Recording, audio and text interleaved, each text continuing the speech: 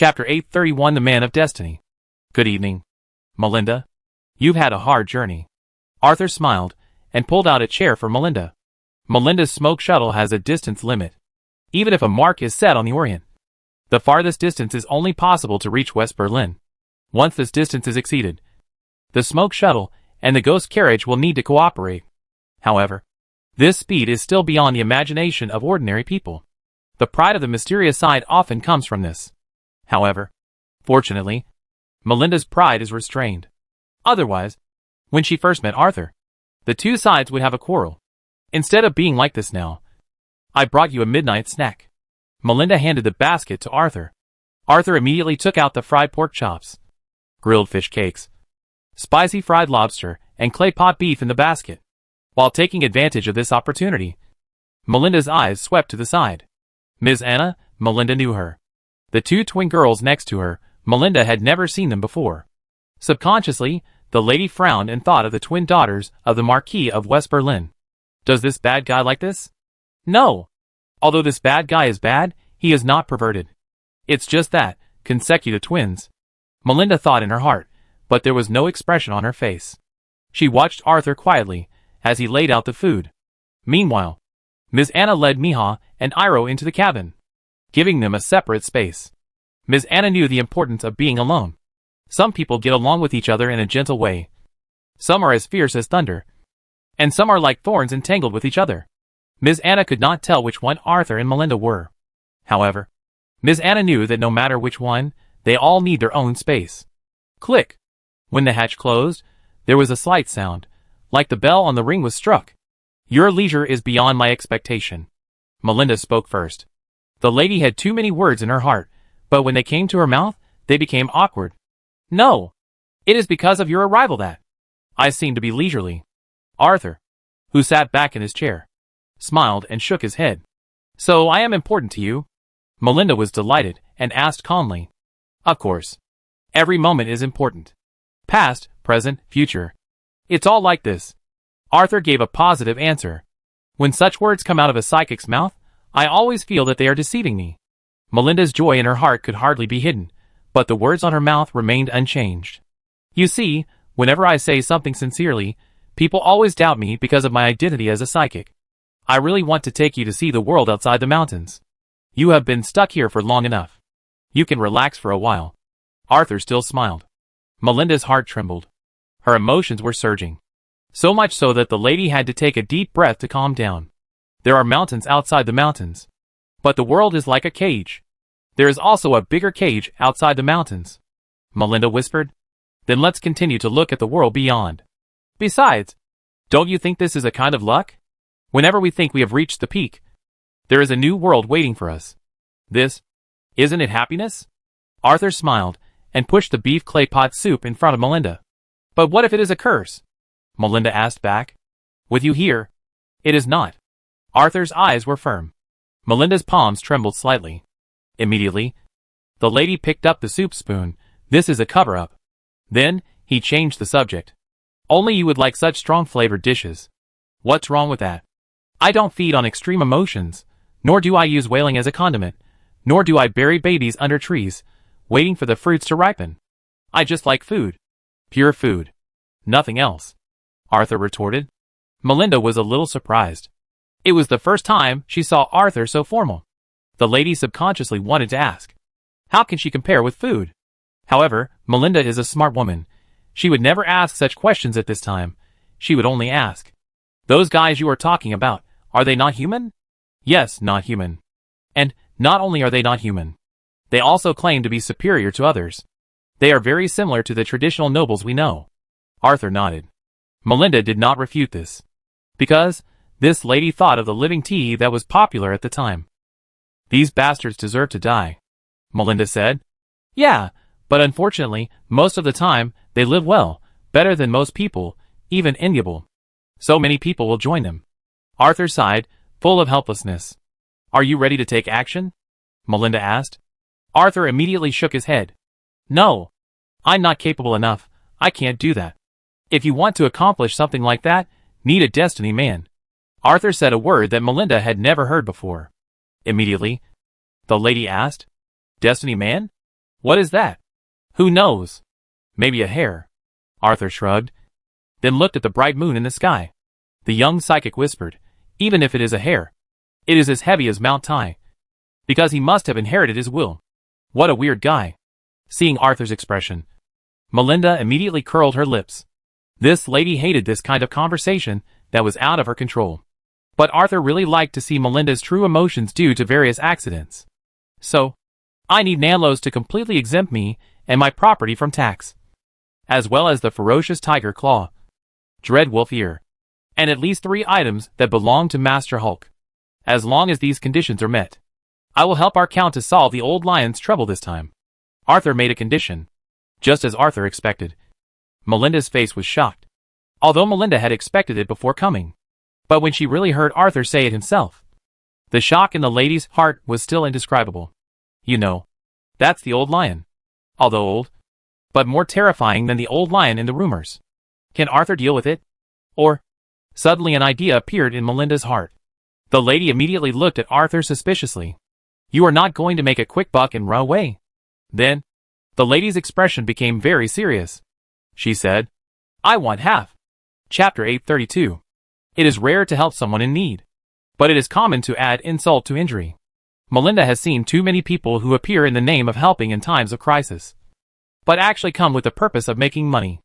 Especially among the nobles, there are endless cases. And now, Melinda subconsciously thinks that Arthur is going to do this. To this, Melinda has no objection. On the contrary, Melinda plans to participate. No!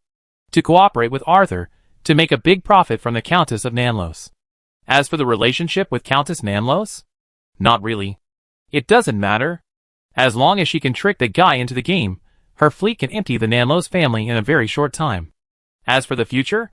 Of course, she will go overseas with Arthur. With the wealth of the Nanlos family, they can definitely establish their own power overseas. Thinking of the happy things, Melinda couldn't help but curl up the corners of her mouth.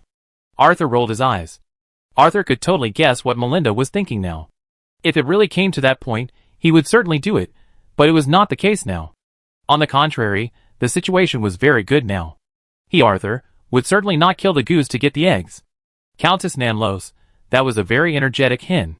Not only could she lay eggs, she could also stand in front of him before he really grew up. How could he raise the butcher knife? So, Arthur said righteously, please contact the Countess for me. Tell her my request. I think she will have a wise answer. When Arthur rolled his eyes, Melinda realized that she had guessed wrong.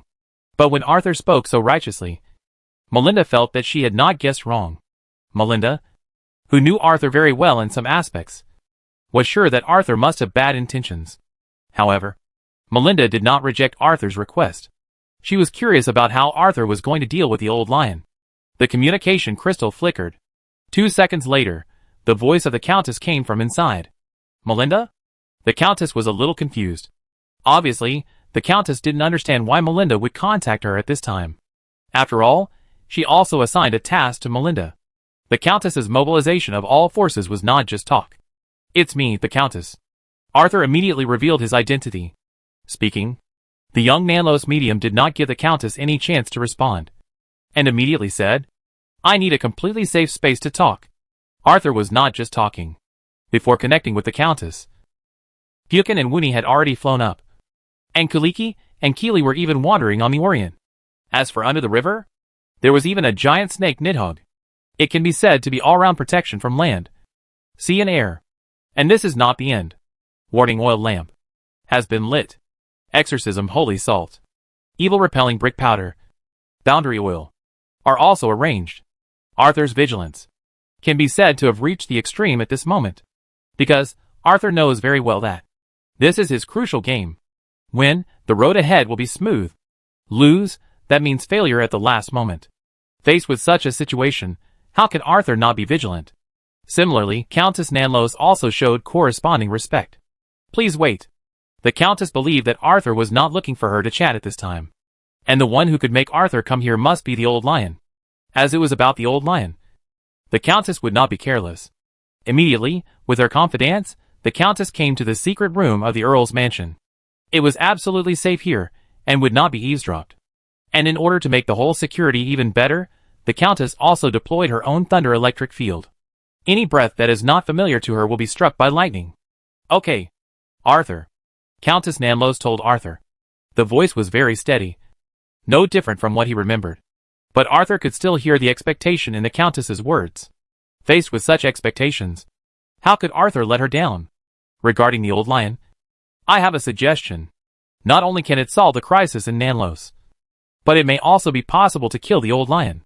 Of course, I need a little help from you. At this point, Arthur looked at Melinda. As a young, kind, honest and simple psychic, asking for a price at this time would hurt his conscience. However, if Melinda asked, there would be no such worries. Arthur needs Nanlos to completely exempt him and his property from tax, as well as the tiger's claw, wolf's ear, and at least 3 items that belong to Master Hulk. Melinda began to state Arthur's conditions. 3 items that belong to Master Hulk? Impossible. Even if the Nanlos family is rich, it can't afford such things. Arthur could clearly hear the other side's inhalation. It was obviously frightened by Arthur's conditions. 3 items that belong to Master Hulk at any time. It is a lion's mouth. But it is precisely because of this lion's mouth, only then will the previous conditions become irrelevant. What Arthur really wants is always the claw of the fierce tiger and the ear of the dire wolf. This is the key to his breakthrough to the 17th level. At this moment, the other party did not have any objections to this, which immediately made Arthur feel a little relieved. It is obvious that the Nanlos family's treasure house has these 2 things. As long as they have them, it will be easy. My Lord Earl, how is it? Arthur asked. The props that belong to Master Hulk are so precious that they are far beyond their own value. Even in the Nanlos family, there are only 2. One of them is closely related to the overall defense of Nanlos. Therefore, we can only give you 1. For the remaining 2, we can use other things instead. The answer of the Countess almost made Arthur cheer. I have seen people who are not good at business.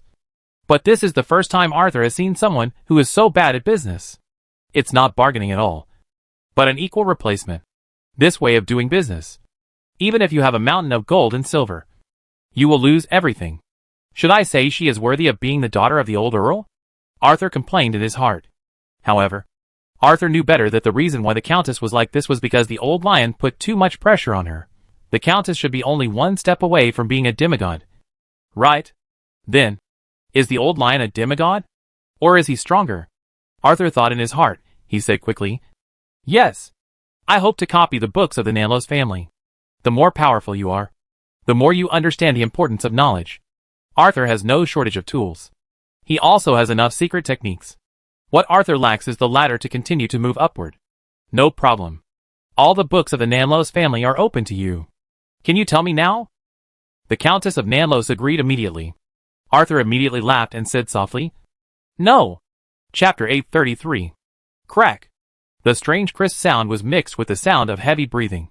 That was someone gritting his teeth and breathing heavily because of anger. Arthur was sure that if he stood in front of the Countess of Nanlos now, she would definitely jump up and hit his knees. Of course, if he was really in front of her at this moment, Arthur would never answer like this. It's not that he doesn't dare. This is the consciousness of being a gentleman. It's definitely not that he is afraid of being struck by lightning. Please rest assured. You will receive the news soon. At the same time, please take this communication crystal with you. Of course, I hope you can keep the current layout, Arthur said, and ended the communication. Facing the critical moment of his life, Arthur would never be careless. Even if he needed Countess Nanlos, he would not let Countess Nanlos know anything. Countess Nanlos can be trusted. But what about the people under Countess Nanlos? Arthur can't trust her. If the old lion changes his original plan at the slightest sign of trouble, it will be bad. Therefore, it is best to let Countess Nanlos maintain due vigilance, or even be a little suspicious. As for why we need to notify Countess Nanlos in advance, except that we really need her cooperation. That is because we are afraid that she will perish together or run away. The latter is unlikely, but we need to be vigilant. And the former? It is what we really need to care about. Arthur would not doubt the determination of the Countess. Every time the lightning struck, it meant the loss of human life. Some of them were insignificant people, but at the beginning, they were all members of the Nanlos family. Bad guy. Melinda rolled her eyes, and said immediately, after seeing Arthur in the call. This was a move she learned from Arthur. It looked very rude. However, in front of Arthur, Melinda would not care. I am a gentleman. Everyone knows that I am kind and modest. Besides, I am still very young, Arthur said while winking at Melinda. Melinda immediately raised her middle finger in response. But the next moment, the lady hastily took it back, looking a little embarrassed. Because Ms. Anna, I need some hot orange juice and iced apple juice, Arthur shouted towards the cabin. Immediately, Ms. Anna came out with Miha and Ilo. Miha held hot orange juice in his hand. Ilo held iced apple juice in his hand. The two of them moved forward not slowly, but they were cautious in their movements. This was their first mission as maids, and neither of them wanted to mess it up. And this made Melinda see the difference. But immediately, the lady couldn't help but frown. Because, in the eyes of this lady, the twins in front of her were too strange. In the lady's perception, as Miha and Iro got serious, a trace of aura was revealed. And that aura was powerful enough to shock her spirituality. Very powerful. This was beyond doubt. However, this power was not truly reflected on the twins. It felt like a powerful knight riding a dog to charge. The doubt in her heart made Melinda look at Arthur. She believed that Arthur would definitely give her an explanation. In fact, the same is true. Arthur will not be stingy with his answer in this regard. Why did he invite Melinda to come? In addition to contacting the Countess of Nanlos, it is to show his power again. Before he becomes really powerful, he needs this power. This power will not only give him more initiative, but also make him, and the family behind him, more mysterious. At the same time, it is also a soothing agent and an insurance. So, Arthur said with a playful smile. Miha and Ilo. Arthur introduced his maids. When Melinda heard these two names, she was slightly stunned. Then, as a descendant of a witch, she quickly thought of the legendary Lady of Pain and Lady of Suffering. Both of them refer to Miha and Ilo. The reason for the two titles is that in the late sacred period, some people believe that Miha is pain, and Iro is suffering. But more people think that the two are one. As the sacred age fades away, Miha appears more often in front of people, and gradually Lady of Pain becomes the mainstream name. However, a small number of people still distinguish between the names. And Melinda, a descendant of witches, is one of the small number of people. Because Melinda knows the difference. But precisely because she knows the difference, Melinda subconsciously thinks Arthur is joking. Almost subconsciously, Melinda was about to refute Arthur. But looking at Arthur's playful smile, Melinda hesitated. Really? The lady confirmed. Fake, Arthur replied. And then, took the hot orange juice and sipped it. Melinda took the iced apple juice. During the whole process, Melinda was watching Ilua carefully. And Ilua was even more cautious than Melinda. His little face was tense and tense. Her eyes began to turn red. And she looked like she was about to cry. It seemed that it was impossible for her to be the Lady of Suffering. But the more this happened, the more Melinda confirmed Ilo's identity as the Lady of Suffering. The witch's heritage recorded that Ilo's Lady of Suffering was different from what people knew. Most of the so-called suffering was caused by Ilo being too easy to bully. It was probably because Ilo saw a beautiful flower. I couldn't help wanting to pick it off and crush it. But the moment my fingers touched it, I realized it was a carnivorous plant. And it was a giant one. Miha and Iro followed Ms. Anna back to the cabin. Melinda was silent for a long time. Finally, she asked, What do you mean? When she asked this question, Melinda's voice was a little hoarse. What does Arthur want to do by treating the demigod as a maid? Or, what does the Kratos family want to do? Almost instantly, Melinda started to think a lot. Arthur said seriously, This secret is your reward. Reward? Melinda was stunned.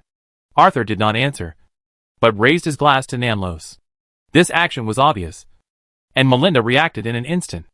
Arthur wanted her to reveal the existence of Miha and Ilua to the Countess, so as to get a high reward. If there is a reward, Melinda will not refuse.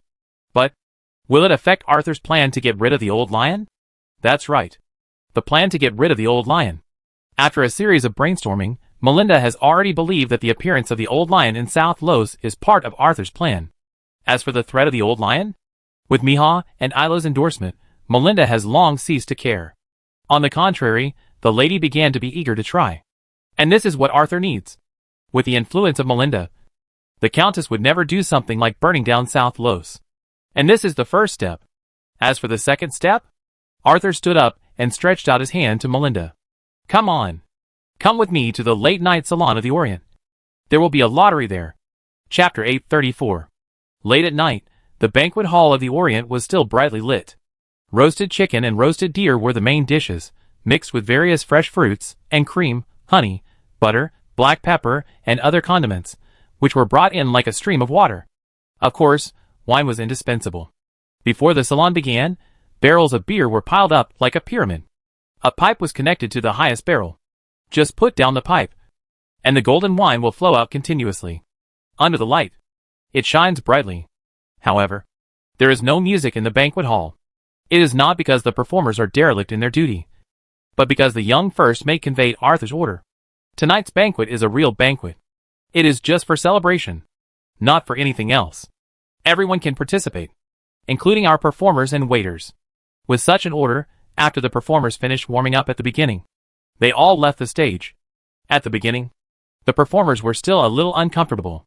But soon, as the captain raised his glass, the atmosphere became lively, especially when the grand prize winner last night, a reporter from the South Los Daily, stood up.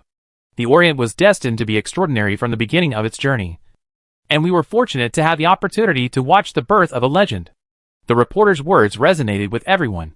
Yes, from the interception of the Vostok when it left the port, the cult dispute in West Berlin, to the river pirates and Einhard's water monsters, etc. One by one, they were all so shocking. In fact, there is no need for so many things, just one of them, and it is enough to make people write a lot. And when all these things are put together, legend, undoubtedly a legend. As a visitor of the Orient who witnessed the legend, and could even be called a participant, the enthusiasm of the staff reached its peak at this moment. Who doesn't want to be praised? Who doesn't want to be looked at with admiration? After having such an opportunity, some things became different.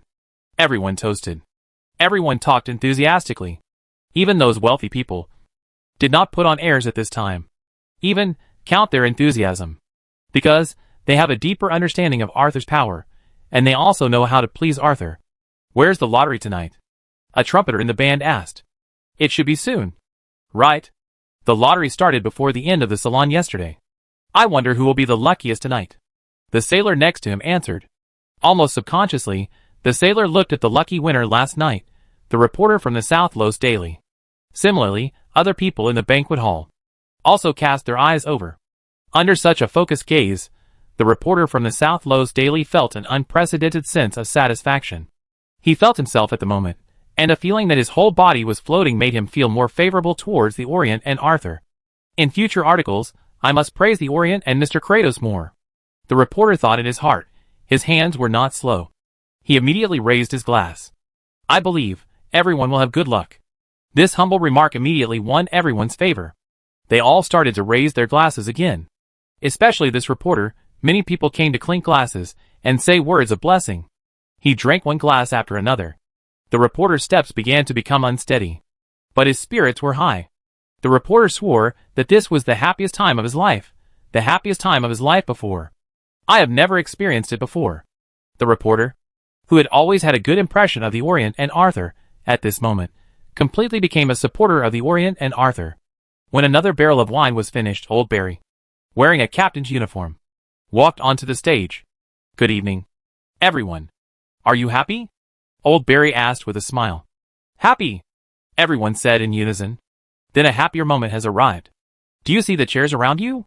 Now, you need to pick a chair you like, and then sit on it. After that? Of course. Look at the note under the chair. It's the same as yesterday. The red one is the lucky one. After saying that, Old Barry raised his hand and pointed. Everyone in the banquet hall was stunned at first. Then they smiled and walked towards the chairs they liked. Although it was different from the lucky one drawn by lot last night, this new way was more exciting and fairer.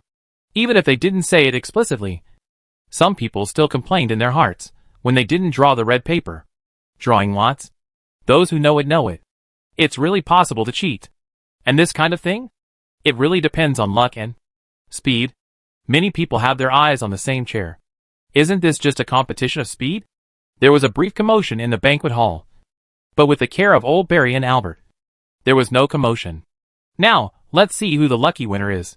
Please, Turn your chair over, Old Barry said. As soon as the words fell, people couldn't wait to take action. Then, me! It's me! The trumpeter shouted loudly, looking ecstatic. The eyes of the people around were full of envy and jealousy. But soon, with Old Barry taking the lead and applauding, there was only applause in the banquet hall. And at the moment when the applause fell, a voice rang out. What a lucky guy you are. I wonder if my lover and I can enjoy this luck with you. A clear and loud voice came from the door. People's attention was immediately attracted. Everyone's eyes were cast there. Because they had heard that voice. It was Arthur. And when they saw Arthur, they even exclaimed. They also saw Melinda. Especially the wealthy businessmen stood up respectfully the moment they saw Melinda. Compared to Arthur's reputation as a medium, the reputation of Mrs. Long Night is more famous among the wealthy businessmen. Whether it is positive or negative, the former is respected. The latter? Naturally fear. Facing many gazes, Arthur walked towards the trumpeter. And Melinda followed quietly with Arthur's arm. When the two stopped, the trumpeter had already stammered. Willing? Willing. Of course I am willing. Arthur is his big boss. Although the prize is valuable, it is well known that with the kindness of the big boss, he will definitely compensate him. In fact, this is also true. The next moment. Thank you for your generosity. This generosity has made me feel lucky. So, I am going to give everyone another chance to win the prize. As soon as Arthur's words fell, cheers came from all around. When the cheers faded slightly, Arthur immediately added, Of course, those who have won the lottery tonight cannot participate. Arthur blinked. This kind of good-natured mischief immediately attracted everyone's laughter.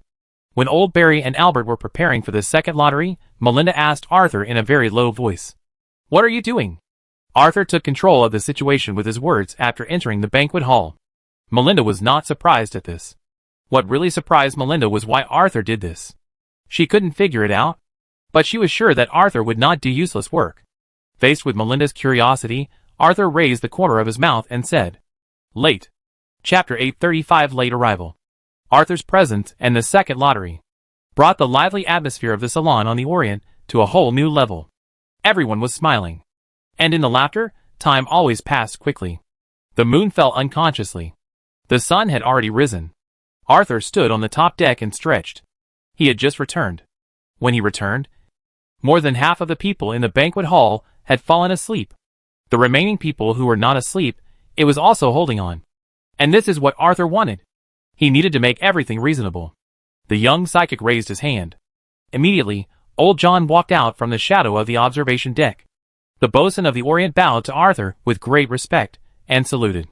Good morning, sir. Good morning, old John. I need you to tell old Barry that. I hope my guests can have a good sleep. The original departure in the morning will be changed to noon. Therefore, we have to complete an oversupply in Port Pulte. Arthur slowly ordered. Old John nodded repeatedly. For Arthur's order, the former pirate leader naturally carried out it unconditionally. It's not just a contract. Or to be more precise, it was a contract before. And now, it's the strength that Arthur has shown along the way. That kind of strength has impressed the former pirate leader. Pirates are like this. As long as you are strong enough, you can gain loyalty. Arthur, who already knew this, naturally did not mind showing off his strength in front of old John. The constraints of the contract? That is always the foundation. Arthur firmly believes that friendship based on the contract is the most valuable. For example, Melinda. In the second half of the night, Melinda left the Orient. The situation in South Los made it impossible for this lady to stay on the Orient for a long time. No matter how curious she was, no matter how attached she was, she had to return to South Los to take charge. However, when she left, the lady said to Arthur in a secret language that only the two of them could understand, I'm looking forward to it. When she said this, Melinda's blue eyes were dancing. That was true anticipation. There were also unspeakable emotions mixed in. Facing such Melinda, Arthur's answer was also straightforward. I won't let you down. Arthur answered confidently. Because Arthur had already made arrangements for Beth County and Londo Hat Port. Old John, you also need to tell old Barry that. We will not stay in Londo Hat Port. We need to go straight to Kilver Port in the Inner Bay. You can make any arrangements. As long as I don't accept it. It's useless. What is more, I can go straight to Huang Long. Arthur will not let Jim down, Carol, Hayes's arrangement. Yes, sir. Old John bowed and left. Arthur yawned loudly in the morning sun. Then, he lay down in the recliner, and his breathing became even. But his eyes were slightly narrowed. Inner Bay, Towern Street was already busy in the morning. This is a street near the dock, originally famous for its storage of walnut kernels. However, with the rise of inland river transportation, the warehouse that was originally used to store peach kernels has long been turned into a warehouse for storing various materials. As a result, the family of Baron Singer has become increasingly wealthy. However, this Baron's reputation is not good. Because this Baron is considered to be incompetent, but only knows how to flatter, and thus obtain a high position. Of course, more importantly, the person who flatters this Baron is not the old lion, but the younger brother of the old lion, Barrow Hamlet. Given the reputation of Lord Barrow, it would be incredible for Baron Singh to have a good reputation. However, more importantly, Baron Singh is just as arrogant and brainless as the lord he is loyal to. The most famous incident is that a farmer came to Neewin to see a dentist because of toothache. However, because the pie in Neewin was so delicious, the farmer couldn't help but stop and watch, swallowing his saliva. This scene was seen by Baron Singh. He immediately asked the farmer to make a bet. The content of the bet was to let the farmer eat 10 pies. If he ate them, he would be given 10 gold coins. If he couldn't eat them, he would have to give him a part of his body. Don't doubt it. The pies in Neewin were of sufficient weight. Only 1 pie was enough to make a person full. If he ate 10 pies, he would probably die of bloating. The farmer agreed. After eating 2 pies, he couldn't eat any more. Then, the farmer gave the bad tooth to Baron Singer. I didn't pull it out myself. When Baron Singer heard that he was giving a tooth, in order to show his generosity, he called a dentist. And when the farmer admitted defeat, the servants rushed forward, held down the farmer, and the dentist pulled out the tooth. During the whole process, the farmer kept crying. The more the farmer cried, the happier Baron Singer was. After the tooth was pulled out, the farmer ran away crying. At this point, the matter ended satisfactorily. If the dentist hadn't been drunk and told the public that the tooth was a bad tooth, then Baron Singh became a laughing stock. Many people called him the Bad Tooth Baron, and some called him the Pie Baron. To this, Baron Singh pretended not to hear. The Baron firmly believed that this was a slander by those stupid civilians. But now the Baron could not ignore it, because 2 of his teeth had been pulled out. Moreover, the man in front of him was preparing to extract the 3rd tooth. When the first 2 teeth were extracted, each tooth was excruciatingly painful. Baron Singer certainly didn't want to experience the 3rd time. Therefore, the Baron looked at the man in the hooded cloak and begged, "Please let me go. I have done what you ordered. But I can't decide Lord Barrow's will. If he wants to see you, he will definitely come. But if he doesn't want to see you, he will definitely not come." The fat, only 1.5 meters tall, Baron Singer, who looked like a ball, had a sad face. Gimp, who had just pulled out 2 of his teeth, certainly knew this. However, this did not mean that the wandering knight of the Novia family would let the guy in front of him go. Ah! With a shrill cry, Baron Singer's 3rd tooth was pulled out. The Baron covered his mouth and rolled on the ground. Gimp looked at him and said jokingly, Okay. It doesn't hurt that much. Now, let's move on to the next step. Let's eat the pie. The pie made by Baron Singer's chef is quite good. The crust is golden, crispy, and the filling is large, all meat. However, for Baron Singer, who had just had 3 teeth pulled out, it was torture. It was hot, painful. Moreover, there were 10 pieces of pie. He would be stuffed to death. "Why don't you come, sir?"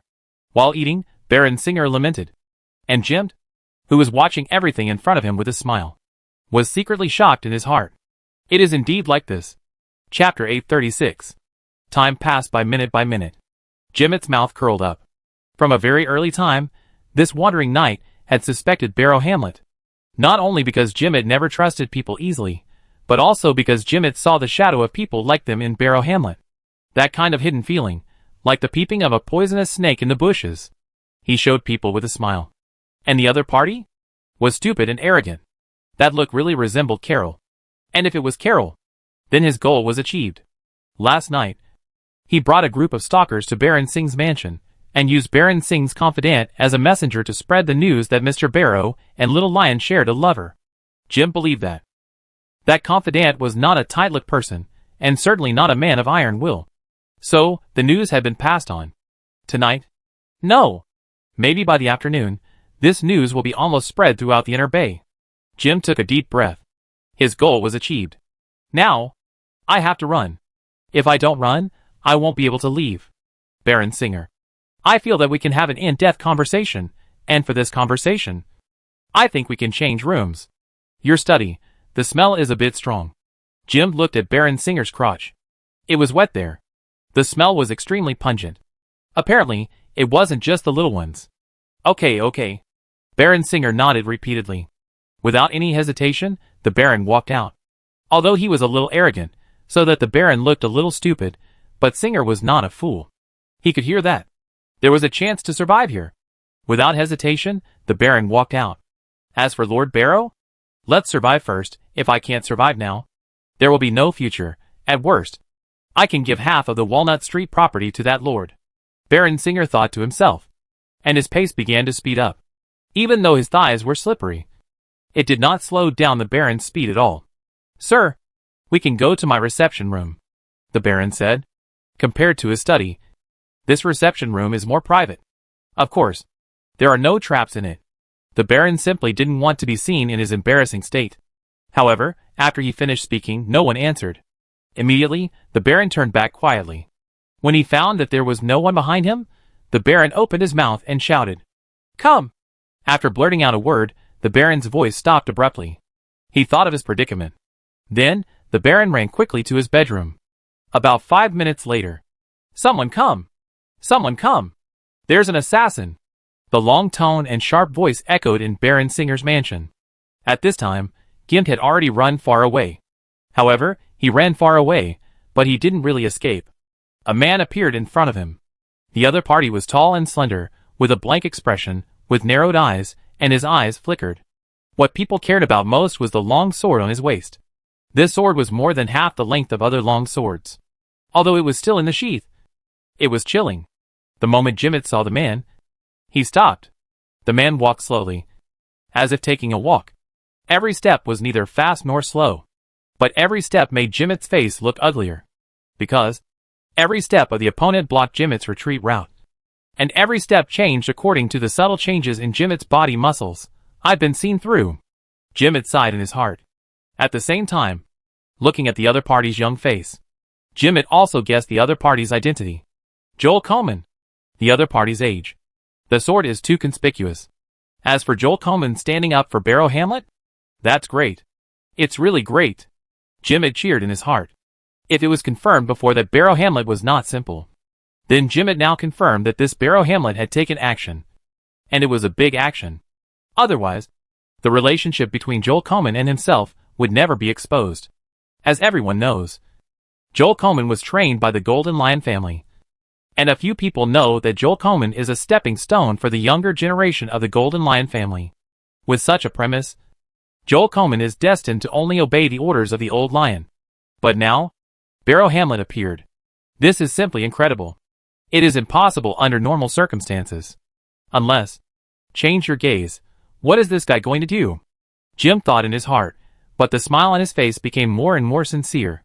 Good morning, Sir Joel Coleman. Jim greeted.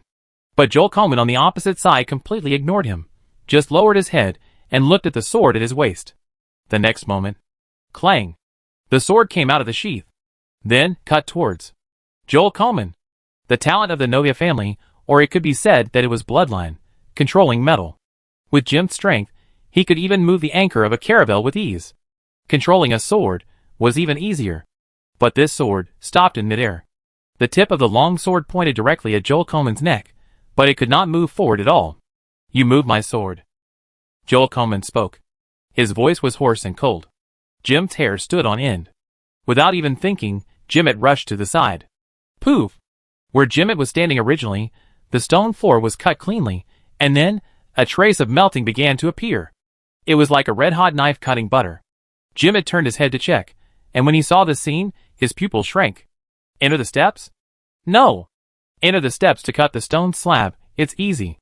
But the melting feeling afterwards, definitely not. One step away from the steps? Jimmet thought in his heart, without hesitation. He used his trump card. Bang! With the sound of glass being smashed. Jim disappeared from the spot. Joel Coleman was stunned. Then, the young swordsman walked straight in a certain direction. At this moment, in the port of Londo Hat and Bet, many people were waiting with expectation, excitement or nervousness. They were staring at their prey like hyenas on the grassland. Then, the prey was getting closer and closer. Everyone saw the White Orient. It was getting closer. It was getting closer. It was about to dock at Londo Hat. Then, the Orient sailed away again. Everyone was stunned. They looked at the Orient getting farther and farther away, and couldn't help shouting in their hearts. What happened? Chapter 837 Chain Reaction. Bet Territory, Londo Hat Harbor. In a secret room somewhere, 3 thick candles on the silver candlestick illuminated the entire space. The round table and stools made of ceramics were full of the style of the early imperial era. And under the table and stools was a white handmade blanket. The gold on the corners indicated that this blanket came from the Holy Age. As we all know, whether it is the furniture of the imperial age, or the carpet of the Holy Age, they all perfectly illustrate the word, expensive. Pursued by the nobles. Admired by the common people. This is the legacy left by those 2 eras. Of course, this is only a small part of the secret room. The paintings on the walls, and the jewelry in the cabinets are all masterpieces by famous artists. Even Gracia Hamlet thought Depro was too extravagant. It's not that the Golden Lion family can't buy the same things with their financial resources. But the little lion needs to invest more financial resources in more needed places. The guards around him, the hidden players, the assassins, and the recruited strange people. All these require gold coins. And the subsequent maintenance is even more expensive. However, apart from being surprised, the little lion did not envy or be jealous. After all, these things, soon, will all be his. Depro is dead. The other party's legacy is naturally his. Thinking about Depro's worth in his heart, the little lion had a warm smile on his face, looking at Depro, who seemed to be thinking with his eyes closed, but whose breathing was already disordered. He whispered, "What are you worried about?" "Don't worry. There will be no problem with the plan," the little lion said confidently. For the little lion, he would not allow himself to fail again. He was careless the previous 2 times. And this time? He had already laid a net in Londo Hat Harbor. As long as Arthur came, he would not be able to escape. He not only wanted to wash away the humiliation of the previous 2 times, he would return the humiliation 10-fold. 100-fold to the Nanlos medium. He heard that the medium had a lover in Nanlos. He planned to let the 2 meet. He would castrate the medium in front of the medium's lover. And then, naturally, he would do something that the other person could not do after being castrated. As for the end, he would mercifully lock the 2 of them in the Iron Maiden separately, and sink them to the bottom of the sea. When he thought of the process, the little lion was so excited that his whole body trembled. And thinking about the result, the little lion couldn't help but curl up his lips. However, the eldest son of Count Bet sitting opposite was different. Dilvin, Peggy, are harder to deal with than imagined. These 2 bastards not only recruited a lot of people in private, but also raised assassins. At this point, Depro slammed the table. Obviously, the behavior of the 2 brothers raising assassins has touched Depro's bottom line. Seeing this scene, the little lion smiled even happier in his heart. Why did Dilwyn and Peggy reveal so many cards? Of course, it was because of him. Because of his promise. Moreover, because of his inducement. He wanted to make the 3 sons of Count Bet kill each other. So he spared no effort to promote it. From the current point of view, the effect is quite good. However, the little lion still chose to add fuel to the fire. Hiss, raising a dead soldier? Surprise appeared on the little lion's face. His eyes were filled with solemnity. This scene further angered Depro. What do they want to do? What do they want to do? I am the eldest son. I am the first heir. Depro shouted loudly. Immediately, the little lion stood up, patted the other shoulder and said, "Calm down, Depro. We all know that you are the eldest son of Count Bet, the first heir of Bet County. Everyone knows this. And everyone recognizes this. So, we just need to wait for the psychic to come.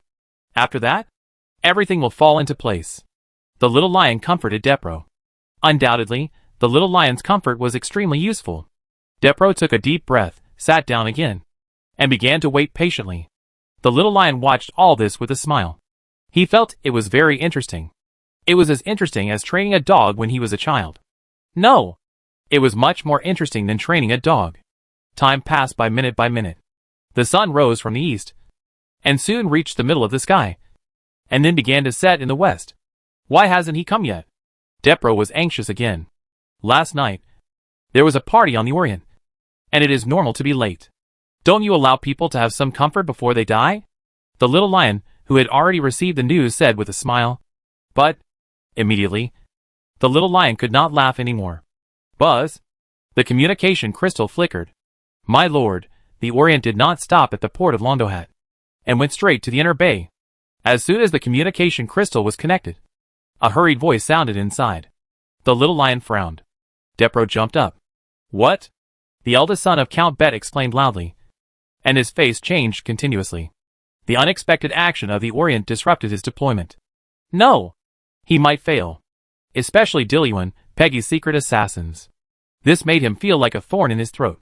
He didn't want to sleep with his eyes open. No. I can't wait any longer. I might be able to wait, but Dilliwan, Peggy will never wait. They can understand that.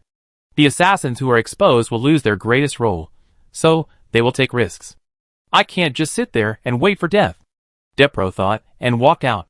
As for the mutual killing between brothers, will it arouse the wrath of Count Beth? No, because he has a more appropriate excuse. Arthur. Kratos is gone. But Gracia Hamlet is still here. A proper excuse is enough to deal with their father, who stays at home in the suburban ancestral home. As for the consequences? As long as Dilliwan, Peggy is dead. Even if there is a war with Niwen, he is not afraid. At most, he will cede some interests with the noble privilege. Thinking of this, Depro's pace quickened. At the same time, the Earl's eldest son's words also rang out. Grisa, our cooperation is over. When you leave, remember not to let anyone find you. After saying that, the Earl's eldest son left without looking back. And the little lion narrowed his eyes. He heard a different meaning in the other party's words. Asshole, idiot. Damn you. Then you go to hell. The little lion also stood up and left quietly. However, after leaving the secret room, the heir of Niwen took out 2 communication crystals and prepared to contact Dilliwan and Peggy. The Nanlos medium unexpectedly went straight to Niwen, catching the little lion off guard. But this does not mean that the little lion will give up bad territory. He will definitely take bad territory. However, before the little lion connected with Dilliwan and Peggy, another communication crystal he carried with him began to flash. Without hesitation, the little lion connected directly. This communication crystal was unique to the hidden person he left in Niwen. Contacting him at this time must mean that something important happened in Niwen. He was prepared in his heart. But after the connection, the moment he heard the news, the little lion still frowned, and couldn't help exclaiming, What? Chapter 838. Grisa Hamlet is definitely a man of deep thoughts. And the things that can make such a guy cannot help but exclaim are naturally extremely unexpected. He never thought that the hidden pawn he sent to lurk beside Barrow Hamlet was actually discovered long ago. That's right. It was discovered.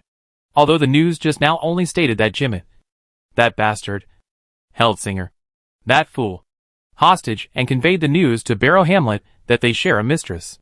But with Joel Coman's attack, everything became clear. The uncle he thought was a waste had always been a disguise. And the other party was still planning something at this moment. Damn it. Damn it. Really damn it. Grisa Hamlet cursed madly in his heart. He now wanted to return to the inner bay immediately, to kill the waste who deceived him. But what should Beth do here? The arrow is already on the string. If he returns to inner bay now, everything here will have nothing to do with him. Thinking about the benefits brought by bad territory, the little lion weighed the pros and cons. And about the next second, the little lion made a decision. Bad territory. He chose bad territory. It's not that he doesn't want the base of Inner Bay, but he is ready to return to Inner Bay with bad territory's victory, and then make the final decision. After making the decision, the little lion didn't hesitate anymore. But he started to accelerate. He wanted to speed up Depro. As the Orient went away, Dilliwan was a little confused. The pea-sized eyes of the second son of Count Bet were filled with confusion. Isn't this the plan? Standing in the port of Londohat, he looked at the inland river. At this moment, the Orient had already disappeared. A punch with full force hit the air, which made Dilliwan extremely uncomfortable. He paced directly on the village bridge. Arthur and the like were of course not important. The important thing is Depro. And Peggy! These 2 guys must die. But without Arthur as the lead, A head-on fight? Dillywin thought. His eyes unconsciously swept over the people hiding in the dark. 20 dead men? This is one of his trump cards. Without Arthur as an excuse to cover up, he just appeared in the open. With his brother's keenness, he would definitely be discovered. I can't wait any longer. If I wait any longer, I'll be the one to die. Thinking of this, Dillywin waved his hand at the assassins calmly. Immediately, the assassins took action. He wanted to take the initiative to attack. Almost at the same time, Peggy also made a decision. I can't sit and wait for death. The youngest son of Count Bet, there was a fierce look in his green eyes. Looking at the 15 assassins around him, a ferocious smile appeared on Peggy's face. Everyone, I need your strength now. Cut off Depro's head for me. I will give you the highest honor. After saying that, Peggy jumped on his horse and rushed out. Behind him were 15 death warriors and 200 private soldiers. Everyone rode on horseback. As the horses galloped, the thunderous guns raised high rumbled like thunder, and the huge muzzles flashed with cold light. Almost immediately, the residents of Londo Hat Port noticed the difference, which started from one point and then spread to all directions. After just a few minutes, the entire Londo Hat Port became quiet. The arrival of spring is known first by the ducks in the water. The local residents are the first to know whether there is chaos or not. Vulgar. Reckless. There is absolutely no noble manners. They are no different from those barbarians. Don't they know that war is also an art? Alvis Hamlet listened to his subordinates' reports. When he learned that Dillywin and Peggy chose to take the initiative, the young man of the Golden Lion family almost laughed out loud. You know, just now, he didn't know what to do. The Orient didn't dock at the port of Lundohat for supplies, which completely disrupted his plan. But at this moment, Dillywin, Peggy made a choice for him. This made Alvis feel a favor from fate. My lord.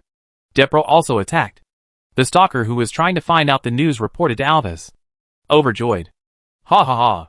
I couldn't help it. The young man from the Golden Lion family laughed out loud. Will they bump into each other? Alvis asked. Yes. They will meet on Sook Street. The assassin spread out a detailed map of Lundohat Port and pointed at a point. Looking at the place name, Alvis pondered. The next moment, can you find a bastard Graça? The Golden Lion family member asked. This time, whether those stalkers, the Death Warriors all shook their heads.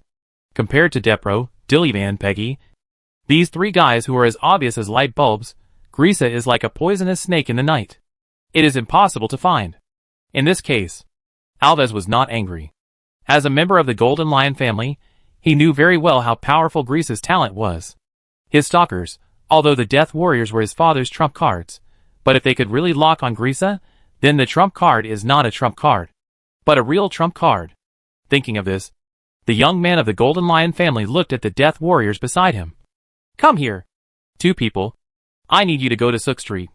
When Depro, Dillywin, and Peggy are fighting, you rush out and shout. Stop.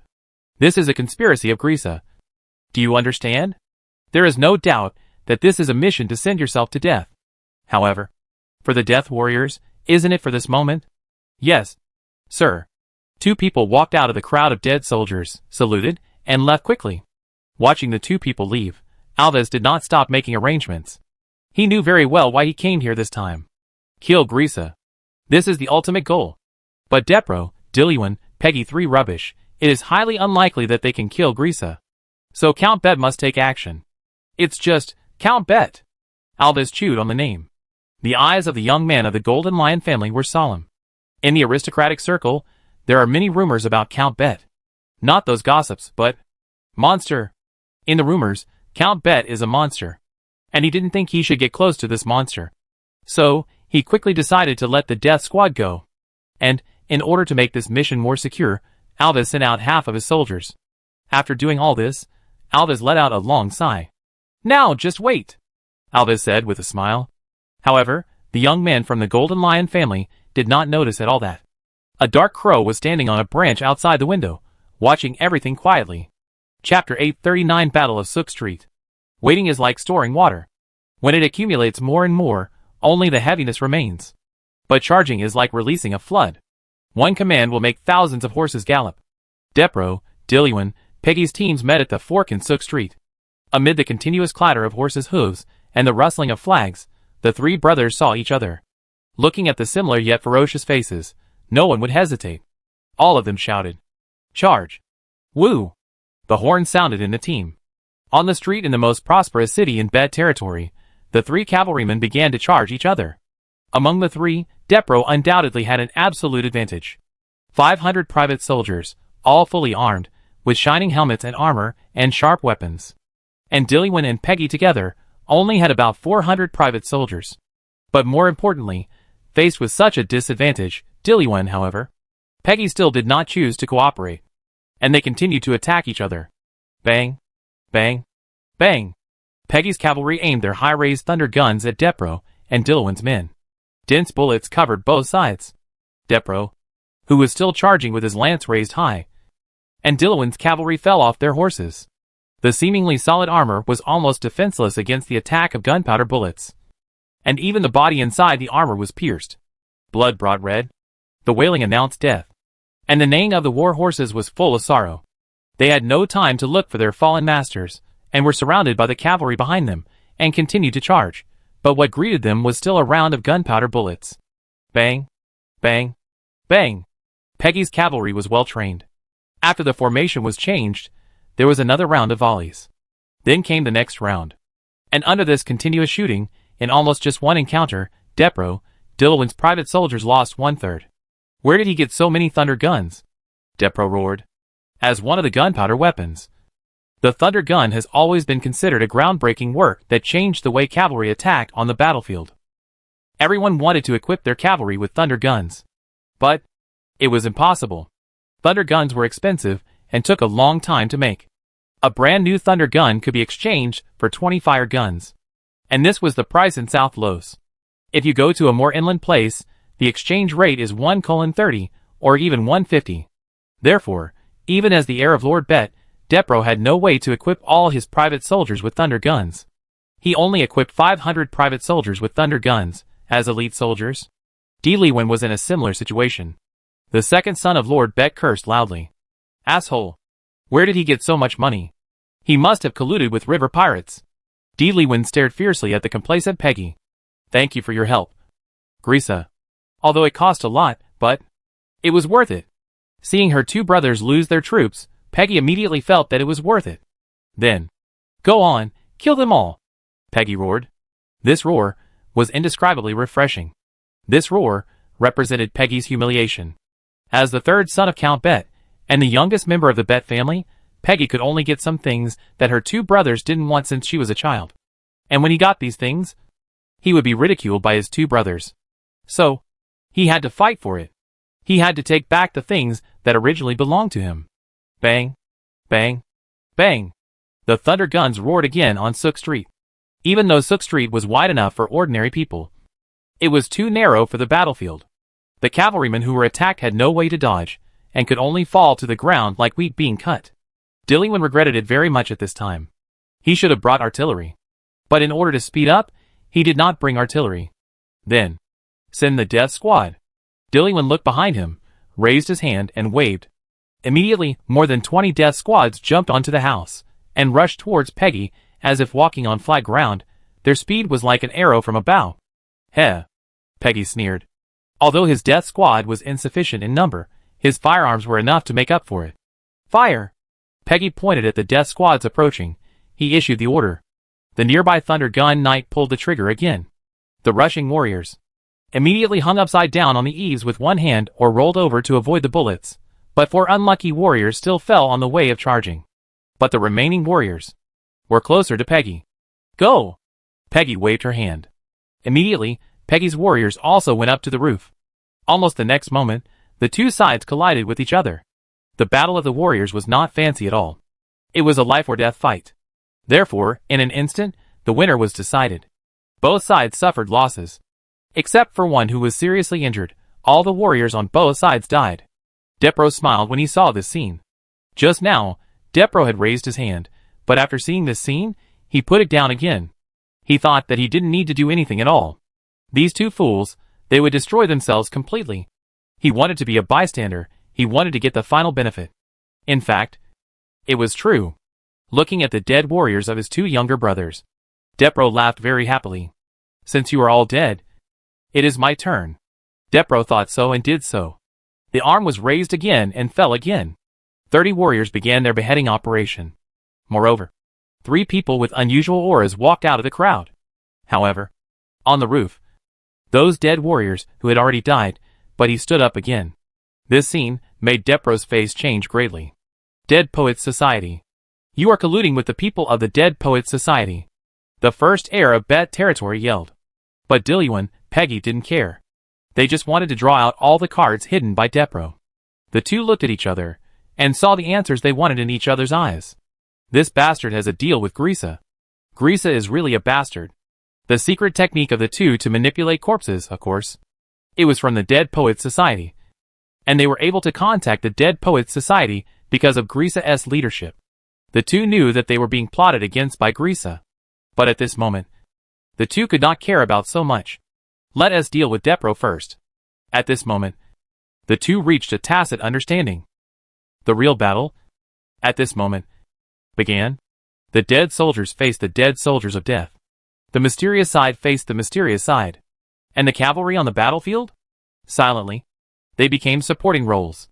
The two warriors belonging to Alves knew that the time had come. They were about to rush out, following Alves' instructions, shouting this is Grisa's conspiracy. But just as the two took a step, ripples appeared in the void. 2 daggers shot out from the darkness. Puff! Puff! The 2 warriors belonging to Alves died silently in the corner of the battlefield. No one noticed the scene. Only a black crow flew across the sky, just like a disaster passing over the earth. Chapter 840. Alves was dressed in luxurious clothes, like an aristocrat attending a ball in the Silver Age. He not only wore a white wig, but also put on makeup. The white stockings set off the muscle lines of his calves. When he raised his hand, he picked up the teacup with a slow and light gesture. The whole process was very elegant. The teacup contained Alves' favorite tea. At this moment, the young man from the Golden Lion family stirred the pure silver spoon. This is his favorite tea set that he brought from his home in Niwan. Using his favorite tea with his favorite tea set, Alves originally thought that he would be happy. But, for some reason, he had already added 2 spoons of sugar, but Alves still couldn't feel the sweetness. Instead, it tasted bitter and astringent. And he didn't know why he always felt tight in his heart. What's going on? Did my plan go wrong? No way. I am a person favored by fate. Alves thought with uneasiness in his heart, but he immediately shook his head vigorously to deny it. He comforted himself with favored by fate. But he forgot that fate also has a price. Just like the girls in the club, once they sit down, the price is clearly marked. Of course, you can also choose to change a group. But in the end, you need to pay. If you don't have money, you will have to be beaten or pay with your body. And fate is much scarier than the girls in the club. Alves, who doesn't understand this truth, is destined to be played by fate. Time passed by. Alves' inner dissatisfaction became stronger and stronger. Not only strong, but also cold. At this moment, it was just like the frost in autumn and winter. Unconsciously, Alves shivered. The spirituality of the young man from the Golden Lion family was reminding him, "It's okay. It's okay. It will definitely be okay." Alves continued to comfort himself. One side stood up involuntarily. He looked at the assassins around him. In order to make the plan more successful, he did not leave many assassins around him, only this one. The rest of the people were all sent out, especially Count Bet.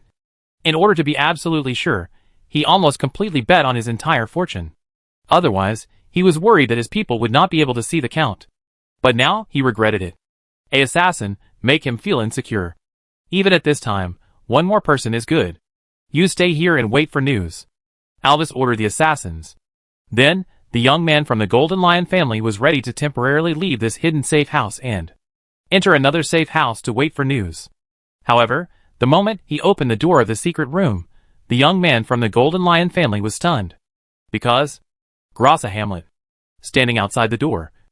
The little lion in a hooded cloak took off his hood and smiled brightly after seeing his brother. Nice expression. Alves. The little lion looked at Alves, who was standing stiffly in place, with a face full of teasing. Then, without waiting for Alves to answer, he pushed him away and walked into the secret room. As for the assassin, his head and body had already been separated. The assassin, with eyes wide open, he really died with his eyes wide open. He didn't know how he died until he died. With the remaining consciousness, He could only feel his blood flowing out, quickly dyeing the whole room red. The little lion looked down at the dead man, with disdain in his eyes. However, when he looked at Alves, who returned to the secret room, this disdain immediately turned into sarcasm. "I thought you would run away," the little lion said. "Run? Can I run away?" Alves asked back. "How do you know if you don't try?" The little lion sat in the chair, folded his arms across his chest, looking very calm. This look completely angered Alves. Bang! Alves slammed his fist on the table, and shouted angrily. "Is this your trap? Shoo! Don't be so loud. Otherwise, I won't be able to hear the trumpet of victory."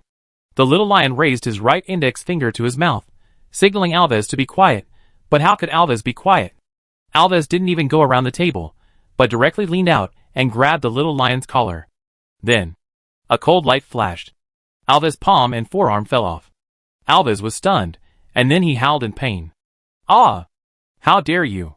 The voice was full of disbelief, and his expression was twisted in pain and disbelief. The little lion flicked his fingers through the silver knife he had just picked up on the table, and said leisurely, Alves, you don't still expect me to let you go, do you? You are so naive." "No, not just naive, but stupid." At this point, the little lion sighed with regret. "It's a pity that after today, I will no longer have the fun of playing with you. Maybe you don't know? When you appeared at Hayes' place, I have been keeping an eye on you. Simply put, everything you do is under my surveillance." "Are you blaming Hayes?" No. Hayes is a good young man. Although in a few days, I will let him go to the eternal resting place to accompany you, but he is really good. At least, he let me get the entire bet territory." The little lion walked in front of Alves, and lowered his head slightly again to look at the other party, with a face full of resentment and dissatisfaction, and he made a tut-tut sound like teasing a dog. "Why are you not convinced? You still think that, after you bypass Hayes, you can beat me? You are really hopelessly stupid. Do you think that I have done nothing for all these years except playing games with you? Do you, Don? And history? I have trained one hidden player after another, and let them spread all over the South County. As long as the opportunity arises, I will give an order, and let them help me control the entire territory. Just like Beth territory." Having said that, the little lion turned around and walked towards the chair. The first heir of Niwen was ready to sit back in the chair and tease the fool Alves for a while. Of course, he would not kill him. In addition to the fact that today was destined to be a long day and there was no one to entertain him, it would be very boring. There was another important reason: the father of the other party, his uncle, Barrow Hamlet, really made him worried. He was ready to use Alves as a chess piece to test the other party again. However, the next moment, the little lion's plan was broken. Alves was dead. His heart was taken out, and his whole body was melting at a speed visible to the naked eye. The heart appeared in the hands of a neatly dressed, handsome middle-aged man. The man looked at Alves' heart, smelled it first, licked it, and threw it on the floor next to him like vomiting. Then, his narrow and beautiful eyes stared at the little lion. Suddenly, the little lion's hair stood up all over his body. The voice that came out of his mouth became particularly shocked. "Count Bet?" Chapter 841 Monsters, Monsters, and Monsters. Grisa Hamlet looked at Count Beth in front of him, and a chill rose uncontrollably from the bottom of his heart, as if to freeze him completely. "Father, why don't we annex Beth territory? As long as the benefits are properly distributed, those guys will definitely agree. And the Einhard territory connected to it. Just stir up the dispute that the demon hunters once had, and it will become the next battlefield. Become an extremely attractive battlefield, attracting those guys to enter. We just need to sit and watch, and we can gain a lot." This is the question that Grisa asked his father privately after the coming-of-age ceremony. The old lion laughed at that time. "This world is far more complicated than you see. And in South County, there is another guy I need to be vigilant about." "Count Bet?" The little lion guessed it immediately. "Well, it's him." For the intelligence of the eldest son, the old lion gave his approval. At the same time, in order to praise, the old lion revealed some secrets. The monster of Count Beth is immortal. Immortal monster. At that moment, Grisa Hamlet remembered what his father said. Therefore, although it was possible to annex Beth territory very smoothly, he had to wait for so many years, waiting for a proper reason. However, the moment Count Beth appeared, the little lion understood that he had underestimated the other party. His spiritual Intuition allowed him to see death. The muscles, bones, blood, and organs in his body were experiencing an unprecedented pain. It was as if frozen. The chill was not just a description. It was a real attack. Without any hesitation, the little lion played a trump card. An ancient scroll with golden lines was torn open.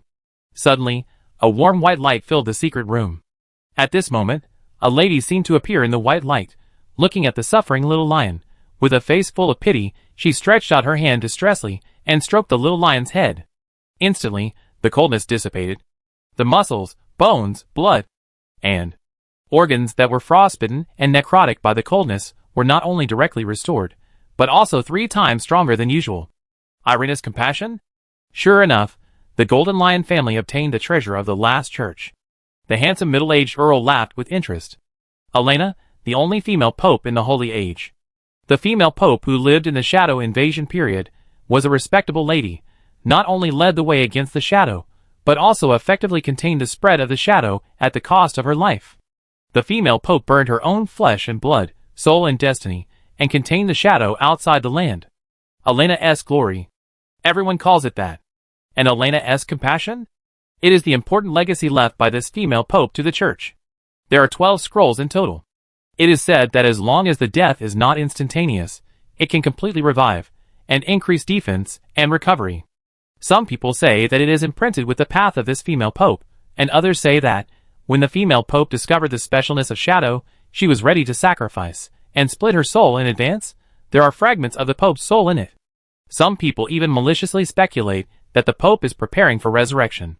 However, no matter what, Elena's compassion has reversed the disadvantages of the church several times. Of the original 12 scrolls, only 3 were left.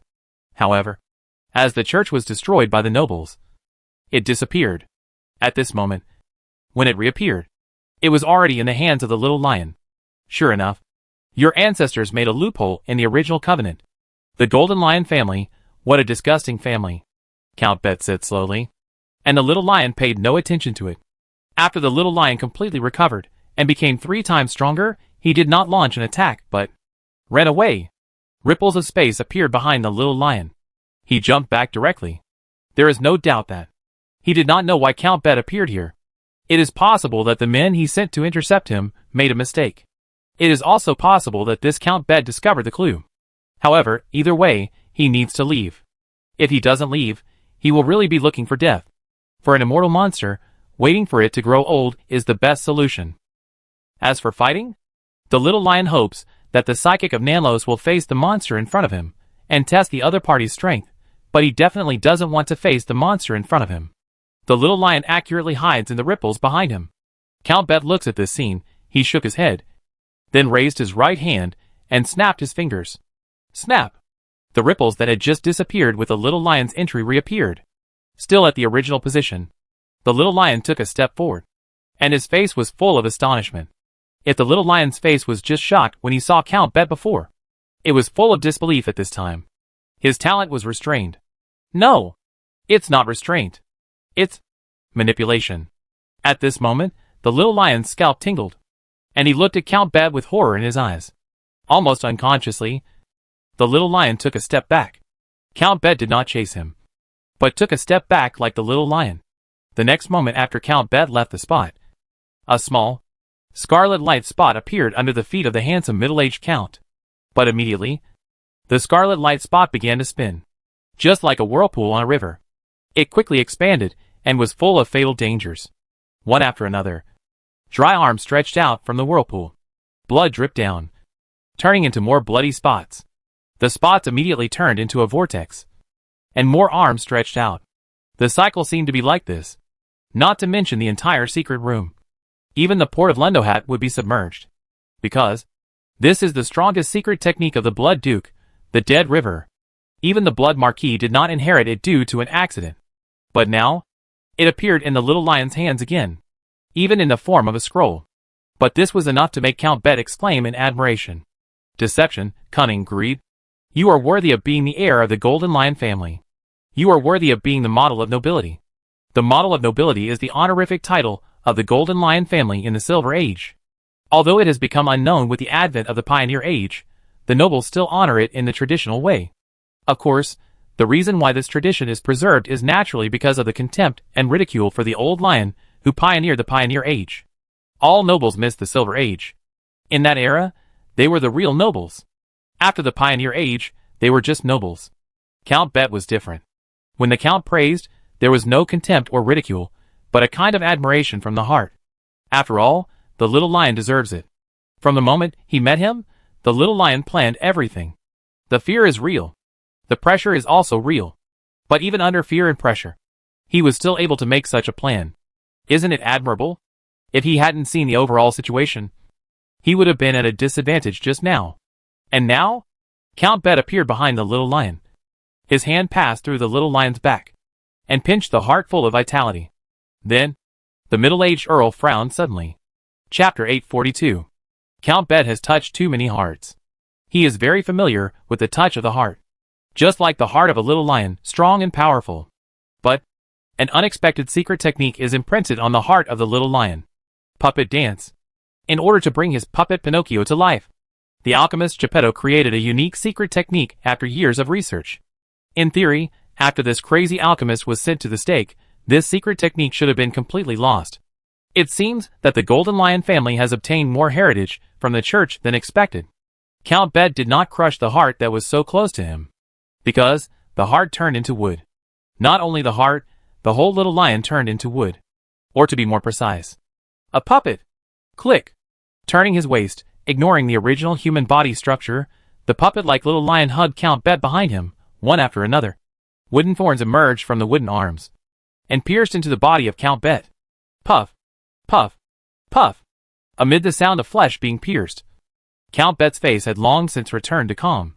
Even though each of these wooden thorns contained a poison that could kill a stair climber. This poison came from the witch, and was the dove death poison. The mother of the witch must be made to witness the slaughter of her beloved child. After the soul was completely twisted, then the 4 daggers made from the arms and thighs of the witch's own mother were inserted into the witch's limbs respectively. After the blood was drained, then the witch's mother's skull was used to smash the witch's own head. With this as the foundation, then the poison that polluted the soul could be created. That is why the ascenders were all under fatal threat. But Count Bet was fine. Such a poison, how could it be useful to a demigod? Count Bet asked back, without raising his hand. The invisible airflow blew the puppet lion away. Not only was it blown into pieces, but it also blew small holes one after another on the body of the puppet lion, as if it would be corroded at any time. However, the next moment, the puppet lion returned to its original state. Not only did it assemble itself, but the small holes on its body were also repaired. At the same time, the table in the secret room disappeared. The puppet-like little lion moved its body. Creaky, creaky. In the unique sound of wood, the little lion opened its mouth and let out a series of hoarse laughter. It was just laughter, but there was not a single word. And the body moved more violently. Like dancing. But it was definitely the ugliest kind. It was like the convulsions of a dying person. The breath of death was instantly strong. The invisible became visible at this moment. The gray aura enveloped Count Bet, driving him to dance. This was a dance of death. It was also the core secret technique of the Dead Poets Society.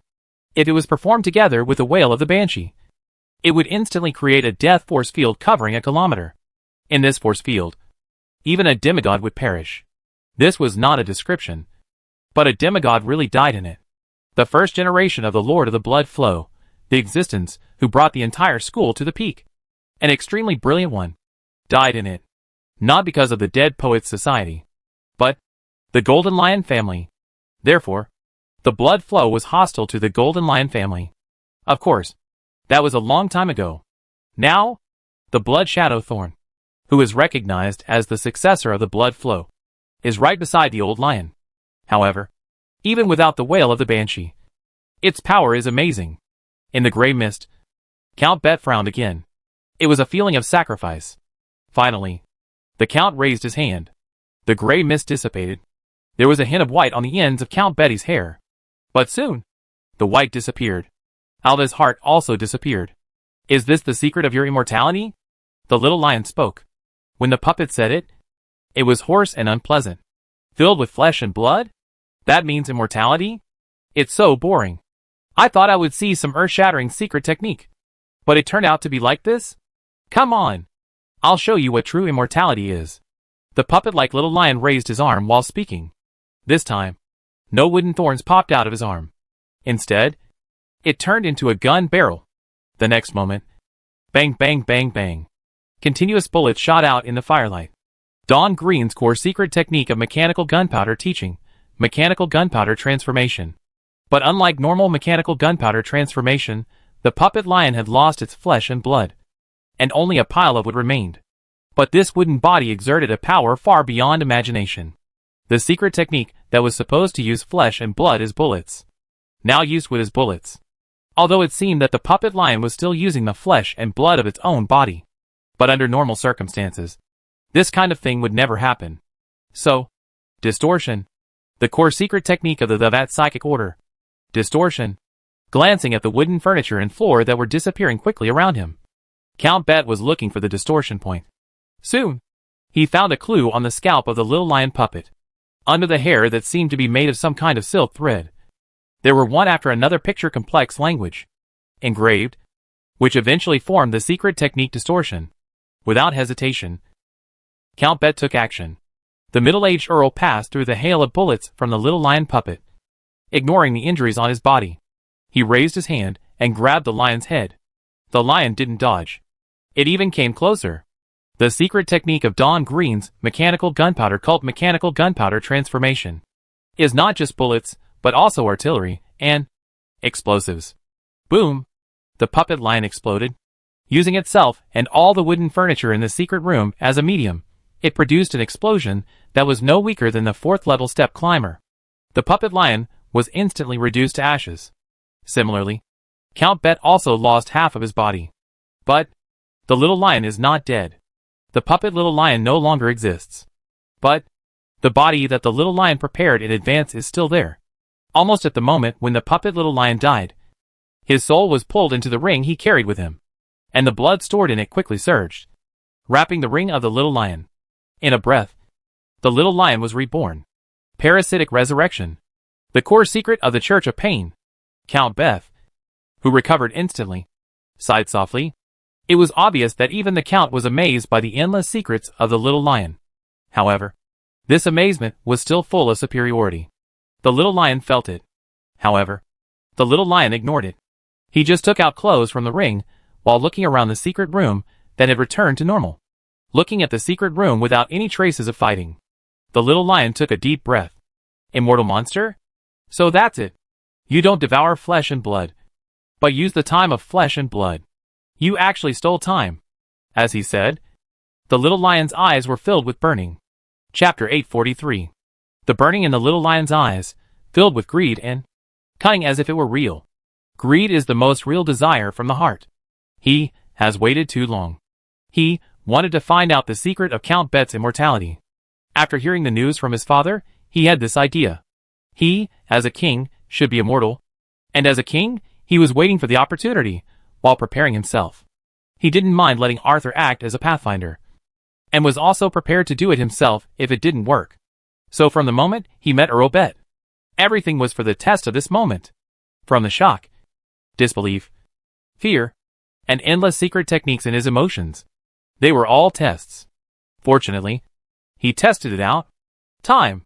It's actually time. Ha ha ha. Unable to help it, the little lion laughed happily. The laughter was loud and cheerful. If flesh and blood compensation is the lowest end, the lower limit of the little lion's tolerance, then time is what the little lion hopes for the most, and is most willing to do. He has pursued time countless times. However, nothing was found. Although there are records of Time Dragon and Herc's 27 items, Time Sword in the Golden Lion family, as early as the Age of Gods, with an unknown war, the Time Dragon disappeared.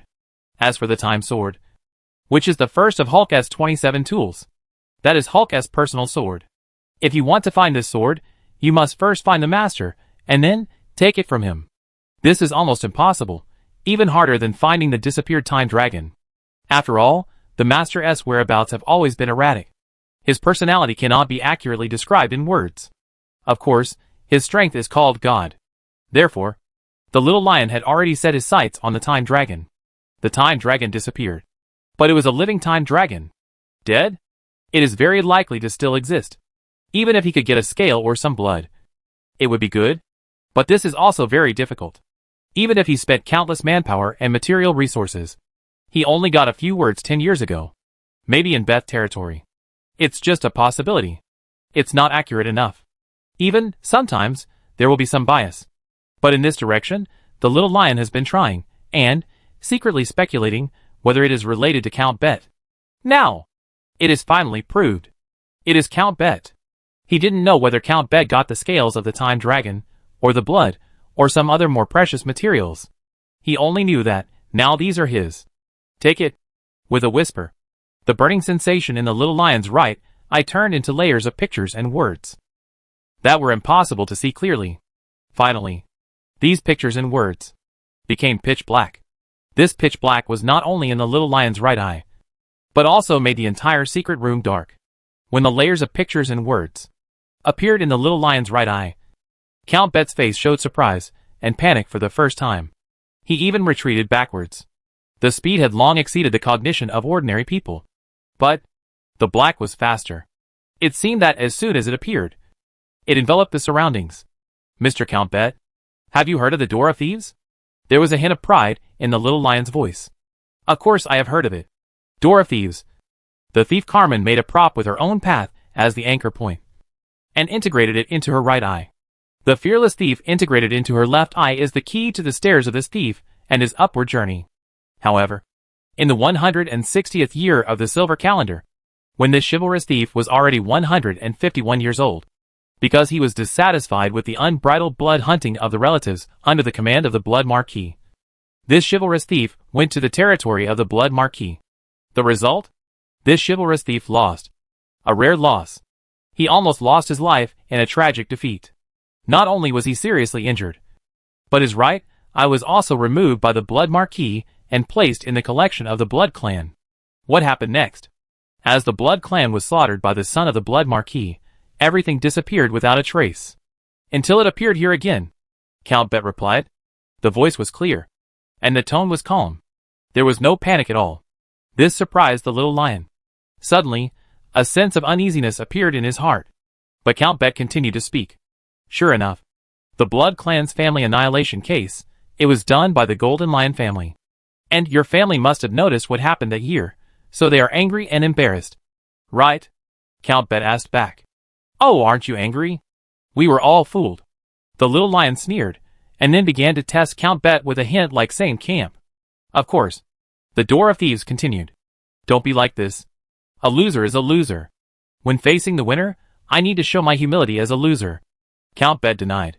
With the help of the Door of Thieves, the little lion could clearly see the Earl's slight shaking of his head, and the mockery at the corner of his mouth. The little lion knew very well that Count Bet's mockery was certainly not directed at the winner, the Blood Marquis. It was directed at him. He didn't get what he wanted. The Door of Thieves didn't steal the ability he wanted. Count Bet's immortality does not come from time. He was fooled. Almost instantly, the Niwen heir thought of the news that he accidentally got about some materials of the time dragon appearing in the ancient tomb 10 years ago. As if he had noticed the little lion's thoughts, Count Bet nodded generously. That's right. I deliberately released the news. To lure me into the trap? The little lion frowned. Before, he had overestimated Count Bet more than once. But now it seems that he still underestimated the Earl. If the other party really started planning 10 years ago, how deep and meticulous would the other party be? Just thinking about it makes me feel terrible. Fortunately, Count Bet shook his head. How is it possible? I am not a person who is good at conspiracy and intrigue. The news I spread was also for self-protection. Self-protection? Are you hiding your true ability?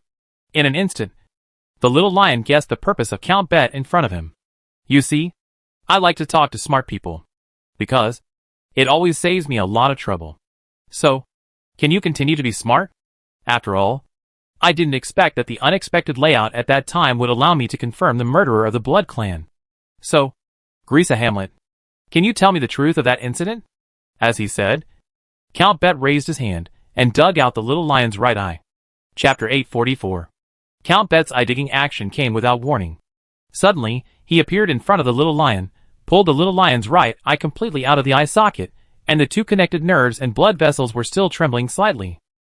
In addition to stealing other people's items, The ability of the Door of Thieves can also steal other people's experiences. And my experience? That's a secret, Count Bet said, and blinked his right eye at the little lion. And when he blinked, Count Bet's right thumb and index finger were still pinching the little lion's right eye. For some reason, this scene was full of ridicule. However, the little lion, who should have been furious, didn't care about these things at all.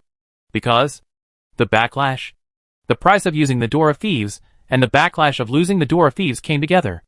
Count Bet looked at the little lion aging at a speed visible to the naked eye, and couldn't help but say with a sigh, stealing at the cost of life. If you haven't drunk the fountain of youth, I don't recommend you to use it. Of course, there is also. Before he finished speaking, Count Bet threw the Door of Thieves in his hand away. However, this did not prevent the nerves connected to the Door of Thieves from flying towards him. It was not until this time that Count Bet saw clearly that these were not blood vessels, nerves, but two thin nerves disguised as eyeball nerves, blood vessels of snakes. No! To be precise, Snake School secret art. Medusa Arrow. Unlike the old school Medusa Arrow, the new school Medusa Arrow is faster to use. Although it has lost the power to kill demigods, it still makes Count Bet embarrassed at this moment. Count Bet dodged the two little snakes' straight shots, but did not avoid the eye contact with the two little snakes. Immediately, petrification began.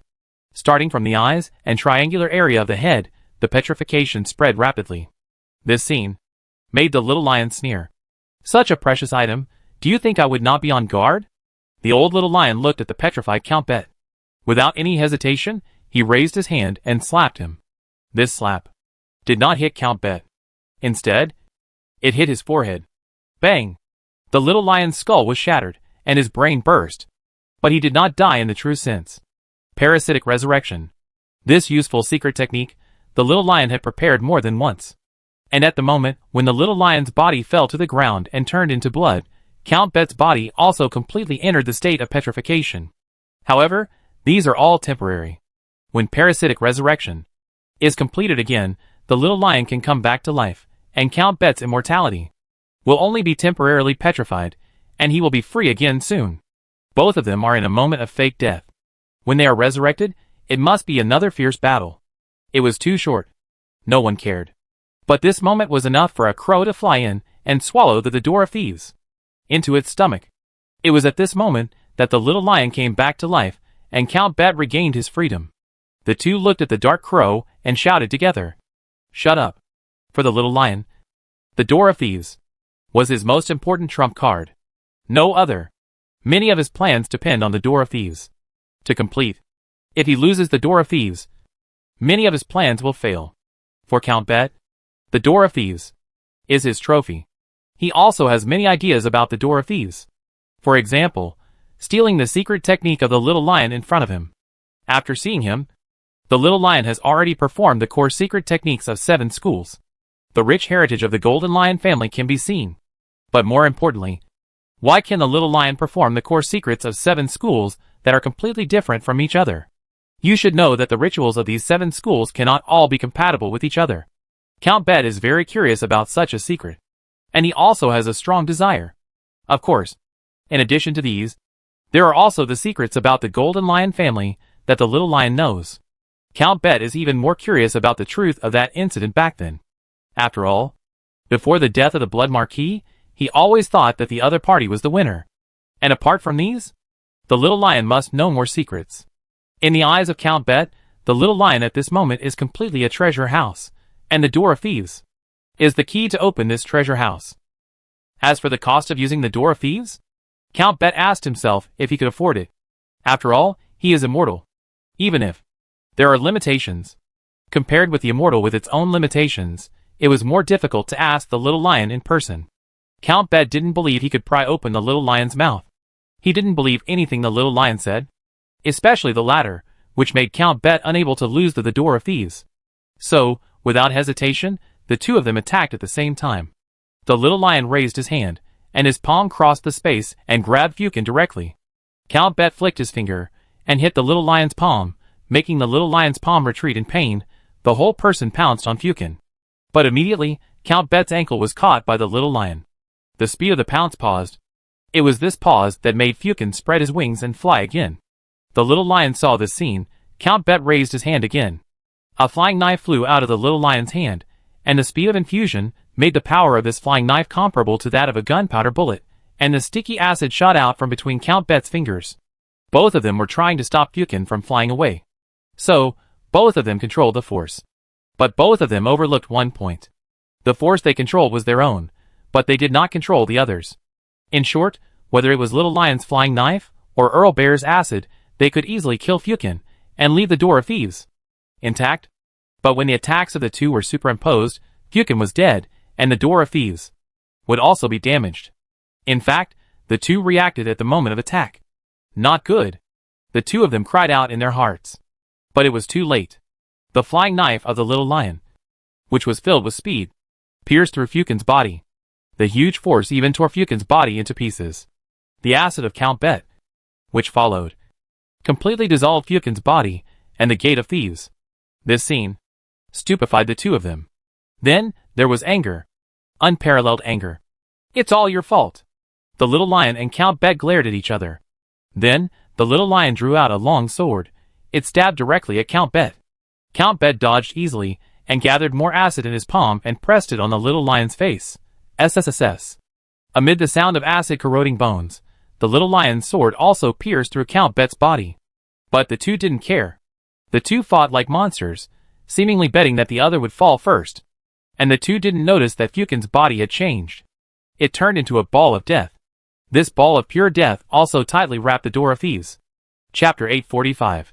Why were Aldous' men able to avoid the ambush of Grease's men? Of course, it was Arthur who did it.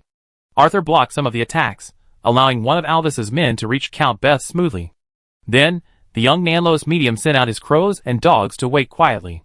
Fukin stared at Aldous. Coolidge stared at Sook Street. Keeley stared at the pier. As for Muni, he was hovering in the sky, check for omissions, and fill in the gaps. As Arthur's eyes and ears. The two crows and two dogs completed their tasks very well. In fact, they exceeded their expectations. For example, Fukin. With the help of Fukin's eyes, when Arthur appeared in the Gate of Thieves, his spirituality quickly became active. It was the flickering of lock-picking, and the trembling of the two props Carmen's wristband, and Carmen's jump. Arthur's intuition told him that this Gate of Thieves was of great significance to him. Arthur believed in his instincts. So, when there was a chance, Arthur directly let Fukin take action. When Fukin swallowed the Door of Thieves, Arthur's instinct came true. 100 meters away, Arthur, who was standing in the shadows, suddenly saw a change in front of him. A step suddenly appeared in front of him. Arthur looked up. Magnificent, huge. These two words appeared directly in his mind. The step of stair climber. Arthur, who had seen the step once, quickly confirmed it. Is this Carmen's test? Arthur guessed, and walked towards the steps in front of him. From a distance, the steps looked magnificent and huge. As he got closer, they looked like a city wall supporting the sky and the earth. Unlike the 14 steps Arthur had seen before, there was only one step here, and the rest were hidden in the mist. Obviously, he had to climb this step to see the rest. But this appearance made this step look more like a city wall. When more people see it, they will retreat. This is the essence of the test. Most people will be discouraged. A few will move forward bravely.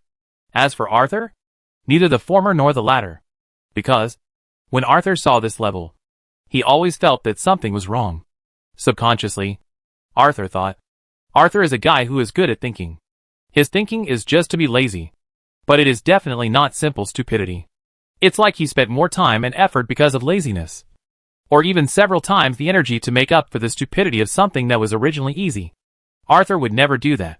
His good friend, the fat man, put on clothes with an ice cream in his mouth because he was lazy and didn't want to wash the dishes, and put on clothes with the ice cream in his mouth.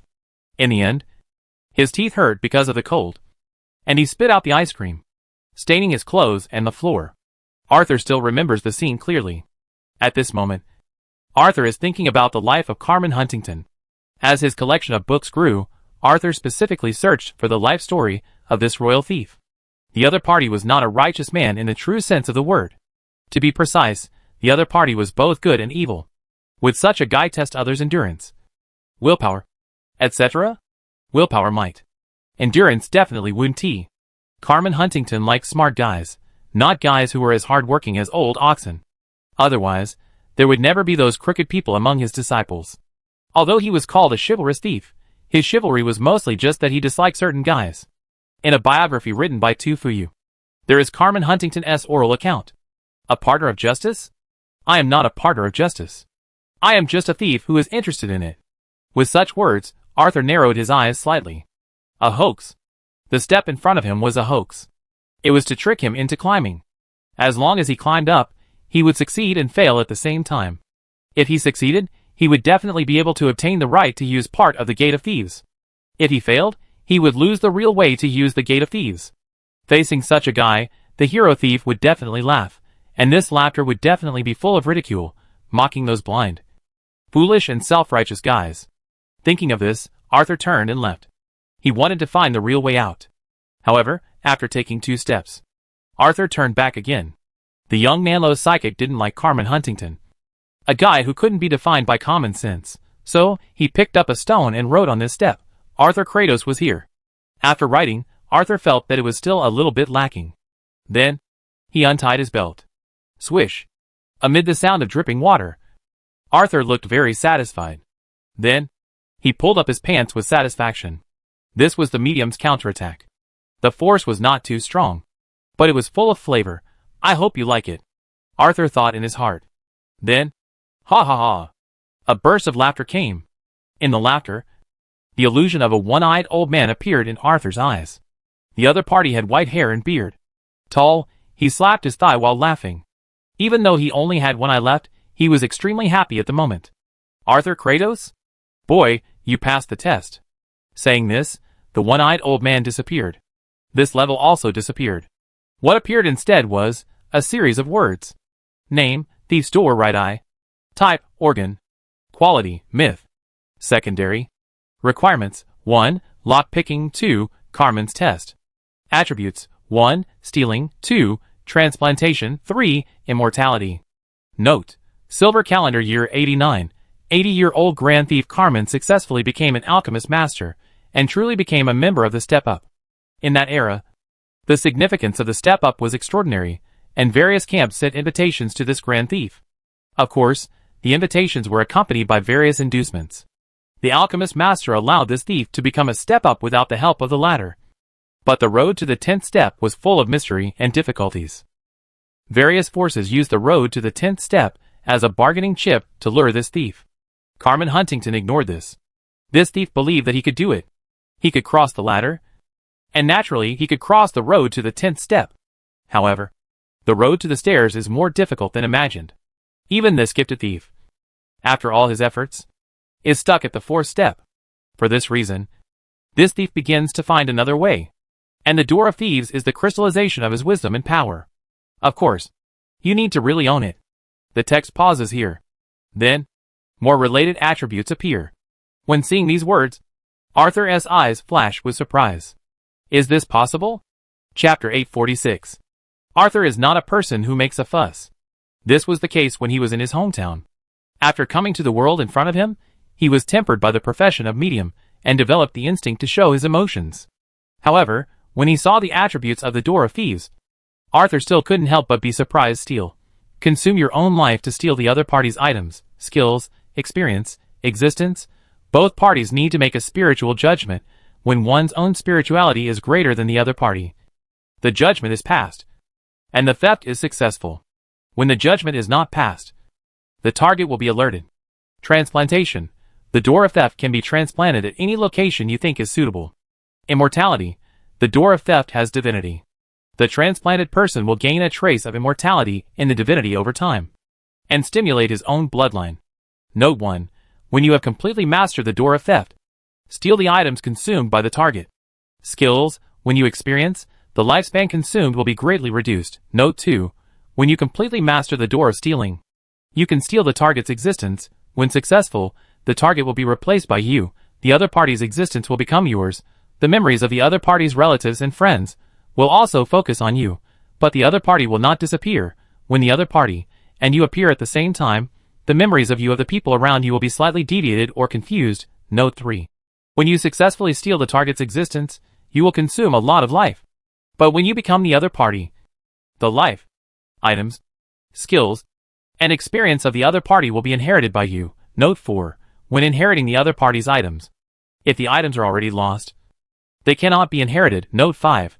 When inheriting the other party's skills. The upper limit of the inherited skills will be based on you. Note 6. When inheriting the other party's experience. You need to stay awake. Otherwise you will lose yourself. Note 7. When you completely master the Door of Thieves, you can transplant it to any place you think is appropriate, including but not limited to yourself, others, animals, plants, bricks, furniture, etc. Note 8. It takes time to activate the immortality feature, and it is different for different items. If it is an item without blood, it will become an item feature. After activating immortality, the Door of Thieves cannot activate blood again in a short period of time. Moonlight or gold can restore the Door of Thieves faster. Note 9. After you truly control the Door of Thieves, every successful steal will make the divinity of the Door of Thieves more intense. Hiss. Arthur took a breath of cold air. The young Nanlo's psychic had never thought that the Door of Thieves would have such a heaven-defying attribute that it could completely replace a person. This ability would make people shudder as soon as they see it, even if it consumes lifespan, even if it requires spirituality, judgment. If he knew the existence of this thing, he will definitely find a way to destroy it or get it. As for being on guard, there is no reason to guard against thieves for 1,000 days. Wait, was he that what the bloody Marquis thought at the time? So, this thief failed. Even, he fled in a panic with his armor and armor abandoned. Arthur thought of the two props Carmen's wristband and Carmen's jump, especially the latter. Is Glaster related to the bloody Marquis? Arthur couldn't help but think in his heart. But the flashing death instinct brought Arthur back to his senses quickly. However, in his heart, Arthur once again sentenced the blood Marquis to death. Wait! There will be a big surprise waiting for you soon. Arthur thought in his heart, and his eyes swept over Mark 9. It is obvious that the Door of Thieves can still grow. And this is a real surprise for Arthur. If the Door of Thieves continues to grow, to what extent will it reach? Arthur thought in his heart, and his eyes quickly retracted. Of course, with Arthur's caution, he must have been on guard. So, he would not transplant it directly on himself. Fukin is a good choice. Similarly, this is a good opportunity to test the various properties of the Door of Thieves, using Fukin's body being dissolved as a cover. The Door of Thieves was completely transplanted into the broken floor under Fukin. This transplant was not on the surface, but in the real sense of the floor. Therefore, it was not seen by Count Bet and the little lion. If it were normal, the two of them would definitely find the difference if they observed carefully. But under the premise of preconceived ideas and the confrontation between the two sides, Arthur successfully concealed the truth. Then, it was the resurrection of Fukin. Unlike other creatures, with Arthur's talent, Fukin, who was promoted by bloodline promotion, and Wu and I, not only had they long since escaped the constraints of a feast for crows, but they also possessed a nearly immortal quality. In fact, as long as there was enough death energy, Fukin and Muni would be immortal. But for Arthur, what was death energy? Death energy was nothing. He stood there motionless, and the death energy was rising. It was more common than air. It was easier than eating and drinking. And Fukin's resurrection was not that difficult. Following Arthur's wishes, Fukin was resurrected. In fact, because the death air produced when he died slightly compensated for some of the death air consumed when he was resurrected. It was almost like becoming a perpetual motion machine. Fukin was completely different after resurrection. The overall size did not change. The color of the feathers did not change either. It was still an ominous black. It was just that there was an extra eyeball at the position of the forehead. The crow, which originally looked ominous at this moment, it became strange, as if looking into his eyes would bring disaster, especially when the eyeball moved. The uneasiness almost became real, and anyone who saw it would have their hair stand on end. However, this did not include Count Bet and the little lion. When Fukin reappeared, the fight between the two stopped. In this war of immortality, it was obvious that Count Bet was stronger, and the little lion had already used parasitic revival. He has been resurrected 6 times, plus the previous one. It's already the 7th time. As for Count Bet, he has also been completely reborn twice, plus the 1 time of Medusa's arrow. It's 3 times. 3-7. Count Bet wins. Of course, this kind of immortality cannot be judged by the number of times, prior preparation and arrangement are also the key. In this regard, the little lion is undoubtedly superior. Arthur thought in his heart, looking at the two people in front of him with the help of Falcon's eyes. Who are you? Did you deliberately put that assassin in front of me? The little lion and Count Bet spoke at the same time. Faced with such an inquiry, Arthur did not hide it anymore and nodded directly. Yes.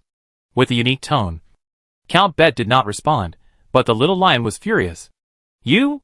There is no doubt that the little lion still remembers Arthur's voice. There may even be a communication stone that recorded Arthur's voice. It's me. Arthur shrugged helplessly. Fukin cooperated and shook his feathers. Then the door of thieves flashed. Chapter 847. The crow's eyeballs flickered, and the colorful light flowed like a substance. The little lion immediately shouted, Go! Interrupt him. We can't let him complete the theft. The voice was high-pitched, and the upper body of the whole person began to move forward, looking like he was about to charge, and so did Count Bet on the side. The middle-aged Count's face was solemn, fear appeared in his eyes, the acid in his palm began to condense, and the whole person was like a fully drawn bowstring, as if they were going to rush out at the next moment. But the next moment, the two of them did not move. They both made full poses, but they did not move. They both frowned at the same time, and then looked at each other. Let's go together. This time, Count Bet spoke. And, at the same time as he spoke, he moved. However, this move was not a charge, but to the back of the little lion. As for the door of thieves, this Count had never experienced it, but his spirituality told him, hiding outside the sight of the crows is the best choice. Count Bet can know this by relying on his spirituality. As a temporary user of the door of thieves, the little lion naturally knows this. So, when Count Bet moved, the heir of Niwen also moved. Like Count Bet's idea of hiding behind him, the little lion also aimed at the back of Count Bet. Because the two had the same goal, they were behind each other, and they acted almost at the same time. Therefore, the two chased each other's backs in a dazzlingly fast way. And this created a spectacle. A human spinning top. Arthur, who saw the scene, really laughed out loud. Sorry. He should have been professional. But he really couldn't help it. In order to make the door of thieves work smoothly, he also prepared some backup plans. But who knew that it would be completely useless? After the two spun 3 times, the door of thieves was completed. Target person Grease a Hamlet, judgment in progress. Judgment passed. Consume 5 years of life. Get target skill. Parasitic Revival LV5. Parasitic Revival LV5. One of the core secrets of the Church of Pain, it is rumored that this secret was created by combining Miha and Iroh's talents with some inheritance of the Tower of Mist, but in fact, it was the secret created by the Lady of Pain who borrowed Miha and Iroh's talents and some core inheritance of the Tower of Mist branch, Miha and Ilo, who were trapped by it, were unaware of this, and it had no obligation to tell Miha and Ilo. It longed to become him again, so it chose to keep it secret. However, it was arrogant, and it made it the core secret of the church, and every high priest had the opportunity to access it. This gave the Golden Lion family an opportunity to take advantage of it. Although parasitic resurrection did not have any ritual requirements, however, the initial preparation stage is too complicated, and the learning process is extremely painful, especially the latter, which makes people avoid it. In the entire Golden Lion family, only the little lion has practiced it to the peak. In the initial stage of this secret technique, parasitic resurrection is similar to Mihail's strong touch, but it requires a little blood of the body, placed in a unique culture dish with gold as the raw material, and cultivated. When the cultivation is completed, it can become the base material for resurrection. When the base is completed, you need to choose to take out the internal organs and engrave the corresponding picture language. And you must always remember the pain to condense your own pain to complete it. Effect: you who have reached the peak of this secret technique can instantly revive perfectly 9 times. Note 1. After 9 times of revival, you will completely lose the ability to revive. Note 2. Each revival base requires a unique vessel. Note 3. Each revival base consumes 30,000 grams of gold. Note 4. There will be no weak period during each revival. After watching the battle between the little lion and Count Bet, Arthur was quite envious of the little lion's resurrection. Other secret arts would be fine. The secret art of resurrection had an incomparable appeal to Arthur, who had died once and was cautious by nature. So, he directly chose to steal the little lion's parasitic resurrection. Moreover, Arthur had absolute confidence in this theft. After all Although the little lion had many secret arts, it itself was still entry-level. Perhaps with the endless mystical arts and props, it is enough to fight against the steppers. But the essence of entering the steps has not changed. As long as it is entering the steps, Arthur has the confidence to beat the opponent in the spiritual judgment. In fact, it is also true. The stealing of the Door of Thieves was completed very smoothly. Arthur can clearly feel that the activity of the Door of Thieves has become stronger. As for lifespan, Arthur, who has the blood of the death snake, has a normal lifespan of 666 years. Consuming 5 years is not a problem at all. Moreover, Arthur already has a way to replenish his lifespan. Therefore, Arthur does not care about this kind of loss. What really concerns Arthur is Count Bet target person Lundohart. Bet, judging, judgment passed, consumed 1 year of lifespan. Wrong target selection. Theft failed. For Count Bet, when Arthur performed steal, he was completely in the mindset of driving 1 sheep and letting 2 sheep go. After all, according to Arthur's guess, this Earl Bet was most likely a step climber. His spirituality was unique among the step enters, but it was probably not good enough among the step climbers. Therefore, Arthur did not expect to succeed at all. He did not expect to succeed. But he succeeded. This surprised Arthur. But what was even more surprising was that the judgment was successful. But the theft failed. This puzzled Arthur. Like the little lion, Arthur was quite curious about Count Bet's immortality. So he chose the opponent's secret technique immortality. The judgment was successful. So the theft should be successful. If the judgment was successful, but the theft failed, I chose the wrong target. Arthur's eyes lit up. He knew that Count Bet's immortality was the key to his success. It's not a secret technique, but a tool. As for blood talent, the Bet family has been operating in Bet territory for 100 years, but there has never been any rumor of any extraordinary blood talent.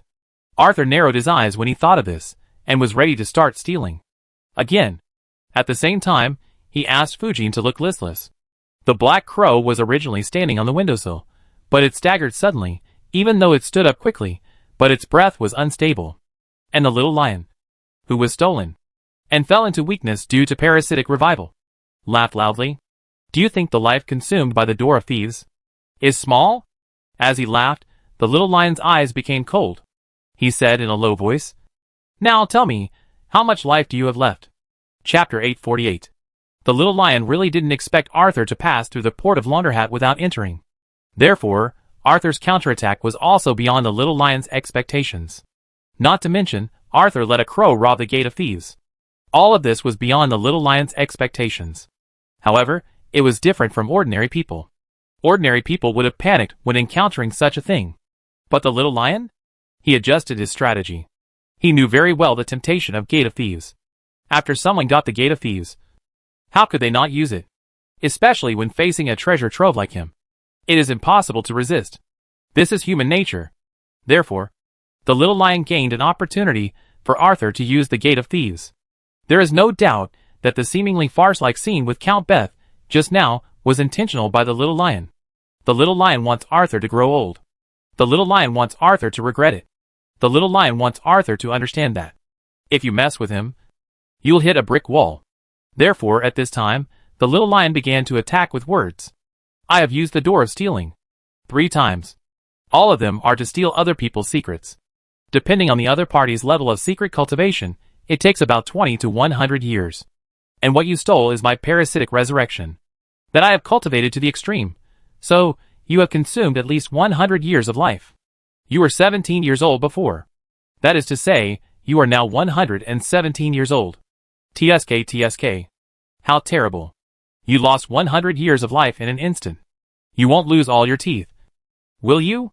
Of course, if you lied about your age before, you might be 120, 130, or even older. You won't be unable to walk, will you? As he said this, the little lion laughed again. And, before Arthur could answer, the little lion immediately said again, In fact, I'm surprised that you didn't die of old age on the spot. You ask me why I am fine? Of course, it is the fountain of youth. You don't think that as the first heir of Niwen. I don't have the fountain of youth, a necessary item for using the Gate of Thieves. Do you? Of course. You can have it too. It is right here. With full of sarcasm, The little lion raised his palm, and the quaint ring shone brightly in the candlelight. "Give it to me!" Arthur's voice sounded from the crow's mouth. Fu Jin even rushed forward in coordination. Unfortunately, it seems that because he was too old, Fukin's forward lunge turned into a fall off the windowsill. Even after flapping his wings twice, he did not stand up. This scene made the little lion laugh. "Come on! Come on!" The little lion felt the joy of being a winner. Of course, the little lion did not forget Count Bet. In fact, the little lion's eyes were always on the Count. As for Arthur, he was just a clown who appeared unexpectedly. Maybe he has good luck, but good luck will always run out, especially when facing a child of destiny like him. It is the time for the other party to die. Compared with this clown, Count Bet is the one who is really worth caring about. And the same is true for Count Bet. The scene just now seemed like a farce. With the little lion's go, he guessed what the little lion wanted to do, because when he got the door of thieves, he couldn't help but want to take something from the little lion, who seemed like a treasure house. This guy is no exception. However, this guy obviously did not expect the terrible consumption of the door of thieves, but put himself in such an embarrassing situation. What an idiot, Count Bet said in a proud tone. Of course, for the door of thieves, he is still determined to get it. Lifespan? For him, it is really not a problem. However, that is later. Now, he needs to kill the little lion. Similarly, the little lion thought so too. The two of them faced each other. The second round was about to begin. At this time, the black crow finally stood up again, and the eyes on its forehead once again shone with colorful light that seemed to be real. Seeing this, the little lion and Count Bet laughed at the same time. The two did not even dodge, just looked at the crow. Count Bet curled his lips in disdain. "I was wrong just now. You are not an idiot. You are stupid," the middle-aged earl said, and completely ignored Arthur. In the earl's opinion, Arthur actually still had a chance of survival. When either he or the little lion won, he would wag his tail and beg for mercy. Then he would still have a chance of survival. Even if he and the little lion were both injured, Arthur might be the final winner. But no matter what choice he made, this reckless behavior was not an option. It was extremely stupid. The little lion also agreed with this. The first heir of Niwen sighed repeatedly. "How pitiful! Anger and unwillingness have devoured your reason. You are now worse than a beast." The little lion also began to speak in a noble tone. However, before the words fell, the little lion turned his head. An acid arrow passed by the hair. The acid slightly stained the hair, and the fishy smell made the little lion frown. "Mr. Count, sneak attack is not a noble act." "Really?" Count Bet sneered, raised his hand, and pulled a dagger from his back. This was naturally the work of the little lion. When he just opened his mouth to sigh, the little lion had already launched a sneak attack. Looking at the dagger held by Count Bet, the little lion did not feel embarrassed at all. He smiled and said, "How could you steal my dagger? But if you like it, I'll give it to you." Boom! As soon as the words fell, the dagger in Earl Bet's hand exploded. Under the power of gunpowder, metal fragments flew everywhere, like a shrapnel mine. Earl Bet was blown full of holes. The little lion turned over and dodged, and was about to take out the next prop. But at this moment, the little lion was stunned. The ring on his hand was gone. Completely instinctively, the little lion looked at Earl Bet. At this moment, the first heir to Niwen thought it was Earl Bet's trick, but what caught the eyes of the first heir to the Niwen was the Earl, who was also a little overwhelmed. The two looked at each other. The next moment, they turned their heads together. They looked at the black crow. The crow, which was weak just now, as if it would die at any time, now stood there calmly, its small eyes rolling, and the whole crow looked energetic, without any sign of dying of old age. Moreover, after seeing the two people's gaze, Fawkes opened his mouth and cried out. Quack, quack, quack. The loud crow cries echoed throughout the secret room. There was almost no need for a bird language expert to translate. The little lion and Count Bet understood what Fawkes was saying at this moment. Fools! Fools! Two big fools. Along with Fawkes' cries, Arthur's voice rang out. Come on, let's play a game. Suddenly, the faces of the two changed drastically. Chapter 849 Target Person Grease a Hamlet, Judgment in Progress. Judgment passed. Consume 10 years of life. Get the target item. Target person Londo Hatter Beth, Judgment in Progress. Judgment passed. Consume 10 years of life. Get the target item. The words in front of him flashed. announcing that Arthur had successfully stolen it. But Arthur looked at the ancient ring in his hand. Surprise appeared in his eyes. Name: Abdel's respect. Type: ring. Quality: legend. Attributes: 1. Space. 2. Vitality. 3. Fire affinity. Note: when Abdel, as an apprentice, packed his bags, said goodbye to his teacher and friend, and began to travel the continent with trepidation and excitement, Helk had already become famous. In this regard, Abdel wished this friend, who was both a teacher and a friend, and he missed the time when they played chess together. At the same time, he became more determined to find a way forward for the fire control technique.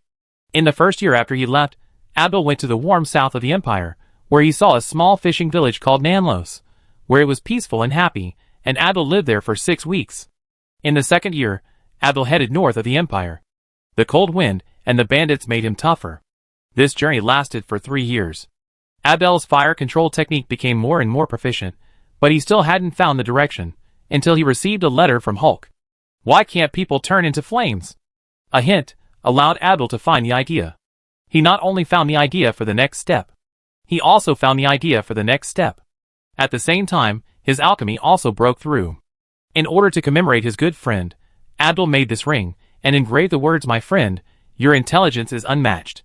Space: this is a 10n times 10n times 10 in space. Vitality: you still cannot put in a truly living creature, but you can keep some things alive. Flame affinity: Abdel's perception of flames unconsciously joins in. When you wear this ring, you will not be harmed by the flames. Note 1. The space cannot contain any more space props. Note 2. Fresh vegetables: you can stay fresh here forever. Note 3. Abdel's respect is constant at 3.33 G at this moment. There are 9 complete sets of parasitic resuscitation vessels inside. Props: gold 300 kg, Fountain of Youth 10 ml, Elena's Compassion X1, Elena's Healing Scroll X3, Elena's Healing Potion X10, Snake Shadow Staff X1, Shadow Thorn X1, Soldran's Fist. Right Hand X1. Arthur never thought he would see the name Abdel at this time. Arthur was impressed by Abdel's fire control technique. However, Arthur did not expect that Abdel would become a master, and his creativity far exceeded that of ordinary masters. Otherwise, the space equipment would not have the ability to store items.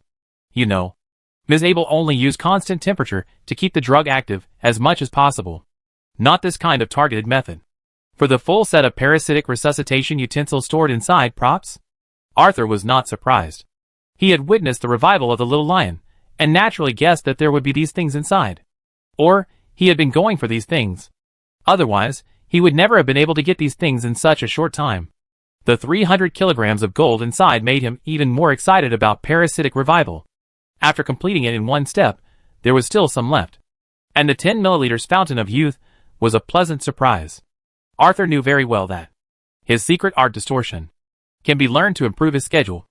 As for Elena's Compassion X1, Elena's Healing Scroll X3, Elena's Healing Potion X10, when the little lion began to deliberately reveal his cards and use the Elena's Compassion scroll, Arthur had some guesses. Elena's healing is not as good as Elena's Compassion, but it is enough to heal people who have suffered fatal injuries. Elena's Healing Potion is a bit weaker, but it is also a powerful potion for treating serious injuries. Also a pleasant surprise, Snake Shadow Staff, Shadow Thorn, Soldran's Fist, Right Hand. All 3 items are disposable. Snake Shadow Staff comes from the original Snake sect, can summon a 3rd-level giant snake phantom to serve for 1 minute. Shadow Thorn is a long-lost item of the Shadow Stream, uses the power of Shadow to launch a 4th-level attack. Soldran's Fist is from the middle of the Holy Age, the power left by Archbishop Seldarin of the Holy See. In the Shadow War, this Archbishop suffered a series of defeats, but he was still respected by people, because he was always at the forefront, and he covered the rear for most people, until his death. Before his death, this Archbishop poured his will into his 2 gloves. Arthur held his right hand, which could deliver a demigod blow full of faith. When he saw these things, Arthur's mouth curled up. These are all props that can be used as trump cards, and that's why he wants to play the little lion. As the first heir to the Niwen, who knows how many things the little lion can get that ordinary people can't get as his trump cards. So, before he knows how many trump cards the little lion has, Arthur will never think that he has a sure win. In fact, this is also true. If he hadn't used the other party's foresight and played the other party at this time, he might have already fled in panic. Of course, these are not surprising to Arthur. The real surprise this time is Abdel's fire control. At LV5, can I also turn into flames? What about LV6? It's really exciting. Arthur thought silently in his heart. In the notes, it can be clearly seen that Abdel not only broke through his fire control from LV4 to LV5, but also LV6. Maybe it can even reach LV7. This is naturally very good news for Arthur. However, Arthur is not blind. He recalled the person Abdel, except for the secret technique Abdel's fire control. He has very little information about this name. But according to the other party's talent, if he really improves Abdel's fire control to LV6, LV7, it is impossible for him to be unknown. Let alone the title of King of Flame, but there should be a title like Fire Controller.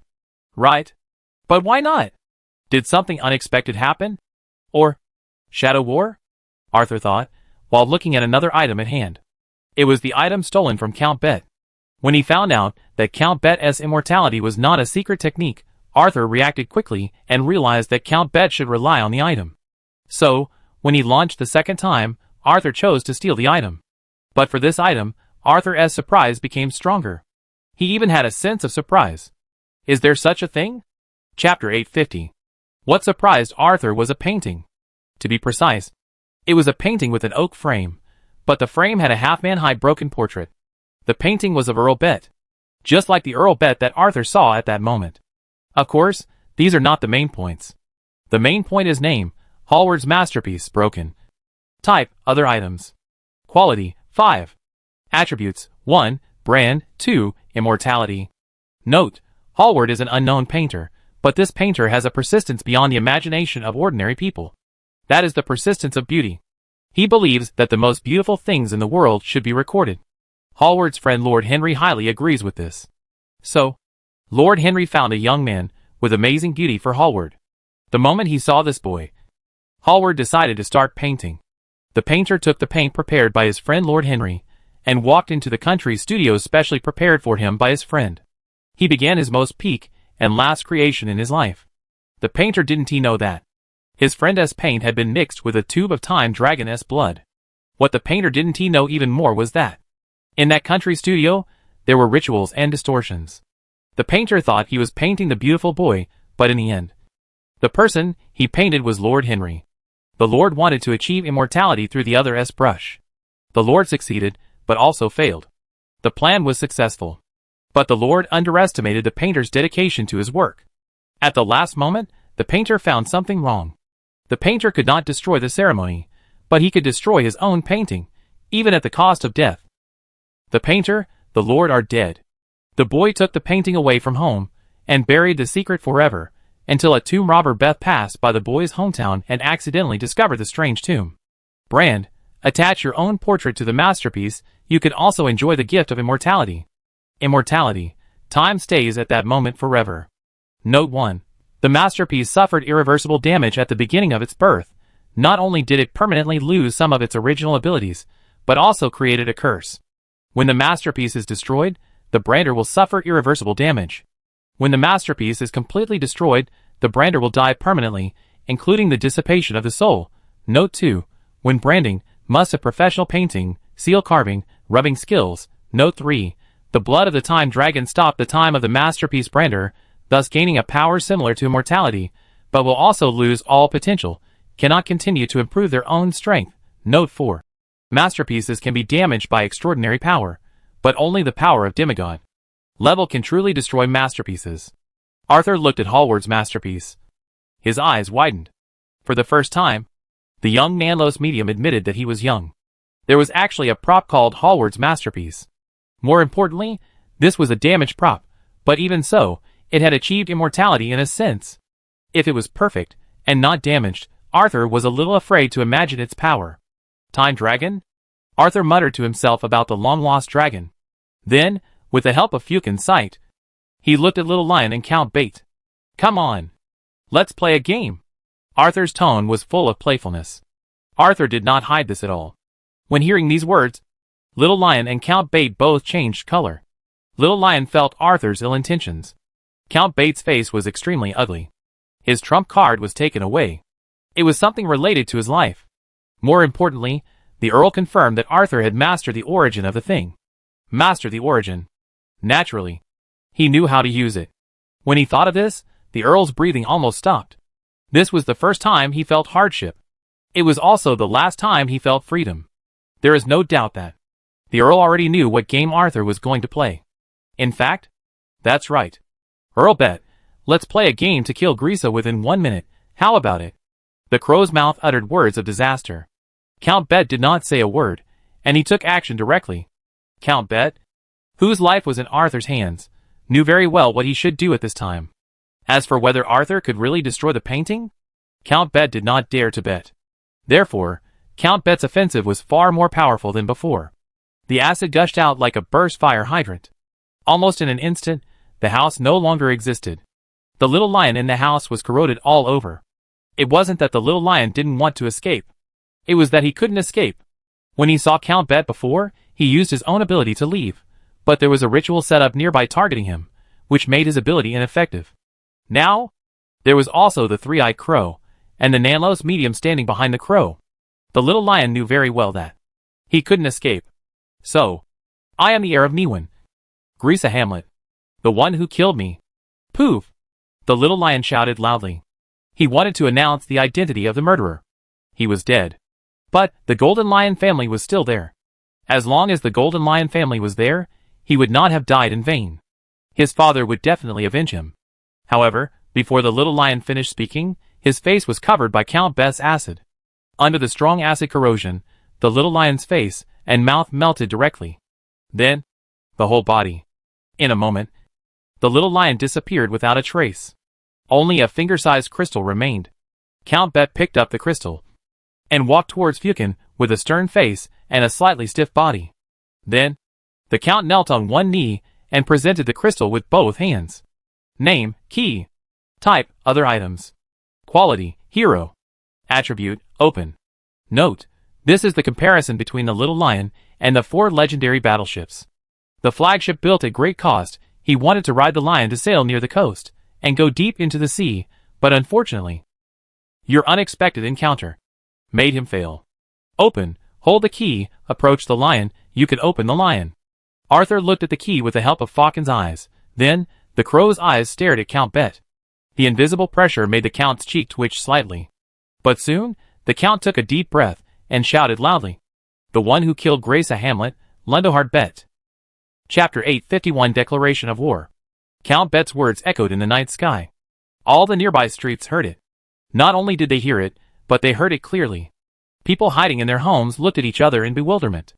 The fools were terrified. The wise began to ponder the meaning of it. However, this had nothing to do with the still challenging Swuk Street. The narrow streets made the war horses completely useless, and the soldiers could only chop the targets with their long swords.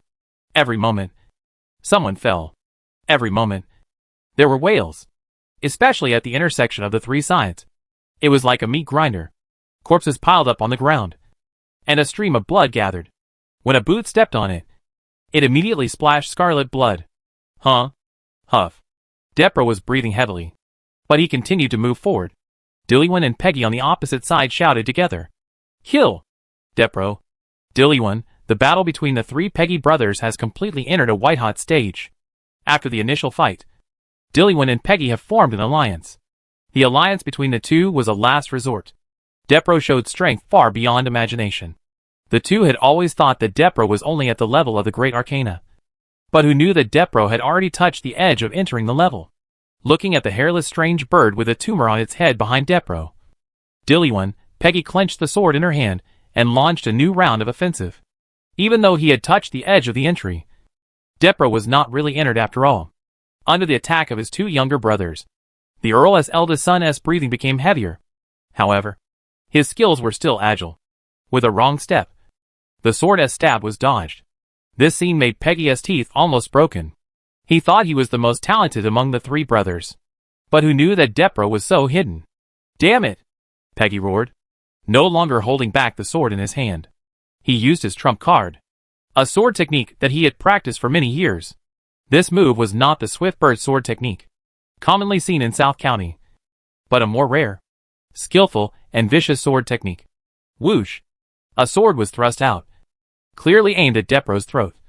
But when Depro raised his sword to defend, the tip of the sword flashed and swept towards Depro's eyes.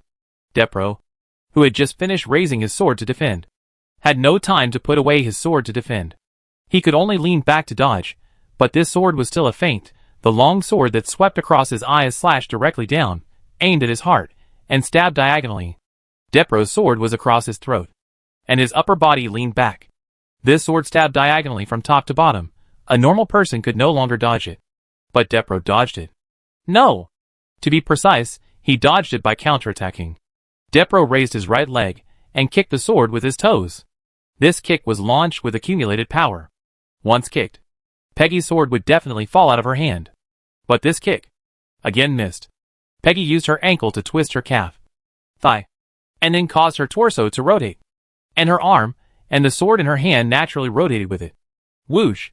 Suddenly, the sword that was stabbing at the heart turned into a sword that stabbed at the crotch. Moreover, because of the rotation of her body, this sword was faster, more fierce, and more strange than before. Peggy had a sinister and grim smile on her face. I have practiced this sword for 10 years. Can you block it? Ugh! Puff! The word stopped abruptly before they were finished. Peggy's vicious and sinister smile froze on his face. The third son of the Earl looked down in disbelief. A long sword pierced through his back and came out, with blood dripping from the tip of the sword. It was Dillywyn. Peggy's eyes were puzzled. He didn't understand why Dillywyn did this. But the next moment, Peggy understood. A shadow rose up behind Dillywyn. A strange bird with hair all over its body, but no feathers on its neck, and head appeared behind Dillywyn. Feeling the vague power, Peggy knew that Dillywyn was also on the verge of entering the level. Among the three, he was the only one who fell behind. But he was obviously the most talented and the hardest working one. Especially the sword move, he had practiced it for 10 years. That was his trump card to defeat the strong with the weak. Peggy's eyes were filled with reluctance. However, as Dillywyn moved his wrist, Peggy's heart was crushed. Then, Depro stepped forward and chopped off Peggy's head with a sword. Puff! Peggy's head flew into the sky. Then, clang! Cooperation killed Peggy's Depro. Dillywyn swung his sword to strike. With unreserved strength, after the collision, the two swords seemed to stick together, making a creaking sound. And at this moment, Peggy's headless body fell heavily to the ground. Plop! Then, the head fell. When the head mixed with blood fell to the ground, it bounced straight up, and after several consecutive bounces, it rolled to the feet of a person by the wall. Peggy's head stared at the person with wide eyes. And the person's eyes were slightly red. He bent down to pick up the head, and held it in his arms. Unable to restrain himself, the person cried. Immediately, this scene attracted the people fighting around. Lord Earl? With a cry of surprise, shouts rang out one after another. Lord Earl! Lord Earl! It's Lord Earl! The soldiers who were fighting stopped, and looked at the middle-aged man who was walking into the field. At this moment, anger, disappointment, and grief appeared on the handsome face of the middle-aged man. Not only did you cooperate with outsiders, you also killed your own brother. You disappoint me so much. Count Bet growled. Father! Dillywyn wanted to explain. But Depro was very straightforward. Kill him. He's a fake. My father died long ago. Before the words fell, Depro swung his sword, prepared to kill Count Bet. The eldest son of the Earl knew that it was bad when he saw Count Bet appear. For the eldest son of the Earl, there was no way out at this time. The only way was to kill Count Bet in front of him. Only then can he survive and live a better life. Dillywyn hesitated for a moment, and also shouted, Kill him! He is not my father! Two long swords, mercilessly, chopped down heavily. For his three sons, Count Bet did not have more feelings. He was immortal. Naturally, he would not care about any descendants. Especially this kind of descendants that were not naturally produced. But facing the two sons who dared to attack him, the Earl still felt angry. Without hesitation, the acid sprayed. Depro, Dillywyn, screamed and fell to the ground. Then, they turned into thick water. After doing all this, Count Bet had a cold face and said word by word. Everything that happened tonight was instigated by Grace Hamlet. Newyn tore up the former noble alliance.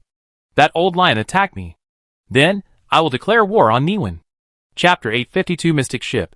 With a declaration of war, the whole place was silent. The whole Sook Street became so quiet that you could hear a pin drop. All the soldiers were stunned. They looked at each other. War with Newyn. That was Niwen of the Golden Lion family. Do they have a chance of winning? All the soldiers could see the uneasiness on each other's faces, but as soldiers loyal to the Bet family, they couldn't say anything against it. More importantly, if they opposed it at this moment, they would most likely be killed as a sacrifice. The soldiers who had just charged and were covered in blood fell silent. Count Bet narrowed his eyes. At this moment, the Count found that he seemed to have been out of the soldiers' sight for too long. So long that the soldiers had forgotten his temper. Just as the Count was about to remind the soldiers in front of him, "Declare war!" A declaration of war sounded from the crowd. Then, several more. "Declare war! Declare war!" Each one came from a different place. But they all originated from one person. Arthur! Using noise magic, Arthur spread his voice. And the extraordinary bluff made the voice full of excitement. Almost instantly, some soldiers were incited. "Declare war! Declare war!" These soldiers shouted. People are all blindly obedient. Just like dominoes, when the first domino falls, a chain reaction will occur. Just a few seconds later, the entire Sook Street was filled with the sound of declaration of war. Count Bet struck while the iron was hot. "Go and notify Lord Betty's fleet. Before sunrise, I want to see them gather at the port. Notify the lords of the territories under your command, let them send out troops. 3 days later, I want to see them appear at Longohat port." "Yes, Count." Depro, Diluan, Peggy's deputies responded in unison. Afterwards, some people cleaned up the battlefield, and some went to the port, the rest rode out of Longohat port on horseback, heading for other towns in Bed territory. But the faster ones were the falcons. As for the communication crystals, some places had them. However, most areas did not have them. They could only rely on riding horses, pigeons or falcons. After all this was done, an oak carriage pulled by 4 superior horses slowly came to the street. This carriage was not a new-style pull carriage, but a char carriage that flourished in the Silver Age.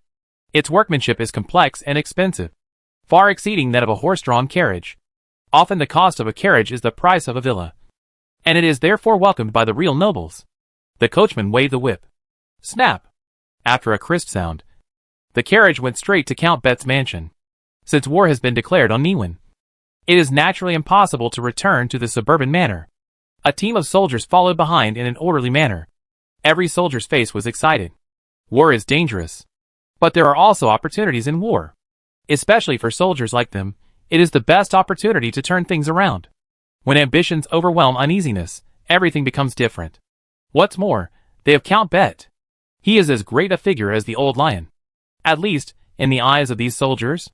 However, what these soldiers don't know is that the extremely great figure in their hearts is kneeling on one knee in the carriage to salute. "My lord, your order has been completed." Count Bet bowed his head respectfully. Arthur admired the spaciousness and comfort of the Charles carriage while adjusting his sitting position to the most comfortable position, and then said, "Well done." After that, Arthur threw out 7 contracts. "Sign it." Count Bet looked at the 7 contracts that looked like indentures, and his mouth twitched slightly. It was not because of signing the contract. In fact, the Earl did not object to signing the contract. As early as Arthur got Hallward's masterpiece in his hands, the Earl chose to surrender directly, and was convinced, if you don't obey, you will lose your life. Earl Bet would not do this. But aren't 7 contracts a bit too much? This is too cautious, Earl Bet said in his heart. But he signed his name on the 7 contracts at a very fast speed. Then, the Earl asked very actively, "My lord, what's our next step?" "Follow the plan. Head towards the inner bay.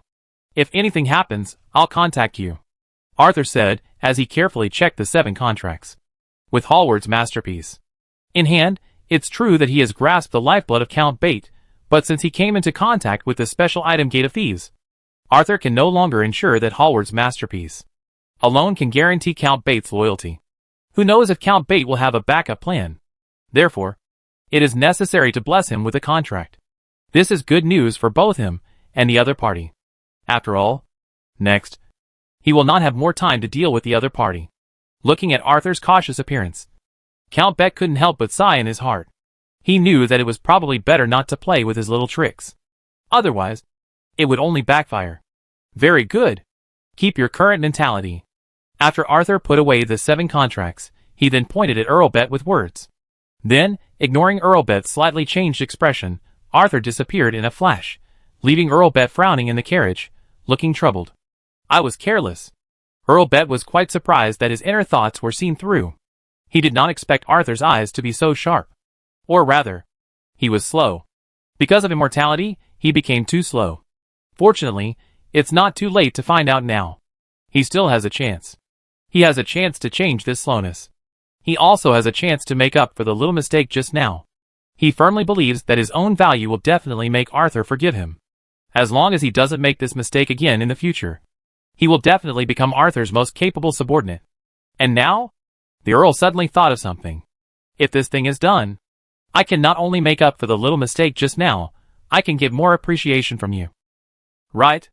Thinking of this, the Earl raised his lips, patted the carriage baffle, and signaled the driver to speed up. And Arthur, who was leaving, just as Earl Bate guessed, did not take this matter to heart. For Arthur, the value of Earl Bate allowed him to allow the other party to make some mistakes that did not really happen.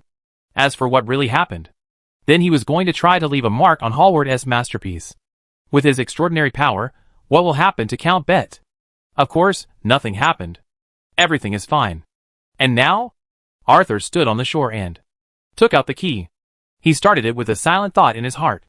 The next moment, Arthur's psychic broke through the river's surface and appeared directly. Along with it was the text introduction. After a careful inspection, Arthur's eyes suddenly lit up. Chapter 853. The water in the inner river surged under the moonlight. A 30-meter-long, black caravel broke through the water and appeared in front of Arthur. At the same time, the properties of the ship were all revealed to Arthur. Name, psychic. Type, ship. Quality, epic. Requirement, key. Properties, 1. Autonomy, 2. Extreme speed, 3. Invisibility, 4. Strong, 5. Space, 6. Magic cannon, 7. Secondary diving, 8. Secondary flight. Note: ever since learning about the 4 legendary warships, Little Lion has been determined to build a flagship of his own. So, at the age of 16, the heir of Niwen secretly looked for skilled craftsmen and began a 10-year construction. During the 10 years, Little Lion invested a lot of gold coins and various special materials. It just lacked a true shipbuilding master, and the loss of inherited memory. Even though the Lion had invested a huge amount of money, it did not become a legendary battleship. However, the Little Lion firmly believed that the Lion would become the 5th legendary battleship with his name. Until this Niwen heir met you. Then, the Lion, which had not yet been truly revealed to the world, was renamed by you. Now it is the medium. Autonomy. The medium was created by the superposition of multiple rituals. Only one person needs to hold the key to control it easily. Extreme speed. The speed of the psychic is far beyond the imagination of ordinary people. Except for the 4 legendary warships, no other ship can catch up with it. Hidden. The psychic is like an assassin in the shadows. Not only can it avoid the sight of ordinary people, it also shields the detection of the spiritual owners of the arcana and major arcana levels. Solidity. The psychic is immune to all attacks below the Emperor. Space. The warehouse of the psychic has undergone a space expansion, owns a 2,400 square meter room. Magic cannon. The psychic has 1 main gun, 12 secondary guns. The main gun can reach the first level of artillery after charging, and the 12 secondary guns have the entry level of artillery. Secondary diving. The psychic can sail underwater, but cannot dive more than 50 meters, and the speed is reduced by 70%. Secondary flight. The psychic can fly in the air, but the height cannot exceed 20 meters, and the speed is reduced by 80%. Note 1. The psychic can sail by wind, manpower and other normal means, and it consumes gold when turning on the top speed. Note 2. When the psychic stops sailing, the stealth state +1. Note 3. It takes 60 seconds to charge the main gun, and 5 seconds to charge the secondary gun, and gold is required for each attack. Note 4. When sailing underwater, gold can provide sufficient oxygen. Note 5. There is a large amount of fresh water stored in the space cabin. Food, fruit. Arthur looked at his psychic, and his mouth curled up. Arthur had never seen the 4 legendary warships. But the psychic had already satisfied Arthur. Especially the autonomy attribute, which made Arthur nod his head repeatedly. He had too many secrets. So many that any one person around him would make him alert. Even on the Orient, it seemed leisurely, but in fact, Arthur was still walking on thin ice. Only a warship, like the psychic, that only had 1 person on board, was what Arthur needed. Not to mention, the psychic also had the mystic cannon. as long as it found a suitable position. The psychic could be transformed into a turret. This was also what Arthur needed. Therefore, without any hesitation, Arthur boarded his psychic. The matter of Beth's territory had come to an end. He was going to the Inner Bay now. However, before that, he needed to catch up with the Orient. Of course, Arthur did not forget another thing. Contacting the Countess of Nanlos. The communication crystal flickered. Almost the next moment, the communication crystal was connected. However, there was no speech. It was just that the Countess's slightly rapid breathing explained the Countess's inner state. Countess Beth has declared war on the Inner Bay. Arthur said so. This news cannot be concealed. Arthur believed that. With the intelligence network of Count Nanlos, he would know what happened here in 2 hours. Therefore, it would be better to do a favor and inform in advance. What? Count Nanlos was startled, and then he exclaimed. Hearing the rare surprise of the tigress, Arthur couldn't help but smile and narrowed his eyes. He just wanted to see the tigress like this. It's not a bad hobby. He just wanted to interrupt the other party's judgment. He believed that. After his last no comment, the Countess must have taken a series of measures against him. Don't overestimate the Countess's mind. There are many people who were struck by lightning in South Los.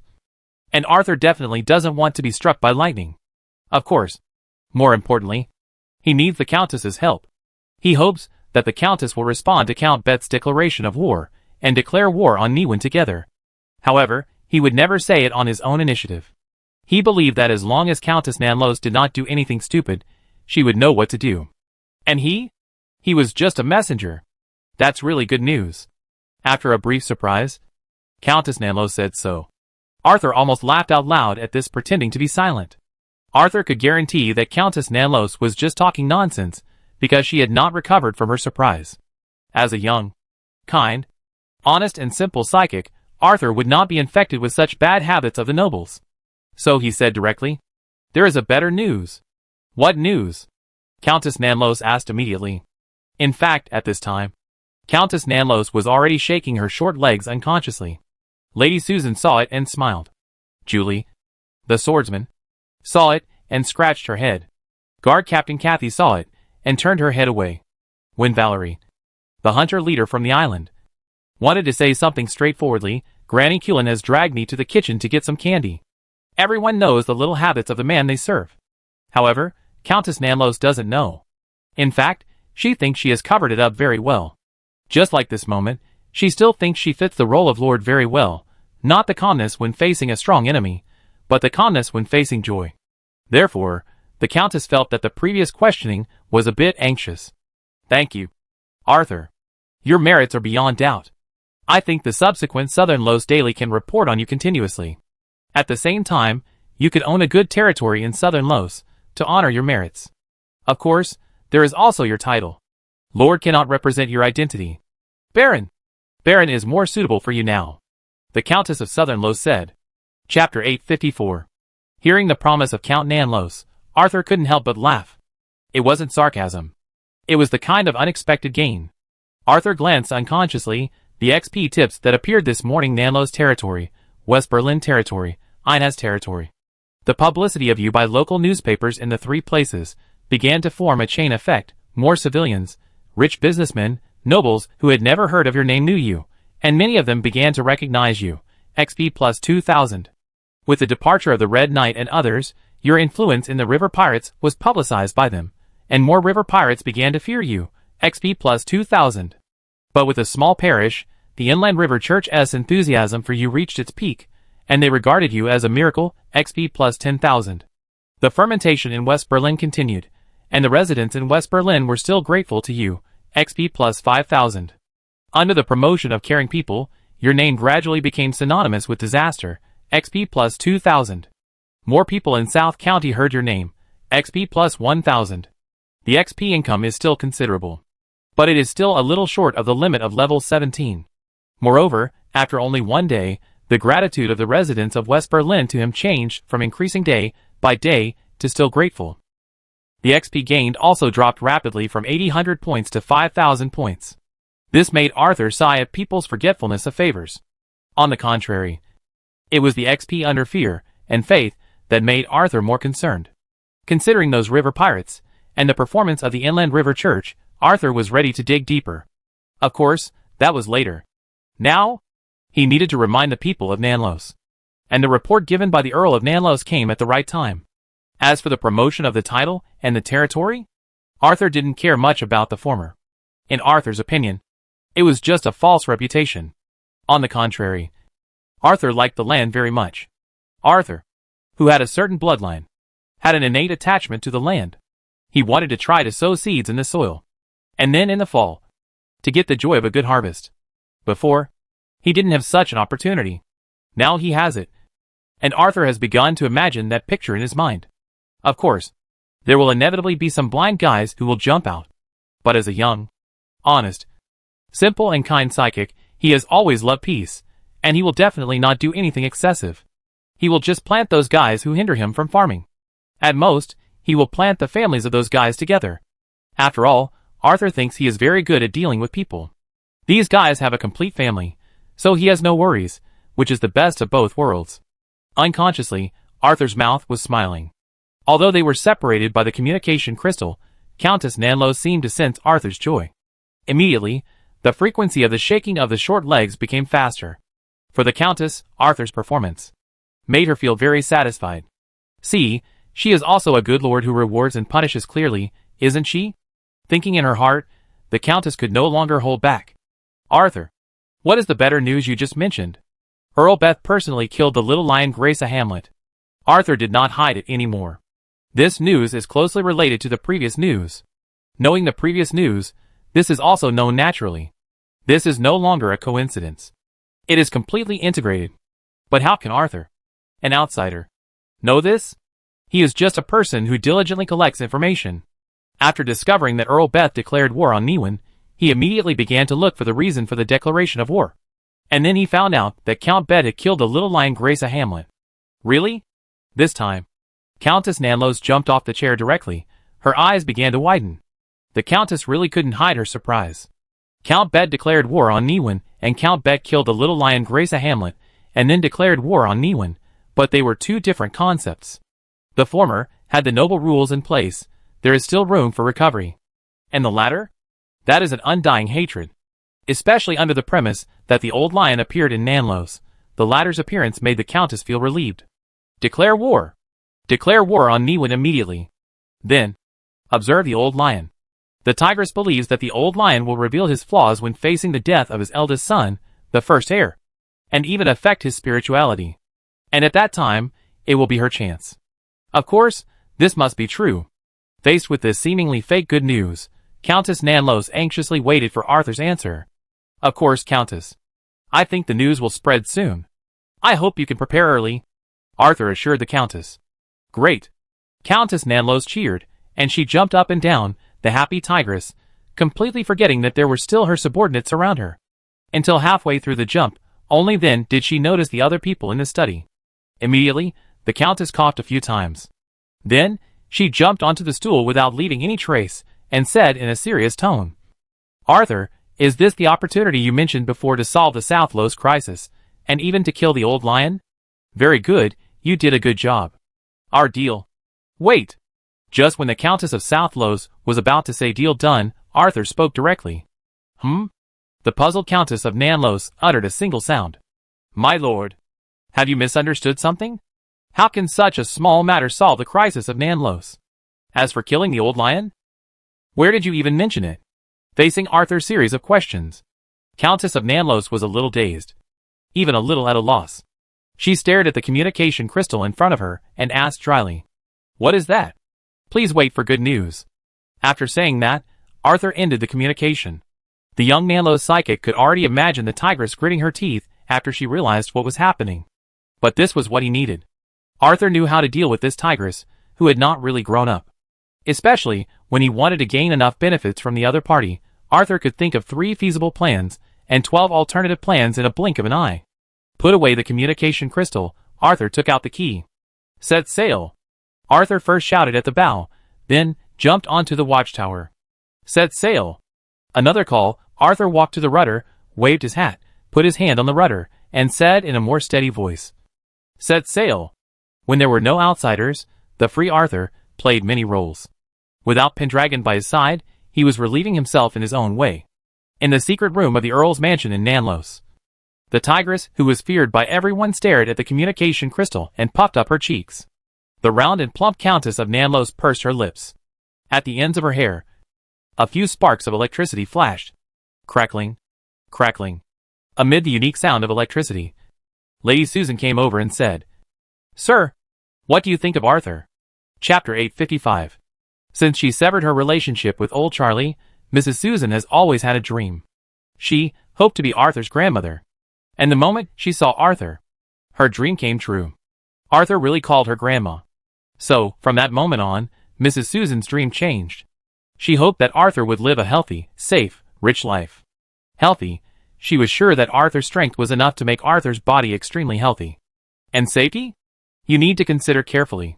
The dagger in the shadow, but even the gods can be assassinated. Even though the mythological era has long gone, the dagger in the shadow is still there. The assassination that even gods cannot avoid, naturally it is even more difficult for humans to avoid. The only way is to build a stronger defense. And this requires manpower. Only with enough manpower can we form one force after another, and weave a huge defense network based on these forces. Only then can Arthur be truly safe. Therefore, Mrs. Susan believes that the existence of the Nanlos family is very suitable to make up for the shortcomings of Arthur's power. And the wealth of the Nanlos family is what Arthur needs most now. Not only the ladder to climb, but also after climbing the stairs. You know, each step after climbing the stairs requires huge resources. If Arthur collects them by himself, it will take a long time. Even if Arthur is gifted, it will also be wasted. Lady Susan didn't want to see this. She hoped that Arthur could embark on a smooth road and move forward courageously. No!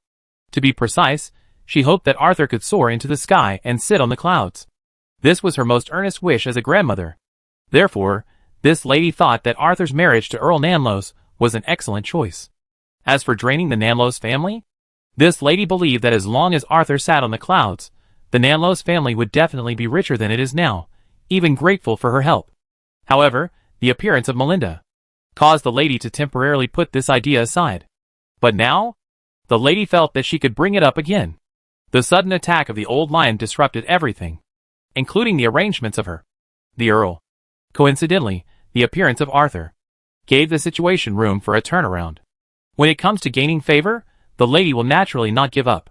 And Melinda? She is also confident that she can persuade the other party.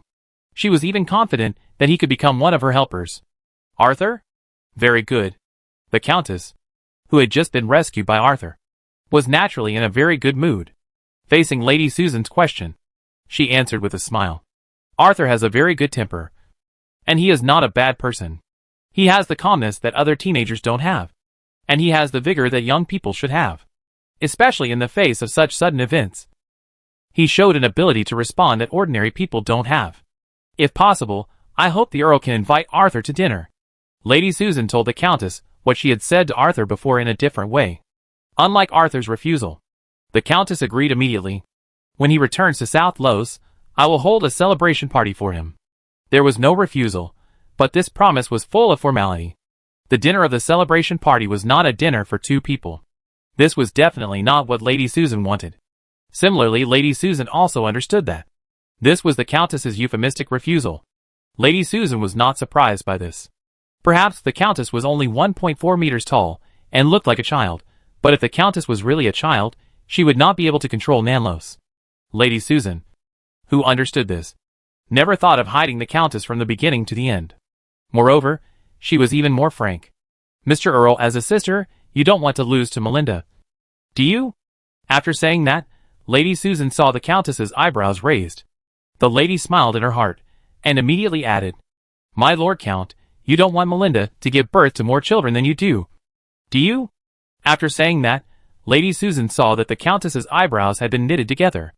The Countess of Nanlos has a bit of unpredictability in her character, but this bit of unpredictability is seen by others, but in Lady Susan's eyes, it is just unwillingness to admit defeat. This is the case with strangers. This is even more true with people close to her, especially with Melinda, who has a blood relationship with her, but is much taller than her sister. The Countess unconsciously has a stronger desire to win. The Countess herself may not have noticed this, but Lady Susan saw it clearly. And what she has to do now is to stimulate this desire to win. What does the Countess care about? Height. In addition to height, it means the continuation of the bloodline. As a more traditional noble, Lady Susan knew very well that her own Countess would never mind a man marrying into the family through marriage. But, is there anyone better than Arthur in the entire South County? No. Unless you look for someone from the previous generation. But with the pride of Countess Nanlos, how could she possibly look for an old man? What's more, these old men have ulterior motives. Therefore, Arthur became in short supply. No. It is unique. But this unique person was taken by Melinda first, and the Countess of Nanlos, who was sitting there, became uncomfortable. Except for the height, am I going to lose to Melinda again? As soon as this thought came to her mind, the Countess of Nanlos began to feel uneasy. Watching the scene, Mrs. Susan stepped aside with a smile on her face. To this extent, it is enough. The rest? It depends on Melinda's performance. Lady Susan believed that this lady would not let her down. After all, Lady Susan saw clearly that this lady had a preference for Arthur. In the study, the female swordsman scratched her head. For some reason, Julie thought of the giant's special medicine again. Should I tell the Earl? The female swordsman hesitated. Kathy, the head guard, was still silent. But if you look closely, you will find that the female guard's eyes are full of joy. That is the excitement of a gossiper when her heart is burning. However, unlike other gossipers, this female guard is more secretive when she eats gossip. Anyone who sees her expressionless face will not doubt that this female guard is so gossipy. The whole study room, as the Countess thinks, fell into a strange silence. But the long night will never be so quiet. At least, not in Newen. Huh? Jim took a deep breath, and then felt a burning pain in his back, and the young nobleman couldn't help but gasp. Chapter 856 Usurpation. The wound on Jim's back was extremely long, almost from the right shoulder to the left waist. The flesh was turned up on both sides, and the white bones were faintly visible. This was caused by Joel Coleman's sword. Jim had tried his best to dodge this sword, but he still couldn't dodge it completely. But facing such a sword that seriously injured him, Jim could only be thankful because, if he dodged a little slower, he would have been cut in two. But when he thought about the inner armor that his fiancée and had sewn by hand was written off like this, the young nobleman was filled with regret and reluctance. Alas! The young noble sighed. When he saw Joel Coleman chasing him, Jim sighed again. Can't we talk? You've been chasing me for a day. Right? The whole Newen knows about this. Don't you have any scruples? Jim looked puzzled and aggrieved. Seeing the grievance on Jim's face, Joel Coleman's hand holding the sword trembled with anger, the left arm corroded by acid, the calf pierced by poisonous needles, the lower back bitten by poisonous spiders, and the neck scratched by crossbow arrows. All felt indescribable pain at this moment. Faced with such pain, Joel Coleman became more and more angry. He slashed with a sword. This sword, a cold light flashed everywhere. This sword, a sharp sword. This sword, split a house in half. This sword, made Jim flee in a panic again. It seemed that Jim, who was running away in a panic, had a cold light in his eyes. Something is wrong. When Joel Coleman was chasing him in the inner bay, Jim had already discovered something was wrong. To attack in the inner bay, it can be called unscrupulous. No matter who it is, no matter what the reason, they will be killed by the people of the Golden Lion family. But today, no one from the Golden Lion family showed up. Even, there were no guards. And those secret detectives, who used to be omnipresent, there was no one to be seen. This abnormality filled Jim's heart with uneasiness. Similarly, in order to confirm more, he began to walk Joel Coleman in the inner bay. He went to the place where the rich businessmen gathered. He destroyed it. It was okay. He went to the noble's residential area. He destroyed it. It was okay. Even, some noble guards appeared, but they were called back. Jim could see the resentment on the faces of those noble guards. This made his heart sink even more. At this moment, he vaguely guessed what Barrow Hamlet wanted to do. Usurpation. Besides this, Jim simply couldn't explain the strange silence seen in front of him. However, Jim was puzzled. This former wandering knight had experienced similar things. When he was in Novia, Jim witnessed how his aunt drove his father off the throne, and how she made everything go smoothly afterwards. In fact, no one thought it was a usurpation. After all, everyone thought that everything his aunt did was just. His father is really disgusting. Even as a son, he has to admit this. Who would collect taxes 80 years later? Who would want to restore the right of first night in the pioneer era? It is natural for such a person to be overthrown. But the old lion is different. The old lion has absolute prestige in Niwen. Although the old lion is not considered a wise lord by everyone, at least half of the people think that he is a qualified lord. Moreover, this lord is also extremely powerful. With such a premise, Gim could not understand why the nobles of Niwen would cooperate with Barrow Hamlet. Aren't they afraid of the revenge of the old lion afterwards? You know, the old lion is not a kind person. Or to put it another way, even if the nobles are a group of fence-sitters, they are willing to take risks for their own interests, and they have also found a perfect excuse for exoneration afterwards. Therefore, they are ready to cooperate with Barrow Hamlet. But what about the Golden Lion family? Will the Golden Lion family, who are loyal to the old lion, betray the old lion? Impossible. If only half of the people in the outside world think that the old lion is a qualified lord, then within the Golden Lion family, everyone recognizes that the old lion is a qualified head of the family. Therefore, if Barrow Hamlet usurps the throne, these people will definitely stop him. Unless all these people are dead. Hiss. No way. No way. Our Lord Barrow is not so cruel. Right? Jimmet was shocked by his sudden thought. Then, Jimmet could not help but get excited. If Barrow Hamlet really did such a crazy thing, Jimmet would definitely cheer loudly. Because this would be a chance for him and the adult behind him. A once-in-a-lifetime opportunity. But reason told him that such a thing was impossible. Although the little lion Grace Hamlet was not in the inner bay, but the other party's two younger brothers, Deudon Hamlet and Bistry Hamlet, are there. What's more, there is the old lion himself. Wait! Is the old lion not in Niwen? Jimmet narrowed his eyes, and thought of another possibility. Compared with the previous speculations, this possibility is undoubtedly more in line with the current situation. The old lion left for something. Barrow Hamlet, who had been hiding for many years, seized the opportunity to prepare to usurp the throne. As long as before the old lion returns, if the situation is stabilized and everyone is united by the contract. Even if the old lion comes back, there is nothing he can do. Unless the old lion kills everyone. Or, everyone unites and kills the old lion. But no one will do that. The old lion will not take action. The rest will not do that either. Everyone will weigh the pros and cons, sign a new contract, and reach a condition that satisfies both parties as much as possible. Then, naturally, the status quo is maintained. Niwen is still the Niwen of the Golden Lion family. The nobles will also make a lot of money. And the wealthy businessmen? Naturally. They are the initiators of all this. They will bear all the blame. They will be despised by the people of Niwen. Their wealth will enrich the coffers of the Golden Lion family and the nobles. The wealth of the Golden Lion family and the nobles will increase exponentially. At the same time, it also injected vitality into Niwen. A large number of wealthy businessmen fell. New wealthy businessmen will emerge. They may come from the common people, or from the middle class, but they will be more energetic and more sensible than the previous wealthy businessmen. They will provide jobs for more people. The Golden Lion family will cooperate with them, and take out 1% or 1,000th of the harvest this time for charity, and Niwen will settle down in the shortest time. Then, it will be another high-speed development. In addition to those wealthy businessmen who are regarded as cattle and sheep, and the innocent people who are affected, everything will be fine. But definitely not him. Jim knew this very well. He would definitely be sent to the gallows as a scapegoat. TSK, it's really terrible. Sir Barrow, your reaction is really too fast. But have you forgotten? I'm not alone. Thinking in his heart, Jim's footsteps became faster and faster. The next moment, he turned into the alley in front. And Joel Coleman, who was chasing him, stopped instantly. The swordsman, who was known as the strongest among the younger generation in Niwen, frowned. No! Chapter 857. At the corner under the night, with the interweaving of light and shadow, a deeper darkness appeared.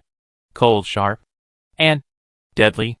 Joel Coleman's eyes showed surprise. Then, his brows relaxed, and the whole person became excited. Your helper is actually a swordsman. When this swordsman, who is known as the strongest among the young generation in Niwen, spoke, something was very wrong. Not only was there a distortion on his face, an unprecedented ferocity appeared in his eyes. And he began to breathe heavily. The next moment, accompanied by heavy breathing, the swordsman, who was known as the strongest among the younger generation in Niwen, began to sway. Bones, joints, bent at unimaginable angles. The ferocity in his eyes became real.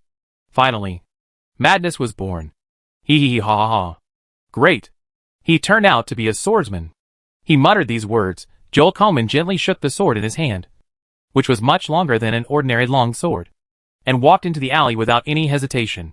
With every step he took, the injuries caused by Jim on his body recovered a little. Then, when he was only one step away from the alley, he suddenly stopped and stabbed the long sword in his hand into the ground. Click!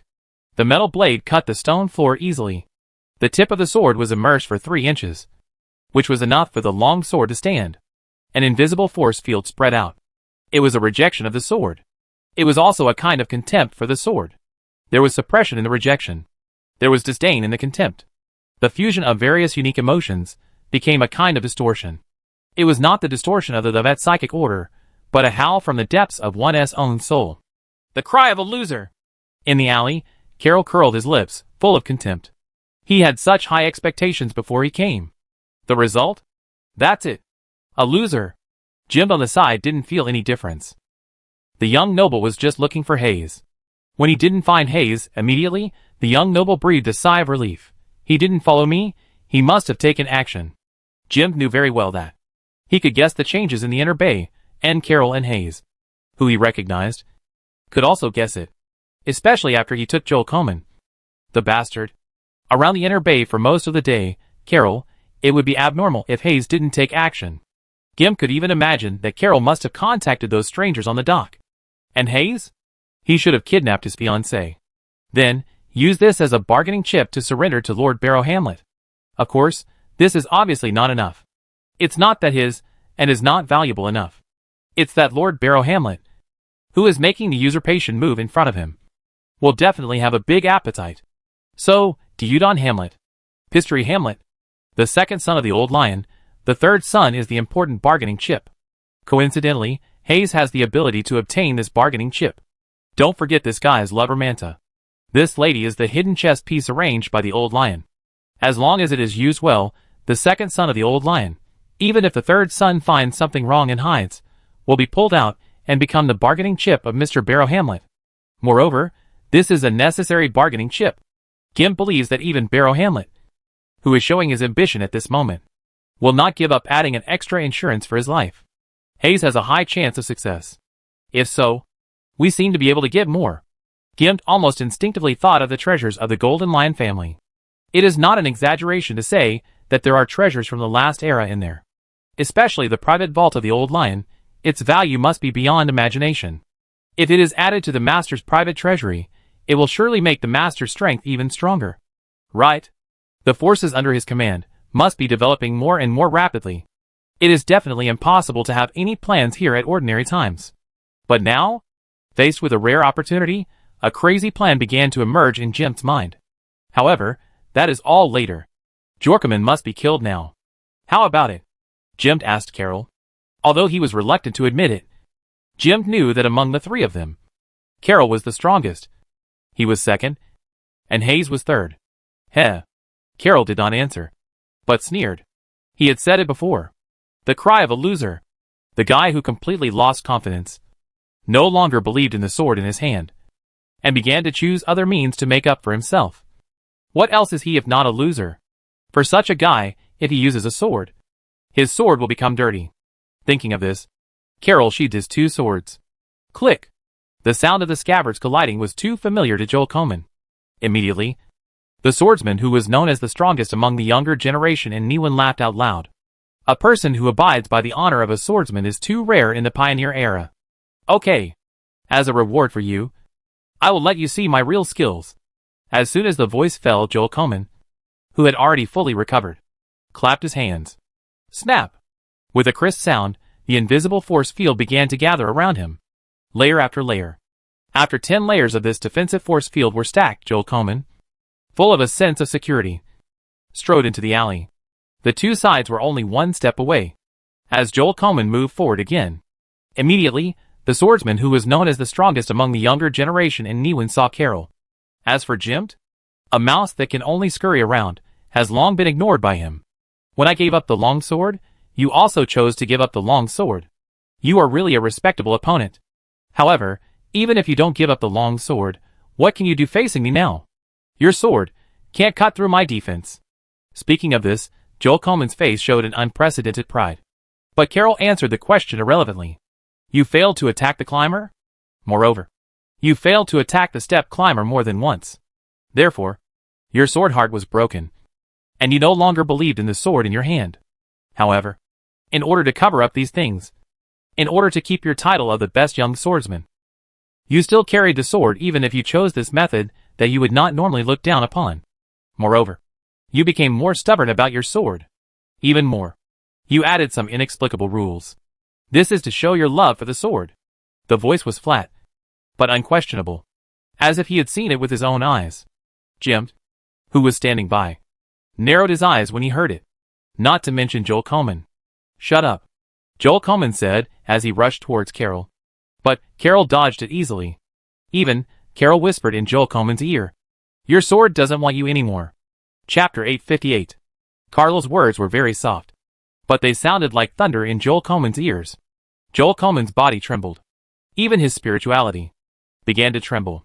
However, it immediately returned to normal. Joel Coleman rushed forward quickly and distanced himself from Carlo, laughing loudly. Do you want to break my defense with words? I have also learned the swordsman's peeping technique, and it is better than you. With these words, Joel Coleman was ready to launch a counterattack. He was just distracted by Carol's words. This time? Absolutely not. It was just like he failed to attack the step climber 6 times. He used his sword to attack the step climber, and failed every time. Every time he thought he was not prepared enough, but every time he was confident to attack, he was just a little short. This feeling was too uncomfortable. He tried it 6 times in a row. Enough. Enough.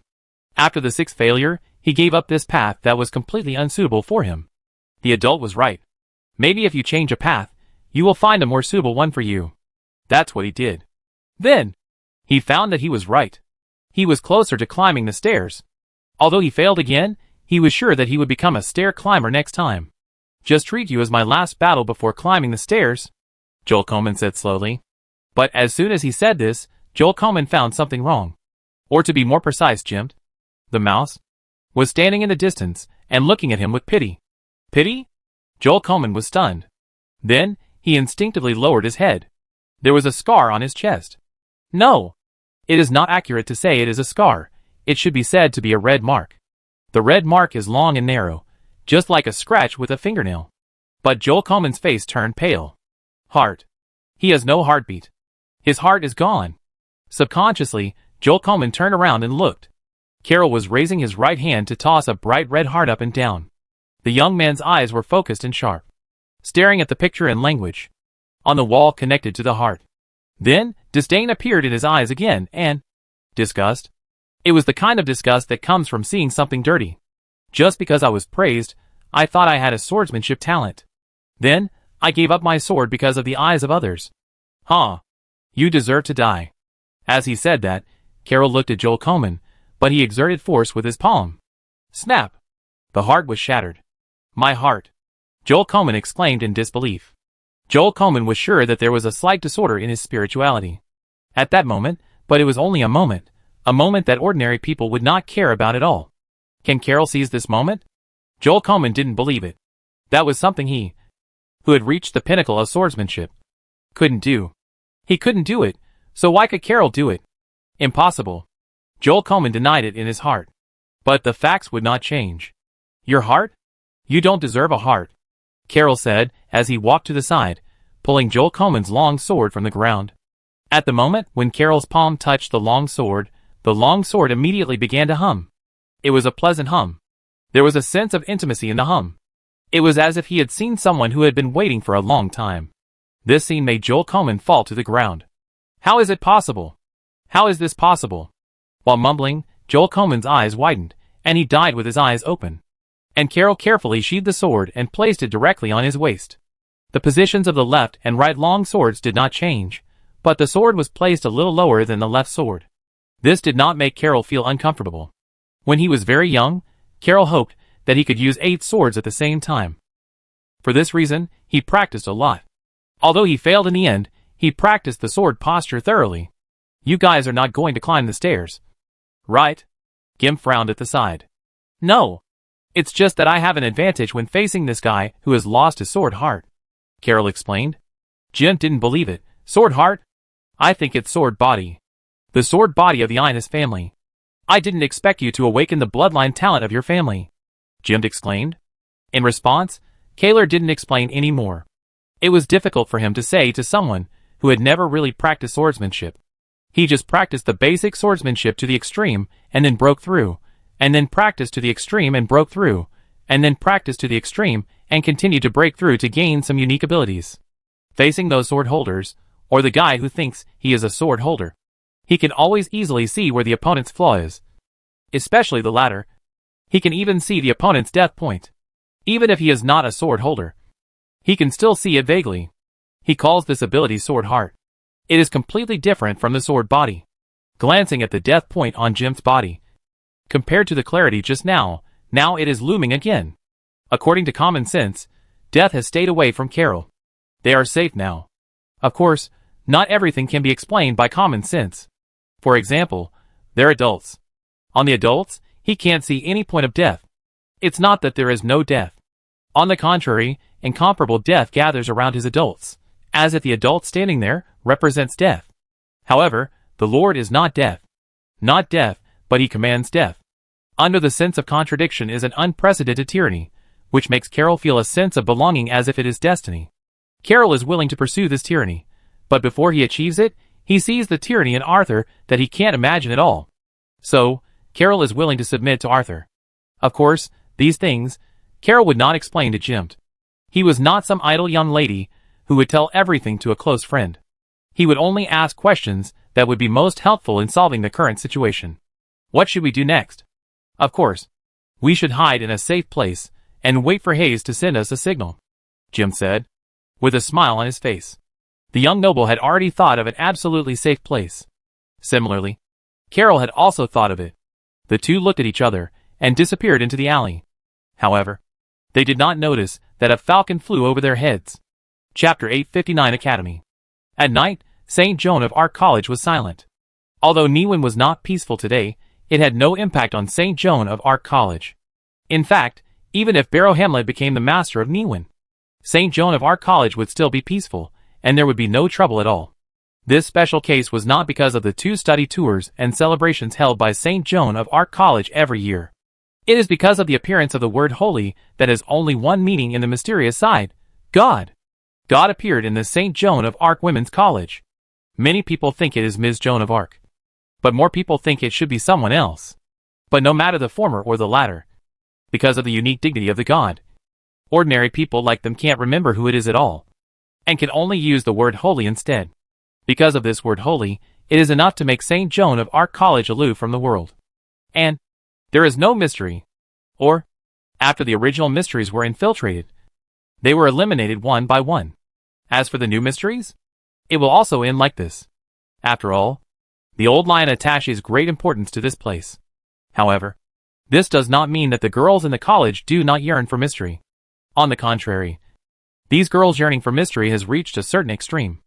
They have natural curiosity. There is also the environment. The environment that is known but cannot be touched makes every girl like a cat looking for secrets. Unfortunately, they have no results after all. Never doubt the execution of the old lion. Therefore, the girls of this class have gone through a lot of hardships, but have not found anything related to the mystery, which makes them who have money and free time very disappointed. However, it is not without benefits. At least, the girls of this class have formed small groups one after another. And tonight, these small groups met for a meeting. And a candle was lit in the abandoned hunter's hut behind the academy. This was originally the hunter's hut of the academy. In the early days, the academy had its own hunters, who brought a lot of meat to the academy every month to improve life. However, after the old lion took over here, there was no need for hunters to improve the lives of the students. Naturally, there was no need for hunters. The hunter's hut was abandoned. Usually, some coal is stored only before winter. After winter, there is basically no one here. And this has become the secret gathering place for every class of students. This class is no exception. Ariel, with short hair and gray eyes, and a slender figure, paced in the hut with excitement. Beside her were Renee, Donna, Xiao Lily and June Nice. And these 5 people are the leaders of this class of students. Especially those with masculine looks: Ariel, who has a handsome face and is proficient in swordsmanship, riding and shooting, has more than 50 followers. And this is just a name. In reality, there will be more. You know, there are only about 200 students in this class. Do you know what happened during the day? Ariel stopped and asked the 4 people around him. Yes. A sword can actually split the house. There is the mystery we are looking for. Renee has red hair and beautiful little tiger teeth. The voice was crisp and rapid. And it was obvious that this person was impatient. Oh, even a fool would know this. Donna hugged her chest easily, half lowered her head, and looked at her feet. Her mouth was full of disdain. It was obvious that Donna and Renee did not get along. Flat-chested girl, what did you say? Renee sneered. Who are you talking about, flat-chested girl? Donna asked back with a bad face. Who is flat-chested? I'm talking about. Renee did not give in. Donna did not argue this time. Instead, she drew the long sword from her waist. There are sword courses in St. Joan of Arc College. Of course, it is only the basic sword courses. However, even so, it is enough for students to choose to wear swords. As Donna drew her sword, Renee took a step back and took out her musket. Facing the muzzle, Donna's face froze. Renee raised her neck proudly. It is said that big breasts mean no brains. You don't have big breasts. How come you don't have brains? Renee's words made Donna grit her teeth. Her eyes became fierce. There is no doubt that, the next moment, this lady will attack without hesitation. However, following Ariel's eyes, Xiao Lily and Junice stood up and stopped the two. Although they really wanted to see the two of them fight, facing Ariel's request, they did not dare to disobey. They did not want to be the one who was excluded, even though there were a group of girls around them. But they knew that, as long as Ariel said a word, these girls will abandon them. Ariel has a prestige far beyond imagination among the girls of this class. The key point. You have to look at the key point. That sword brought mystery, and it also told us the existence of mystery. But have you ever thought about why we didn't know it before? I think what happened today is not accidental. After Ariel calmed down in the abandoned hut, she emphasized again. Renee, who has a good family background and has received elite education since childhood, Donna, Jolie and Junice are definitely not fools. On the contrary, they are smart and knowledgeable.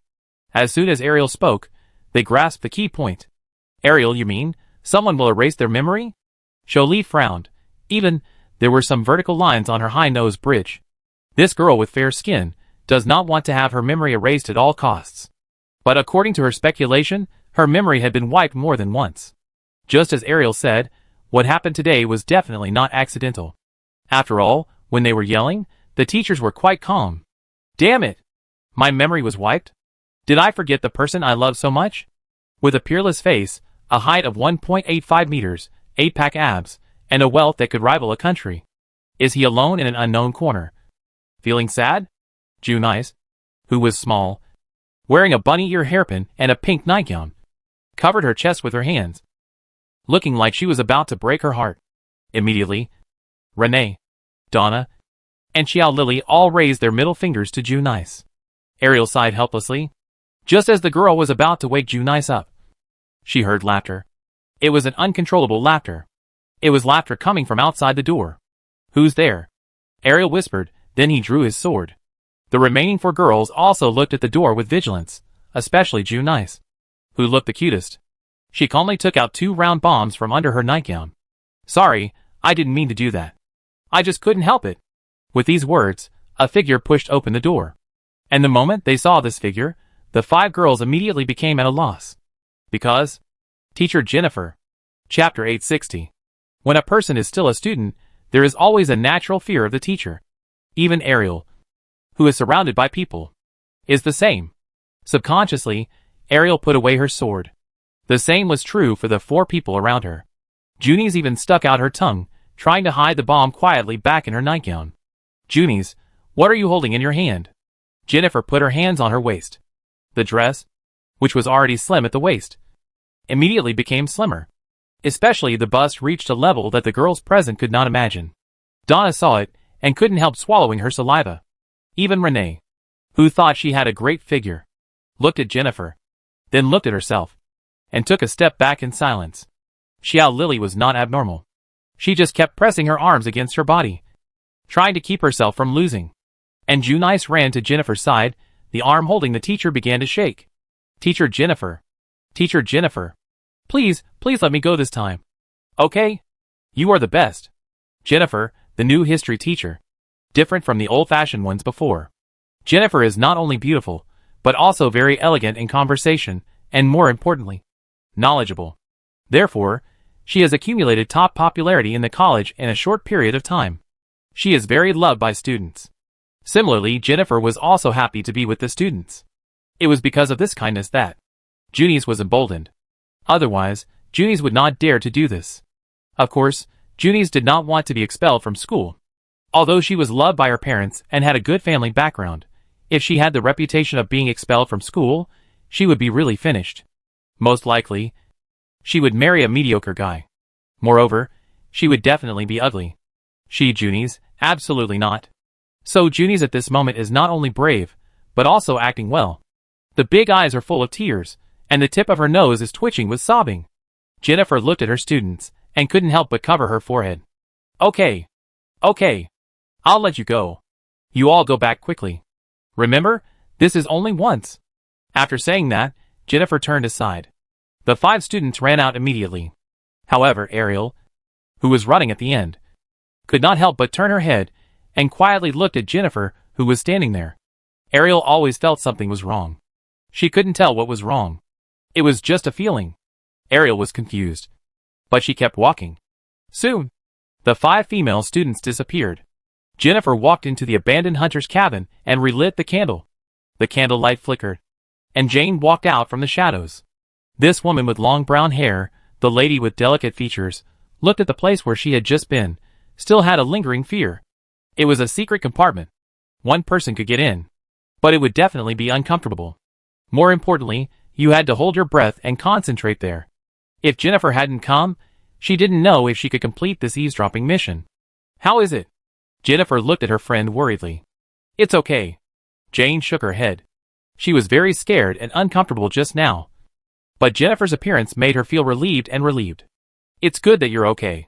I don't know what that bastard wants to do. He asked you to monitor here, and asked me to show up to scare those 5 little ghosts away. Although those 5 little ghosts are talented, there's no need to mobilize so many people. Right? Jennifer complained. Since she joined the so-called invisible ones last time, Jennifer would complain about Cassandra Kratos from time to time. Their boss is really elusive. After such a long time, they have been in touch with each other through notes. They have never really met this boss until now.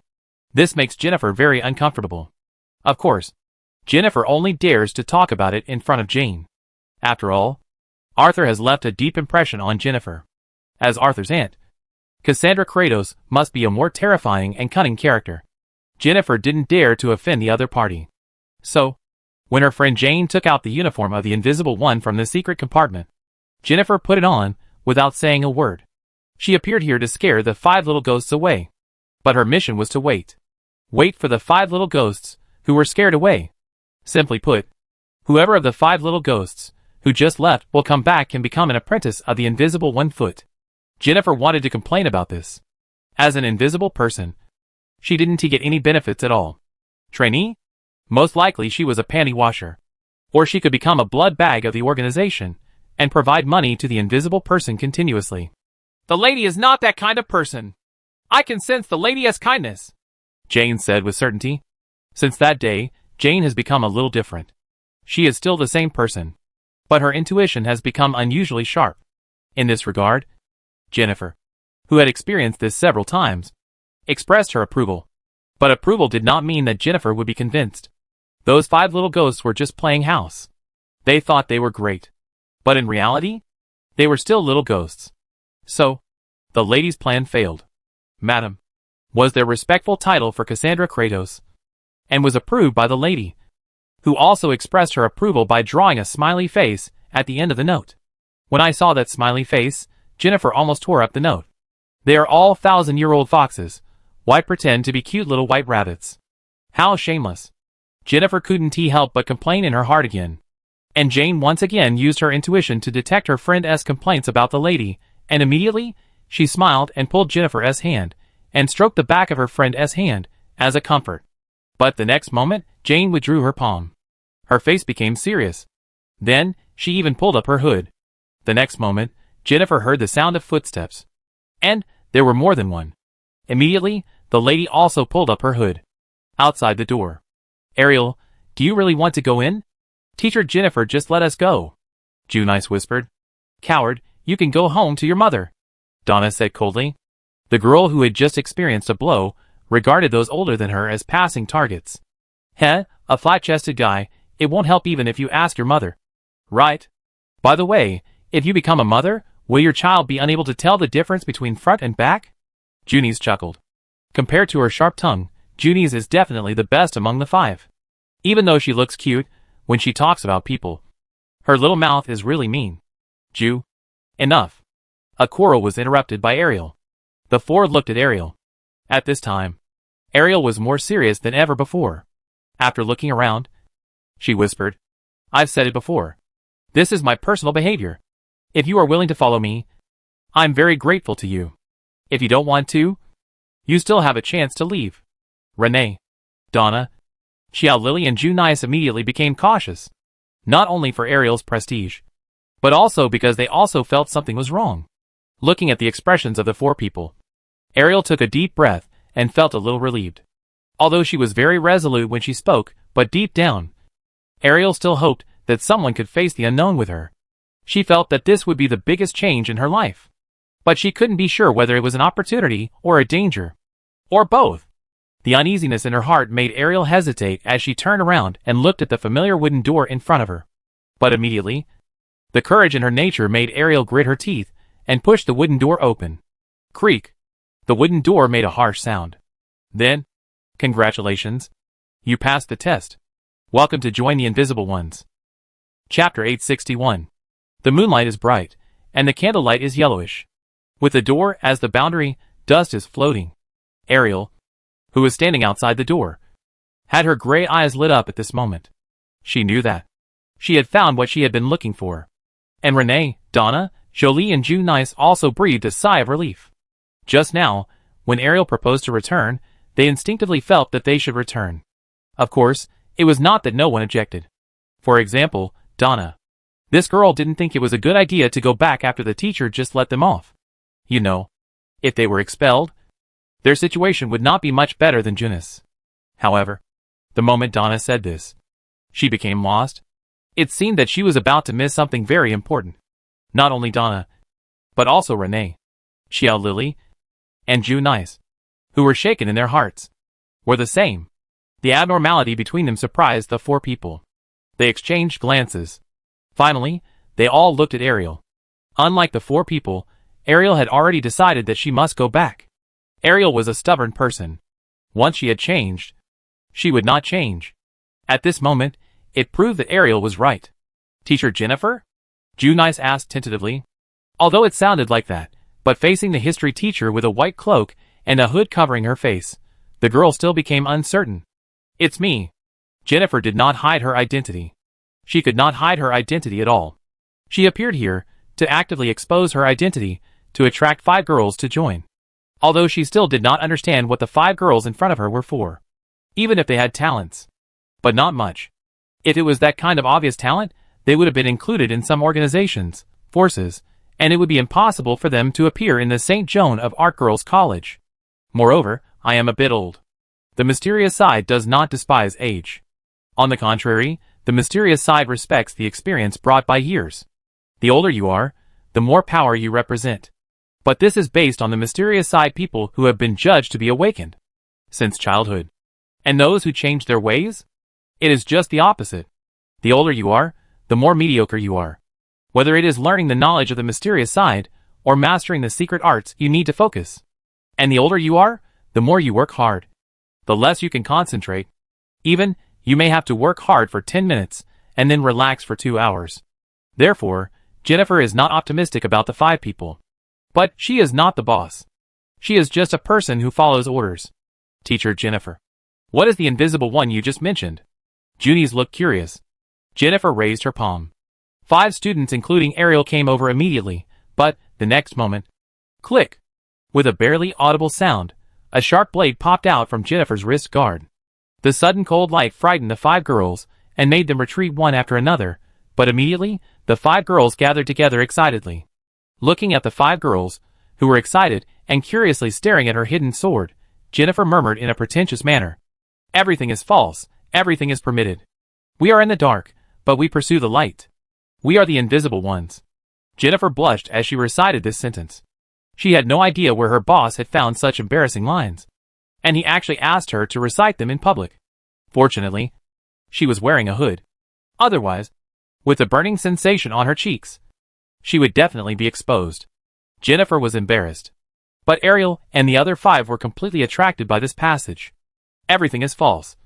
Everything is allowed. They kept humming. Their age meant they were destined to be attracted by such words, especially when the premise is the mysterious side. This attraction is even more fatal. Then, "Teacher Jennifer, have we joined the invisible ones?" Ariel asked. And the 5 people looked at Jennifer. The burning in her eyes surprised Jennifer. Is this word so attractive? Jennifer thought in her heart. And she answered slowly, "Of course. You passed the test. You are now apprentices of the invisible ones." Pass the test? Ignore your ban and return here? Donna frowned. No, not to ignore my ban, but to have the courage to discern the truth. Jennifer shook her head and emphasized, "Of course." Such words were also taught by that bastard boss. However, unlike just now, Jennifer began to take the words of her bastard boss seriously. No, to be precise, she took the other party's foresight seriously. So far, every word the other party gave her was just right to deal with the situation at hand.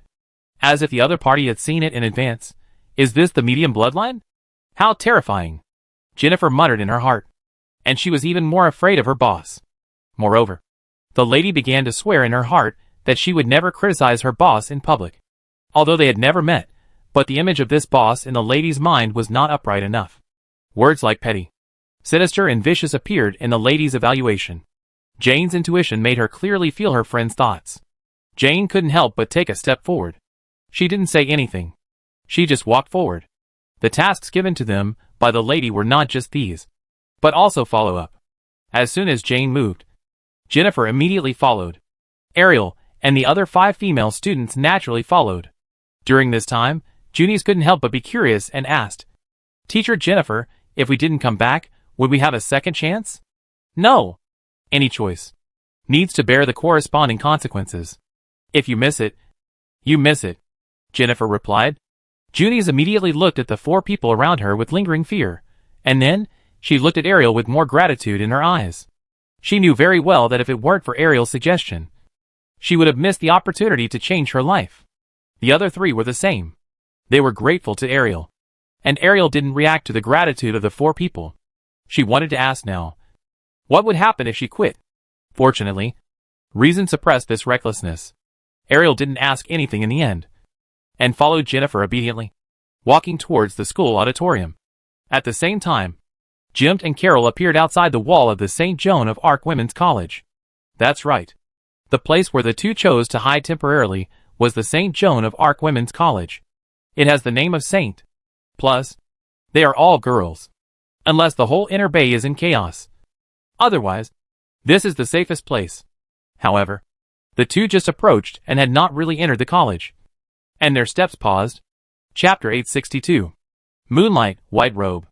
When they saw the 2 figures standing in front of the door of St. Joan of Arc Girls' College, Gimp, Carol immediately stopped. Under the moonlight, white should be holy. But Gimp, Carol smelled blood. It was faint, but lingering. It was like a nightmare at midnight. Or, the evil ghost beside your bed. It was watching you in your sleep, listening to your breathing. It stretches out its cold and sharp claws from the top of your head, sweeping your hair, forehead, nose bridge, lips, chin. Then, it grabs your throat. You are in your sleep, and are suddenly attacked. You wake up in an instant. You are terrified. You suffocate. You want to resist, but you are powerless. And this makes it laugh, open its mouth and start tearing the flesh on your face. When you tremble in pain, the sound of flesh being torn apart naturally rang in your ears. Mixed with the sound of sucking, the blood made it more excited. It was no longer satisfied with this piece of flesh, but was targeting your eyes, nose, and ears. Death began to come with a creaking sound, and you no longer resisted. You were already powerless to resist. But its game continued. This time, It aimed at your internal organs. The pain of having your stomach ripped open, and the strange feeling of having your heart, liver, spleen, stomach, and kidneys pulled out, let you make the last groan before death, a groan that satisfies it. Jim, Carol shook his head quickly. The two of them instantly got rid of the illusion that they were almost in the scene. Secret technique? Talent? The two of them guessed, but their eyes were fixed on the two figures in front of them without blinking.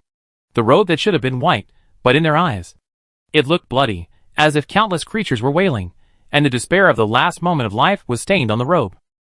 Jim immediately laughed. A gentle, yet shy smile. You two, we have no intention of offending you. We will leave now. As he said that, Jim pulled Carol, whose eyes were filled with excitement, and began to retreat. It is true that the St. Joan of Arc Girls' College is an excellent hiding place. However, it does not mean that they must go to the St. Joan of Arc Girls' College. They have other options. They do not have to fight the two murderers in front of him. That's right. Murderer. Jim finally identified the origins of the two weird-looking guys in front of him. Murderer, a monster with extremely high talent but distorted, full of blood, tyranny, and cruelty. Moreover, it is a man-made monster. Only when the personality is distorted since childhood, and it must live among people for a long time, after the distorted personality is separated into a normal personality, it will be distorted again, causing killing, can a monster be born. This man-made monster does not need to learn any secret techniques, can become stronger as time goes by. As for the ritual, their experience is the most perfect ritual. More importantly, this ritual is repeatable. Every time it is repeated, this monster will become geometrically powerful. It's like the Ripper in the early Silver Age. The other party only hunted 5 innocent people in total. But the other party's strength, not to mention that he went straight to the top from obscurity, when he was still becoming a Raka, Great Akali, and the entry leveler. He awakened 3 extremely compatible talents. When he ascended the level, he even awakened the terrifying ability of the Blood Cross that can affect other people as thinking. If the other party had not disappeared at the end, the Silver Age that had just begun would have ended directly. Of course, some people also said that the other party was killed by a braid man. But the latter is just a rumor, and no one has any real evidence. Many people even thought that it was a drunken bard's creation. But no matter what, Jim didn't want to have anything to do with the existence of a murderer. However, Carol was different. Carol's eyes were shining, and his hand was already on the hilt of the sword. He felt that the 2 targets in front of him were worth killing. If he killed these 2 guys, he might be able to climb the stairs quickly. Carol couldn't help but stick out his tongue. Licking his lips, the look in his eyes became even more excited, bloodthirsty, and violent. A layer of light scarlet covered Carol under the moonlight, just like he was wearing a red raincoat. And Jim, who was holding Carol, almost cursed. What could be more unlucky than meeting a murderer? Of course, meeting 2. What could be more unlucky than meeting 2 murderers? That is, the companions who think they are normal. He is also a murderer. Jim had never thought that Carol would be a murderer. He looked normal. Although he disguised himself as arrogant and rebellious, he was sharp, intelligent, and had outstanding swordsmanship. Thinking about it, Jim had sweated. The more he thought about it, the more Jim had felt that Carol was a murderer. Not only Carol, but also he. No way. No way. How could my personality be distorted since childhood? My aunt loves me. Jim was determined in his heart, and the hand holding Carol's arm exerted a little force. Carol was stunned. Then, he came to his senses. He looked at the 2 figures in front of him with regret.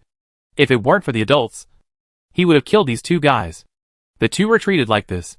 One of them smiled honestly and gently, and the other was full of regret but firm. This scene fell on Amy, and Sarah felt that she had encountered a lunatic. Is this the person the boss is looking for? He looks weird. Did he get his brain hurt? Amy thought to herself, and there was a kind of hostility in her eyes when she looked at Carol. She unconsciously wanted to kick Carol in the crotch. Sarah, who was gentle in character, lowered her head slightly, and didn't dare to look at Carol, and even less at Jim. She always felt that Jim was more terrifying, like a smiling tiger, just like Wolt. Wolt.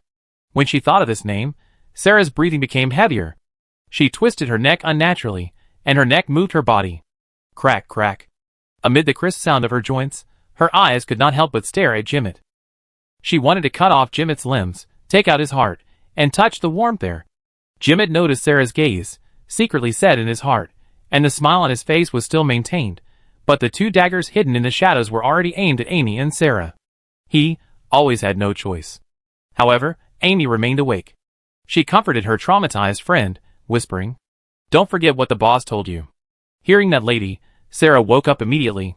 She nodded repeatedly, then timidly shrank behind Amy, like a frightened quail. This scene made Jim's heart alarm. How many times has this woman twisted? Jim guessed in his heart. The two daggers were pointed at Sarah. However, the two daggers did not shoot. Because Miss Cassandra Kratos invites you to Chapter 863. Cassandra Kratos. Carol narrowed his eyes immediately. They had never seen this lady, but they remembered her name in their hearts. Because the surname Kratos? The lord they were loyal to came from this family. Therefore, the owners of this surname, not only had they already imprinted it on their souls, but they also had a relatively detailed profile for each of them. Just like this lady Cassandra Kratos. Black pupils, black hair, dimples when she smiles. Not only is she extremely beautiful, but also independent, far less gentle than the average lady. On the contrary, she has the character of a knight. Of course, the ability to scold a suitor until he cries is also considered a rare quality by some people. In short, she has shown excellence since she was a child, and is the other people as child in the eyes of adults. If their adult had not taken the initiative to stand up, everyone would think so. But as their adults took the initiative to step forward, some clues emerged. First, this lady did not come to Niwin as rumored, to study at the St. Joan of Arc Women's College. Second, several groups of explorers have seen a lone traveler who looks like this lady in the wilderness and ruins. Moreover, their methods are ruthless and they are merciless. At least 6 expedition teams were wiped out by the other side. The strength she showed was jaw-dropping. You know, those 6 expedition teams were not unknown. On the contrary, each of them was well known. And even better than the Wild Wind sword. Finally, and most importantly, this elusive lady seemed to always be able to predict something. Not only did she make the traps set by the friends and relatives of the 6 expedition teams fail, but she also found more related people by following the clues. Cut the grass and root it out directly. At the beginning, Carol only paid a little attention to this lone traveler. After all, female lone traveler is very rare. As for the strength and cruelty shown, every year there are always some geniuses, strong people appear. Cruelty is a necessary quality in the wild. Although the 6 expedition teams have always put themselves in the position of victims, but what is the reality? I am afraid that is not entirely true. Imagine, in the wilderness without human habitation, in the ruins, a group of people saw a lone woman. What would happen? Perhaps there were some women in the group who could prevent the worst from happening. But what if the woman happened to have some gains? The worst could not be avoided at all. Jim and Carol also bet on how long this lone woman could be active. But after pledging allegiance to Arthur, the two spontaneously collected some information. When this lone woman gradually overlapped with Cassandra Kratos, the two people's mentality changed. From watching the fun to vigilant attention. As for contacting Cassandra, without Arthur's approval, the two would never do it. After all, the two were not sure about the true relationship between their master and the ant. The two of them were born in aristocrats, and had seen too many conspiracies and massacres among blood relatives. So, after hearing Amy's words, the two stopped. Jim had stopped attacking, but he was more alert in his heart. In the current Niwin, why did this lady suddenly appear? Is it with good intentions, or malicious intentions? Jim guessed, and his mind was spinning rapidly. He needed to find out these things. Identify the other party's intentions. If it was with good intentions, everyone would be happy. If it was with malicious intentions, he would have to kill all these guys. Obviously, the intelligence they collected was out of date. This lady is not a lone ranger, but has formed her own power. And the number of people under her is extremely exaggerated. Would a normal person take a killer as his subordinate? You know, if the killer is controllable, the nobles would have already started to create killers artificially. Killers are uncontrollable. If you are not careful, it will be a disaster.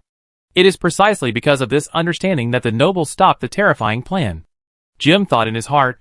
The smile on his face became more gentle.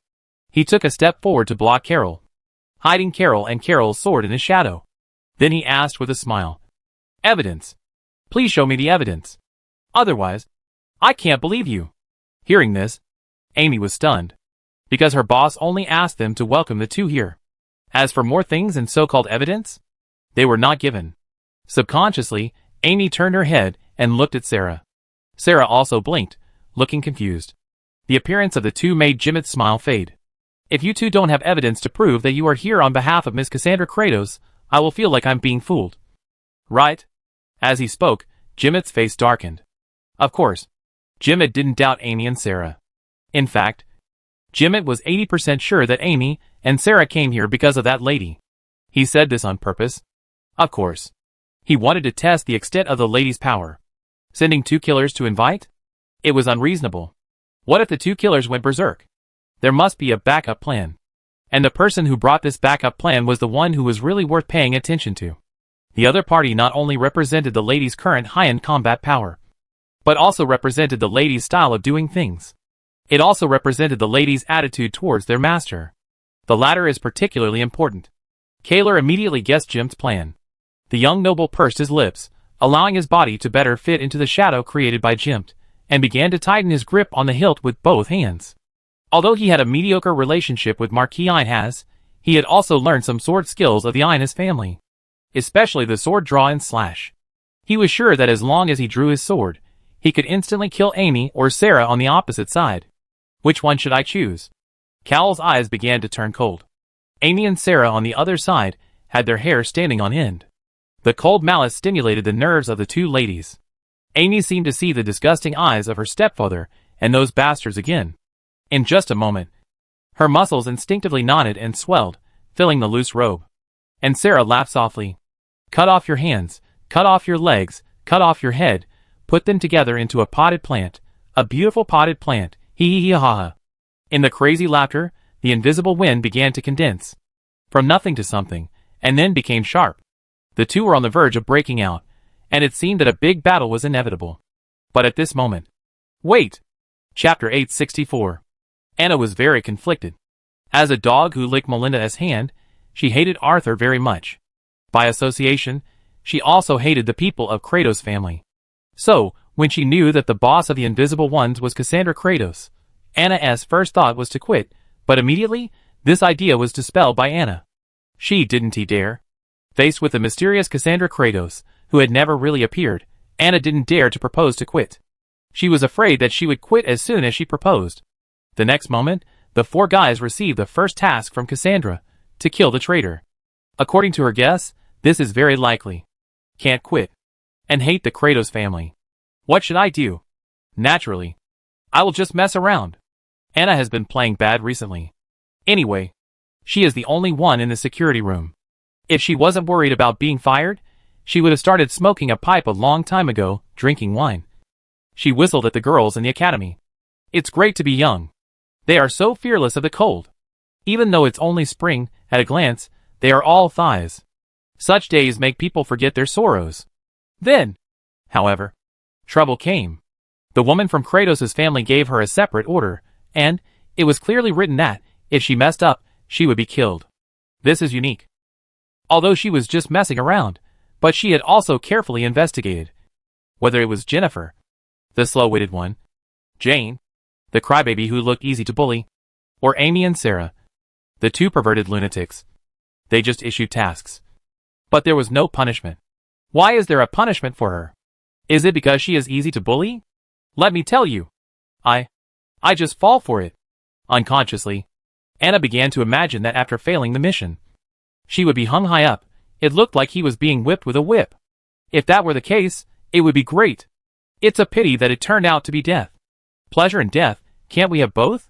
Feeling slightly dissatisfied, Anna began to patrol the entire academy as a firefighter. Jennifer and Jane did a good job.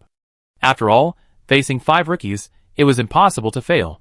And at the entrance of the academy, when she saw Jim and Carol, Anna knew she was in trouble. She had seen the portraits of Jim and Carol. She had heard of their experiences. As a good wife of Melinda, Anna had carefully studied the obstacles in Melinda's business territory. Among them, Jim and Carol were the biggest obstacles to West Berlin and Einhardt's. Compared with the 2 lords, these 2 seemingly harmless guys were the most worthy of attention. Those tiny details were telling Anna, these 2 guys are the kind of conspirators who hide very deeply. Unfortunately, before she could fight with these 2 conspirators, the bastard exposed her relationship with Melinda, so she had to leave South Los. But this does not mean that she will forget these two guys. On the contrary, it is like you suddenly want to eat meat pie and dough, which is obviously not a good food, but you suddenly want to eat it, and because it is late at night, you can't eat it. That kind of tossing and turning in the middle of the night let your desire for meat pie and dough reach a certain extreme. As a result, the next day, you ate it twice in a row. So you won't think about it for a long time. But if you don't eat it the next day, then these two foods will take root in your heart. In the end, the tip of your heart will grow like meat pie and dough. Anna is in a similar situation. The opponent she wanted but couldn't get reappeared. However, she couldn't be happy. Because it didn't appear in the way she hoped. What she hoped was that the two sides would fight openly and secretly, a business war full of intrigues and deceptions, a secret war. But in reality, she acted as a mascot. No! To be precise, it was proof. With the relationship between her and Melinda, it indirectly proved the identity of Cassandra Kratos. This way of endorsement by Melinda made Anna feel uncomfortable. But she couldn't refuse. When she thought of this, Anna looked at Jim, and Carol's eyes became complicated. After all, she considered them as opponents. Then, the two of them were naturally the same. Like her, they must have studied early, and then began to lay out their plans. But they were hit in the air, which was uncomfortable. More importantly, are you also being coerced now? Otherwise, with your calmness, how could you have made such a commotion during the day? You are also helpless. You are helpless and I am helpless. It is really a fateful arrangement. Anna thought. Wait, Anna said as she walked out. Unlike Amy and Sarah, Anna was not wearing a hood.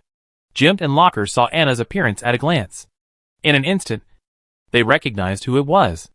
Anna saw the expressions of the two people and sighed in her heart. It's true. Immediately, Anna felt that she should show gentlemanly manners. No, gentlemanly manners are not enough. There must be mutual respect between hostile knights. You two, we finally meet. Anna said so. And Jim and Carol nodded at the same time. It's nice to meet you, Miss Anna. Jim smiled again. The bottom of his heart was turning rapidly. Anna appeared in Cassandra Kratos' camp. This lady not only proved her identity with Anna, but also wanted to show us she not only pays attention to Lord Arthur, but also to Lady Melinda? Sure enough, this lady is still very dangerous. Callel's situation is much simpler. Although the lady is pregnant, shouldn't he this kind of rival in love disappear? Especially when he thinks of the fact that his wife has spoken well of this Lord's rival in love in public more than once. And even praised the other party. Callel's eyes became dangerous. As for why the two knew Anna, of course, it was because of Arthur. How could they not investigate their master's rival in love? However, Anna misunderstood their gaze. Looking at the complicated and dangerous gaze, Anna immediately sighed. I never thought we would meet here. In this way. Fate. Fate. It's really lamentable. Is this woman sick? Jim, Carol thought together. Amy, Sarah also subconsciously distanced herself from Anna. They both felt awkward and ashamed for no reason. But Anna, who was immersed in her own world, ignored all this. She couldn't see it at all. She just continued to say softly, Follow me. You will see the answer you want. Chapter 865. Soon Callel saw the answer. In the lobby of St. Joan of Arc College, Jane had been waiting. Behind them, Ariel, Rennie, Donna, Jolie and Junice.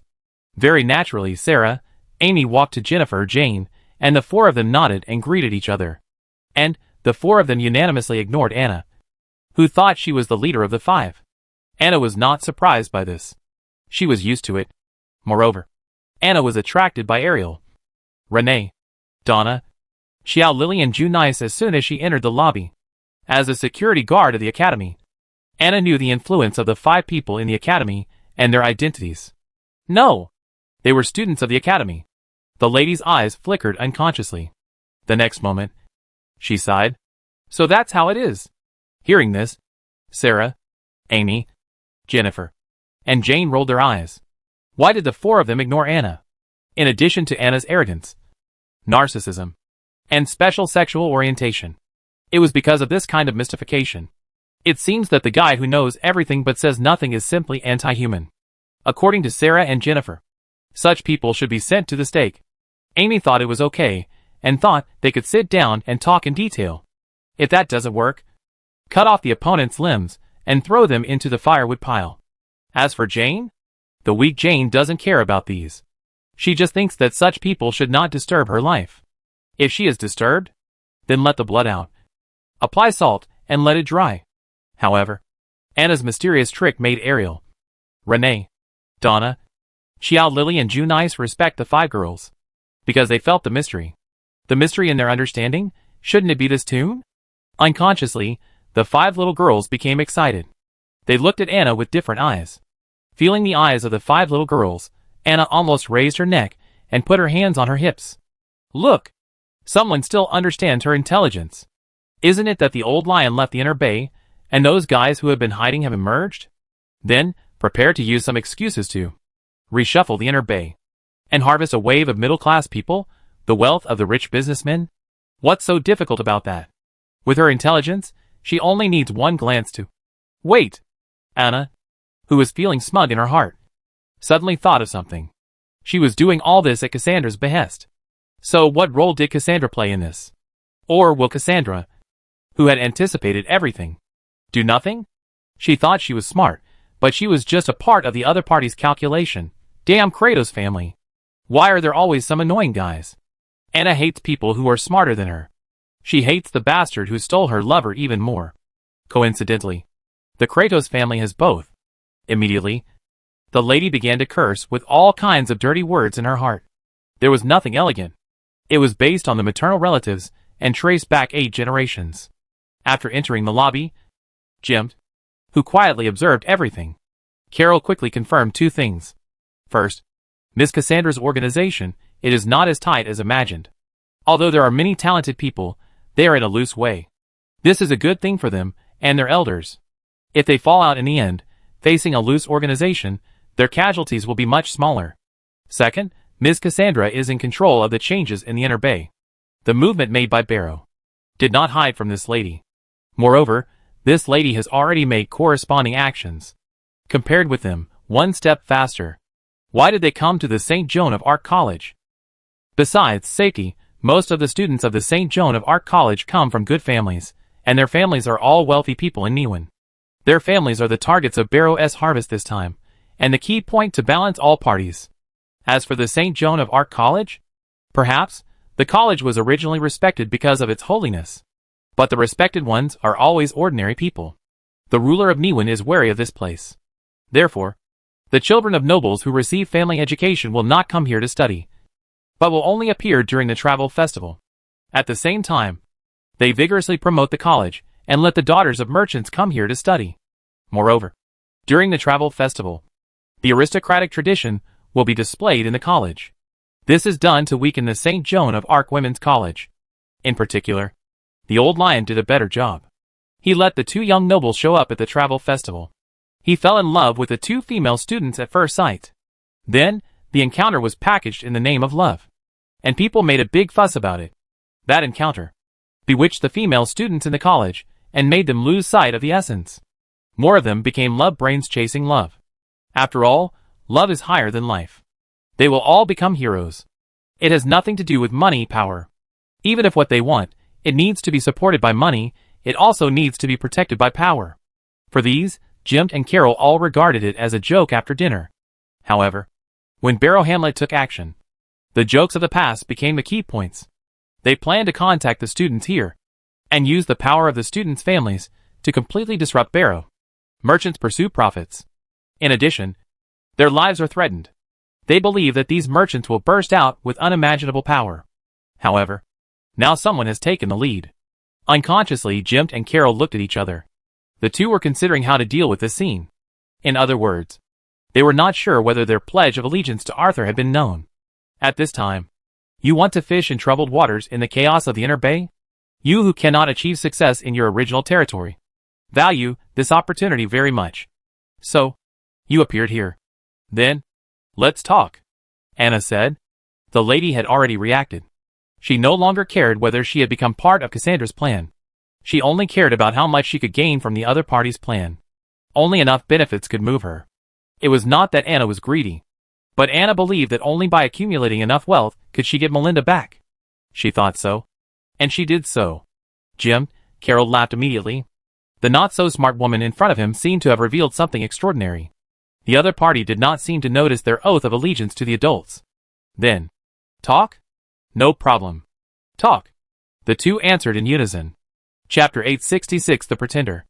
Barrow Hamlet, who is thin and has a bit of a pointed face, is sitting in the study. The faint smile on his lips shows that he is in a good mood. In fact, Barrow is in a better mood than you can imagine. It's been 20 years. Do you know how he has been doing these 10 years? Every day. He has to be with a dozen maids, do push-ups continuously, and change a group of maids from time to time, and occasionally go out to do things that only fools would do. What did he do for? To paralyze his brother.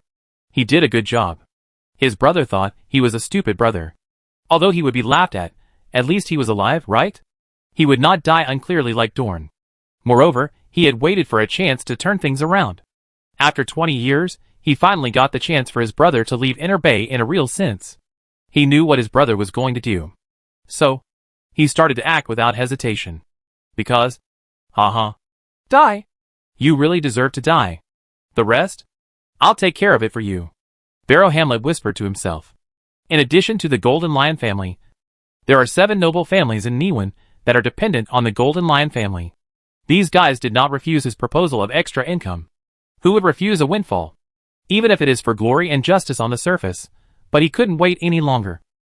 What's more, the honor and justice in the noble tradition all need money to support them.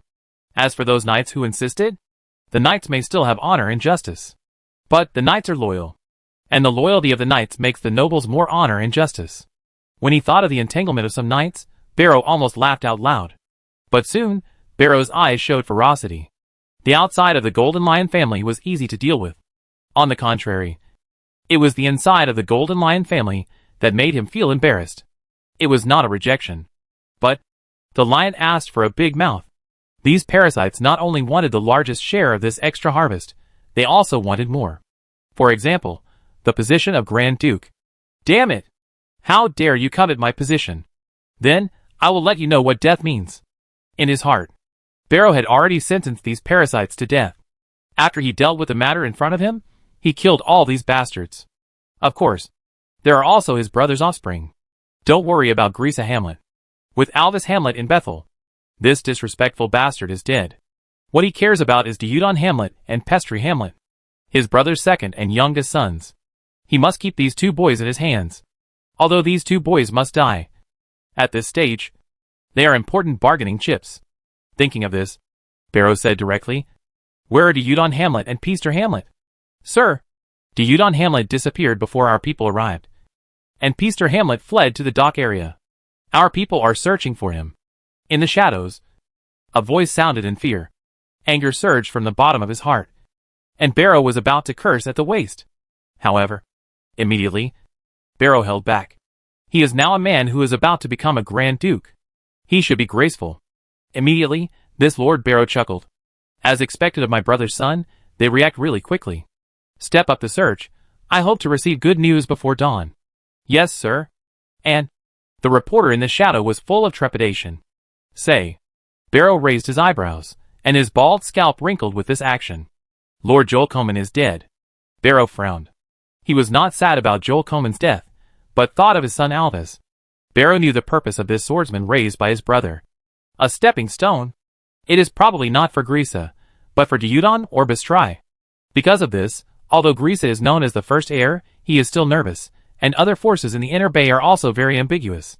The old lion did not really recognize Grisa's succession to his position. As for the first heir? Since the imperial era, there have been at least 90 first heirs abolished, if not 100. De Grisa is not uncommon. What the old lion did, Barrow naturally did too. The stepping stone that the old lion prepared for his son, Barrow wanted to give to his son. But now, Jorkaman is dead. What a waste! Unable to hold back, Barrow, who should have mourned, spoken out loud. This is what Barrow really thinks. A person who originally had decent talent but lost himself because of praise, and who completely gave up on his right path due to repeated failures, is a waste in Barrow's eyes. After all, if those resources were placed on anyone with decent talent, they would be enough to ascend to the next level. But what about the other party? He has not been able to reach the next level. However, after he said this, Barrow thought of his own dignity. At this time, he should have expressed his condolences. But the words had already been spoken, and it was too late to make amends. Therefore, immediately, this Barrow changed the subject. Who killed him? Don't tell me it was Jim. That kid was chased around like crazy before. In order to ease the atmosphere, this Barrow deliberately made a joke. However, the person in the shadows could not laugh. He had more important news. A news that could blow up the sky. And in front of him, he did not say it immediately, just reporting what was in front of him. It's Carol. Carol? A domineering and arrogant young man appeared in Barrow's mind. Subconsciously, Barrow touched his head and laughed. It seems that I'm not the only one pretending. With full of sighs, Barrow thought about whether to win over Carol. After all, although Joel Coleman is a waste, he is also a true enterer. Or facing the existence of a general enterer who can kill the opponent in seconds. The guy who can kill Joel Coleman is naturally strong. In addition, Carol's age, it seems that entering the stage is just around the corner. Such a person is naturally worth winning over. However, soon, Barrow rejected this idea. Pretender, he is enough. More? No need. It's too dangerous. Unconsciously, Barrow had the intention to kill Carol. However, he did not give the order. Since Jim's fate was arranged by him, in order to make this fate better, wouldn't it be good for Carol to join in? It would be more appropriate for two people to take the blame together. Thinking in his heart, Barrow laughed again. And the man in the shadows saw Barrow laughing, and immediately stammered. And? Barrow was a little dissatisfied. At this moment, the man in the shadow gritted his teeth and said, Master Alvis is dead. Suddenly, Barrow was stunned. Chapter 867. Barrow Hamlet has a bad reputation in Niwen. Not only does he look ugly, but in order to show his presence, he has done a lot of stupid things, which is well known. Similarly, another thing that is well known is that Barrow Hamlet is a doting father. To what extent does he dote on Alvis? When young Alvis pointed at the night sky and wanted stars, Mr. Barrow immediately rushed into the Leo Palace, prayed to his brother to help his son pick the stars. Then, he was naturally scolded, and became the topic of conversation for the people of Niwen. However, Mr. Barrow remained calm. He still responded to his son's requests. More importantly, Alvis did not grow up in this kind of doting. Although he had some aristocratic habits, he was still a qualified young man. Many people called Alvis Barrow's lucky. Barrow could certainly be called lucky. After all, having such a son to inherit everything from him, everyone felt lucky for Barrow. At least, there wouldn't he be a prodigal son, who would ruin the family business. But now, Alvis was dead. And the hidden team was also dead. The spy in the shadows couldn't imagine how furious Barrow would be. Therefore, when he told the news, the spy gritted his teeth. He was bearing the blow from Barrow. It could be fists or feet. It was more likely the object on the desk. For this reason, the spy prayed that it would not be the huge, heavy, angular cigar jar. If he was hit by that thing, his bones would be broken. If he was hit on the head, he would probably die on the spot. As for hiding, he didn't dare. His family was still in an absolutely safe place. If he hid, his family would not be safe. Thinking of this, the spy accepted his fate. However, to the surprise of the spy, Barrow Hamlet laughed out loud. He laughed so hard that he fell backwards and slapped the armrests of his chair. Seeing this, the spy's heart sank. It's over. It's too exciting. He's going crazy. When this thought came to his mind, the spy had already started thinking about how to let his family spend the next few days safely. What does Barrow Hamlet want to do? The spy knew it all. The spy also knew all about the chaos this would bring to Niwen. If it succeeds, it will be a blessing, and he and his family can live a better life. If it fails, with Barrow Hamlet in front, he will most likely die, but his family will survive.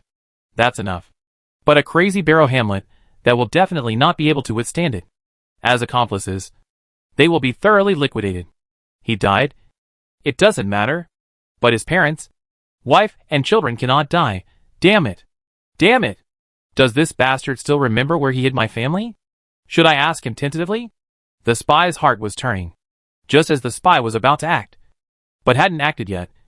Barrow Hamlet's laughter stopped, and his muttering began. Sure enough, someone will attack Alvis. In the words full of sighs, Barrow's eyes were full of brilliance, without a trace of turbidity, and there was no madness in his expression. The spy was stunned. Could it be that the dead Alvis was fake? That was a stand-in? Barrow seemed to be aware of his spy's confusion, and the pride on his face became more and more intense. The dead Alves was indeed fake, but he was also a stand-in. This child, who was raised by him since childhood and had the name of Alves, has always been the Alves known to everyone. It was Alves who was the continuation of his true bloodline who appeared as a substitute. As for the real Alves? In an absolutely safe place. Their Alves did not know his identity. He did not even know his name. In order to keep it secret, he had not seen his child for 10 years. However, he believed that his child would understand him. After all, he had already made up the story that he definitely did not give up his child voluntarily. It was because of the threat of the old lion that he was forced to take his child out from his confidant and lived in Niwen under a changed name. Now that the old lion has been killed by him, everything can return to normal. All kinds of evidence can be verified. Absolutely perfect. This is one of Barrow's most proud works. However, he will not tell the people around him. Only when everything is settled. It is time to reveal the mystery. By that time, I'm afraid everyone will be stunned. When thinking of that scene, Barrow couldn't help but curl up his lips, full of anticipation. However, in this anticipation, Barrow still had a little regret. That is, the stand-in Alves did not play the greatest role. He was not killed by the bastard Grisa in public. This made his reason for revenge insufficient. You know, under his deliberate training, this stand-in is absolutely law-abiding. Faced with a sudden accident, the reaction must be very slow, and he can only instinctively run to a crowded place. And what about Grisa? He knows this arrogant bastard too well. After finding out that he was plotted by Alves, he will definitely seek revenge. He will definitely kill Alves for this. And this is what he wants. It is also one of the reasons why he trained a substitute. As for Grisa not being able to find it? Impossible. Although the bastard is arrogant, but he has the ability. Otherwise, he would not have become the first heir to the throne of Niwen. It is even more impossible for his brother to hand over the crucial intelligence department to the other party. Unfortunately, it was a little short. Barrow lamented this regret. But the next moment, the communication crystal in his arms flickered and vibrated. My lord, Grisa is dead. Count Beck killed him personally on the grounds that Grisa instigated his 3 sons. And he declared war on Niwen. As soon as the communication crystal was connected, the news from inside made Barrow excited. Grisa is dead? Great. Quick. Spread the news that Grisa not only provoked the war between Niwen and Bet territory for his own selfish desires, but also killed Alves, who discovered the clues. Barrow said to his spy. The eager speed of speaking, of course, was impatient. The spy in the shadow immediately saluted and left. With the departure of this spy, Barrow was the only one left in the study.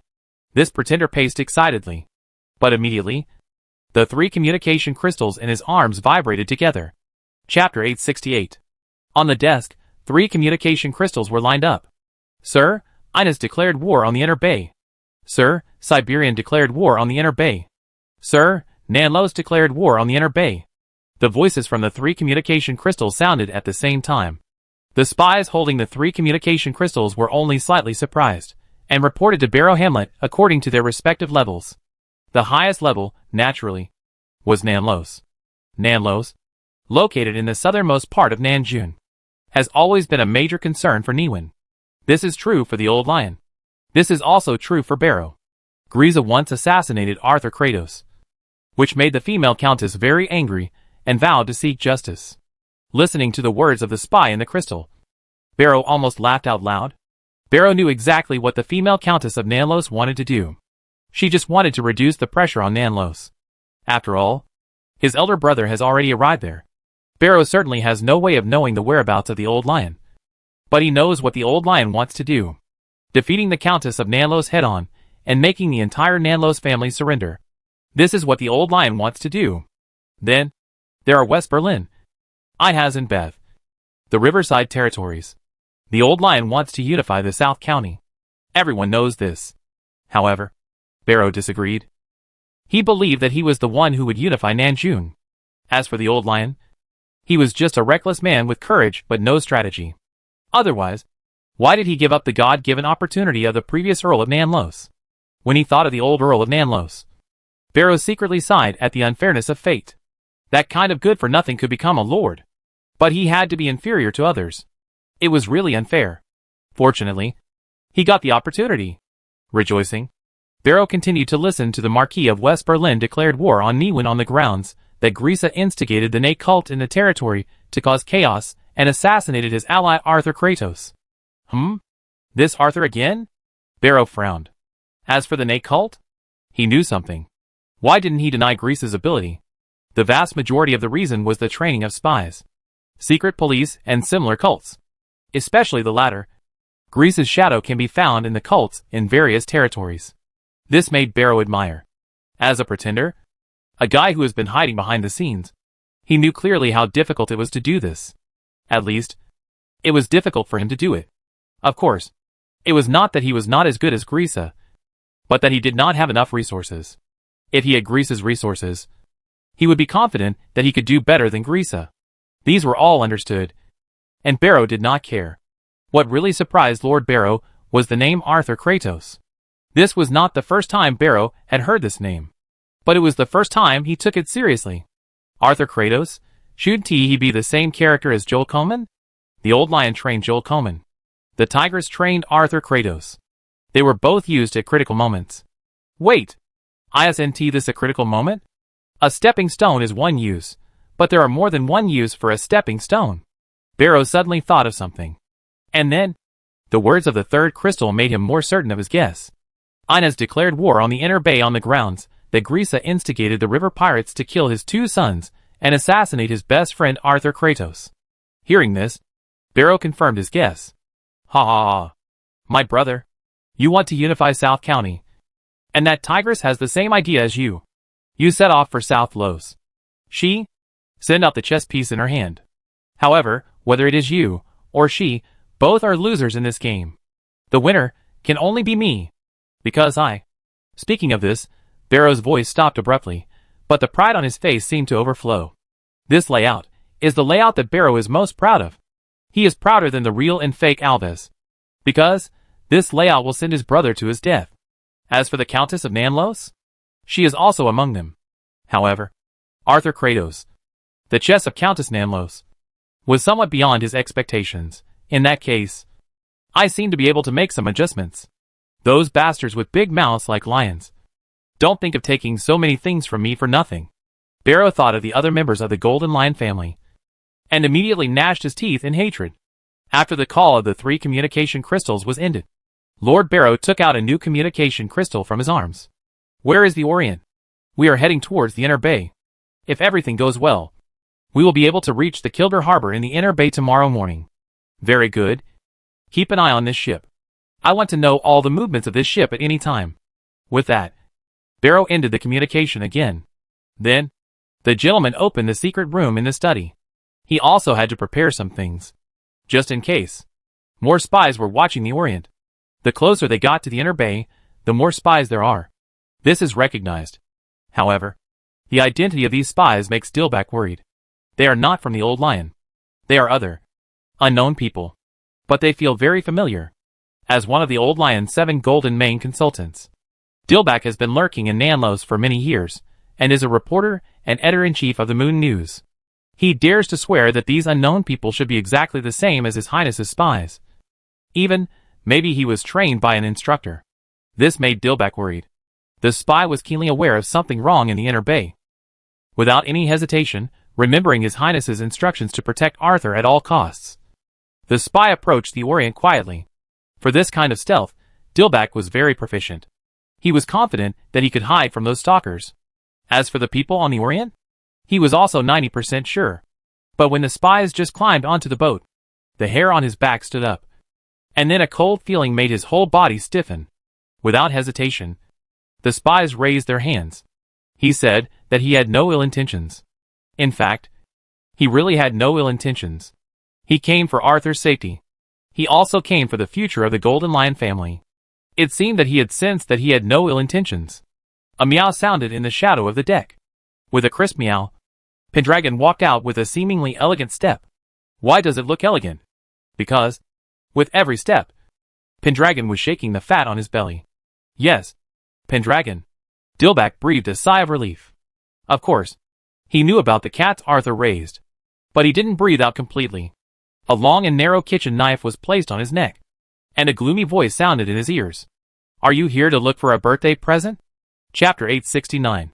Facing the kitchen knife on his neck, and the sinister voice behind him, Dilbach's muscles tensed instantly. However, the former old lion's hidden man did not resist. But he said in a very sincere tone, "Is it Miss Anna? I have no ill intentions. I am Dilbach. I used to be a reporter and editor-in-chief at the Moon newspaper in South Los. Of course, I have another identity.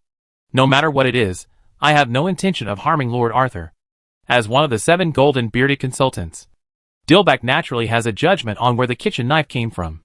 In fact, since receiving the order from the old lion, Dilbach has investigated Arthur in depth. And the more he investigated Arthur, the more Dilbach admired Arthur's talent and ability. To become an emperor at such an age, I dare not say it is unique, but it is 1 in a million. As for ability, the step-by-step planning was really incomparable, seemingly useless, but it brought everything together at the last moment, becoming his absolute help. Even he couldn't do it. He is worthy of being the person in the prophecy. He is worthy of being the heir chosen by His Highness. More than once, Dilbach thought so. Dilbach believed in the prophecy, just as he believed in the old lion. He firmly believed that the old lion was wholeheartedly for the honor and inheritance of the Golden Lion family. That is why he was allowed to serve as one of the 7 golden-bearded advisors despite his apparent incompetence. This selflessness moved him deeply. Especially when he confessed his true talent, His Highness did not make more arrangements for him, still letting him stay as he is. It was at that moment that he swore to be truly loyal to His Highness. After working diligently in Nanlos for so many years, this is how it is. Now, following Arthur closely, it was the same. Even when His Highness asked him to do his best to protect Arthur, he had already regarded this order as the continuation of his loyalty, and because of the prophecy, as fate's arrangement for him. So, he couldn't let Arthur go to the Inner Bay. He must faithfully complete the Highness's order. Lord Arthur? Ms. Anna was a little confused. I can explain it to you in detail later. Is Lord Arthur here? I have an urgent matter. Report to Lord Arthur. Dilbach said so. Ms. Anna had a flash of suspicion in her heart. As a special creature, Ms. Anna would not listen to strangers. However, Pendragon is different. Pendragon, who has a telepathic connection with Arthur, began to contact Arthur the moment Dilbach appeared. Pendragon's cat intuition told it that this guy in front of it, who looked not very good, was not easy to mess with, so it hoped that its master could stand behind it. Of course, it would be better if the 2 birds and 2 dogs could come back. Unfortunately, its owner did not let its little friend come back, but only gave it an answer that it could be contacted. For this, Pendragon was very dissatisfied. However, it still opened its mouth. Paw! The communication crystal wrapped in tan cowhide and covered with mucus appeared on the deck. The kitten skillfully opened the tan cowhide and took the communication crystal to Ms. Anna. Ms. Anna touched the top of the kitten's head. Good girl. Did Arthur agree? As he said that, he hooked his finger, and the communication crystal floated into the air. However, Ms. Anna did not choose to connect the communication crystal here. Please follow me. With Arthur's approval, Ms. Anna treated Dilbach a lot more politely. Okay. Dilbach nodded immediately. In the top cabin, the communication crystal was connected. Dilbach? Arthur's voice sounded from the communication crystal. It's me, my lord. Your loyal servant, I am reporting to you for the first time. Please forgive me for using such a rude way. And please, do not be confused. All this is arranged by His Highness. Dilbach knelt on one knee in front of the crystal, and said with great respect. The hidden man did not hide the old lion anymore, but called His Highness. He believed that Arthur could understand who His Highness was referring to. After all, there was only one person in Nanjun who could be called His Highness. Old Lion. Your Highness? Severus Hamlet? Arthur's voice was full of surprise, and he even used his full name to confirm. Yes, sir. Your Highness asked me to do my best to protect you. Dilbach's tone became anxious. As a hidden man, he was enough for Dilbach to confirm that Arthur was not on the Orient now. He might be somewhere else, or he might be on the way to the Inner Bay. If it was the former, not bad. But if it's the latter, it's going to be bad. Thinking of this, the spy immediately said, Please don't go to the Inner Bay, the situation there is very wrong. Wrong? The most wrong thing is you. Arthur, who was sitting on the psychic, began to rub his eyebrows. When Dilbach appeared, he guessed a lot, but he didn't guess it was this. The old lion sent someone to protect him. What a joke. If the old lion sent someone to assassinate him, he would believe it. Arthur's hesitation, Dilbach noticed it immediately. The spy immediately said, "When the lion grows wings, it's the time for the new king to ascend the throne. This is the prophecy circulating within the Golden Lion family. And you are the son of prophecy." Meow meow meow. After hearing such words, Arthur hadn't reacted yet, and Pendragon on the side couldn't help but scream. The little cat's face was full of disbelief, and he almost covered his mouth. Ms. Anna was also surprised. Obviously, Arthur was the son of prophecy of the Golden Lion family, which was far beyond their imagination. Arthur did not deliberately conceal some insignificant things related to this matter, so, Pendragon, Ms. Anna knew. However, compared with the so-called son of prophecy, those things really became insignificant trifles. Pendragon complained in his heart. It knew that its master could hear it. Ms. Anna thought more deeply. If Arthur is really the son of prophecy of the Golden Lion family, it is not a wise move to go to the Inner Bay now. Son of prophecy? Arthur whispered to himself. The voice was clearly transmitted to the ears of everyone present through the communication crystal. Don't you believe it? I can prove it to you. I can swear. Even if I sign a contract, I can prove that everything I said, I didn't lie to you. Dilbach obviously misunderstood something, and immediately added repeatedly. And this supplement made Arthur's fingers rubbing his eyebrows more forceful. He said in a tone that was almost groaning, "But I have already arrived at the Inner Bay." Chapter 870. What? Dilbach exclaimed. This loyal undercover even jumped up from the ground. Almost immediately, Dilbach shouted, "Please stay where you are. I will pick you up right away." No! No! You can't stay where you are. Please find a safe place to hide. I will reach the Inner Bay as soon as possible. With that, Dilbach turned and left. However, just when his palm touched the hatch handle, the hidden player suddenly thought of the extraordinary order given to him by the old lion. Dilbach, remember, you and your people must do everything you can to protect Arthur Kratos. Except me. No. From this moment on, even my orders must be based on not harming Arthur Kratos. If it will harm Arthur Kratos, everything will be based on Arthur Kratos. You must remember. This extraordinary order, combined with the current strange situation in the Inner Bay, the hidden player had a very bad guess in his heart. However, the loyal hidden player stopped. He said to the communication crystal, "My lord, please believe me. But, besides me, even His Highness, please be reserved, because I am not sure if His Highness now is still the one I know." After saying this, Dilbach did not stay any longer. In the shadows, the hidden player disappeared. The sound of entering the water was barely audible. As one of the 7 golden bearded consultants, he naturally had his own way. There might even be a hidden assistant in the Inner Bay. However, none of this had anything to do with Arthur. He was comforting his kitten. Meow meow meow. Pendragon expressed strong uneasiness. Okay. I don't even know this identity myself, Arthur explained. He really didn't know. If he knew, he must have used this as an excuse. However, now that I know, it's not too late. Arthur was thinking. Ms. Anna's worried words rang out from the communication crystal. Arthur, are you safe? Of course. I'm fully prepared, Arthur said confidently. Then, he said to Pendragon, who was still humming at the communication crystal, "Be obedient, and wait for me to come back." Then, the communication crystal went out. And after the communication crystal went out, Ms. Anna immediately returned the communication crystal to Pendragon. The kitten blinked its emerald eyes, rubbed its head against the communication crystal gently, and then meowed softly, as if it was feeling Arthur's touch. It had never been separated from Arthur for such a long time. "Pan, don't worry. Arthur will be fine. We must believe in Arthur." Ms. Anna comforted Pendragon. But she was full of worries in her heart. How could her words work? Miha and Iroh, who had been silent in the corner, looked at each other. Compared to Ms. Anna and Pendragon, they had absolute confidence in Arthur. After all, Arthur was the God Killer.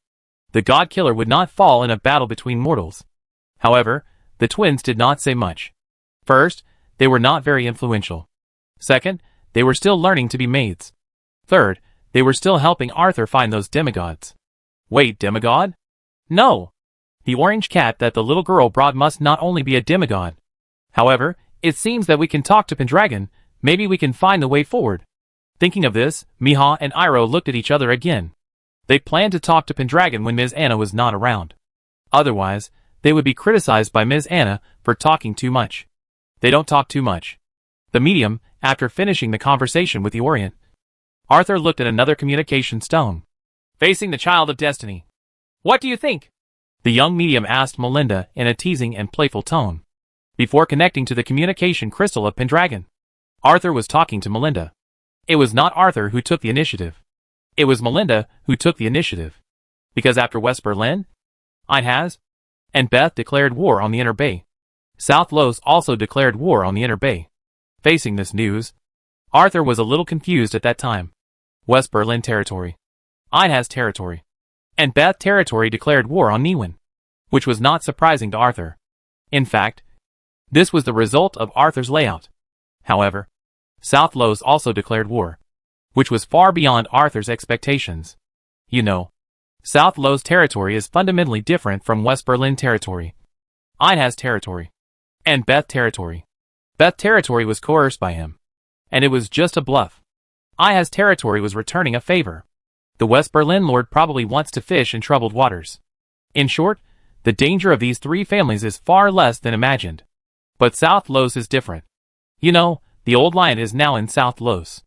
Are you really not afraid that the old lion will go all out in South Los in anger? However, following the words of advice that Dilbach just left, Arthur heard something. Not only Arthur heard it, but Melinda also heard it. It seems that the old lion is sick? Split personality? Melinda is not sure. As for Arthur looking for someone to act for her, Melinda believes Arthur will not do that. Because there is no need. There is no need for her relationship with Arthur. This kind of deception has no benefit. It will only create a gap between the two parties. So, she wants to discuss the possibility of the old lion with Arthur, but in the face of Arthur's inquiry, Melinda immediately retorted, Child of Destiny? How great! However, don't forget, the children of destiny die the most, and the children of destiny often die the most miserably. Melinda replied. Even if Arthur didn't see what Melinda looked like now, he could imagine her raising her eyebrows. Death? I often embrace death. In fact, I have an illusion. Arthur stretched out his tone. What illusion? Melinda asked. Death is my relative. Very close. Arthur answered very seriously. However, this serious answer earned Melinda a sneer. Why don't you say you are the son of death? Melinda said unhappily. How is that possible? Compared to my ordinary father, I trust my grandfather more. So if you call me the grandson of death, it is more likely. Arthur spread his hands. Then, Arthur suddenly lowered his voice. I sneaked into the Inner Bay quietly. Do you have any unnoticeable subordinates or places to stay in Kilgore Harbor? I think I need one. Without any hesitation, Melinda said. Apke, he is the leader of a small gang in the dock area. You can trust him. Oh, you signed a contract with him? Arthur asked with interest. Melinda snorted coldly. Contract? That can be circumvented. It must be combined with chronic poison, and his family must be controlled. Chapter 871. Clap, clap, clap. Arthur applauded Melinda. He always felt that his methods were sometimes too cruel, but compared with Melinda, he felt that he was really a good man. He just made people sign more contracts. He didn't make people take chronic poison.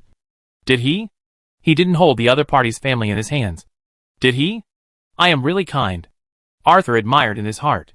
Then, he said directly, remember to feed some poison to Apke's family. Don't use the same chronic poison. It's best to mix poisons. Abel. Just now. I was still feeling lucky that my master just used the contract out of habit, and didn't have such a vicious blood-sucking ancestor worm. At this moment, I almost cried. However, before the tears came out, I reacted. It's alone. It has no family. Immediately, a smile appeared on the face of the blood-sucking ancestor worm. But then, the smile froze. It doesn't even have a family. Suddenly, he couldn't hold back his tears anymore. Abel was hoeing the ground, crying so sadly. Arthur sensed it. But there was no comfort. Only joy. Arthur didn't know much about the vampire worms. At least, he didn't know what the vampire worm's family concept was. But that was before. Now, when he saw Abel's appearance, he vowed to find a mother worm for Abel, who must give birth to a bunch of little worms. And then, naturally, they would serve him like slaves to repay his kindness. He, Arthur, is not a devil. He would never use poison to control Abel's family, but each of them must sign 27 contracts. Abel, who was crying, suddenly trembled all over. Inexplicably, the blood-sucking ancestor felt cold all over. And Melinda, who heard Arthur's words, sneered with disdain.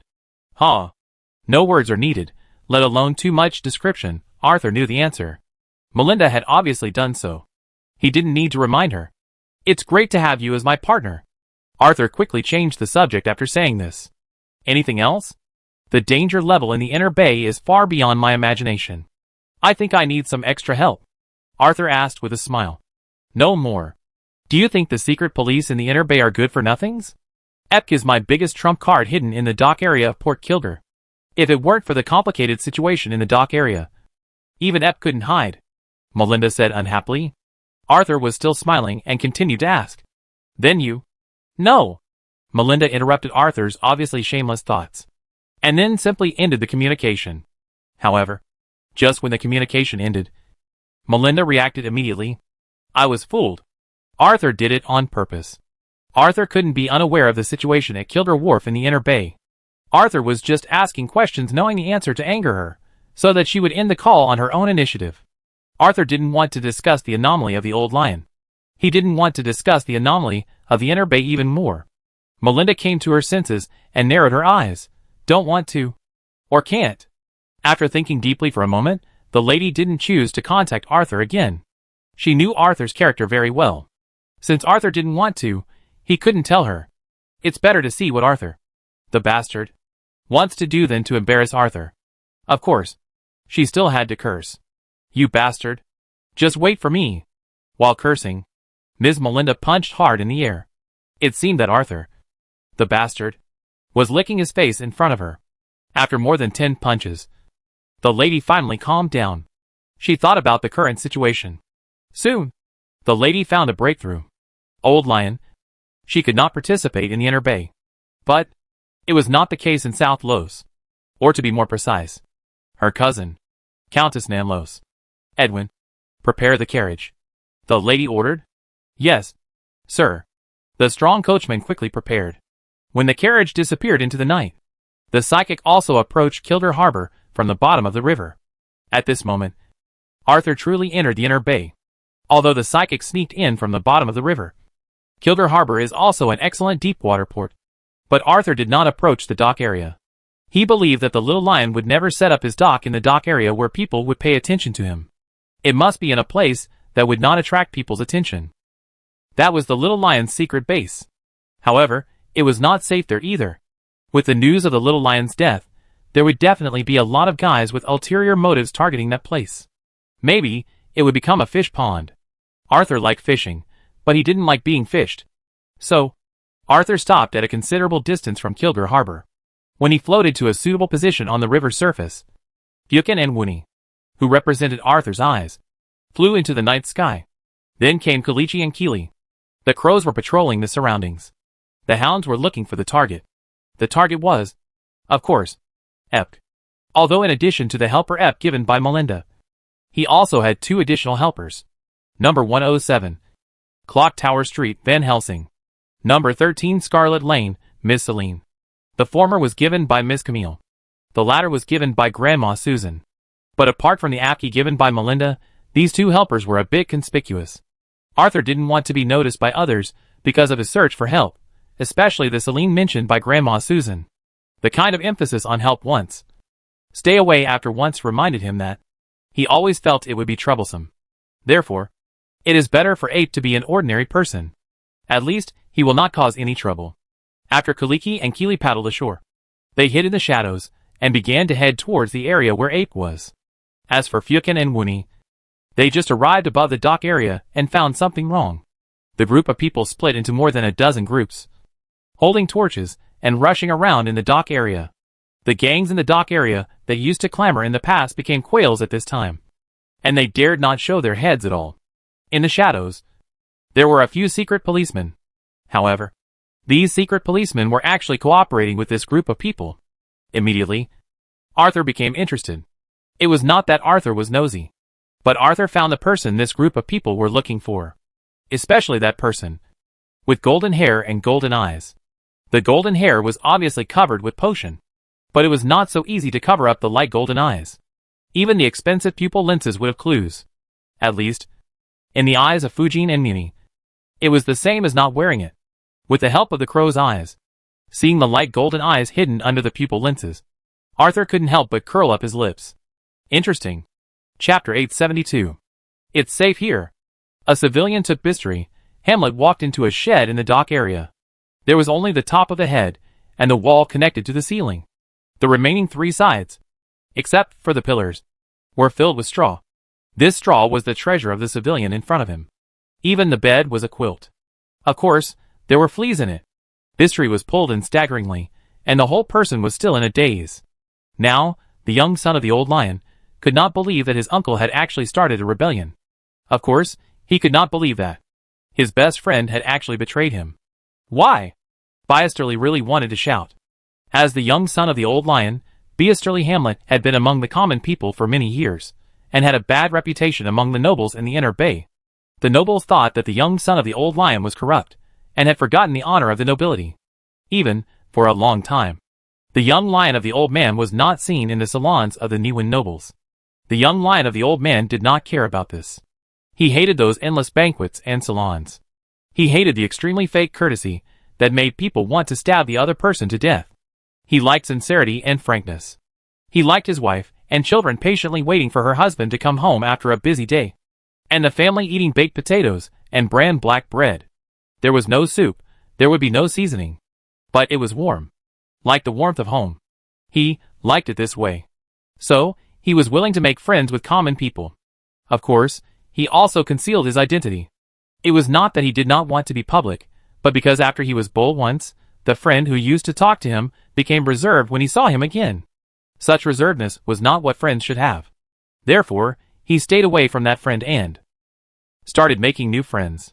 However, today is an exception. Today is the wedding day of his first friend. As his first friend, he thought he must attend this wedding. However, after he showed up at the wedding, the friend's expression was very strange. It was a kind of astonishment. It was also a surprise. And it was accompanied by an indescribable discomfort. At the wedding, accordingly speaking, such an expression should not appear. But soon he knew why. Soldiers. A team of soldiers surrounded the place. Holding a bag of money in his hand, he threw it to his friend. "Thank you for your cooperation." The leader said so. Then, the soldiers rushed towards him. This scene made Pestle Hamlet fall into inexplicable anger. At that time, didn't he know what happened specifically, but it was a fact that he was betrayed by his friend. This made him extremely angry. He experienced the taste of betrayal for the first time. But he was more confused. Because run! His friend rushed out and stood in front of the soldiers. Then, he was chopped off. His head was about to fall off. Before he died, his face was distorted by pain. Seeing this distortion, Biesterly fell into confusion. He was betrayed by his first friend. But it was this friend who stopped his uncle. Why? Biesterly wondered. They took Kaka away. A civilian on the side said. Kaka, the fiancée of the dead friend, or to be more precise, his wife. The two were supposed to get married today. For this, he also prepared a gift of sufficient size. The reason why he attended the wedding today was also because of this gift. He hoped that his first friend could live a better life. But, in confusion, Bistri looked up at the civilian beside him. The other party was a friend of his friend, whom he had met several times before. In the chaos just now, it was the other party who pulled him out. If it weren't for the other party, he would have been caught by his uncle's soldiers. He was able to escape to the dock area smoothly because of the other party. Don't look at me. I also asked that guy to help me. Puff. Before he finished speaking, an arrow shot over and pierced the civilian's neck directly. In the distance, the pursuer was holding a crossbow, smiling grimly. The civilian who covered his neck opened his mouth to say something, but he couldn't say anything at all, and could only signal Bistri with his eyes. Run! Bistri hesitated for a moment, and when the other party waved his hand vigorously, he turned around and ran. The shed behind him was on fire. Before the civilian fell, he pulled down the kerosene lamp. The lamp oil in flames instantly ignited the shed full of straw and blocked the chasing soldiers on the road, and Bistri was grabbed by the arm by a skinny civilian and ran into the alley. Come with me! This civilian was not only skinny, but also had no boots. He didn't even have a decent piece of clothing, and was almost shirtless. Bistri swore that he didn't know the other person. This was the first time he met the other person. But even in the first time, the other person was helping him. Hey, you are being chased by those bastards, which proves that you are not a bad person, and just now. Tita helped you until his death. I think I should help you. After all, I owe Tita a tortilla. The skinny civilian laughed. Then, dragged Bistri around, and rushed out of the circle of pursuers. In an alley next to a warehouse, the skinny civilian pulled open a door from a pile of rags and debris. The door was completely woven with various garbage, and hidden in the garbage. In fact, it is not accurate to say that it is a door. It should be called a lid. Go in, go this way. You can go directly to the dock here, and there are many boats there. You have to find a way to get on a boat. Or you can swim out, the skinny civilian said as he pushed Bistri in. It was obvious that this civilian had a sense of humor. But the next moment, the smile became stiff. A long sword pierced the civilian's chest. The civilian lowered his head and looked at the long sword that pierced his chest, and his mouth twitched, wanting to continue laughing, but he just couldn't laugh. He could only growl. Run! After that, he covered the lid with force. He even lay on the lid tightly. Let go! Pull him open! Amid the roar of the pursuers, there was the sound of the blade slashing repeatedly. The skinny civilian was chopped into meat sauce. The pursuers continued to catch up. My lord, why are you running? The pursuers laughed wildly. Bistri, who lowered his head and ran wildly, was completely moving forward instinctively. He was in a strange state.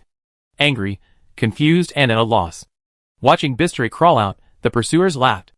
My lord, can you escape? Why don't you kneel down and pray to the gods? Perhaps the gods will come to save you, and even revive your good friends? Chapter 873. Swoosh. Puff. A crossbow arrow hit the laughing pursuer. The arrow went into his throat, and came out from the back of his neck, raising a cloud of blood. The pursuer was still smiling, but his eyes were dim, and he couldn't even utter a complete word. Then, he fell to the ground with a plop, and died. And there was more than one crossbow arrow like this. Swoosh, swoosh. Swoosh. 4 or 5 more arrows were shot out. 2 or 3 more pursuers fell to the ground. As for the arrows that missed, they pierced the square wooden stakes next to Pastel Hamlet. Chop! Buzz!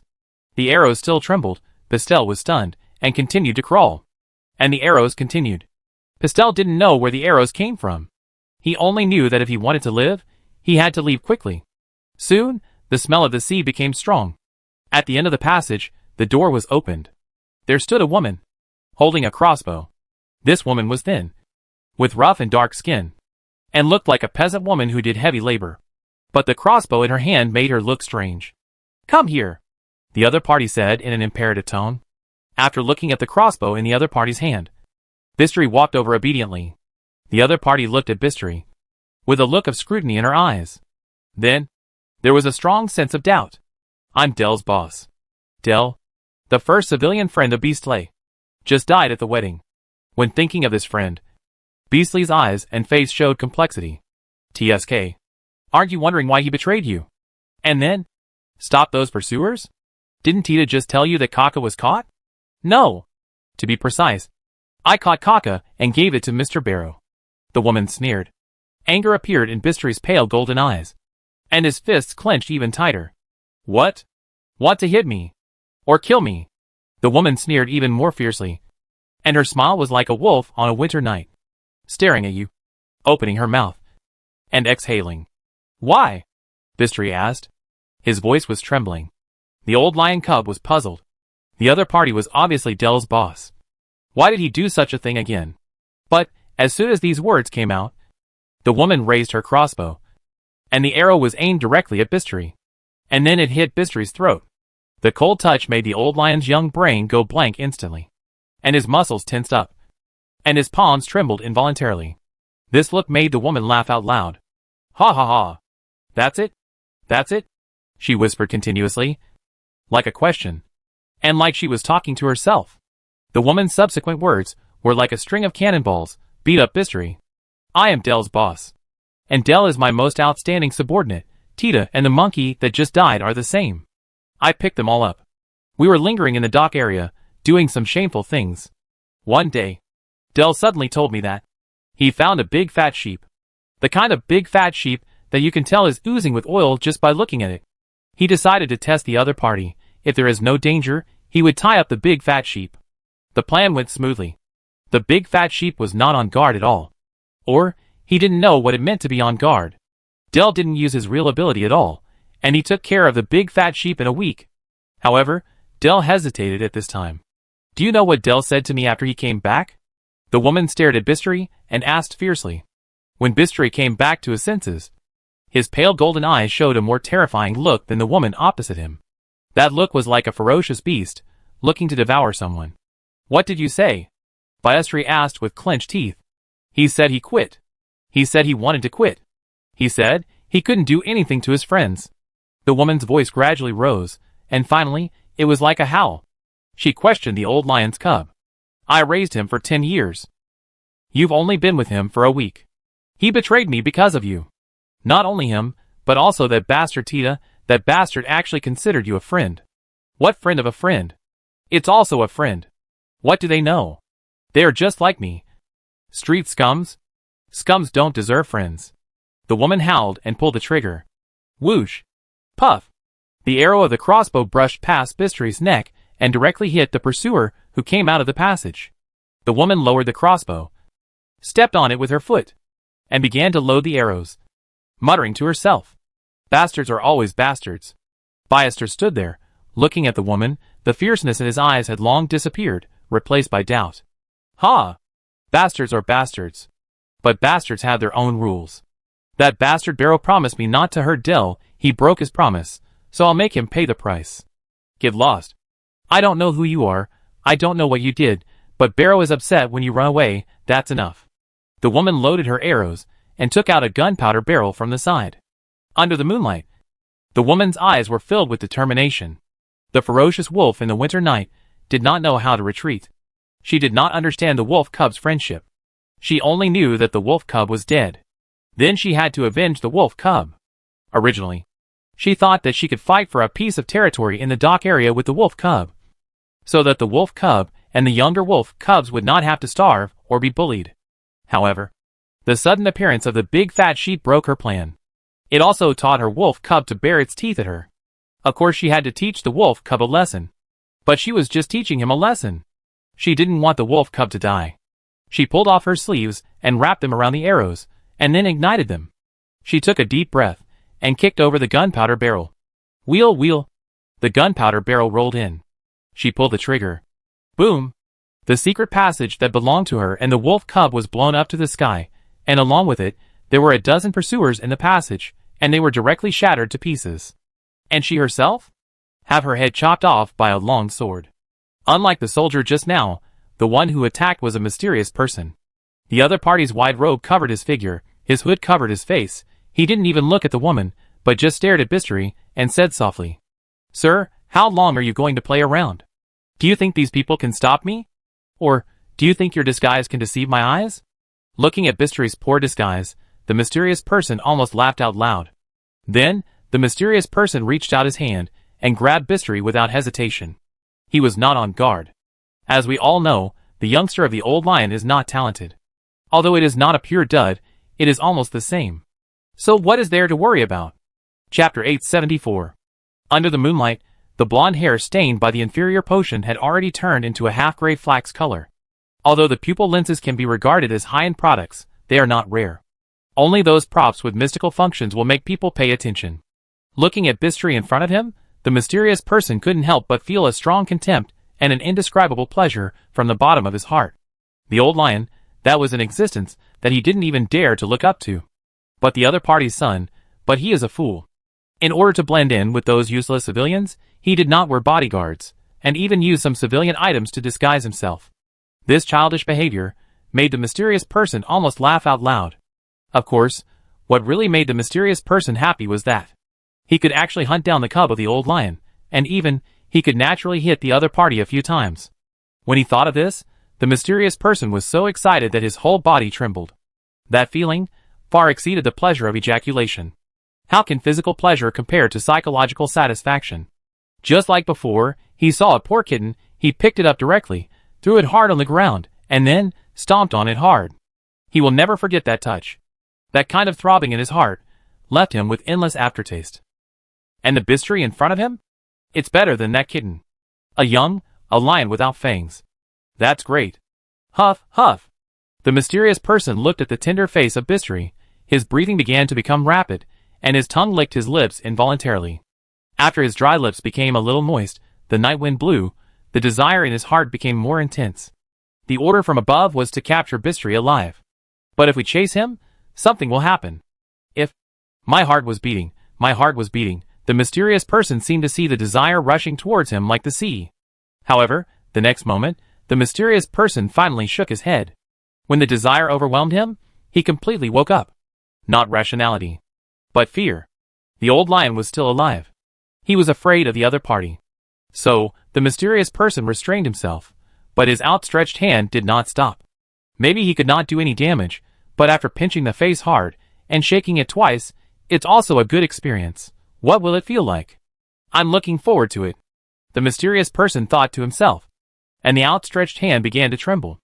Then, just when this hand was about to touch Bistri, a dagger was inserted into the vest of this mysterious person. A hand held this pitch-black dagger, which seemed to have no edge, but was actually extremely sharp. That hand belonged to Bistri, and Bistri stood in front of this mysterious person. You? Greasaham. Ugh. Before he finished speaking, the mysterious person died. The black dagger was not only sharp, but also extremely poisonous. Huh? Looking at the dead mysterious person, Bistri gasped for air. Just as the rumors from the outside world said, his talent was indeed not very good.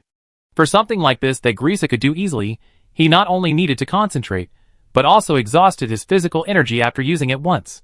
But now is not the time to rest. Bistri clenched the dagger, and staggered to the dock. He needed a ship. Then, leave Kildare Harbor, Inner Bay. Although he didn't know what happened, he couldn't stay in the Inner Bay. As for where to go, Nanlos.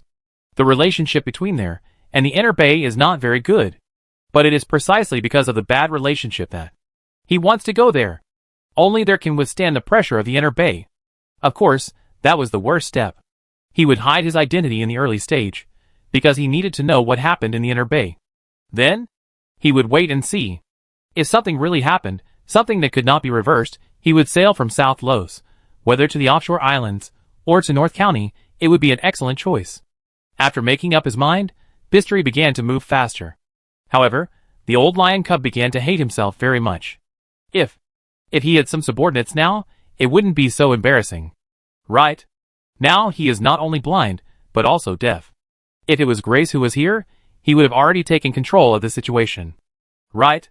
Thinking in his heart, Bistri's breathing began to become heavier. It was obvious that the consumption just now was much greater than expected. But what was worse was that the pursuers were coming again. Damn! What's wrong with these pursuers? Why is it so continuous? How far has my uncle come? Does he control the entire Inner Bay? When Bistri thought of his Uncle Barrow, he felt incredible. In his impression, his uncle was just a court clown. If it weren't for his father, he would have been expelled long ago. How could it be possible? While thinking, Bistri suddenly thought of himself. All of a sudden, his thought stopped. If Barrow is a clown, he who is being chased by Barrow, what is he? Is he worse than a clown? A self-deprecating smile appeared. The confusion in his heart, the anger appeared again, turned into a slight throbbing. At this moment, Bistri did not notice. He was still laughing at his ignorance. However, the speed of this old lion's young son increased. Physical strength? It even accelerated unconsciously. This made the pursuer hiding in the dark stunned. Spiritual leap? What an unexpected talent. When these words appeared in his ears, Bistri was knocked to the ground by a punch. The dagger at his hand also fell into the opponent's hand. The pain in his abdomen made Bistri bend over and become a shrimp. But more importantly, the next moment, Bistri was bound by an invisible force field. Another person came out. No! To be precise, a person came out with 3 skeletons. The moment he saw the skeleton, Bistri began to struggle violently. Pale hand. Only this evil organization would bring a skeleton. However, this struggle was useless. However, with such a struggle, Bistri's spirituality became active again. One of the skeletons, which was flashing with vigorous soul fire, was kneeling on one knee in front of the man with Bistri's dagger as if offering a treasure. Imitation of the dragon's fang? You are indeed the young son of an old lion. Any of these things are mouth-watering. However, compared to those things, I am more interested in you. You are said to have average talent, but you can actually generate 2 spiritual jumps? It really makes me curious. I want to see your heart. The member of the Pale Hand raised his hand and tore open the collar of Bistri. At this moment. Wait! Chapter 875 Appearance. The shout of wait was not made by one person, but by 4 people. 4 people walked out from the shadows in the 4 directions of east, south, west and north. To the east, a man holding a giant sickle, wearing a beak mask, dressed like a plague doctor in the Silver Age, walked out slowly. The steps were extremely heavy. With every step, the end of the long-handled sickle would hit the stone pavement, making a unique clang, crisp sound. The most conspicuous thing is that there is a crow standing on the opponent's shoulder. The crow's feathers are shiny and glossy, and even at the moment before dawn, it shines with its own unique light. To the south, a hunchbacked old man came out, wearing clothes woven from leaves, branches and vines, barefoot. Although he looks very slow, his speed is extremely fast, and there is no sound at all, as if the whole person has blended into the surroundings. It is not stealth. To be more natural and harmonious. To the west, she is the only woman among the 4. Even if she is wearing a hooded cloak, it is difficult to hide the twisting of her body. To the north, she is the last person, and the strangest one. Bistri clearly saw the other person, but he always felt that the other person did not exist. This kind of strangeness that the eyes see, but the brain tells you that you do not exist, makes the old lion cub feel uncomfortable and want to vomit. However, Bistri is holding back. His eyes kept scanning the 4 people. He heard the voice of wait. He knew. He still had a chance. At least, the actions of the members of the Pale Hand in front of him stopped. And the 3 skeletons that appeared together were as if they were facing a great enemy. The soul fire in the eyes of the 3 skeletons was burning fiercely. Rusty bone knives appeared in their hands. They formed a triangular formation to block the 3 sides of east, west and south. Raven Feather, Green Rock Forest, Snake Sect. The member of the Pale Hand said it word by word. Then, he turned his head and looked behind him. Different from the seriousness just now, when looking at the last uninvited guest. Fear appeared in the eyes of the member of the Pale Hand. Deep fear. Theophat Psychic Order? This voice was squeezed out from the teeth. After hearing such words, the member of the Theophat Psychic Order bowed very gentlemanly. In fact, every member of the organization who was named replied in a very friendly way. The members of the Raven Feather, the crows replaced the words, made a cawing sound. The members of the Green Rock Forest showed a warm smile. The members of the Snake Faction made a gesture, raised their right hand to a position slightly higher than their eyebrows, and only extended their index finger to draw a circle in the air, and slowly lowered the height of their palm, very much like the noble salute, but when it reached the neck, the rest of the fingers on the right hand stretched out, like a snake suddenly jumping out. Hiss! A snake hissed. The air became a little more slippery, and a little more cold. But it was the least of the members of the Dead Poets Society, compared to the Raven Feather, which was just the malicious gaze of the crow, and the seeds quietly scattered by the old man of the Green Rock Forest. The members of the Snake Faction were friendly. Of course. Seriously speaking, these 3 people are not threatening.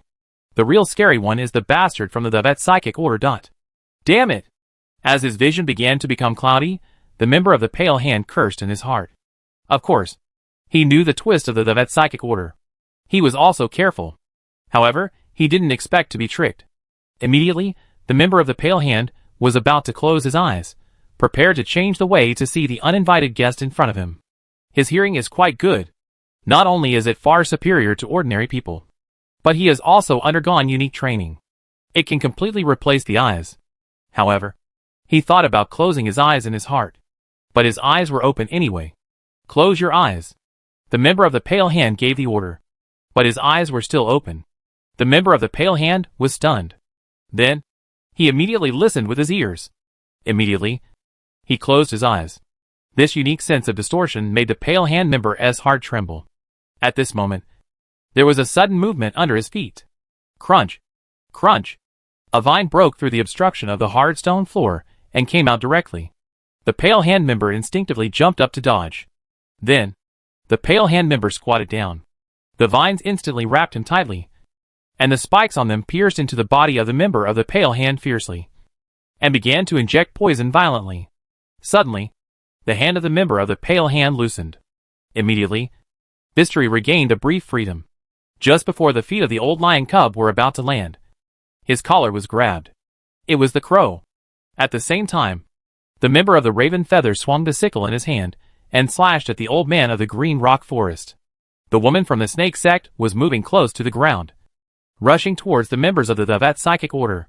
This snake sect woman was like a real snake, not only fast, but also strange. She even raised her hand and shot a dart halfway through. Whoosh! The dart was aimed at the crow. The speed of the dart was extremely fast. Under normal circumstances, it would not be enough for the crow. But when the crow grabbed a person, when the speed and dexterity are greatly reduced, the dart becomes extremely deadly. Almost instinctively, the crow loosened its claws, lightened its weight, and raised its body. Plop! Bistri fell there. The old lion cub turned over and got up, and ran away. He didn't know why the people from the Raven Feather, Green Rock Forest, Snake Sect, and Devat psychic order appeared here.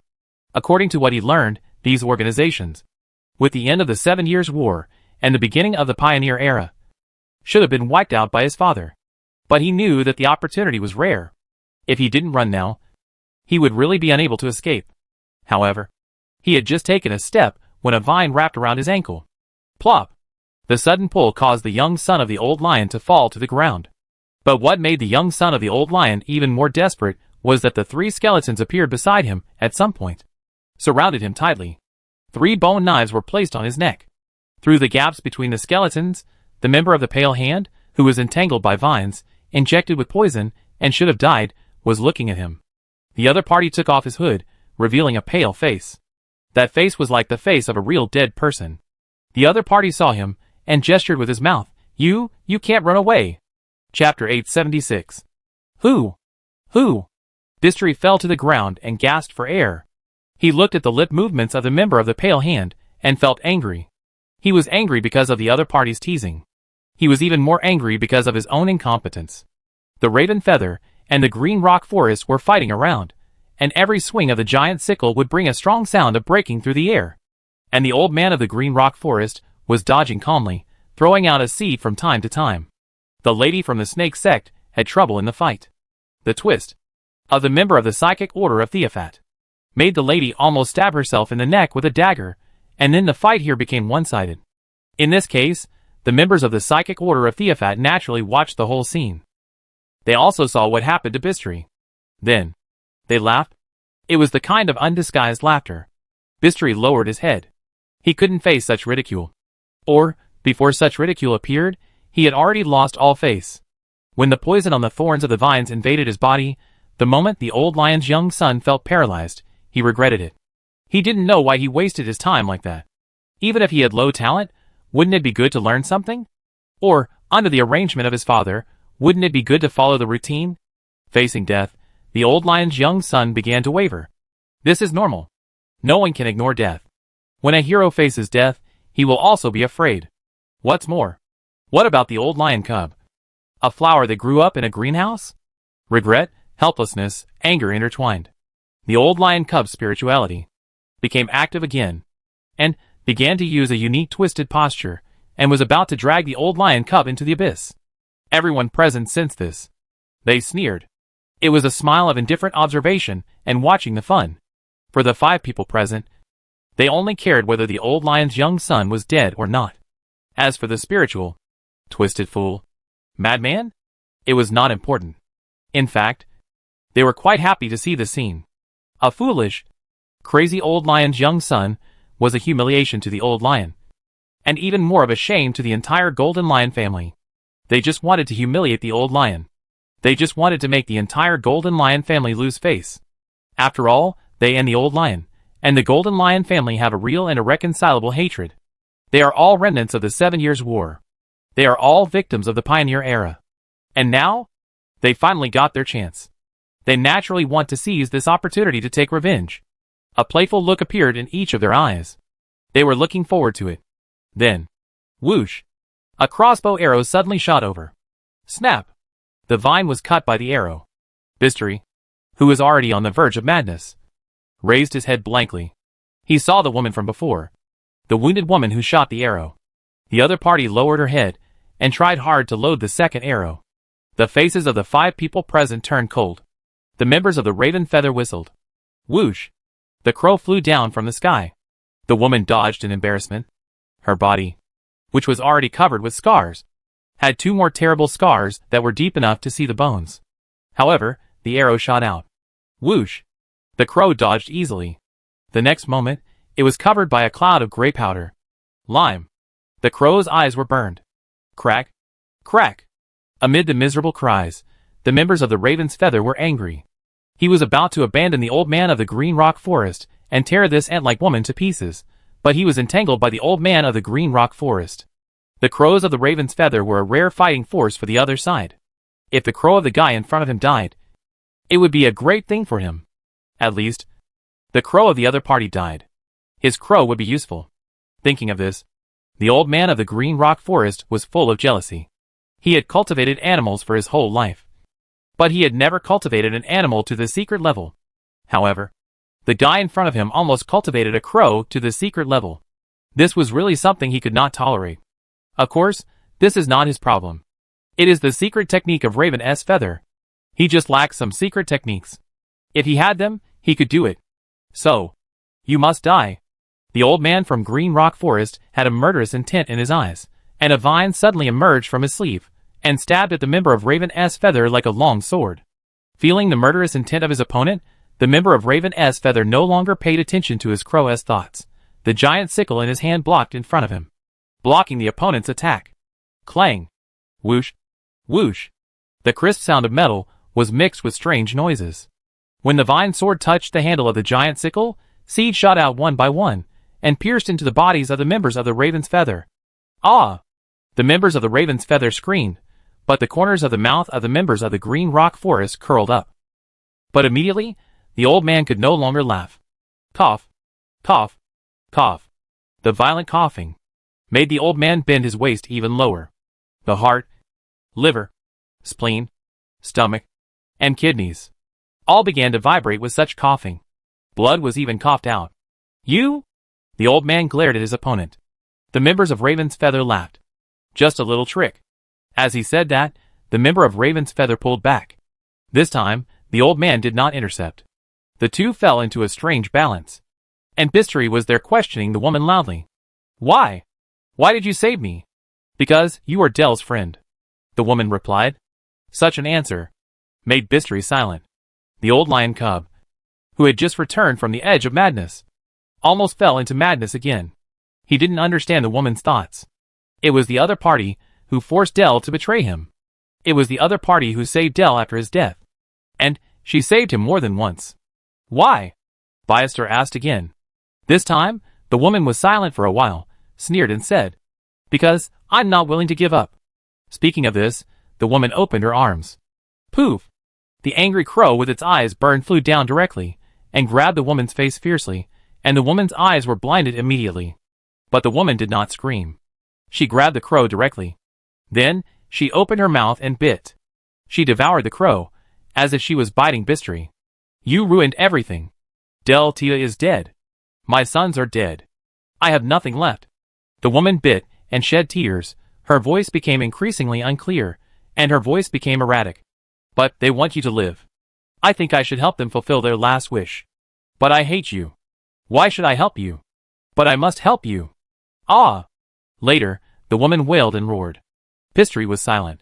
Spirituality became active again. It completed the third leap at a speed far beyond imagination. At the same time, inside Bistri's body, there was a crisp sound, as if something broke. Chapter 877.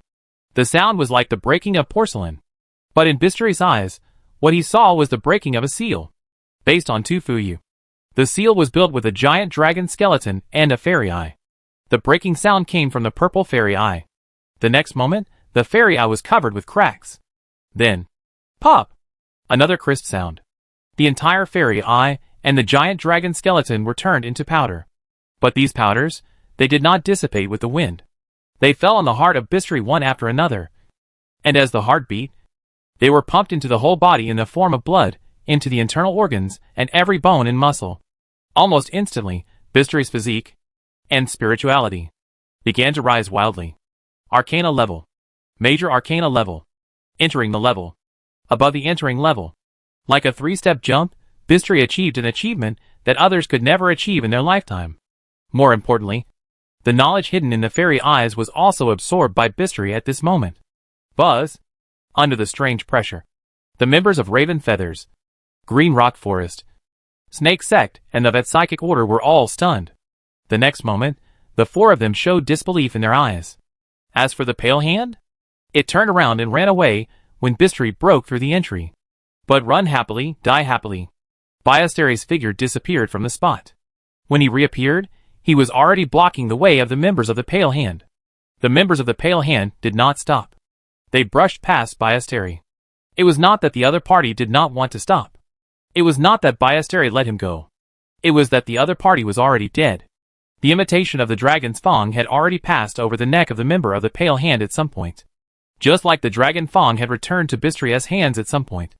The poison that had reached an extraordinary level was not something that a Pale Hand member could resist. Even the elite members of the Pale Hand were the same. Therefore, this Pale Hand member died. Plop! Behind Bistry, the Pale Hand member stumbled and fell to the ground, and the 3 skeletons in the distance were directly shattered. Crack! Crack! This series of noises, like a signal gun.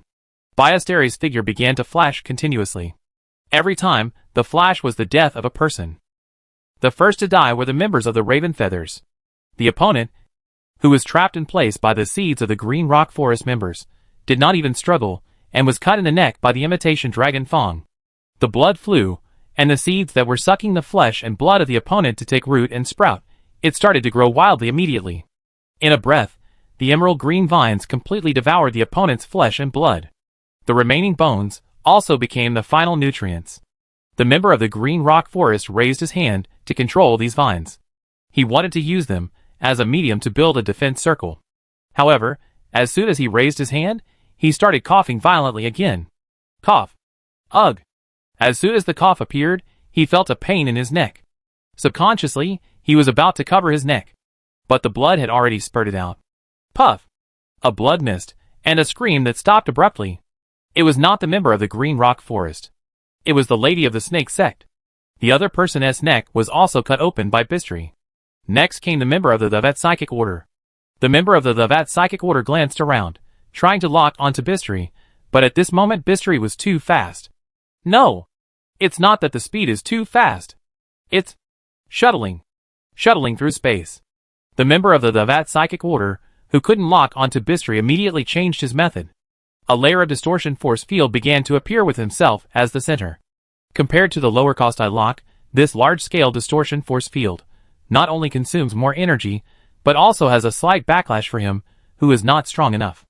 So, this member of the Vet Psychic Order is normally unwilling to use it. But now it's different. Now it's to save life. No matter how big the backlash is, it's just losing life. Then saving life with a little backlash is extremely cost-effective. And soon, this member of the Vet Psychic Order caught the figure of Bistry. The young son of the old lion appeared behind him. Ha! An unexpected change. Is this the foundation of the Golden Lion family? The member of the Vet Psychic Order said with a smile. The words were filled with sarcasm and ridicule. Although this member of the Vet Psychic Order didn't know the details of the changes in Bistry, he heard the sound of the seal breaking clearly. Therefore, it became easy to make a guess. Or, make up. He didn't know where the seal came from. But he knew the effect of the seal clearly. It made Bistry ordinary and stupid. Why do this?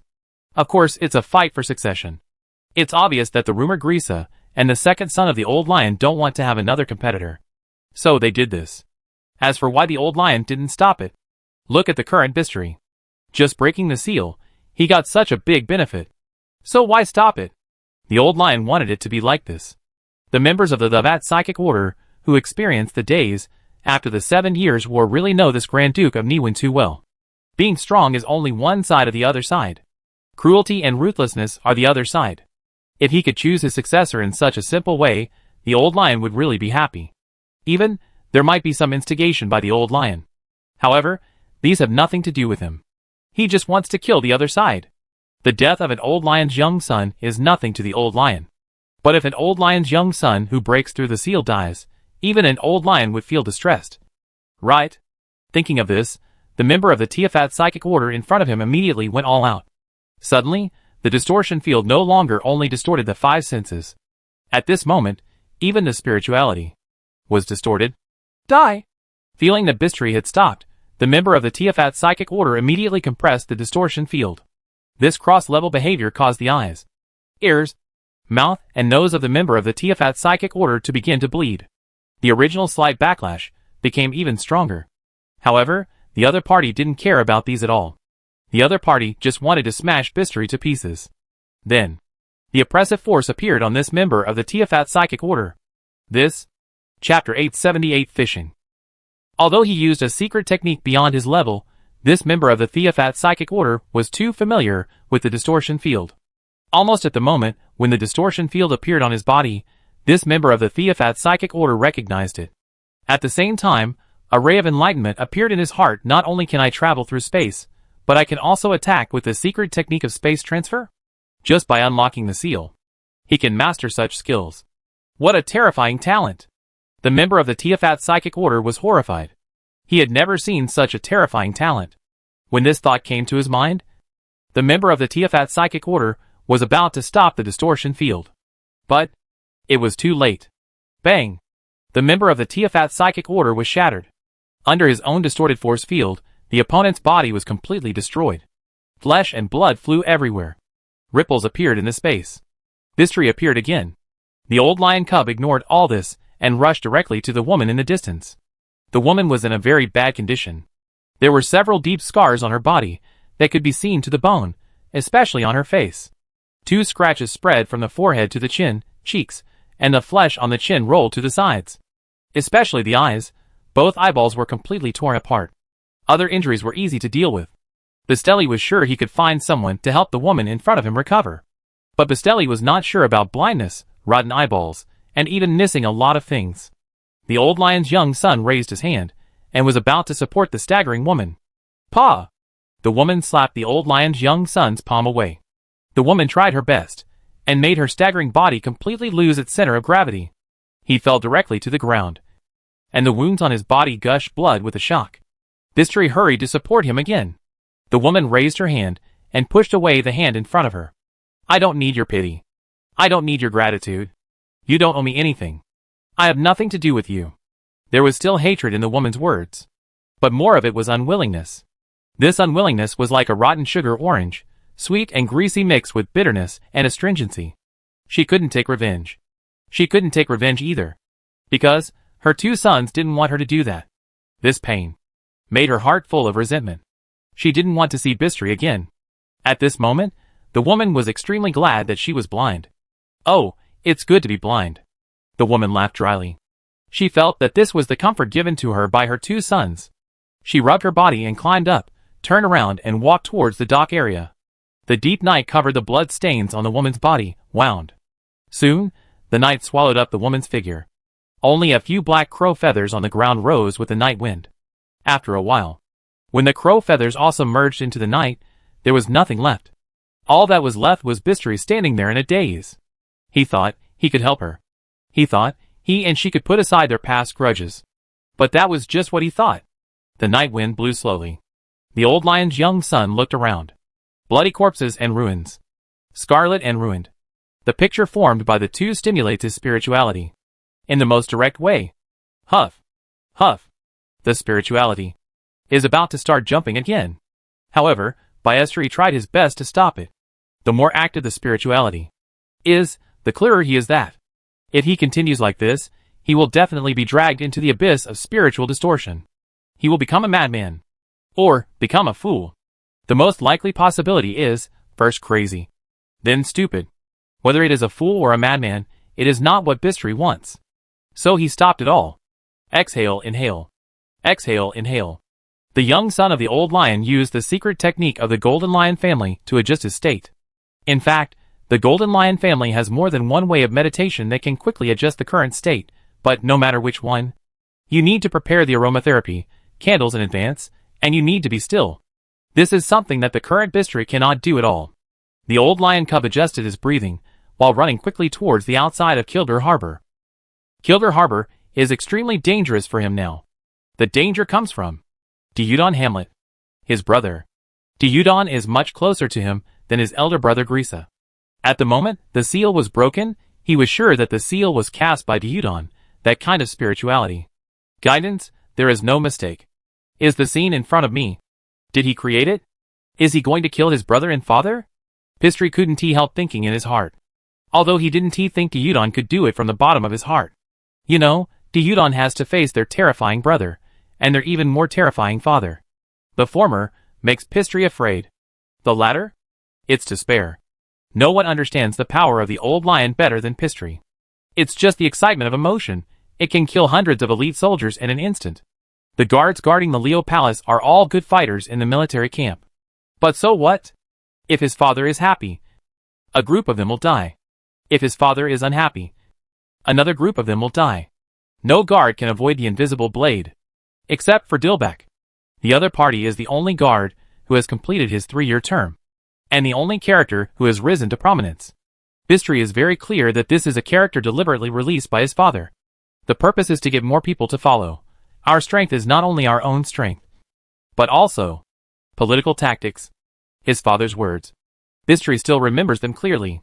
It can even be said that he will never forget them for the rest of his life. Because, when the old lion said this, he just twisted off the head of the maid beside him. Although she was someone else's hidden chess piece. She was also the maid who had accompanied him for 10 years. He couldn't bear to do it. His father did it himself. He didn't want to see the body. His father tied him to the body. Their bodies were pressed tightly together, blood was all over him. And the head was hanging on his chest. 3 days. 3 days like a nightmare. So, he began to escape. It was at that time that he began to hate and fear this family, and he hoped to find some warmer place. But he failed. The outside world was also terrible. There is light, but there is more darkness. The complex emotions made Pistri's breathing disordered. He had to stop and readjust. At this time, he found something different. He saw a person. A fisherman. Near the inland river, even if you leave the city of Kildare Harbor, such fishermen are not uncommon. In fact, there will be more. Because fishing here does not require tax. But what really attracted Pistri was the fishing tackle used by this fisherman. The fishing rod is very ordinary. The fishing line is also ordinary. But the fish hook is a straight hook. Moreover, not to mention the straight hook, it is 1 foot away from the river's surface. How to fish with this? The old lion cub was stunned. The fisherman laughed softly. The fish is hooked. Chapter 879. The fisherman's chuckled words brought a momentary shock to the old lion's cub. Biesterly Hamlet stopped and stared at the fisherman in front of him warily. He was wearing a black robe, and it was hard to see what was inside, but judging from his white hands, clean face, and the pair of shoes that looked like they were hand-sewn, he was of an extraordinary origin. Guessing in his heart, Biesterly looked at the fisherman's face again. Long eyebrows, straight nose, and bright black pupils, which make her look affectionate. Clear as a child's eyes. Innocent and pure. Especially at this moment. The corners of her mouth are slightly obtunded, which deepens this feeling. Her light smile attracts the attention of others unconsciously. Very charming. Especially that smile, which reminds Pistri of her father. Calm, and in control. And, no doubt, his. Wait. Father? Thinking in his heart, the old lion cub took a breath of cold air. He had never seen a temperament similar to his father in others. Appearance can be imitated, but temperament is impossible. His father, the Grand Duke of Niwen, the king of the pioneer era, the recognized strongest man in Nanjun, just standing there, can convince others without saying a word. Even if the face is similar, but without that temperament, standing with his father, he is just a clown. But the young man in front of him. Who are you? The old lion cub asked in a low voice.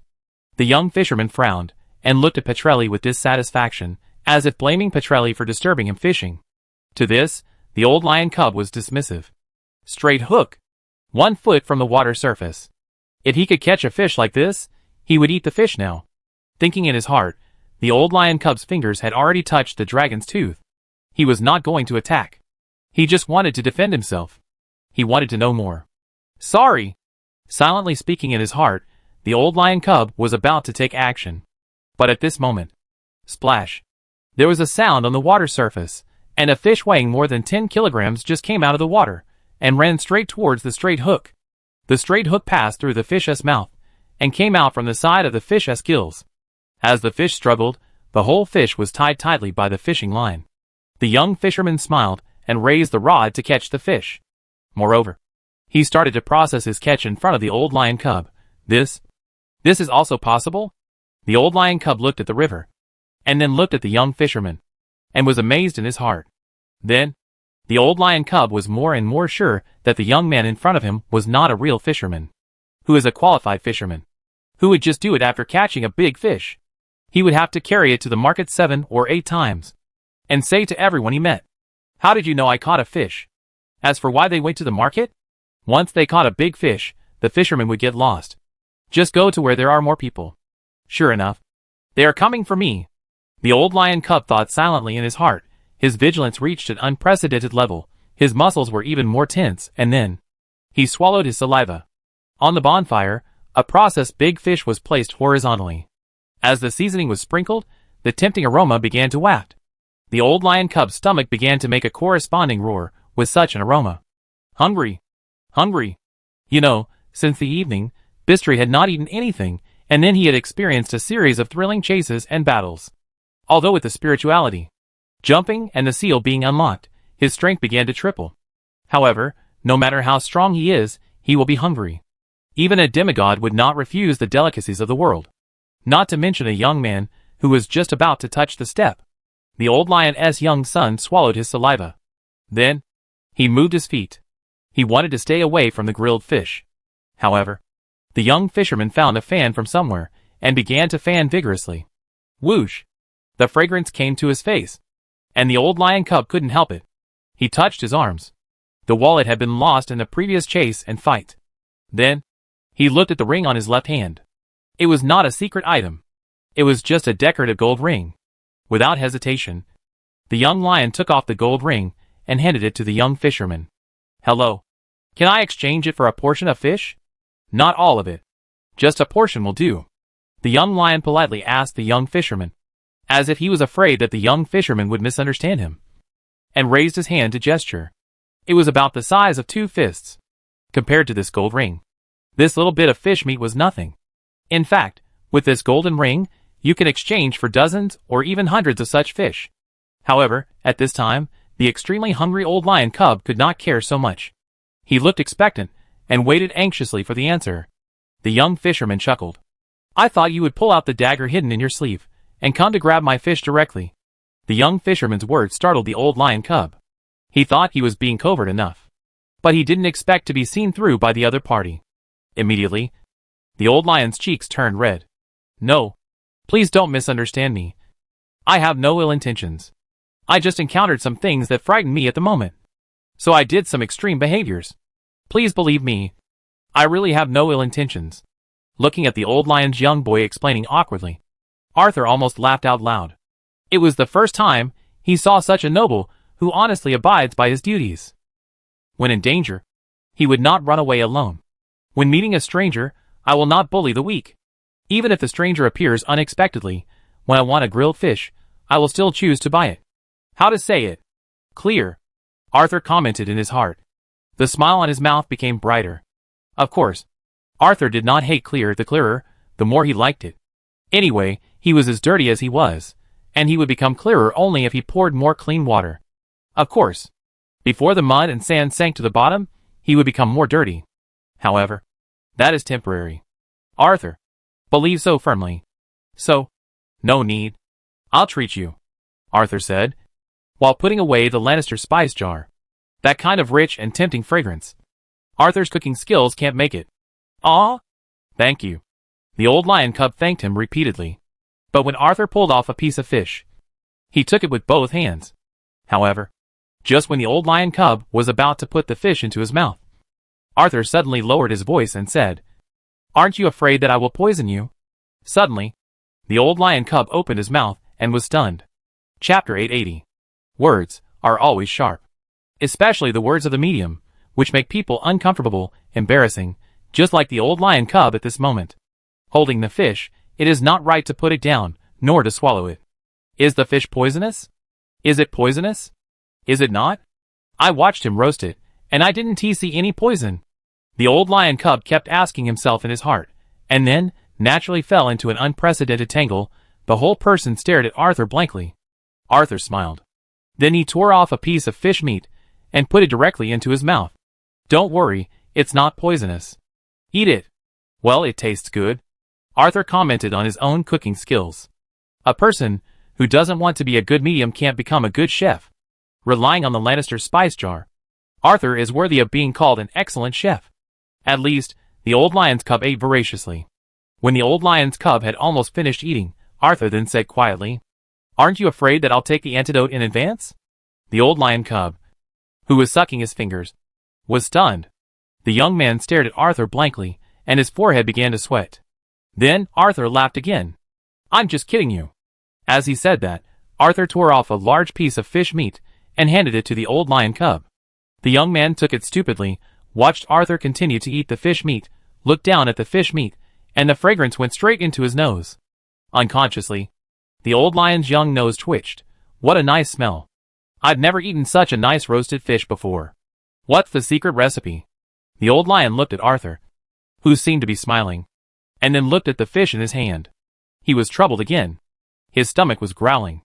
The piece of fish just now could not satisfy the old lion's young stomach at all. On the contrary, the piece of fish completely stimulated the old lion's young hunger. If you never hope, you won't be disappointed. If you have hope and are disappointed again, you will fall into despair. At this time, the old lion cub's stomach is in this state. The old lion cub's brain is also turning rapidly. He ate so much. Even if he took the antidote in advance, would the antidote still work? Besides, there is nothing wrong with my body. It seems to be thinking. But the brain is controlled by the stomach. However, the remaining rationality still allowed the old lion cub to check his body again with a family secret technique. After confirming that there was no problem, he opened his mouth to eat. This scene made Arthur laugh. Ha ha! The first piece of fish is not poisonous. The second piece is poisonous. Suddenly, the fish that was delivered to his mouth stopped. The old lion cub looked at Arthur with resentment. Eat it. Eat it. I'm just teasing you. If I really poison the second piece of fish, I won't say it when you open your mouth. I have to wait until you eat it. Arthur explained. I know. The old lion cub muttered. Then, the old lion cub began to wolf it down again, and decided not to listen to what Arthur said. At this time, the old lion cub had already discovered that the person in front of him was definitely the kind of guy who liked to play tricks on people. He was not a bad person, but sometimes he would make people feel helpless. Inexplicably, the old lion cub thought of the master in the biography, the court wizard Chariko. That master really likes to play tricks on people. On the contrary, the other party's friend, the imperial court jester Harrington, is a very serious person. Even, later scholars believe that the reason why Chariko became Harrington's friend is because Harrington can take the blame for him. Of course, more people think that the reason why the Master Harrington is called the court jester is that it was because this master made so many fun, but flashy props for Chariko. Therefore, he was called the court jester. However, their friendship was real and worthy of praise. After all, not everyone can live and die together. Thinking in his heart, the old lion cub ate faster. At the same time, he looked at Arthur carefully. He was very afraid that Arthur would say something again, and what you fear will come true. After noticing the old lion cub's gaze, Arthur said lightly, "Thank you for letting me see a good show." The old lion cub was stunned again. Watched a good show? He saw everything just now. Which side does he represent? My uncle's? Or those secret forces? Raven Feather? Green Rock Forest? Snake Sect? Theophat Psychic Order? Or Pale Hand? Many pieces of information flashed in the young mind. The fish that was in his mouth involuntarily stopped again. Arthur didn't care about that. He said the words. He roughly knew what the other party was thinking. Then the only thing left was eating the fish. This was the fish he had caught with great difficulty. With the cooperation of the 6 hands of nothingness, he finally caught the fish. Of course, it could be considered as his catch. Arthur happily ate the fish. The old lion cub was a little absent-minded. Even though he was eating with big mouthfuls, But the feeling of not being able to fully enjoy the food made the young man feel extremely uncomfortable. Moreover, the old lion cub always felt that the person in front of him would never let him finish his meal in peace. Therefore, in the next 10 minutes, the old lion cub was in a state of anxiety as he waited in his heart, and the delicious food blossomed on his taste buds. It was like a spring under stress. When it was pressed to the extreme, the spring would either break or bounce. The old lion cub was the latter. He took out a handkerchief from his jacket pocket and wiped his greasy palms. One side of the handkerchief was stained with blood. Only half was clean. The old lion cub used the clean side to wipe his palms. The action was standard and elegant. Even in the wilderness, even if the handkerchief was not clean, but at this time, the old lion cub brought out a unique aristocratic temperament. The old lion cub said in that aristocratic tone, "Thank you for your hospitality. Although I don't know where you come from, I will always remember your kindness. Of course, please accept this as well. It will be a testimony between us." The old lion's son handed over the golden ring again, and gave this golden ring a unique definition. A token of determination. As one of the heirs of the Grand Duke of Niwen, the old lion's son believed that he would be able to help the man in front of him in the future. It was this confidence that calmed the old lion's son's anxiety. Arthur looked at the old lion's son, who was in a good state at the moment, and said softly with a smile, "Your crotch is rotten." Chapter 881. The previous moment, young Pistol Hamlet was full of confidence, full of youthful vigor, and had a sense of commanding power. The next moment, the old lion cub's face turned red, his body was distorted, as if he wanted to look down at his crotch but didn't dare to. And this was just because of Arthur's words. Of course Arthur, who was used to lying, didn't lie this time. The old lion cub's crotch was really rotten. The damaged area was not big, only 1 finger wide. Moreover, Arthur knew how bad it would be when he entered the secret passage. As for why didn't he warn the other party in advance? If he had warned the other party in advance, how could Arthur see the scene in front of him, and how could he take the initiative? I was careless. I want to take it to heart. I. The old lion cub stuttered. Obviously, the young man wanted to resolve his embarrassment with words. But after the words came out, the old lion cub found that the more he spoke, the more embarrassed he became. At first, he could still speak complete sentences. But later, he couldn't even speak complete sentences, especially when he saw Arthur's smiling face. The old lion cub subconsciously grabbed his pants, as if the pants would fly away at any time. Then, his legs crossed unconsciously. It was as if Arthur's eyes could see through things. "Tsk, I'm not interested in men." Arthur rolled his eyes when he saw the old lion cub like this. Then, he picked up some firewood beside him, and added it to the fire. With the sound of sparks, Arthur smiled and whispered, "It's almost dawn." The old lion cub didn't understand, and followed Arthur's gaze to the east. There, it was getting deeper. Obviously, dawn is coming. But, what does this have to do with the current situation? What is the person in front of me going to say? Why is there such a smile on his face when he says this? And that smile is happier than seeing my crotch torn? Pa! My crotch is not torn. I just pulled it when I was dodging. I won't take it seriously. The old lion cub shouted in his heart. The gold ring in his hand can't be given away anyway. The old lion cub is not really stupid. He could see that the other party did it on purpose. When he thought he could control the future and made a promise to the other party, did it on purpose. It was obvious that the other party did not believe in his future. For this, even if the old lion cub believed in his own future, he could not explain it. Moreover, in the eyes of the old lion cub, if he explained it, it would be a complete disregard of manners. He was not so shameless. Simply put, the old lion's young son has to keep his dignity. If you change someone else, for example, Wiggins, who hangs out on the streets all year round at this time, he will probably just take off his pants and walk away. What if it's Arthur? Arthur won't take off his own pants, but Arthur will take off the other person's pants. Then, naturally, he will put on the other person's pants, and then burn his own pants. Anyway, the two of them only have 1 pair of pants, and whoever doesn't wear pants will be embarrassed. He, Arthur, will never be embarrassed. Of course, Arthur would not really bully an honest person. He liked the nature of an honest person. He appreciated the gratitude of an honest person. So Arthur took out a lady's skirt and handed it to the old lion cub. It was a pink skirt with lace edges. This year's popular style. Arthur prepared it in advance to make Melinda happy. Taking it out now? It was appropriate. After all, for Arthur. Liking is liking, appreciation is appreciation. But Arthur still remembered the unconscious arrogance of the old lion cub when he wanted to give him the token just now. Of course, Arthur had no hatred. What was there to be jealous about? If there was a grudge, he would usually take revenge on the spot. Looking at the old lion cub, who took the lady's skirt with a complicated expression on his face, Arthur felt extremely comfortable.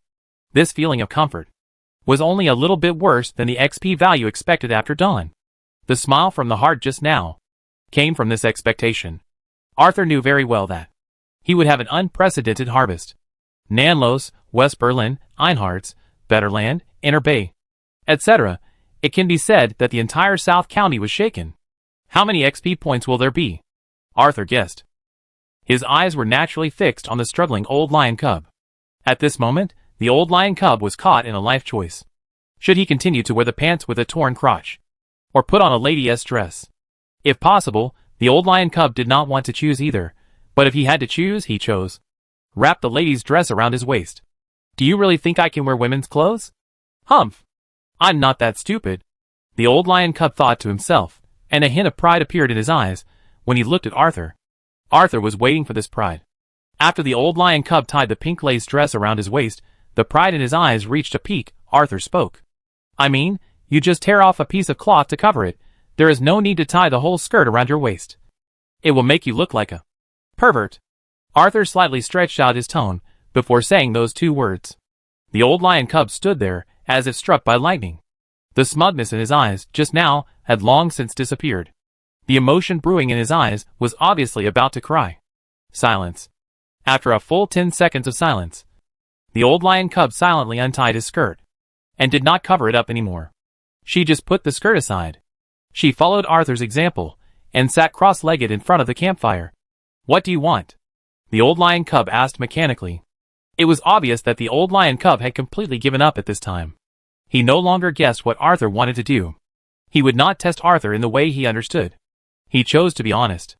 Because he found that if he continued to guess, or if he tried to test the young man in front of him in his own way, he would be the one who got hurt. He couldn't bear it anymore. He didn't understand why the things he learned from his father and brother were useless. But he knew that although the young man in front of him had no ill intentions, he was more difficult to deal with than he thought. Arthur glanced at the old lion's cub and felt a little unsatisfied. He originally thought that the other party could still hold on for a few rounds. Since he appeared, the other party has been acting half-heartedly.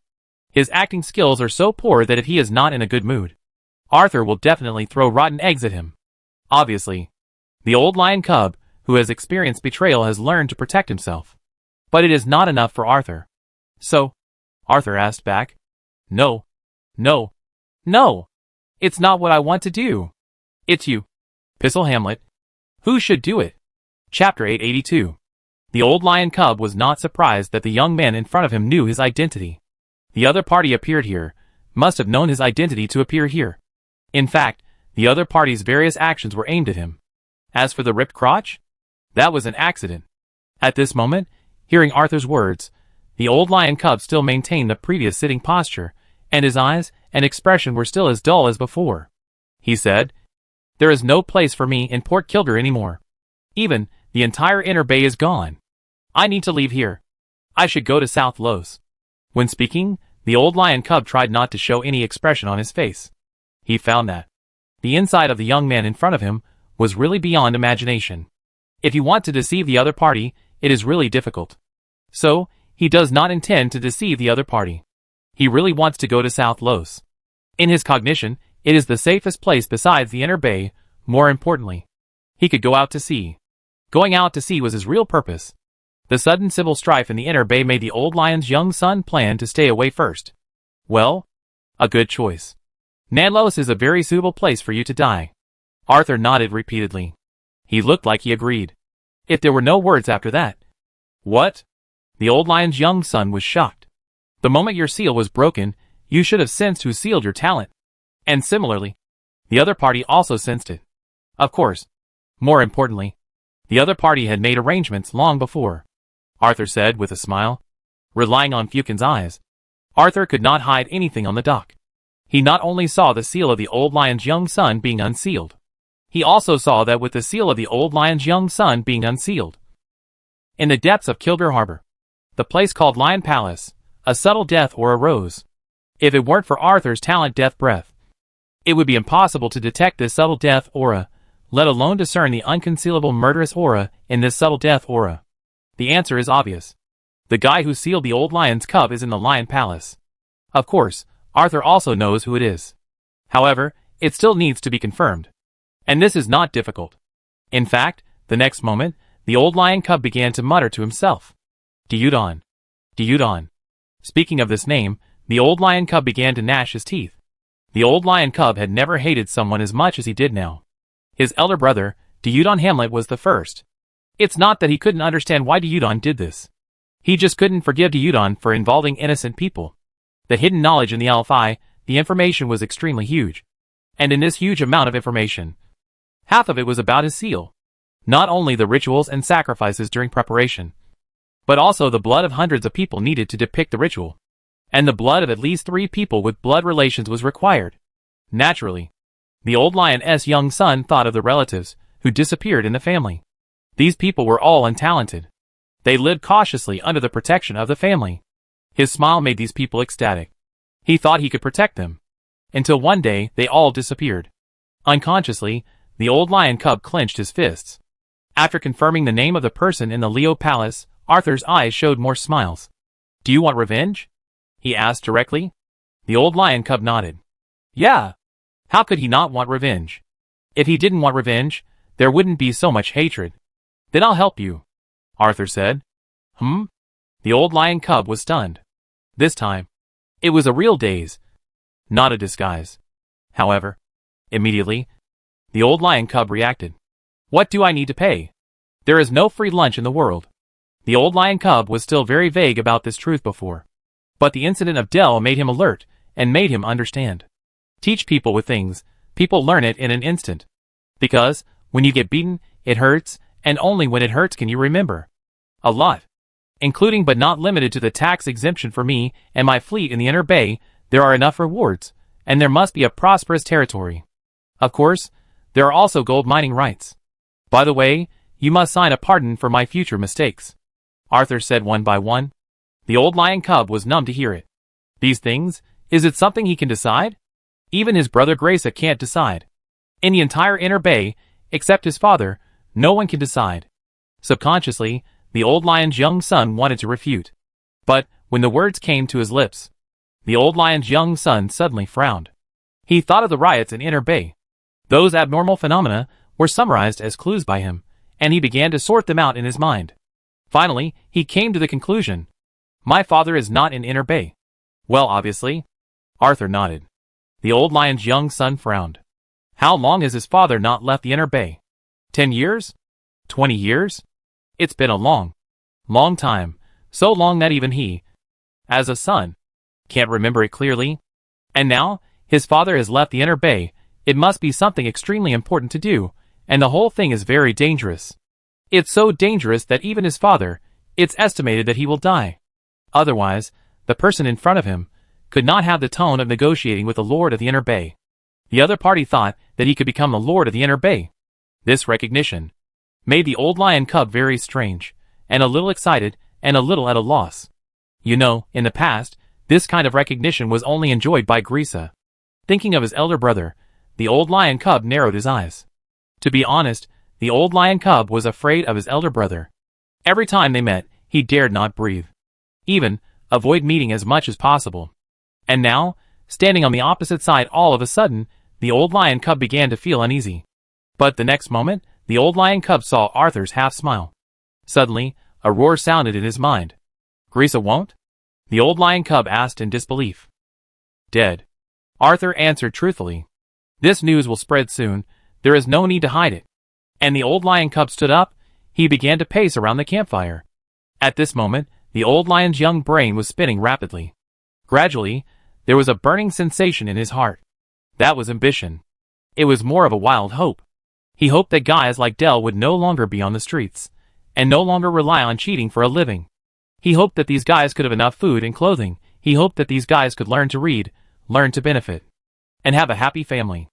If he became the Lord of the Inner Bay, It would be possible. Boom, boom, boom.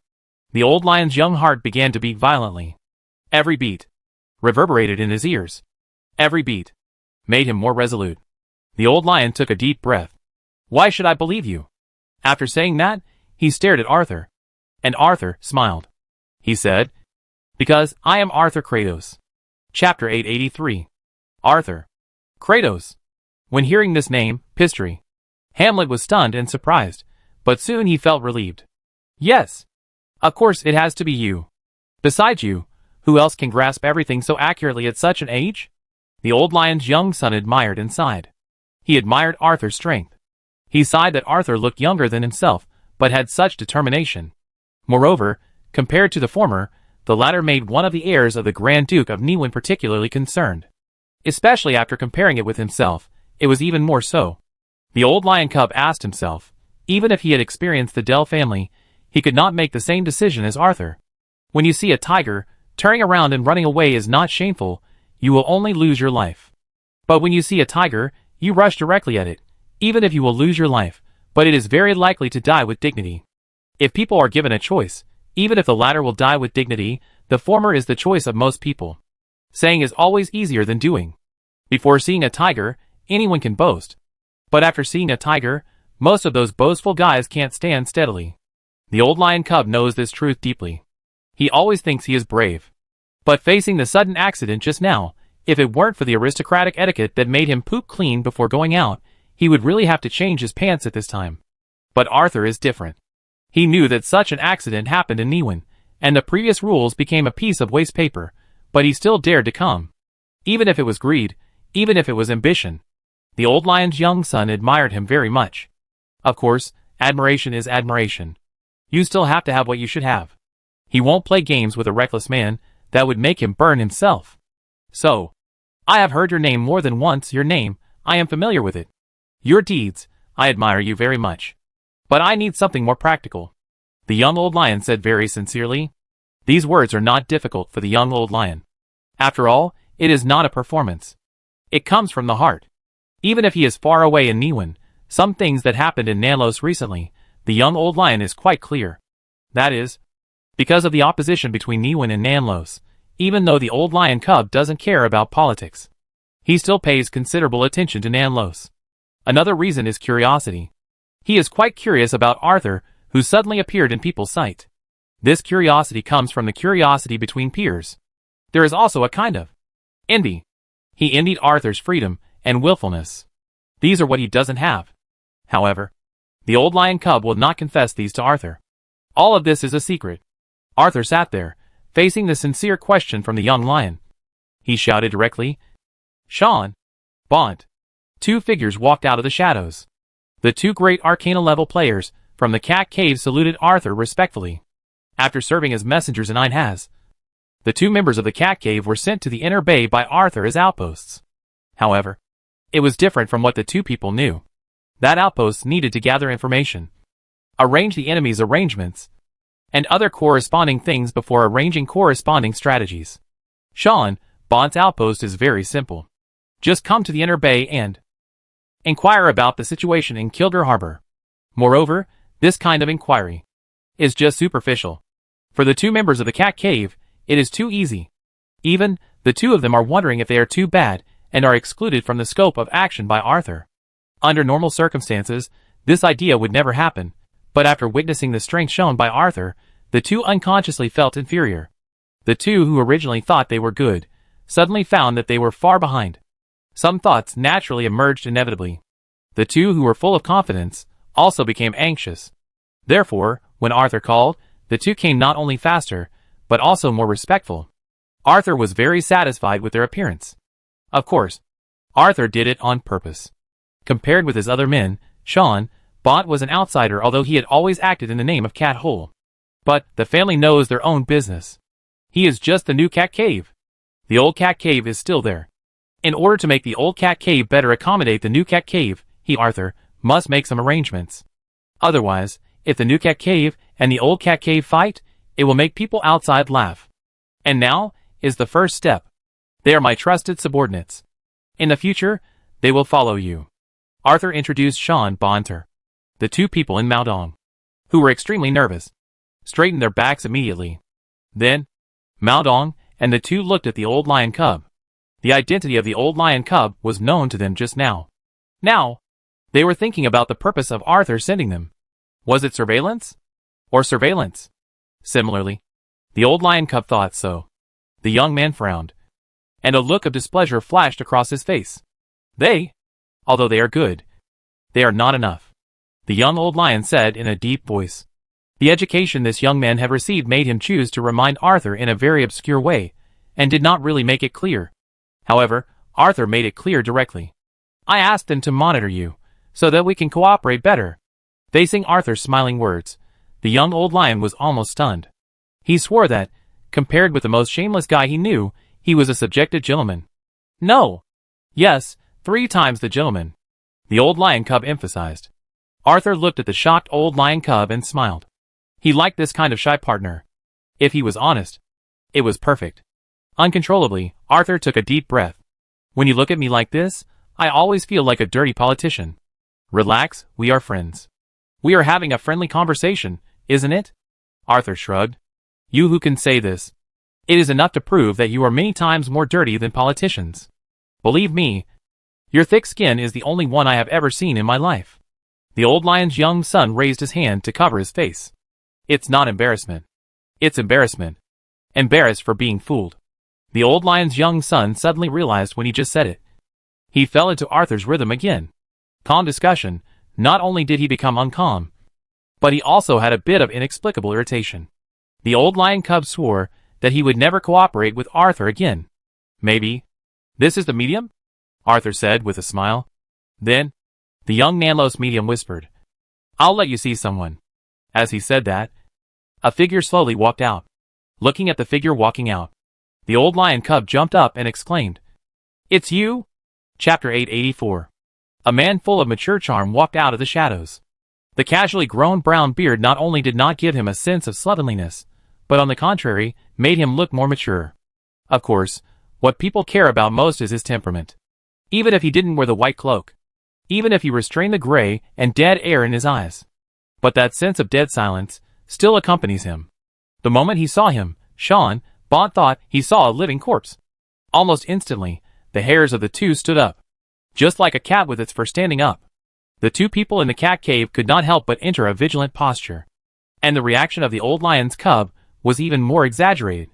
Not only did he jump up, his eyes widened, his pupils that concealed his pupil color fell down, and he kept exclaiming. After saying it's you, he said, Impossible. Impossible. Absolutely impossible. Patrimoine? How is it possible? As the left leader of the Dead Poets Society, how could you be related to Arthur Kratos? Is it an illusion? It must be an illusion. The old lion's young son knew the man in front of him. Although he was not familiar with him, the old lion's young son knew the name Patrimoine. He also knew that the left leader of the Dead Poets Society had been treated with courtesy by his father and brother. No! It should be a high-standard treatment. But the more this happened, the more shocked the old lion cub was, and the more unbelievable it was. The other party should be his father, brother's man, but why did he appear beside Arthur? Even if the other party surrendered directly to his brother, the old lion cub would not be so strange. After all, there is a foundation. His father is the medium. But Arthur is a completely unrelated person. How could he do that? Did the other party defect halfway? Or was he Arthur's man from the beginning? If it was the latter, then how many people did the Kratos family arrange in the Inner Bay? No! The Kratos family is not that scary. Arthur Kratos is not that scary either. Everything is a coincidence. Don't worry. There must be room for turning back. The old lion's heart was filled with turbulent waves. However, even if he was about to be drowned by the huge waves, the words in the mouth of the old lion's young son had not stopped. He still said those unbelievable words. At the same time, he began to raise his hand and pinch himself. After pinching, it was naturally extremely painful. The old lion cub took a breath of cold air, then looked up, and found that the person in front of him had not disappeared. The old lion cub immediately increased his strength. Moreover, the old lion cub not only increased his strength, but also began to use various secret methods to eliminate the illusion. All this, in the eyes of ordinary people, the unbelievable performance continued. But Arthur looked at the old lion cub leisurely. Without a doubt, the other party started the performance again. When seeing the unexpected person appear, the old lion cub was really surprised, there is no doubt about that. But later, he used this exaggerated behavior to delay time. To give himself time to delay reaction, to give himself time to think about how to maximize benefits. In short, growing up very fast. The other party has already mastered a trick to turn from a rookie to an old bird. That is shamelessness. People who want to be shameless will have a hard time living. Especially for those who starve themselves to death for fame, that is even harder. Maybe the pursuits are different. Those people are respected, admired, even left their names in history. But Arthur is not such a person. As an ordinary psychic, Arthur just hopes that he can live a stable life. But there are always people who don't let him rest in peace. He was forced to fight back. Similarly, the old lion cub is not such a person. Maybe he used to be such a respectable, extremely noble person. But after experiencing the Dell family, the other party has already changed, especially after meeting Arthur. A good teacher, the diligent and studious old lion cub absorbs the invisible knowledge like a sponge. Not only did he become shameless, he also knows how to use his identity, let the other party think that he is dignity. Unfortunately, he is still immature. He could not hide it from the four people present. Sean, although Bot was not watching the show like Arthur, the calmness in their eyes was enough to show that the two were emotionally stable and unaffected. As for Arthur, it goes without saying, if he hadn't had 0 ropes on him, he would have definitely thrown some. As for Portraman who just appeared, at this moment, he had already knelt on one knee in front of Arthur. Your Highness, the earnest call made the old lion's young son's heart tremble. Obviously, things were more complicated than he had imagined. The two sides were not simply cooperating, but they were truly subordinate. Undoubtedly, things were developing in the direction he least wanted to see. Everything was not a coincidence. Portraman's appearance clearly showed that he was loyal to Arthur. Then, the Kratos family. And Arthur Kratos. Looking at Arthur sitting there, the pale golden pupils of the old lion cub kept shrinking.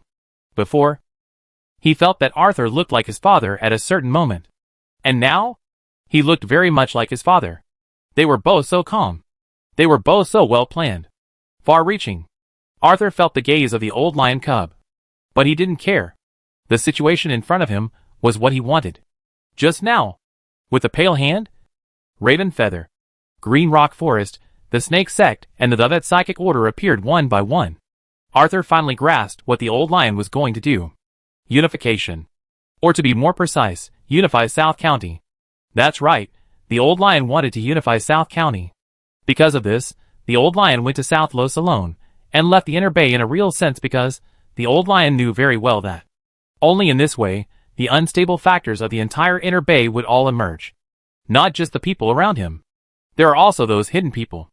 Only by doing so can the Inner Bay become clean. Of course, doing so is also extremely risky. If it goes wrong, he will die, and the Inner Bay will be in chaos. However, it is obvious that the old lion has absolute confidence. The old lion is not only sure that he can get out of Nanlos unscathed, but also sure that he has enough strength to subdue the Earl of Nanlos. Of course, there is also the chaos in the Inner Bay. Maybe it was just a minor problem in the eyes of the old lion, not worth mentioning at all, and it could be killed with just a wave of his hand. So, the old lion left the Inner Bay. So, the old lion went to South Los. And for Arthur, it was really great. Thank you for leaving. Then I will be polite. Arthur thought in his heart, but he kept a smile on his face, looking at the old lion's young son, and asked softly, is this sincerity enough? Chapter 885. Is it enough? It is enough. How can it be not enough? In fact, it is much beyond expectations. Byustry Hamlet could not help but smile bitterly. In the mind of the old lion's young son, Arthur might make a layout in the Inner Bay, but this layout is just a shop located in the Kilder Harbor, a sub-bustling area. The shop owner inside will be responsible for Arthur, and the rest of the people are hired workers who don't know the details at all. In fact, most people do this. Why are there so many secret police in Niwen? Apart from Grease's credit for his father, it is because there are too many spies in Niwen. Maybe the friend you drink and chat with has a different identity. Even, the couple who sleep in the same bed may have extraordinary identities. If you go a step further, that is to control a group of gang members in the dock area and form your own gang power. At this point, it is already very remarkable. It takes a lot of time. energy and money to complete. However, these are still under the surveillance of the secret police. Or, it is Grease's indulgence. Visible enemies are not enemies. Grease has said this more than once. For this arrogant brother, the old lion's son does not like him. However, the old lion's son has to admit that the other party is right. But, even if it was Grease, I probably didn't expect that. The people from the Dead Poets Society whom he relied on for support would actually be Arthur's. It's a pity that Grease is dead. Otherwise, Grease's expression would be quite exciting. Thinking of his dead brother, the old lion cub sighed in his heart. But immediately, the old lion cub was attracted by another brother, Diudon. Diudon. The old lion cub gnashed his teeth in his heart. However, this old lion cub knows the priorities. Some things must be done. But there is a first come, first served. You really surprised me. I now even suspect that the chaos in the inner bay is caused by you. The old lion cub sighed, and his bitter smile became more intense. Arthur glanced at him. Performance. Another performance. Use a bitter smile to cover up the true thoughts in his heart, and then use words to test. Progress is fast. Arthur silently observed the other party. Then, silently influenced the other party. When the other party just finished speaking, Arthur laughed. He said, "Please believe me, that was not done by me. If it were me, I would have won the victory when the matter was known to everyone, and the dust would have settled. And I would not let my opponent have any chance to turn over." Arthur said it seriously. That kind of confidence and indifference, the old lion's young son's heart trembled. Too much like his father. Unconsciously, the old lion's young son was panicked. The old lion's influence on his son was far beyond the imagination of ordinary people. Arthur saw it. Arthur smiled even more happily. He continued, "I am not a person who likes to pretend, and I am not good at acting. So I hope you, Bistri, are honest enough. I showed my sincerity. What about you?" Arthur said. The eyes began to become sharp. The panic of the old lion cub began to spread. Some of the lies he had originally told became the truth unconsciously. "I don't have more followers, but I have a name. As the third son of the Grand Duke of Niwen, I have an absolutely legitimate name. This name is enough to make the remaining 7 families in Niwen excited, even, I am sure, to impress other members of the Golden Lion family. Moreover, I have an absolute helper. In Niwen, in addition to the Golden Lion family, there are 7 other families. Of course, the so-called 7 families are only announced to the outside world. Internally, these 7 families are the vassal of the Golden Lion family. After all, they have only risen for 30 years. There are no ancient nobles in Niwen. After the old lion brought Nanjun into the pioneer era, the ancient nobles, who were able to survive, have already become powerful local powers. Or, it is the decline of talents. The nobles in each territory are mostly new nobles. This is the work of the old lion. It is also the tacit consent of the great nobles in various places. Even, they participate. For resources, the drama of big fish eating small fish, and small fish eating shrimps is played in every era. Even this time, it is no exception. Barrow Hamlet also took advantage of this, and treated the rich businessmen and the middle class in the inner bay as cakes on the table, preparing to share them. The young old lion also intends to take advantage of this. Moreover, he wants to be even more extreme than his uncle. He intends to turn against Tian Gang. Kill his uncle first. Because, the young old lion knows that he is lagging behind by more than a little bit. If he wants to gain a little advantage at this time, even with Arthur's help, he needs to make some decisions that go against his ancestors, before he can really sit at the table. Arthur is very interested. Absolute help? Arthur asked. Diudon Hamlet. When the old lion's young son said this name, he gnashed his teeth, and that kind of hatred was almost tangible. But this did not prevent the old lion from looking for the other party to ally. In fact, when facing his uncle, the other party was his natural ally. If Grisa had not died, he would never do this. But now, Grisa is dead. Diudon would never let his uncle take away the position of Grand Duke. As long as he appears at the right time, he will definitely achieve an effect far beyond imagination. Of course, this is also because of Arthur's existence. It is because of Arthur's help that the old lion cub dares to do this. Subconsciously, the old lion cub glanced at Sean and Bont. He planned to use the tiger's skin to pull the flag. He wanted Diudon to misunderstand that he had been pretending all along. Then, kill this bastard. Arthur saw the murderous intent in the old lion cub's eyes. He guessed what the other party wanted to do. Alliance? Yes, it was an alliance. Even Diudon would think so. But what the old lion cub really wanted to do was kill people. Kill Diudon in the fastest and most unexpected way. As for the other party's uncle? Naturally, he would leave it to him. No, that's not the case. Arthur, who had been observing the old lion cub carefully, did not draw a conclusion immediately. After a little contemplation, he overturned his speculation just now. Recalling everything when the other party appeared, Arthur suddenly had an idea. He knew what the other party wanted to do. Chapter 886 Dawn Rebellion. How can people survive when they are caught in the middle? They cannot be too strong, nor too weak. If they are too strong, they will only be regarded as potential threats. And then, they will be directly eliminated. If they are too weak, they will only be regarded as non-threatening. And then, they will be eaten up in one bite. So, when people are caught in the middle, they must be moderate in hardness and softness. Then, they can get the best of both worlds. It is obvious that the old lion's young son intends to do this. To put it simply, Diudon, this brother, the old lion's young son wants to kill him. Barrow, this uncle, the old lion's young son wants to kill him too. It's really great. Arthur smiled. It was no longer the kind of smile during a polite greeting, but a real smile from the inside out. He seemed to hear the wailing in his ears, feel the smell of blood in the wind, and even see the mountains of corpses and seas of blood, but these made him excited. Even, it made him feel comfortable. As if he should be like this. The breath of death began to roll. From invisible to visible. In the gray, in the absolute domain of death, the young man sat cross-legged there, laughing softly, with a glimmer in his eyes. Plop! Portraman, who had just stood up, fell to his knees again the moment he saw this scene. The eyes of the left lead singer of the Dead Poets Society were full of fanaticism. He saw death. He also saw the future of the Dead Poets Society. Everything, it will all be a matter of a thought for the young man in front of him. Sean, Bond's heart was filled with huge waves. The two people in the cat cave were not unaware of Arthur's strength. But they did not know that Arthur actually mastered this kind of pure death. In an instant, the two people thought of the rumors about the black cat. The real black cat.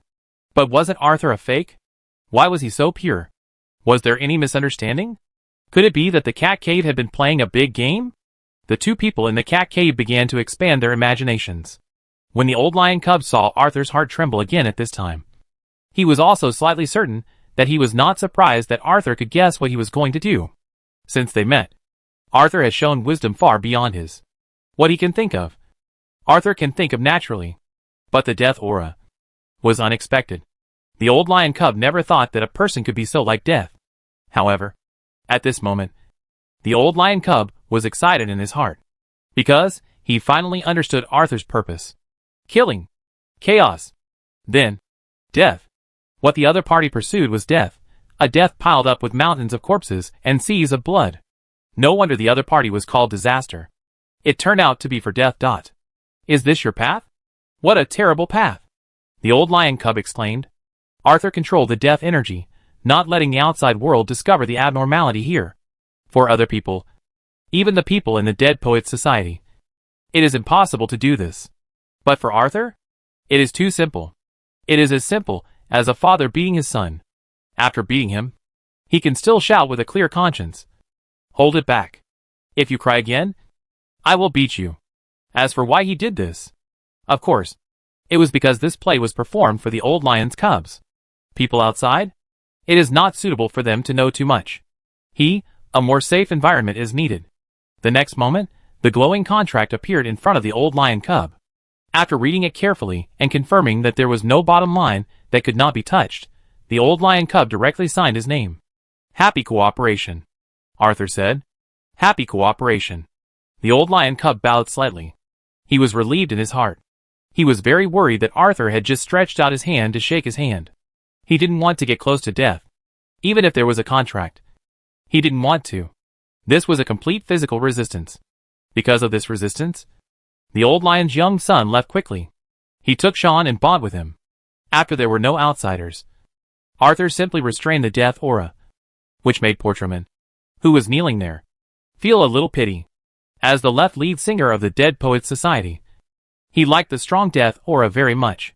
If he could live in it, It would be like a dream. However, facing Arthur, Portraman would never force anything. He knelt there, respectfully waiting for Arthur's orders. In fact, at this moment, Portraman was much more excited than when he just received Arthur's message. It was not a change in loyalty. It was a change in strength. Portraman's stubbornness had already determined that the left leader of the Dead Poets Society would never change his loyalty to Arthur. But before Arthur really grew up, he could only conceal his loyalty, even if he thought it was absolutely right. Because too many people could not understand his loyalty. And now? No need. His loyalty could be above board. This made Portraman very excited. It was like the inner words that had been suppressed for 10 years finally found a way out. And he wanted to shout them out. Arthur observed the left lead singer of the Dead Poets Society calmly. People who are carried away by their own correct will. Arthur sighed in his heart. People who carry others away are annoying. People who carry themselves away are scary.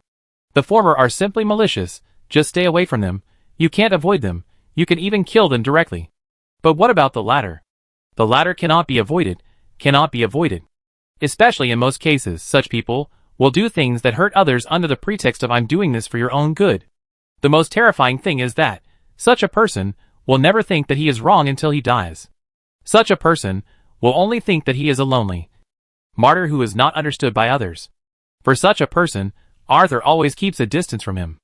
Unless the correct will that is wrapped in it comes from him. So, Arthur is very friendly to Portraman. The grilled fish appears again, with the Lannister seasoning jar in it. The quality of the grilled fish was absolutely recognized by Portraman. Moreover, the left lead singer of the Dead Poets Society was not surprised at all. In his opinion, it was normal for Arthur, the son of death, to master these things. Death is not penance. Death is the end. When reaching the end, the process must be gorgeous. This process must be surrounded by delicious food, beautiful women, and beautiful scenery. A joyful process will make the result wonderful. This is what the Dead Poets Society recognizes. Feeling the deliciousness on the tip of his tongue, Portraman did not forget Arthur's earlier inquiry. He lowered his voice and said, Your Highness, the location of the gold mine has been confirmed. Chapter 887. Where? Arthur's eyes flashed with joy, and he asked in a low voice. Arthur never forgot the purpose of coming to Niwen. In addition to seeking justice for his mother, it was the gold mine. He needed enough gold to make his bloodline complete and pure. And the gold mine of the Golden Lion family. No! It was the gold mine left to him by his mother, and he was determined to get it. Lion Palace. Under Arthur's gaze, Portraman said a place that Arthur did not expect. It is no secret that the Golden Lion family owns a gold mine with abundant output. However, the exact location of the gold mine is a secret. Or to be more precise, it is not certain where it is. DuPont Hills, Neuer Town, and Smooth Mine. These three places are the places where the Golden Lion family gold mine may exist. However, whether it is the sparsely populated DuPont Hills, the densely populated Neuer Town, or the long-dead Smooth Mine, ordinary people cannot get close to them. Not only are there heavily guarded troops there, but it is also rumored that the Lion group under the Old Lion has been stationed there. Constructor, War Elephant, Blood Shadow Thorn. It is precisely because the three people have appeared in those three places, and someone saw a carriage full of gold, that people are suspicious of that place. However, no matter how many people are sent to investigate, there is no definite news. The people sent out are not lost. It was directly instigated to rebel, causing considerable losses to the people behind the scenes. Especially the Smooth Mine. Which seemed to be the answer. Someone sent a team of 100 elite soldiers deep into it. The result? They disappeared. And that person? Naturally. It was the old Earl of Nanlos. This old Earl always had an extraordinary talent in weakening his own foundation, and at the same time, he would often give others a handle, making the entire Nanlos passive. In fact, more than one person said that if it weren't for the mess left by the old Earl of Nanlos, the female count would have grown faster.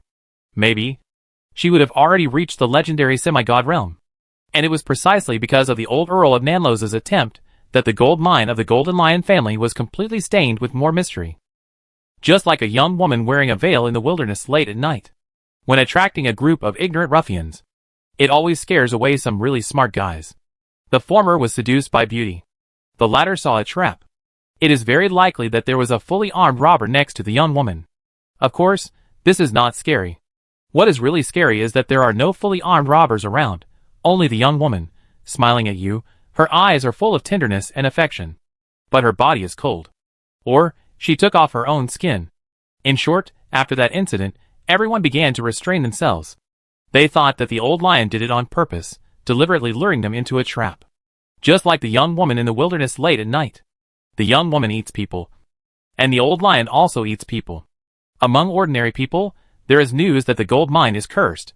It is said that people who enter without the blood of the golden lion family will definitely encounter bad luck. Many people still sneer at this. But many people began to doubt the authenticity of the golden lion family's gold mine. The gold mine does not exist at all. It's all the tricks of the old lion. A few years before the death of the old Earl of Nanlos, this matter was known to the world. As for who did it, it is self-evident. However, when 600 carts of raw gold ore appeared outside the port of Kilgore, the rumor was broken. And the old Earl of Nanlos? He vomited blood and fell to the ground. He did not die. But he was left with a root of illness. His subsequent death was also related to this root of illness. Therefore, the relationship between Niwen and Nanlos became increasingly tense. These are all the information Arthur collected when he was planning the gold mine. In Arthur's mind, since the old lion has laid out the 3 locations, then the gold mine is likely not in these 3 places. Once a secret is known, it is no longer a secret. The dead can not only keep secrets, the dead can also deter others. Therefore, Arthur asked himself, if he had such a gold mine, he would definitely create confusion. The gold mine known to the outside world, they are definitely all fake. No one knows about the real gold mine. That's why he asked the people from the Dead Poets Society to find out. But Arthur didn't expect that. The gold mine would be in the Lion Palace.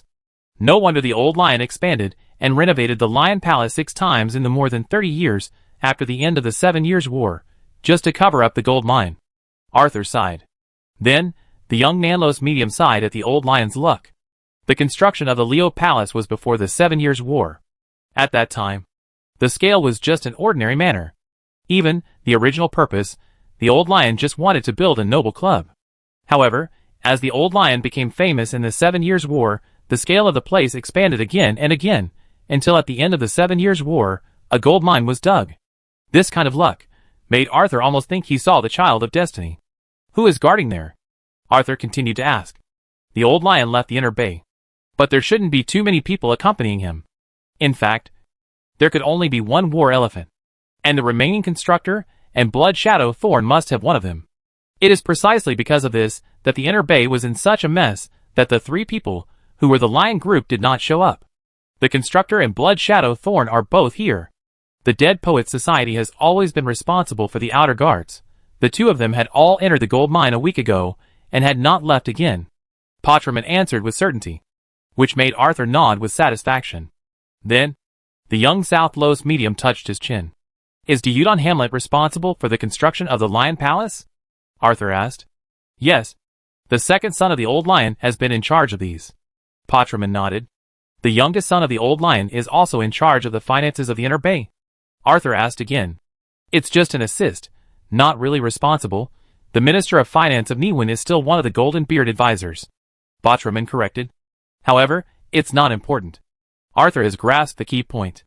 The young Nanlos medium raised his head and asked the left lead singer of the Dead Poets Society in front of him. Do other people in the Golden Lion family know the truth about the gold mine? The truth? The left lead singer of the Dead Poets Society narrowed his eyes. Then, this middle-aged man, who was not stupid, reacted. He opened his eyes wide, and his mouth slightly opened. You mean? The people of the Golden Lion family did not know about this gold mine. No! There should be a gold mine. But that gold mine is not rich, it is very barren, and it was even mined out very quickly. And it is in DuPont Hills, Noir Town, one of the abandoned mines of Smooth. This is well known to the people of the Golden Lion family. But what they don't know is that, in addition to this gold mine, the old lion also has a truly rich mine under the Lion Palace. After the left lead singer of the Dead Poets Society finished speaking in one breath, his eyes flashed with disbelief. Looking at the other party's expression, Arthur said, The only person you have contacted is the old lion. Grisa? Yes. Although we signed a contract. The people we contacted in the inner bay, there are only a few people. Grisa once said that it was to keep it secret. I thought it was to keep our existence secret. Speaking of this, the left lead singer of the Dead Poets Society showed a bitter smile on his face. Obviously, he guessed another possibility. As we all know, the best way to hide a leaf is to hide it in the forest. The best way to hide a secret is, naturally, to create another secret. The organization he is in is just right. The Dead Poets Society doesn't have a good reputation. The old lion has to be careful when dealing with such an organization. Then, it is understandable that he does some unnatural things. You are much luckier than those guards, Arthur said softly. The left lead singer of the Dead Poets Society immediately trembled. In Niwen, everyone knows that becoming a guard of the old lion is a combination of danger and opportunity. As long as he survives for 3 years, that is a road to heaven. Unfortunately, there are already many bones in 3 years. Were they killed to silence them? The left lead singer of the Dead Poets Society finally reacted. Arthur spread his hands. What else? You don't think that the old lion is really cruel and murderous, right? Faced with Arthur's question, the left lead singer of the Dead Poets Society was a little embarrassed. Why did the outside world say that the old lion was old? It started when the old lion killed the guards indiscriminately. Everyone said that the old lion saw the young and strong guards. And then he couldn't accept his aging self. So he became jealous. This is what made him unreasonable. Of course, Portraman didn't think so completely, because the bodies of the guards killed by the old lion were all handed over to the Dead Poets Society. So, before, the left leader of the Dead Poets Society thought that the old lion was trying to win them over, and thus chose this convenient way. But now it seems, have you given all the bodies? Arthur continued to ask. Portraman became more and more embarrassed. The left lead singer of the Dead Poets Society couldn't help but touch the tip of his nose and nodded. Yes, all the bodies were given to us. After saying that, the left lead singer of the Dead Poets Society felt a slight chill on his back. The night wind just before dawn, at this time, was particularly cold. It made people feel cold unconsciously. Even more frightening. The left lead singer of the Dead Poets Society unconsciously felt a sense of fear for the old lion from the bottom of his heart. However, soon, the fear dissipated. Because he saw Arthur. He saw Arthur standing in the darkness, calm and confident. That calmness infected him. Yes, the old lion is scary. But your highness is smarter than the old lion. Give it a certain amount of time, he will definitely be stronger than the old lion. In this case, why should we be afraid? The left lead singer of the Dead Poets Society thought, and his uneasy heart regained its calmness, and his breathing became steady. And at this moment, a ray of light pierced the darkness. Dawn arrived. Arthur, bathed in the morning light, raised his lips. The moment he had been waiting for. Finally it came. Chapter 888. The sun dispelled the darkness, and also awakened the people who had slept all night. People in most areas still got up and washed as usual. The wives of middle-class families had already received the bread from the bakery, and the meat from the deli was naturally indispensable, and the seasonings purchased in the grocery store made the breakfast richer. Butter, honey, cream were only available on festivals during the Silver Age. Even during festivals, I was reluctant to put more. But after entering the Pioneer Era, everything became different. The nobles gave in. The rise of shipping. The follow-up of productivity. All made everything different. At least Mr. Durr, who lives on Kirk Street, is very satisfied with his current life. He still remembers that when he was a child, he had to wait until the winter festival to eat a portion of about 50 g of barbecue. It was possible, but not inevitable. Basically, he could only eat it once every 2 or 3 years. And now? Mr. Durr looked at the 500 g fried steak on the table, and a satisfied smile appeared on his face. Of course, the black pepper and salt handed over by his wife added to Mr. Durr's smile with a kind of happiness that only middle-aged men can understand. Watching his wife taking care of his son and daughter for breakfast, Mr. Durr, the head of the family, straightened his back unconsciously. He wanted to say something before the meal. As the head of a trading company, Mr. Durr thought he should do this. But before he could open his mouth, he was interrupted by his wife. Come back early in the evening. I bought a new pair of pajamas from the department store. Black silk. His wife's voice was not loud. If he hadn't been sitting next to her, Mr. Durr wouldn't even have heard such words. Mr. Durr has always been proud of his hearing. But at this time, he would rather not hear it. Husband and wife, after all, always have some secret codes, especially between an old man and a young wife. There is an extraordinary tacit understanding. You don't need too much, a look is enough. In the past. No. To be precise, 3 years ago, Mr. Durr was already so excited that he couldn't wait. But that was 3 years ago. Now? Mr. Durr felt a chill in his lower back, his legs trembling, and the words he had been preparing for a long time, after seeing the expectant look of his wife, who was 20 years younger than him, turned into, "I'll go get the newspaper." As he said that, Mr. Durr couldn't wait to get up, walking out the door. He had heard the extra number. Of course, none of this mattered. What mattered was what he was going to do at night. Overtime? No way. I used it last time. Gathering with friends? Even worse. After using this excuse last time, his wife held a small salon at home, not only his friends, but also his friends' wives. Then, the ladies sat together and chatted. That scene, it was so chilling for him and his friends. As a result, 2 of his friends lost contact with him temporarily. The 2 of them were club lovers. Another one had a bruised face and nose. The wife of that one was from the countryside, who was best at shoeing horses by herself, and her arms were thicker than his friend's thighs. The last one seemed fine on the surface. But he had seen him in the park in the evening for 3 consecutive days, and his clothes were obviously a little rotten. In short, it's not a good idea to meet friends. How about I'll fall down? Mr. Durr began to move towards the extreme. There's no way, when you reach middle age, everything is over. While thinking, Mr. Durr handed over the change, took today's South Lows Daily from the newspaper boy, while waiting for the next newspaper. As the head of a trading company, Mr. Durr certainly couldn't read a newspaper. The daily newspaper was just the basis. While waiting, Mr. Durr opened the newspaper. Then, "How is this possible?" Mr. Durr exclaimed. The South Lows Daily published the news that the owner of South Lows, the Countess, declared war on Niwen, because the heir of Niwen repeatedly provoked the noble Arthur Kratos of South Lows. This was the front page. The second page, the owner of South Lows, rewarded Arthur Kratos as a baron. Mr. Durr flipped through it. His face kept changing. The head of the family thought it was fake news. However, this is news published in the South Lows Daily. How could it be false? Later, similar news appeared in more newspapers. Really? Everything is true, Mr. Durr muttered to himself. And almost subconsciously, the head of the family looked next door. Under the huge banyan tree, number 2 Kirk Street was almost covered by the shade of the tree. When the wind blew, the shade of the tree swayed with the swaying of the tree canopy. It made everything look so unreal. In his memory, the neighbor's kid, Arthur, was just a kid in his eyes. Even Drake and Cassandra were just older kids. Only someone of old Charlie's age could make him maintain a respectful conversation. But he didn't know when that kid became a big shot he looked up to. When did it start? It should be after Sheriff Locke died. Right? From that time on, the kid and his heart changed almost every day. In a short period of time, he became a big man who could influence the entire South County. It's really awe-inspiring, Mr. Durr sighed. But he did not stay any longer, but returned home, facing his wife who looked puzzled. He said quickly, "Remember Duotan? He was the one who was beaten black and blue by his wife. You take the children and her to the countryside first. Don't worry.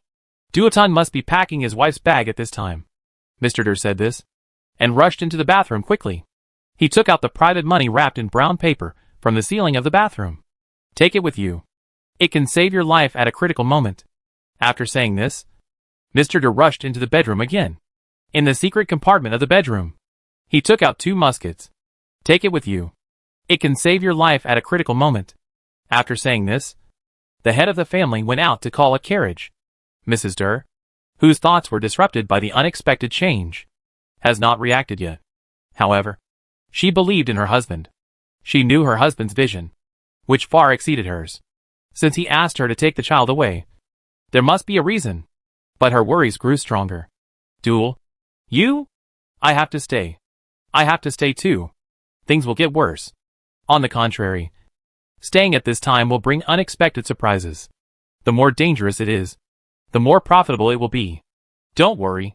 Maybe it was just a false alarm. When you come back, I will be the general manager. Mr. Durr smiled and comforted his wife. He sent his wife to the carriage and kissed his son and daughter, and the smile on his face quickly faded. Then, Mr. Durr rushed to the dock. Tickets! He must prepare for the worst. He must get 4 tickets to leave South Lowes. If he can't get 4, then 3. At least 3. With this idea, Mr. Dirk quickened his pace. Soon, he saw the friend who was sleeping in the park, and 2 friends who had lost contact temporarily. They were also going to the dock. Moreover, there were more than 4 people. More well-dressed people, all heading to the dock. After the 4 looked at each other, their hearts sank. Unease began to spread. But no one gave up. After all, they were the heads of the family. South Lowes had a chain reaction with the declaration of war. The same was true in West Berlin. The same was true for Einhards. This was even more true for Beth.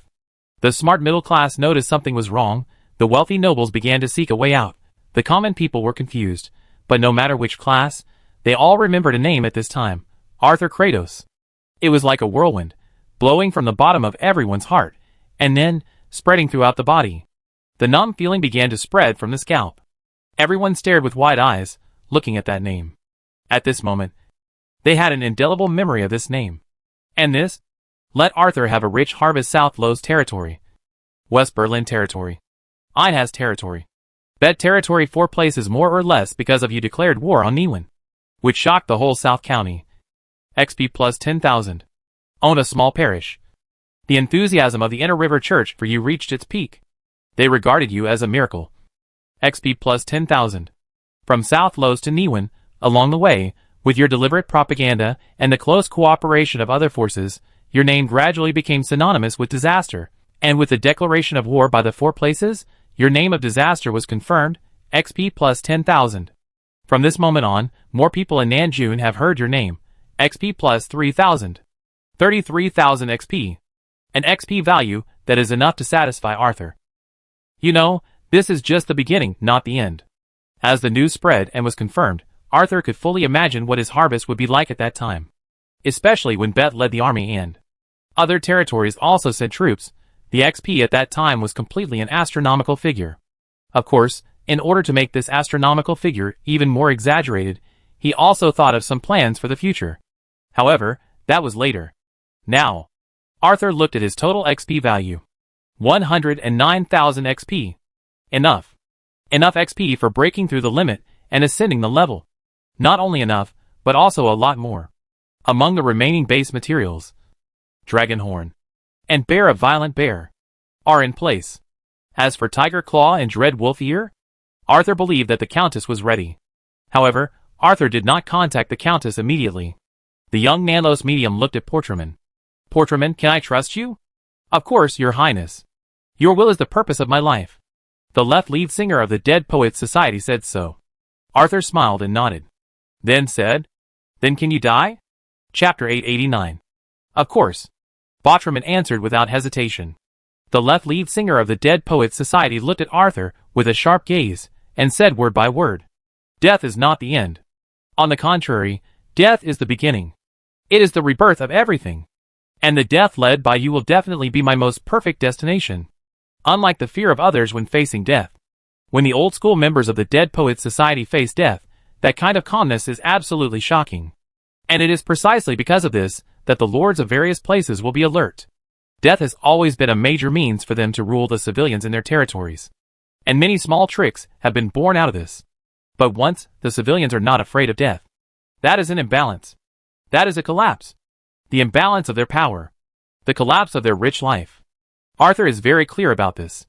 As an absolute helper for his trip to Niwen, Arthur cares a lot about the Dead Poets Society. Of course, Arthur will never ask Portraman if he has seen everything after death. Don't say anything that is not conducive to unity. Arthur already knew this. Even if it is the truth. Or rather, it is because of the truth that it cannot be said.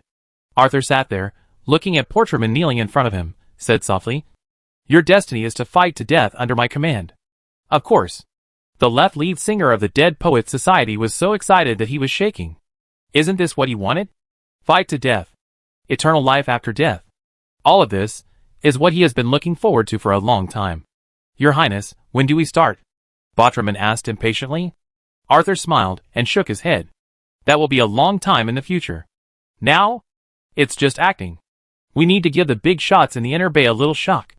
After hearing Arthur's explanation, Portraman was filled with disappointment. But he still listened carefully. Please leave it to me. When you give the signal, I will do it faithfully, Portraman promised. Then, the left lead singer of the Dead Poets Society saluted Arthur respectfully. This was a farewell. He was looking forward to seeing him again. After Arthur watched the other party disappear, he looked at the sun that had completely jumped out of the horizon in the east, and felt the morning light shining on him. That warm feeling made him stretch his body. It's a pity that I didn't hear the long-lost creaking sound. Arthur was very happy to hear the crisp sound in his body when he stretched his body. It was a signal after being tired. It was also a firework after paying for it. Every time it sounded, it was the time when Arthur was about to reap the harvest. But unfortunately, after coming to the world in front of him, as his physique became stronger, he hadn't heard such a sound for a long time. However, compared to this pity, Arthur is more looking forward to his further strengthening. Climbing the stairs. What kind of scenery will that be? While thinking, Arthur took out the communication crystal and began to contact the Countess. In an instant, the communication stone was connected, and the Countess's serious voice came from inside. The things you want are on the way. You can receive them before lunch. Thank you for your generosity. Arthur said so, but the young Nanlos medium had not forgotten the declaration of war by the Countess. In fact, without pausing, he asked directly, "Do you want to use the declaration of war to force the old lion to retreat?" The Countess on the opposite side paused slightly. Then, she admitted generously, "Yes. The territory is the foundation of the nobility. No noble can give up his territory. This is, naturally, correct. For the nobles, land is the foundation of everything. Without land, there is no population. Without population, there is no taxation. The consumables under the complete system are treasured by every noble." Arthur will not deny these established facts. But the old lion is different. He has seen the old lion's ambition. It is the ambition to swallow the entire South County in one gulp after the lion opens his mouth wide. Compared with the entire South County, what is Niwen? Did he withdraw? I don't think so, Arthur asked back. This time, the Countess was silent. When she joined the ranks of those declaring war, she had always believed that even if the old lion did not retreat, he would definitely hesitate and hesitate. But what was the fact? The old lion did not move at all. Under the attention of her stalkers, the other party lived normally in the hotel. In the morning, he even ordered 2 more portions of Nanlo's seafood stew. Under normal circumstances, this was the fixed amount for a family of 5. It was normal for the old lion to eat all these with his strength. There was no need to worry about it. What really concerned Countess Nanlos was that in the feedback from the stalker, the old lion was smiling all the time. It was obvious that he was in a good mood. And this made Countess Nanlos feel uneasy. The situation in the inner bay was not optimistic. But the old lion smiled so happily. The feeling of uneasiness was pervasive. At this moment, Arthur's communication stone flickered and vibrated. Almost immediately, the Countess paid the reward that should have been given after the fact. She hated knowing nothing now.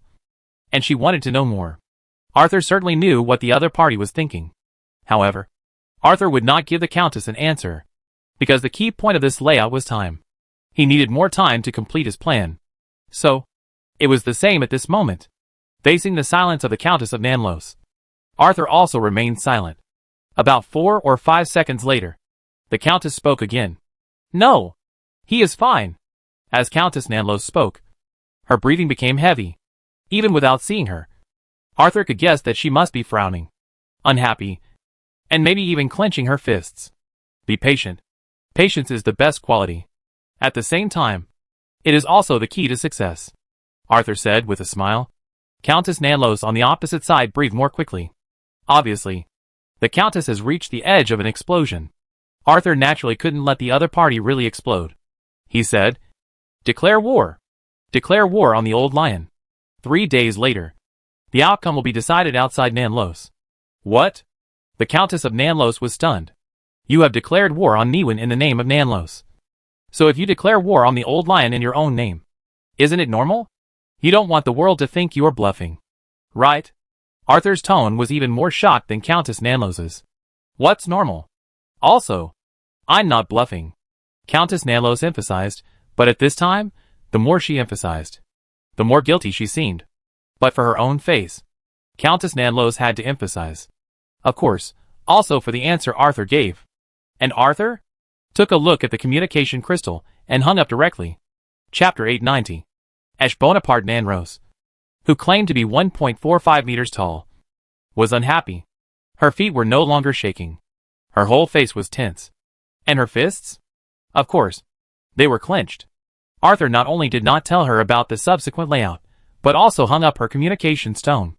Especially the latter, which made the Countess's breathing become heavy. Ash calmed down. Madame Susan came over. In her hand was the soup that Grandma Cullen had cooked all night. Wait a minute. Saying this, Countess Nanlos walked to the next door of the study. This was a small martial arts arena. Except for the necessary equipment, the whole room was empty. And in it, a 2-meter-high sandbag was particularly conspicuous. Countess Nanlos took out paper, pen and ink, and lay on the ground to write. After writing the name of Arthur Kratos with ink, she jumped up and directly pasted the paper on top of the sandbag. Then, she jumped up again and punched the sandbag. Bang! The sandbag flew away. Before the sandbag landed, Countess Nanlos appeared above the sandbag, raised her right foot high, and chopped it down fiercely. Bang! Another muffled sound. The sandbag was smashed into the ground. Even the floor and walls of the indoor martial arts arena are specially made to resist bombardment. But at this time, it was useless. Not only was the sandbag smashed into the ground, the cracks were still spreading in all directions. Moreover, they continued to expand as time went by. Because Countess Nanlos had landed next to the sandbag made of the legendary beast skin, and was stepping on it one step at a time. While stepping on it, she was cursing. Damn psychic. Damn riddle man. Don't let me seize the opportunity. Otherwise, I'll beat you so hard that your mother won't recognize you. When Countess Nanlos cursed, suddenly, I thought that Arthur's mother seemed to be missing. Even, maybe she was dead. Immediately, I felt a little guilty. Almost immediately, the Countess changed her words. I beat you so hard that your grandfather didn't recognize you. I don't know if it was because of the double generation. When the Countess of Nanlos cursed this sentence, she felt relieved. The next moment, she stepped even harder. And the sandbag made of the legendary beast skin finally couldn't bear this kind of ravage. After a muffled bang, it exploded directly. Huh? Looking at the sand at her feet, Countess Nanlos finally breathed a sigh of relief. She felt much more comfortable. Immediately, the Countess turned around and returned to the study. When she saw Melinda looking at her with a smile, the anger that had just dissipated in the Countess suddenly reappeared. Her lips moved slightly. In the end, the insulting words were not uttered. She and Melinda are relatives. Her mother and Melinda's mother are sisters. If she cursed the other person's mother, she would also curse her own mother. Also, the education she had received for a long time made it impossible for the Countess to curse. However, writing Melinda's name on a piece of paper and hanging her on a sandbag to beat her was a certainty. She would definitely beat the sandbag in the most brutal way. Melinda looked at her cousin and couldn't help but curl her lips. How long had she not seen her gifted cousin, my cousin, who was so powerful, was defeated? She felt so sad. The last time was when my aunt passed away. Right? My cousin was about the same height as she is now. She cried bitterly. Then, she quietly ran out of the Earl's mansion and slaughtered 4 pirate groups. She wanted to go to the inner bay without knowing the consequences. She threatened to challenge the old lion in the inner bay. The result? She was naturally stopped by Mrs. Susan. How long has it been since that day? I miss my cousin at that time for some reason. Although she is bold and reckless, it is better than the current hypocrisy. Well, it cannot be called hypocrisy, but it can only be said that she is a small beast bound by various shackles. Although she shows her teeth and claws from time to time, everyone knows that she is not a threat, because the shackles called Nanlos are too heavy. It is so heavy that it has already hindered her development. Thinking in her heart, Melinda restrained her smile. She said seriously, Please believe Arthur. After I met him, he has never failed once. He has never made a mistake. This time is no exception. Melinda said it loudly. The Countess of Nanlos twitched her mouth when she heard it. The Countess always felt that her cousin was showing off her affection for her. What do you mean that after you met him, you have never failed once, and have never made a mistake? How long have you known him? You and I have known each other since we were young. Why do you stand on his side? Oh, you are engaged. You can add Kratos to your last name. You are a family. The outsider turned out to be me. Thinking of this, Countess Nanlos became even more unhappy. Lady Susan, who was watching, almost laughed out loud. The lady realized that the opportunity was coming. The lady glanced at Melinda calmly, and the latter walked out of the study quite tactfully. When only Lady Susan and Countess Nanlos were left in the study, the lady said, "Please give Arthur a chance. Please give you a chance too. You are too tired." Speaking of this, the lady sighed softly. Ashe Bonaparte Nanlos is the most hardworking girl she has ever seen, no one else. Compared to her unreliable father, she is really too reliable. She doesn't need others to teach her, she knows what she should do. That outstanding talent is always admired by the world. But who knows what she has paid for this strength? Work hard.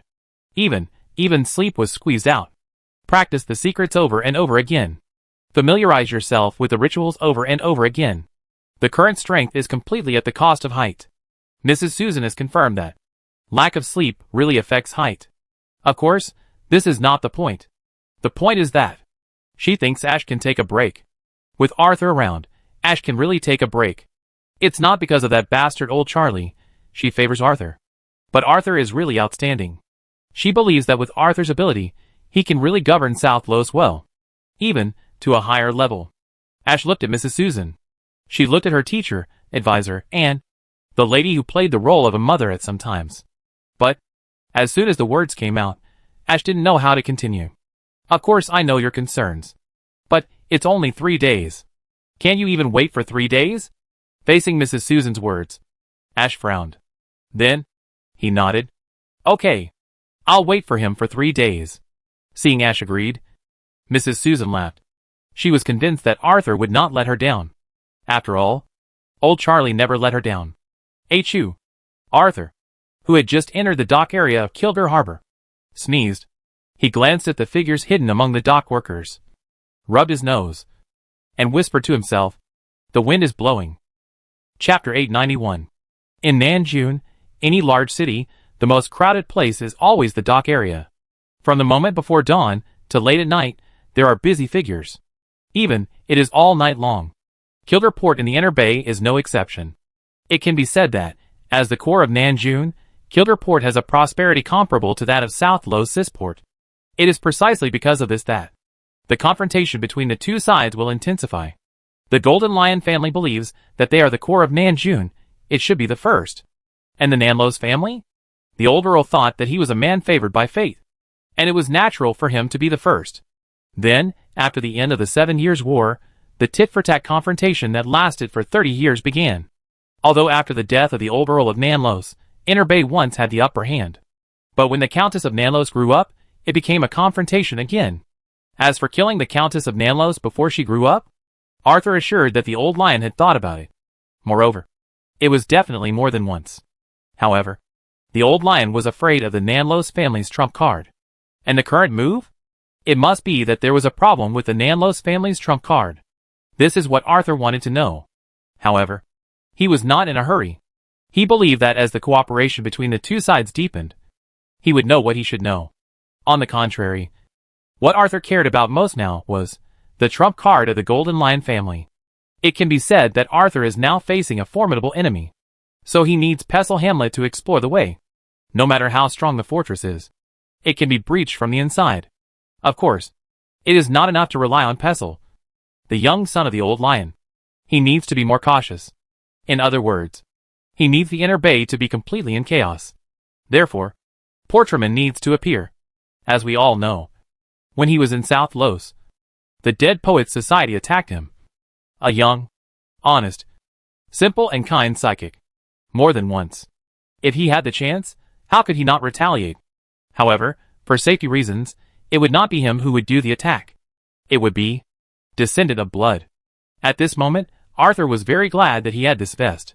He could let the other party do all the dirty work. He could even take the blame.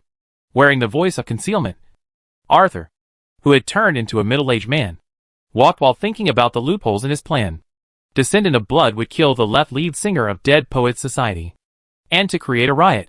And if you want to create a riot, what could be more suitable than to effect a big shot? And at this moment in the Inner Bay, there are two people who are suitable to be killed, which will cause a riot, but can bring considerable benefits to him. One is Barrow Hamlet. The other is Deudon Hamlet. This is why he chose the old lion's cub as a pathfinder. Or, when he saw the old lion's cub, Arthur had this idea. Who holds the trump card? Barrow? Diudon? Or Old Lion? There is no doubt that Arthur naturally hopes that the trump card is in the hands of the Old Lion, which will suddenly reduce his pressure, but no one can guarantee the result. The Old Lion is very likely to take away the biggest and easiest trump card to carry. But he will also leave a safety in the inner bay. Don't doubt the family that has been passed down for hundreds of years. Each one has a background that ordinary people can hardly imagine. Not to mention, the Golden Lion family has been passed down since the middle period of the Holy Empire. That's hundreds of years ago. If I can kill Barrow and Diudon at the same time, it will be really beneficial to me, Arthur thought. With the Old Lion's young son. This is not something that cannot be accomplished. It only takes a perfect opportunity. While thinking, Arthur suddenly noticed some people with different temperaments among the dock workers. Pirates! Arthur, who had met real pirates, identified these people at a glance. Why not river pirates? Compared to the cowardice of river pirates, pirates have a more flamboyant temperament. And the unscrupulous eyes are something that river pirates, who are used to avoiding, will never have. Simply put, it is the difference between a husky and a wolf. At first glance, they are the same. Looking closely, one of them is always so wise. And his eyes are clear. Arthur was attracted by this unscrupulous look. Fortunately, the middle-aged man, he was disguising himself as, was poor. And the pirates only glanced at him, and then landed on the original target. The man and woman targeted by the pirates. Both of them were under 30 years old. From their intimate appearance, they were obviously a couple. The man was tall and fat, wearing a timeless four-piece suit, and the hat was brand new. The cane in his hand had a silver-plated top, and with every step, the cane would point forward. Then, the brand new clothes will make a series of teeth-grinding tight friction sounds. The other party's thick arms and broad shoulders are really astonishing. The woman is not short. Her hair is neatly combed back, tied into a ponytail, revealing a broad forehead. The clothes she wears are the latest style of this year. And there is a golden bracelet on her wrist. Obviously, this bracelet attracted those guys with bad intentions. But the strength of the other party's husband, they followed behind unconsciously, not daring to act immediately, obviously looking for an opportunity. The two of them were unaware, with excited smiles on their faces. Their eyes kept scanning. A couple on vacation? Arthur guessed in his heart. As for those pirates, they were naturally from the West Sea outside city and castle. Why was Arthur so sure? It was naturally because the Pirate King, near the coast of Nanlos, was another vest of his. Under the killing constraints of the new Pirate King, but no one dared to go ashore casually. West Sea. The mysterious West Sea pirate general also came to the inner bay? Who did he come for? Is it Diudon? Or Barrow? In Arthur's opinion, this mysterious West Sea pirate general would not leave the West Sea, the familiar sea area, for no reason and venture to the inner bay. Pirates are not afraid of death, but it does not mean that pirates can ignore death. Unless there is wealth that makes them excited. And in the inner bay, except for Diudon and Barrow, no one could give the pirate general such wealth. It's a bit troublesome. Arthur frowned. His plan was flawed because of the sudden appearance of the pirate general, which Arthur absolutely would not allow. So, he had to confirm who the pirate general came for, and who his ally was. Only in this way, he could make his plan foolproof. The only thing to be thankful for is that, for Arthur now, it's not difficult. The next moment, Keely, I'll leave those guys to you. Arthur gave an order to one of his hounds. And in the hidden shadows, the death hound that looked like a husky quietly followed the pirates. Then Arthur, dressed as a middle-aged man, ignored it. He just had to wait. He believed that the death of these pirates would definitely cause a stir. As for the couple, Arthur didn't care. He wouldn't ask for thanks. He didn't mean to save the other person. I am such an honest psychic. Praising himself in his heart, Arthur pushed open the door of the dock bar in front of him, and walked straight in. This is the base of Ek. The couple from outside narrowed their eyes at the same time. Chapter 892. Mr. Horatio Smith and his wife walked on the busy dock area of Kilgore Harbor. He and his wife had just arrived at the inner bay this morning. After what happened to Beth that was unsafe, Mr. Smith naturally would not object to his wife's proposal to come to the inner bay to watch the sword-fighting competition. They packed their luggage that day, and bought a first-class ticket, and set off directly that day. A first-class ticket can have a private room, and can also bring a guest on board. The Orient also follows this rule. However, the ship the couple took was not the unprecedented cruise ship Orient. It was an ordinary passenger ship. Although it was called a passenger ship, it actually carried cargo. every day. It had to stop at ports of all sizes to load and unload cargo. Therefore, the couple had been to Niwan for many days. Both of them had been to Niwan. In those days of war, they came here more than once. They were all alone, at different time periods. Therefore, in their memories, Niwan was also in a tattered state. However, after arriving at Niwan this time, they were obviously shocked by the brand new Niwan. So many people. If they are all believers, damn! What am I thinking? I am now Ruatio Smith. I am no longer that him. Mr. Smith thought to himself, and he could not help but hug his wife's waist tightly. At the same time, he whispered, "Rachel, we are being targeted by some guys." Mrs. Smith nodded calmly. "Yeah. It must be my gold bracelet that attracted them. We shouldn't be so ostentatious." Mrs. Smith used words to cover up her shock at the inner bay. When she came last time, this port was still a wasteland. Many people tried to find some fish to eat here. Unfortunately, few people could find any edible fish. It had already been eaten up. Even more unfortunate was the people who found the fish. Fish that cannot be eaten would be fatal if eaten. At first, it was just stomach discomfort, then vomiting and diarrhea, and in the end, vomiting all the internal organs, and defecating all the blood. In less than 2 days, a person would die. At that time, no, it was him, who was soft-hearted and had saved many people. He was supported. But he was eventually pushed off the altar by the people he saved. That process puzzled him. He did not understand why they asked him for gold after he gave them food and water. When he said he had none, the most pious people drew their knives against him, wanting to cut open her belly to see if he had hidden the gold. He did eat gold, but that was what he had to have, he explained. But no one listened. He pushed them away and ran away. That was when he changed from him to her. In the days that followed, she gradually understood some things. However, it did not mean that she forgave them. She still remembered the gratitude she felt after saving those people, and the twisted faces and fierce eyes of those people when they fought for gold. If she could, she would never come to Niwan again in her life. But the message from the Lady of Pain forced her to leave. She got married. She had a husband who loved her very much. In the future, she would have 3 lovely children. She didn't want to get involved in any more trouble. However, she had just arrived at Niwan and was targeted by someone. Sure enough, people's greed will never change. Mrs. Smith sighed. At the same time, she really blamed herself for being too ostentatious. The life in Bethland made her completely let down her guard, especially when her husband was around. She didn't care about these things. But this doesn't mean that Mrs. Smith likes to cause trouble. She didn't want these troubles to disrupt her current life. "Let's call the police," Mrs. Smith whispered. Mr. Smith, who was about to let these bastards test his fists, was stunned for a moment, then scratched his head, smiled and said, "I'll listen to you. It's just some garbage." He didn't want to affect his wife's mood. So, the two of them walked through the crowd, and were about to walk to the police station in the dock area. But soon, they both narrowed their eyes. They sensed death. No, not real death.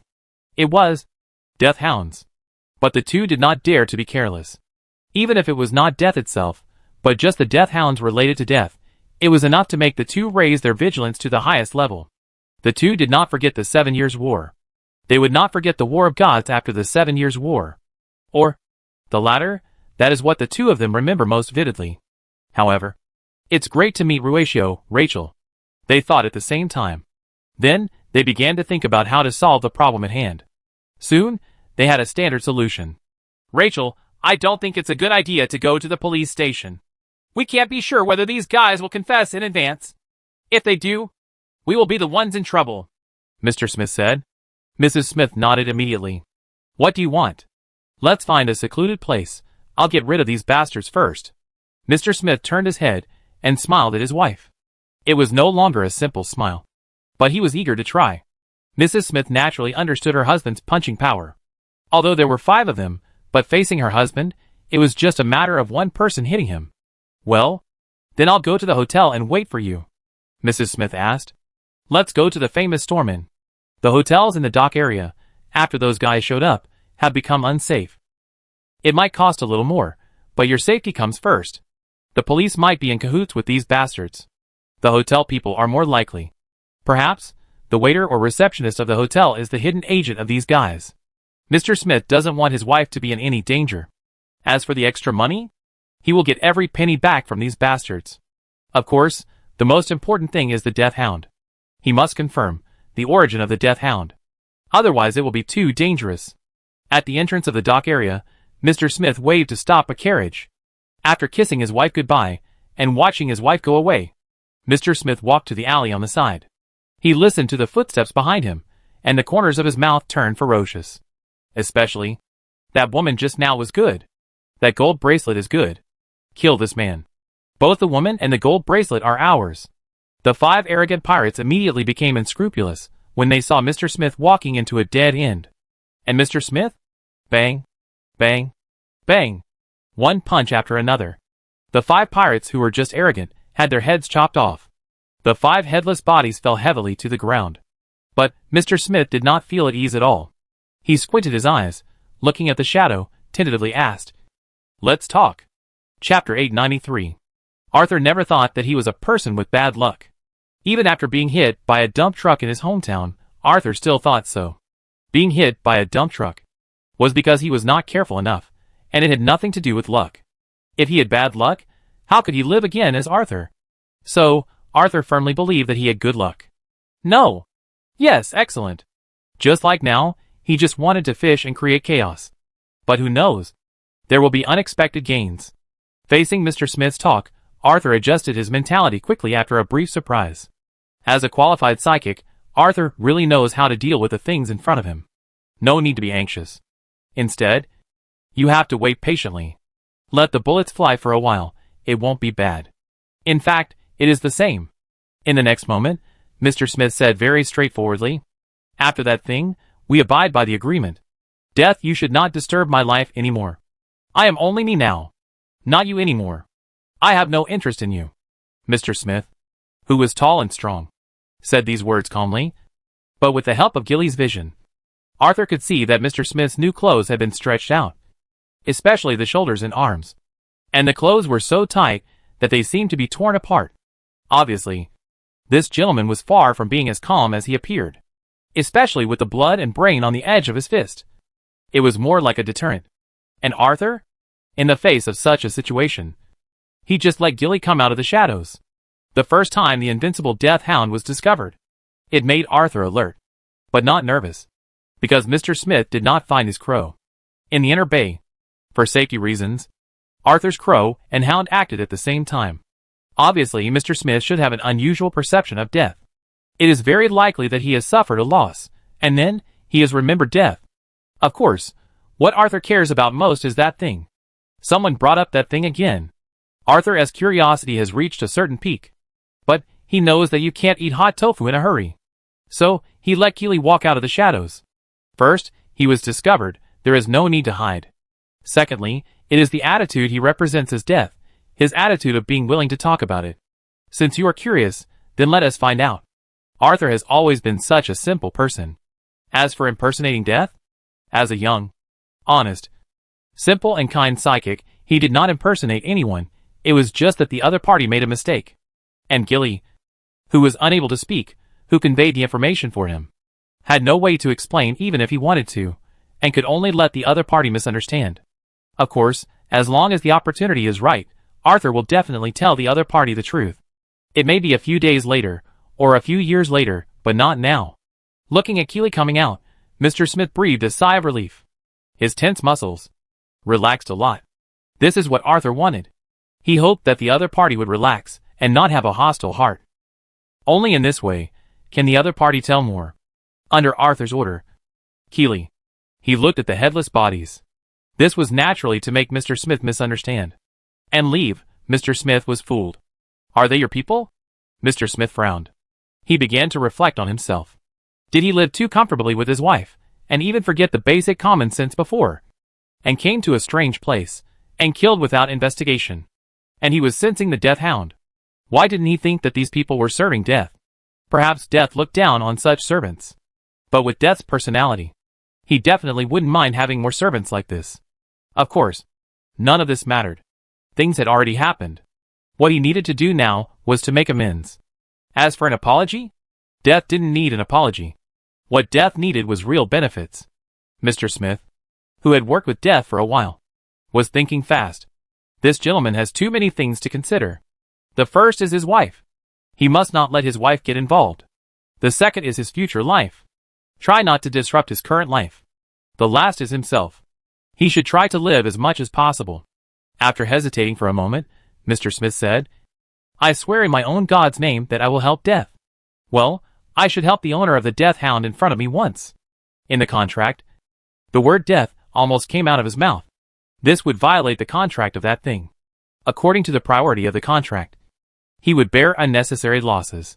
Fortunately, he reacted quickly and directly replaced it with the owner of the death hound in front of him. Apart from Death, who else could be the owner of the death hound? No one. Death cannot appear in the contract. Arthur collected information keenly. Then, let Keely raise his paw. Then, Keely's paw managed to retract one, which indicated 3 times. At this, Mr. Smith laughed. The kind of mocking laughter. Sure enough, you are still as greedy as before. After completing that thing, you have gained a huge benefit, but you still can't bear the loneliness and sent your minions back to Nanjun. The current situation in Niwen is also your fault. Right? Do you want to repeat the 7 Years' War again? Mr. Smith's words were remembered by Arthur. It was the first time that the young psychic knew that the 7 Years' War was actually caused by death. Shouldn't it be glassed? Wait. Glassed has always been a pawn. It is also related to twisted attraction. And twisted attraction is derived from the Theophat psychic order. And what about the Theophat psychic order? Miss Tower, white robe. And the rebels in the Holy Age, the white robe that the church is involved in. Arthur's mind was spinning rapidly. He felt that he was about to grasp the key. However, Arthur paid more attention to Death intuition. No flicker. In fact, there was no movement at all. It shouldn't be. If my guess is correct, the white robe is the biggest winner, then at this time, it will definitely make Death intuition flicker like a light bulb. Unless, his strength is not enough to threaten me. Or, he is not enough to threaten me now. Arthur guessed in his heart. Then, Arthur thought of another possibility, his talent. Wait. Death? Breath of Death. Chapter 894. Arthur thought of his talent. Subconsciously, some guesses came to his mind. Isn't it possible that I am related to Death? It is because of this connection that Death cannot attack me directly. Is it impossible? I have never even seen Death. Arthur's mind was turning, and at the same time, he ordered Keely to be more resolute. Keely, who looked like a husky, immediately bared his teeth at Mr. Smith. Seeing Keely in this state, Mr. Smith didn't care. He knew very well that the death hound in front of him was simply protecting his master. This was as it should be. And it was also the characteristic of Death. Compared to the death hound, Mr. Smith was more concerned about the message conveyed. 3 times? That's too much. Twice. Without violating my bottom line, twice. Smith emphasized. Mr. Smith really knew the style of Death too well. To say that he is ruthless and inhumane is a compliment to the other party.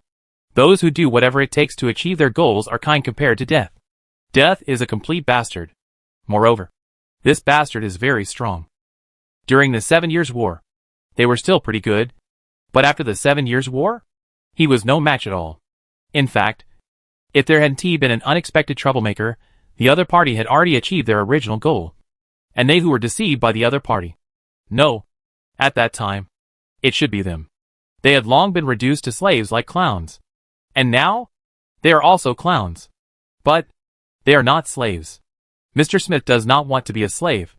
Therefore, the necessary emphasis is naturally there. At the same time, he was secretly observing the death hound in front of him. The dog also had expressions. Especially for the former Smith, it is not difficult to understand a dog's expression. Even if he is now, he is already him. It is not that difficult. Therefore, when he saw that Keely had a determined face and his paws were still gesturing 3 fingers, Smith sighed slightly in his heart. He knew that the negotiation had failed. Given the other party's current status, this failure was inevitable. On the contrary, if the other party agreed, he would be suspicious. As for white bargaining, isn't this human nature? It has been him for a long time. Okay, 3 times. But you can't go against my bottom line. I will be staying at the Storm Inn recently. If you want to find me, you can send your people there, but don't disturb my wife. My name is now Ruatio Smith. Saying this, Mr. Smith turned and left. Arthur was not surprised that Mr. Smith agreed to such a condition. From the other party's words, Arthur had already judged that death was the ultimate beneficiary of that thing. It can be said that we have achieved a comprehensive victory. Under such a premise, negotiations must be confident. Or in other words, I have the initiative, and it is impossible to lower the requirements. I clearly have the initiative, but I gave up the power I should have. In this kind of negotiation, anyone who is not a fool will notice something strange. Arthur was thinking about how to make good use of Mr. Smith, while letting Keely return to the dock bar. With Melinda's whip, this Apke showed unprecedented humility and enthusiasm. Arthur not only had the only single room in the pier bar, but also had a hearty meal, and of course, he could take a hot bath at any time. Just as Arthur picked up the orange juice and prepared to start his breakfast, Keely, who was passing by a fountain, suddenly kicked his leg. Wow! The death hound would not eat dog food, but drink water. And drinking water naturally requires excretion. Different from Kaliki's fixed point. Keely, with clear eyes and stubborn temper, always urinates everywhere to mark his territory. In Arthur's opinion, Keely is more like a dog. And Kaliki? Emotionally stable, even better than some people. Arthur did not correct this. After all, having the appearance of a dog, it is not a bad thing to have the habits of a dog. At this time, that's it. However, accidents always happen inadvertently. Death. Are you humiliating me? The question was filled with anger. If it was Kaliki at this time, he would definitely stop peeing and would be alert to check. But the frightened Keely not only did not stop peeing, but he peed more happily. The sound of water was louder. Arthur raised his mouth and reminded. Hold it. Keely didn't need his master to remind him, so he kept it. Moreover, after peeing he shook it. After shaking, he raised his upper body and placed his front paws on the fountain platform next to him. This is a miniature fountain. It has an overall white exterior and no exquisite sculptures. Its biggest function is not for landscape appreciation, but for dealing with fires and daily hand washing. To put it simply, it is a combination of a faucet and a fire hydrant. It was built after the 7 Years' War, an early building in Niwan, providing a fairly reliable water source for the post-war victims at that time. It is rumored that the god of springs once blessed these fountains. Of course, it is just a rumor. Today, no one would believe such a thing. However, with the help of Gilly's vision, Arthur began to have some associations after seeing the woman emerging from the water of the small fountain. Arthur was not unfamiliar with this woman. In fact, he had just seen her. Mrs. Smith. Mrs. Smith had already left in a carriage. But her image appeared in the fountain. Moreover, it was a secret technique beyond Arthur's knowledge. This was quite interesting. As his strength increased, he read more books on the mysterious side. Arthur's knowledge of the secret arts increased at an unimaginable speed. Perhaps he was not as good as those specialized scholars, but he was also well informed. In modern times, there are very few secret arts that Arthur does not know, unless they are kept secret. Or they may be talents. Or they may be divine arts. Death. We have already lost. And we abide by the contract at that time and do not mention that thing. But you deceived everyone again. You sent out your minions again. Do you want to cause trouble in the inner bay in front of you? But don't forget, you who can't really descend, how much chance do you have of winning against the old lion? He is different from me. He really climbed the stairs step by step. Mrs. Smith was much angrier than Mr. Smith. The words were almost a rebuke, which made it easy for Arthur to tell that Mrs. Smith should have been the enemy of death. In the end, death won, and this enemy naturally had no good end. But, do Mr. Smith and Mrs. Smith know each other as identities? Most likely they don't. This is interesting, Arthur thought to himself, and his mouth curled up. Then, Keely, who received Arthur's order, also grinned, and a provocative look appeared on the dog's face. After seeing this expression, Mrs. Smith was so angry that ripples appeared on the spring water. But soon, Mrs. Smith really calmed down, because Keely rode on the air with his claws. Madam, you don't want your husband to get into trouble, do you? Chapter 895. That thing. Buzz. Under the fountain, the accumulated water in the pool began to shake violently. Mrs. Smith's image turned into layers of ripples, making the whole figure wrinkled and blurred. There is no doubt that Mrs. Smith was angry. It can even be said that she was extremely angry. But the more this happened, the more at ease Arthur felt. Because he found the key point. Mrs. Smith loved each other, but loving each other like this, but he had no idea of the other's past experience. In this regard, Arthur had no intention of getting involved. This was the matter between the other couple. And he? He was just an ordinary person, who simply used the name of a medium to show the charm of words. Just like a brother and a brother. They looked the same. But they had completely different meanings. After all, one was a noun, and the other was a verb. Of course, Arthur's words had not yet reached such a level of perfection. It's not that Arthur can't say it. It's that Keely can't express it. You know, Keely is just a dog. He can't speak. But Keely also has his own temper. Facing the angry Mrs. Smith, Keely jumped onto the fountain like a dog, and then kicked his legs. Before the urine column was sprayed. "Wait!" Mrs. Smith screamed loudly. Arthur stopped Keely. Of course, Keely followed Arthur's instructions, but when he looked at Mrs. Smith in the pool, there was a unique feeling of contempt. Not only looked down upon, but also looked down upon. The whole face of Era revealed a meaning of you who dare not even take my dog urine. What are you? Mrs. Smith was going crazy. She could guarantee that. If she was still him, she would definitely skin this death hound. She had seen the death hound more than once. She knew very well how difficult this creature was. During the 7 Years' War, these hounds are the best scouts. And even better sentinels. However, none of this matters. What matters is that the death hounds in front of her are only of a very low level. But they have an arrogance that even high-level death hounds don't have. Especially the attitude he showed when facing her. The former spring god. Sure enough, death has never left. This bastard must be hiding in the dark. Quietly observing everything. Then, take control of everything. Just like during the 7 Years' War. Mrs. Smith thought of what happened during the 7 Years' War, and the different atmosphere in Niwen now, and suddenly regretted it. Why come to Niwen? You should go to South Los. If that doesn't work, Sidienberg is also a good choice. Damn it, why did I choose Niwen? Wait! Mrs. Smith suddenly thought of something. Immediately, the lady stared at Keely in front of her with a sharp gaze. Keely did not feel uncomfortable under such a sharp gaze. After raising his hind paw to scratch his ears, he tilted his head and stuck out his tongue. However, Mrs. Smith could not care about these things at this time. She took a deep breath. Everyone knows that you are the winner of that war. But many people also know that because of that guy's disruption, you did not achieve your goal. So from that time on, you started to lay out your plan again. Even, I heard about the Niwen swordsmanship competition. It should have been arranged by you, the guest who first mentioned this matter. No. Of course the other party couldn't be your person. You are not that stupid. You will follow the plan that I heard, so that the other party will also hear about this matter accidentally, which is in line with your silent plan. Hearing the other party's words, Arthur narrowed his eyes. Troublemaker? Another unexpected gain. Death didn't do his best. That's great. The young psychic was delighted. Because only death that didn't do its best would come back. That would be in line with what he was showing now. Tell Keely, keep raising your paws. I need you to do something. Mrs. Smith snorted coldly, showing her dissatisfaction, but she didn't say anything against it. When she chose to contact the other party, she knew that she would be used by this bastard again. But what else could she do? Just as this bastard said, she was no longer alone. She had a husband. Her husband was her weakness. If it weren't for Smith, when she saw this bastard, she would kill this bastard even if she was willing to die and suffer the consequences of eternal damnation. Even if she couldn't kill him, she would make sure that this bastard didn't have an easy life.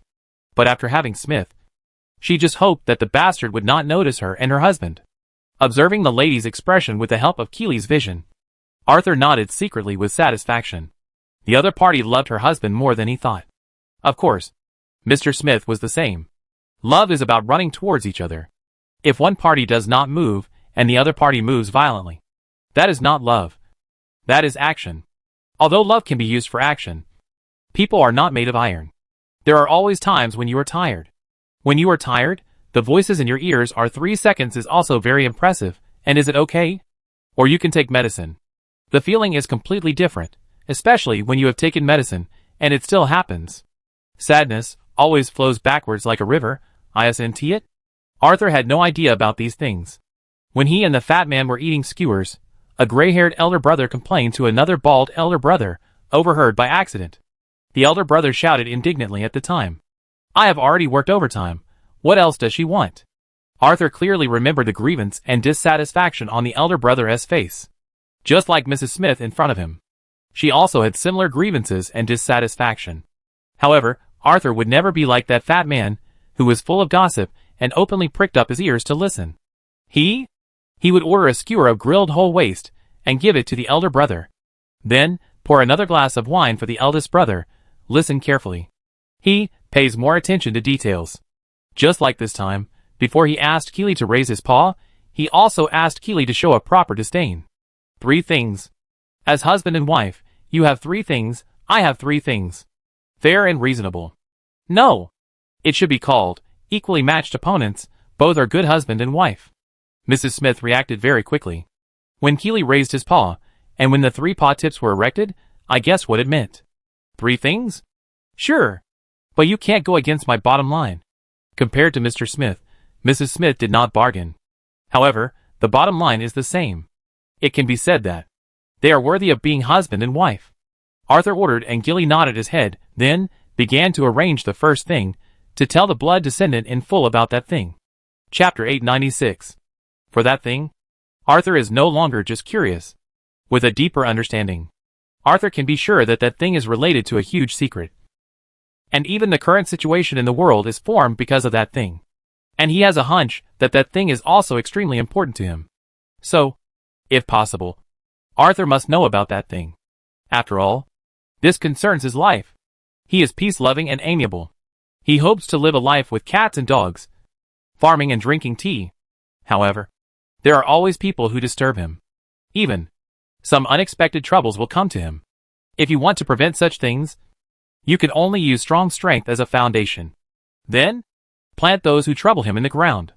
The earth will always tolerate everything, no matter whether you are right or wrong. Buried in the ground, all can rest in peace. As for choosing the last descendant of blood, best isn't it used at this time? When he himself is not suitable to show up, best is the best choice. And what is more suitable than the last descendant of blood? The family has a long history. And then, the family was exterminated. It is also full of mysteries. Even, it is very likely to be related to that thing. Arthur attaches great importance to this point. If there is no involvement, this does not prevent him from knowing about that thing. If there is a connection, that would be even better. It can make this matter more logical. As for the fact that the blood clan and death have a very good relationship, the words conveyed are untenable, impossible. Don't forget that the blood clan was exterminated. The descendants of blood have a deep hatred. Hatred can distort a person. And what if the blood clan and death have a hatred? That's even better. This kind of message will be more appropriate. Death must need this kind of chess piece. Of course, Arthur had no way of knowing exactly what was going on, but soon, Mrs. Smith's expression told Arthur that blood clan was really related to that thing. After Keely's claws were just put down, Mrs. Smith's face changed. Then, the other party said directly, it's you in my memory.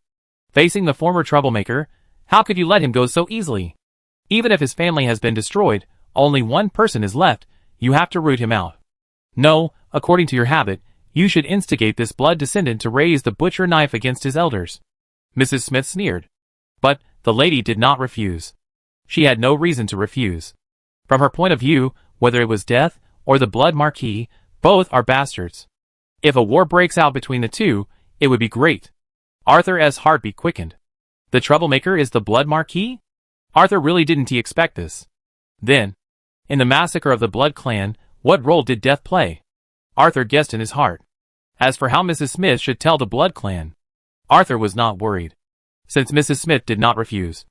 Then this lady must have a way to inform the descendant of blood. And all she needs to do is for the descendant of blood to appear. And isn't this arranged by him? Thinking of this, Arthur ordered Gilly to jump off the fountain. What about the next 2 things? Mrs. Smith asked. Gilly did not answer, and chose to leave directly according to Arthur's instructions. Of course, he did not return to the pier bar. Instead, he strolled towards the Leo Palace. Since he was discovered, Arthur couldn't call him back. In fact, if he didn't want to waste his energy, Arthur would have wanted to let Keely die. After calling out twice in a row, the death hound didn't stop. Mrs. Smith ended the call. At this time, the carriage was still moving forward. Mrs. Smith, who was sitting in the carriage, frowned. Without believers, the consumption is greater than expected. But immediately, Mrs. Smith shook her head. She didn't want to be him again. She was fine now. And the rudeness of death? She didn't care. Because, she saw her husband. Mr. Smith appeared at the corner of the street, running all the way. Through the car window, they saw each other and smiled at each other. Similarly, Arthur also smiled. The unexpected good news made the rich food in front of him even more delicious. Although he had Miha and Iro as a backup, if he could know that thing faster and safer, Arthur would definitely not mind. Moreover, according to Arthur's speculation, Miha and Iro did not know the whole story about that thing. He never forgot the state of the two when he saw them. In that state, who could guarantee that the memory was true? Lies are not scary. True lies are scary. Because people who tell lies believe that what they say is true. This is indefensible. It is something Arthur absolutely does not want to endure. And now, it can be said that a hidden danger has been eliminated. Thinking of this, Arthur's smile became brighter. Apki, who had been secretly observing Arthur's expression, was truly relieved at this time. Facing the subordinate set by the adult, Apki did not dare to neglect him. His family's lives were in the hands of the other party. No one would joke with his own life. "Give me another double breakfast," Arthur ordered.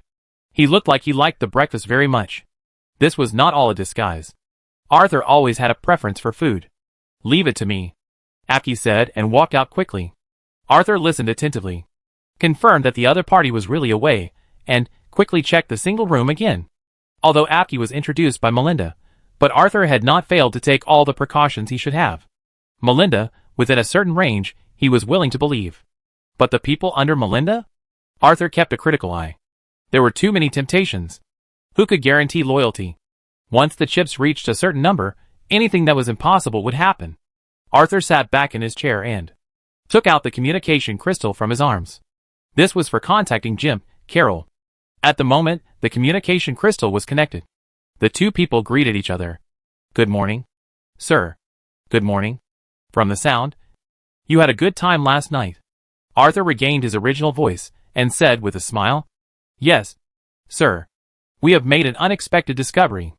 "No. It should be an unexpected help," Jim said slowly in a gentle tone. Carol on the side was much more straightforward. The young noble said directly, "St. Joan of Arc Women's College is going to launch a parade." Chapter 897 Parade. Arthur was no stranger to St. Joan of Arc College. His aunt was studying there, at least in name. Melinda's friend Anna once wrote to tell Melinda that there was no lady named Cassandra there. When Melinda was talking about this, she was looking at Arthur suspiciously. It was obvious that this lady had some misunderstandings about him. She thought that he was testing her loyalty. Arthur felt wronged and wronged. How could he know that his aunt was not in St. Joan of Arc College? It was like, how could he know that he was the only muggle in the family? They were supposed to be ordinary people. But they kept him in the dark. He was not a bad person. He was not a fragile person who could not withstand the blow. Even if he knew that he was a muggle at that time, what would it matter? At most, he would be jealous. And then, quietly working hard. Result, causing a disaster? The whole family is finished? Arthur thought about it, and smiled guiltily. How is it possible? He is a person who is willing to be ordinary. Arthur comforted himself with words that he did not believe at all. He knew himself very well, he was really willing to be ordinary, but if the whole family was the same, and he was the only one who was different, he would not be able to bear it, even if he could accept it at the moment, but he would eventually become the person he hated very much. There is no other reason, this is one of human nature. It is not the lack of wealth that is worrying, but the inequality. Fortunately, this will not happen. Arthur thought silently in his heart, but the words in his mouth did not stop. "You did a good job," Arthur praised. He needs to make the inner bay chaotic. Among them is St. Joan of Arc Girls' College. After all, it is a gathering place for the daughters of the middle class and wealthy businessmen. It is a victim of this civil strife. If it is entangled, if he were to resist, the result would be reversed. And the water would become even more muddy. He had originally planned to let the young lion come forward. With his status, he could easily gain recognition. The prearrangement of Jim and Carol would be better. When the young lion comes forward again, he would be able to be more calm. Jim and Carol immediately explained to Arthur's praise. "Sir, this is not our credit. It is your aunt, Miss Cassandra Kratos," Jim said immediately. Carol on the side added, "She not only controlled the entire academy a long time ago, but also established an organization called the Invisibles. Each of the members in it is not simple. Everything is false. And everything is allowed. It is really amazing." Arthur. Arthur was really stunned. He could hear that. Jim'd, Kaler praised sincerely. But because of this, Arthur was stunned. He never thought that his aunt would really appear in St. Joan of Arc Girls' College, and even formed her own power. Facing the message from his relatives for the first time, Arthur was very reserved. It turned out to be like this. Have you seen Aunt Cassandra? No. This lady keeps the mystery as it should be. However, she left me a communication crystal. Jim had answered. Arthur said without any hesitation in a joyful tone. I will have someone fetch the crystal. Now, let's talk about the parade. Did Aunt Cassandra make any arrangements? There is no specific arrangement, but the college students are used as a link to contact the family, and then with the help of the invisible ones, we are preparing to launch a citywide parade to expose the evil deeds of Barrow Hamlet. Listening to Jimmett's words, Arthur's mouth curled up. This plan is really good, but it's full of loopholes. There may be loopholes in every link. The simplest one is that the college students contact their families. Will the adults in those families really support their children? In other words, will the middle class and wealthy businessmen with more than one child bet their entire fortune on one of their children? There will definitely be some. But there will definitely be some who are unwilling. What will these unwilling parents do? Of course, he tipped off Barrow Hamlet. When the parade begins, they will encounter the army of Lord Barrow. The army composed of guards, soldiers, and secret police can completely block the students of St. Joan of Arc College at the entrance of the college, even if there are some parents supporting them. Even if the rich businessman has bodyguards. But the bodyguard's mission is not to fight against the army. At this time, the auxiliary invisibles will rush forward, fight a bloody road. Bloody road? Bloodshed. In any struggle, there will be bloodshed and sacrifice. Once the number of bloodshed and sacrifice increases, then Niwen will be in chaos. My dear aunt, do you also want to make Niwen chaotic?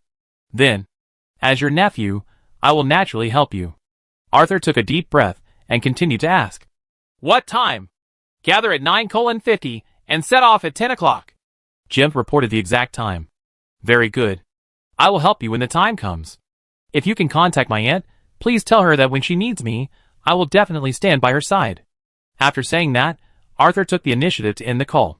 Arthur already had a guess about what his aunt wanted to do. The invisible one. Everything is false. Everything is permitted. Isn't this clear enough? His aunt is likely to assassinate Barrow Hamlet. His aunt hoped to use the death of Barrow Hamlet to intimidate those people in the Inner Bay. This was of course a solution that was not a solution. He also believed that his aunt did this because she was sure of the assassination. But, at any time, there is no shortage of ambitious guys. Barrow Hamlet caused chaos in the Inner Bay. But, when Barrow Hamlet died, the chaos really began. Those ambitious guys will definitely jump out and stir up trouble. And this is what Arthur is very happy to see. But Arthur does not understand. As a member of the Kratos family, Aunt Cassandra should understand this truth. Then she... Wait! The dead Barrow Hamlet is worthless. The living Barrow Hamlet is worth 1,000 gold. If he can be tied up... Arthur narrowed his eyes and smiled more. Then he took out another communication crystal. He gave an order. My fighters, go to St. Joan of Arc Girls' College and kill those who hinder the parade after the parade starts at 10 o'clock. Chapter 898. Ding! Ding! Ding! At the dock area of Kildare Harbor, the sound of a bell rang. It was called a bell, but it was actually a hanging iron sheet with a wooden bracket as support, and the iron sheet was hung with a hemp rope. When needed, it was struck with a metal stick next to it. When the knocking sound was heard, the coolies who had paid the money could come to move the goods. The sheriff of the dock area put down the metal stick in his hand, and stood there waiting. Behind him, 4 soldiers stood there with long swords on their waists, and long muskets on their backs. After a while, a first mate came over. The money bag in his hand made the sheriff smile. Then, when the money bag fell into his pocket, the sheriff turned around and left with the soldiers. Inspection? What inspection? These ships from Inez territory are all civilians, and have nothing to do with the nobles of Inez. So they don't need to be inspected. Smuggling? What smuggling? The civilians only carried some of their personal belongings. This was a benefit given by the kind captain. As the sheriff of the dock area, his education did not allow him to deprive them of these belongings. This was an insult to the personality of others. Done? The captain of the Mermaid asked his first mate. Done! That bastard, after seeing the money, won't care about these at all. The first mate curled his lips and spit directly at his feet. That's good. Unload the cargo. The captain shouted towards the direction of the ship. The bosun immediately took action. The cabin of the fleet was opened and boxes of cargo were lifted out. That was their cargo this time. It was heavy and extremely valuable. But such heavy boxes were lifted lightly by the sailors on the ship, making people think that they were carrying empty boxes. But the bosun, who knew what was inside, was shocked. He thought he was brave, but to move these boxes, it also requires the help of 2 sailors. 1 person? He tried, but he couldn't move them at all. Who are they? Looking at his sailors, the bosun couldn't help but wonder. The first mate was also guessing. However, unlike the bosun, the first mate asked the captain directly. But this attracted the captain's angry glare and helplessness. I don't know either. Don't ask what you shouldn't ask. Don't forget our identity. The captain reminded his first mate. Understood, Captain. The first mate nodded immediately. In addition to their identity as smugglers, they also have the title of Windsor family guards. Of course, any procedures show that they have no relationship with the Windsor lady. But that is a lie. You only need to investigate, and you will find all kinds of tricks. But who will really investigate? No one. Captain, you have moved. The bosun shouted loudly. Okay. Now, you guys are free to move around. Remember to come back before tomorrow morning. If you are late, then you can hope that the bartender will not throw you into the pigsty. The captain of the mermaids smiled at the sailors. The sailors laughed. Then, the sailors dispersed. Nothing special. The same is true for other fleets. After a boring and lonely voyage, when we arrived at the prosperous inner bay, how could we not relax? Even, the brothel owner had already come to greet them at the dock. However, even the most experienced brothel owner could not distinguish the hidden figures in the crowd. They blended in with the crowd and quietly entered the streets and alleys. Then, they headed towards the St. Joan of Arc College for girls. They had received the order from the adults. They quietly waited for 10 o'clock to arrive. At this moment, in a secret room in the Lion Palace, Dieudonne Hamlet was looking at his younger brother with interest. He was 5 points similar to his brother, Grisa. Dieudonne also has a square face, thick eyebrows, big eyes, and a strong nose. However, unlike Grisa, Dieudonne's lips are thinner, which makes Dieudonne look more handsome in his majesty. Especially when the second son of the old lion narrows his eyes, restrains his majesty, and lets his long white golden hair fall down. Anyone would praise him as a handsome man. Before, Pestle Hamlet also praised his brother countless times. After all, he was still young, and compared to his 2 elder brothers, he had neither dignity nor handsomeness, but only immaturity. This also made Bistri feel inferior for a while. But now, the young son of the old lion was only angry. Hidden anger. Facing his elder brother's scrutiny, the young son of the old lion took a deep breath and said, "Let's form an alliance. No one alone has a chance of winning against Uncle Barrow. If we form an alliance, I can forgive the past." The young old lion said so. Hearing the words of the young old lion, Dieudonne laughed. "You have grown up overnight, Bistri. I thought you would come up and ask me why." The young old lion shrugged and asked in a cooperative manner, "Why?" Ha ha ha. The second son of the old lion laughed so hard that even tears appeared in the corners of his eyes. He raised his hand to wipe them, and motioned for Bistri to sit down. But the youngest son of the old lion stood still. He just scanned the surroundings with his eyes. This is the secret room of the Leo Palace. Or to be more precise, this is an unfinished construction site. It is the secret room of the Leo Palace under construction. When did you become so cautious? Bistri? You have gained strength. Shouldn't you be braver? The second son of the old lion looked at his younger brother with a smile. His words were full of expectation, and more of encouragement. But the youngest son of the old lion shook his head clearly. "I came here to form an alliance, not to show my courage.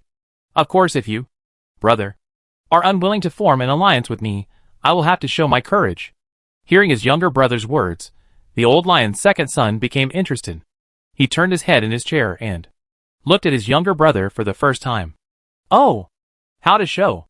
the old lion's second son asked. "Of course. Surrender to Uncle Barrow and help my father build the Lion Palace. Unlike you, my brother who is in charge of finances, I am an insignificant person. Uncle Barrow probably won't care about my surrender. Given my status, he will be happy to accept it. Of course you can do it, brother, as long as you give up your rights and give everything you have to Uncle Barrow," the youngest son of the old lion replied. The second son of the old lion had a gaze in his eyes, and his voice became softer. Uncle Barrow, who has taken off his disguise, is not a kind person. A truly insignificant person, relying only on his status, will die miserably. To this, the youngest son of the old lion did not refute. He just whispered, "Sean, Bont." Two figures appeared silently behind the youngest son of the old lion. Suddenly, the second son of the old lion sat up straight, his face becoming solemn. Chapter 899. The winter air that had not yet dissipated, mixed with the spring breeze, passed through the vent and entered the secret room. The flame on the candle began to sway. The charcoal in the brazier made a crisp sound. Diyudon Hamlet picked up a piece of charcoal with a tong and threw it into the brazier. With a snap, the sparks were shaken and rolled up through the sparks and the ashes.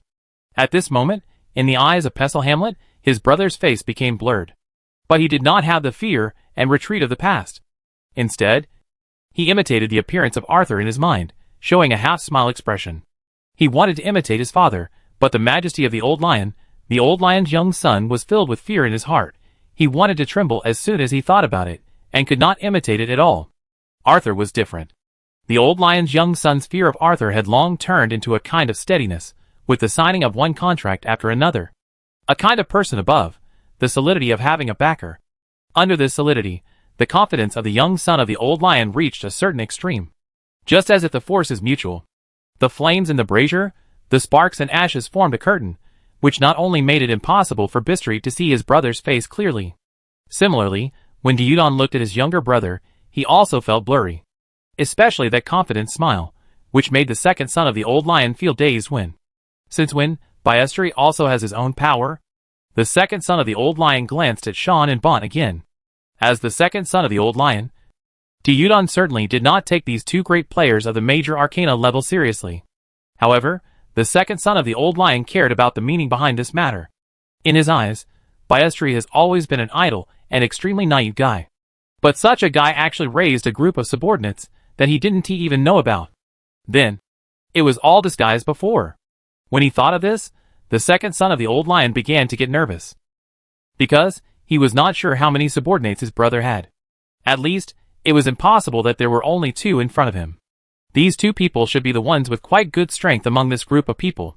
The truly powerful ones must be hiding in the dark, and more ordinary people are also sheltered in the shadows. There is at least one 6 to 7 arcana level people who have mastered extraordinary powers to serve Bistri. According to his own habits, the second son of the old lion began to speculate. And this is what Bistri wanted. When Arthur lent Sean, Bonter to him, the young son of the old lion thought of how to bluff.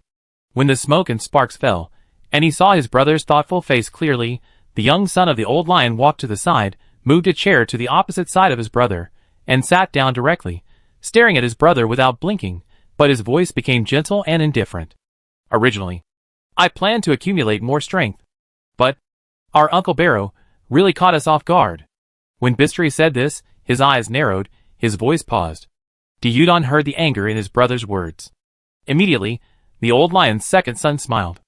I should thank our Uncle Barrow, otherwise, I'm afraid I wouldn't be able to see this hidden side of you. Alliance? I agree. While speaking, the old lion's second son's eyes never left his brother. He looked at the confidence in his brother's eyes, and the indifference on his face, and sighed in his heart, "You are worthy of being my brother. You actually fooled me and my brother. We really have to thank our Uncle Barrow." If the thanks in the words just now were a joke, then Diyudon was really grateful to his Uncle Barrow at this time. He couldn't imagine, if it wasn't for the other party's sudden attack, which disrupted Bistri's plan. Then when his brother completely completed the layout, what kind of situation will it be? And his father.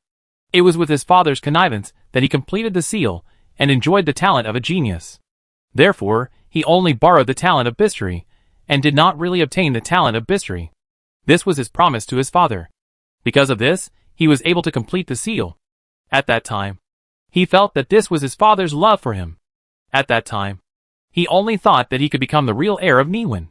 At that time, he thought that his brother was making wedding clothes for him. But now, he felt that he was the whetstone for his brother, his father. Perhaps, he always valued this brother, who was not doing his job in the eyes of others. And he and his brother? Smoke bomb. The smoke bomb released by his father.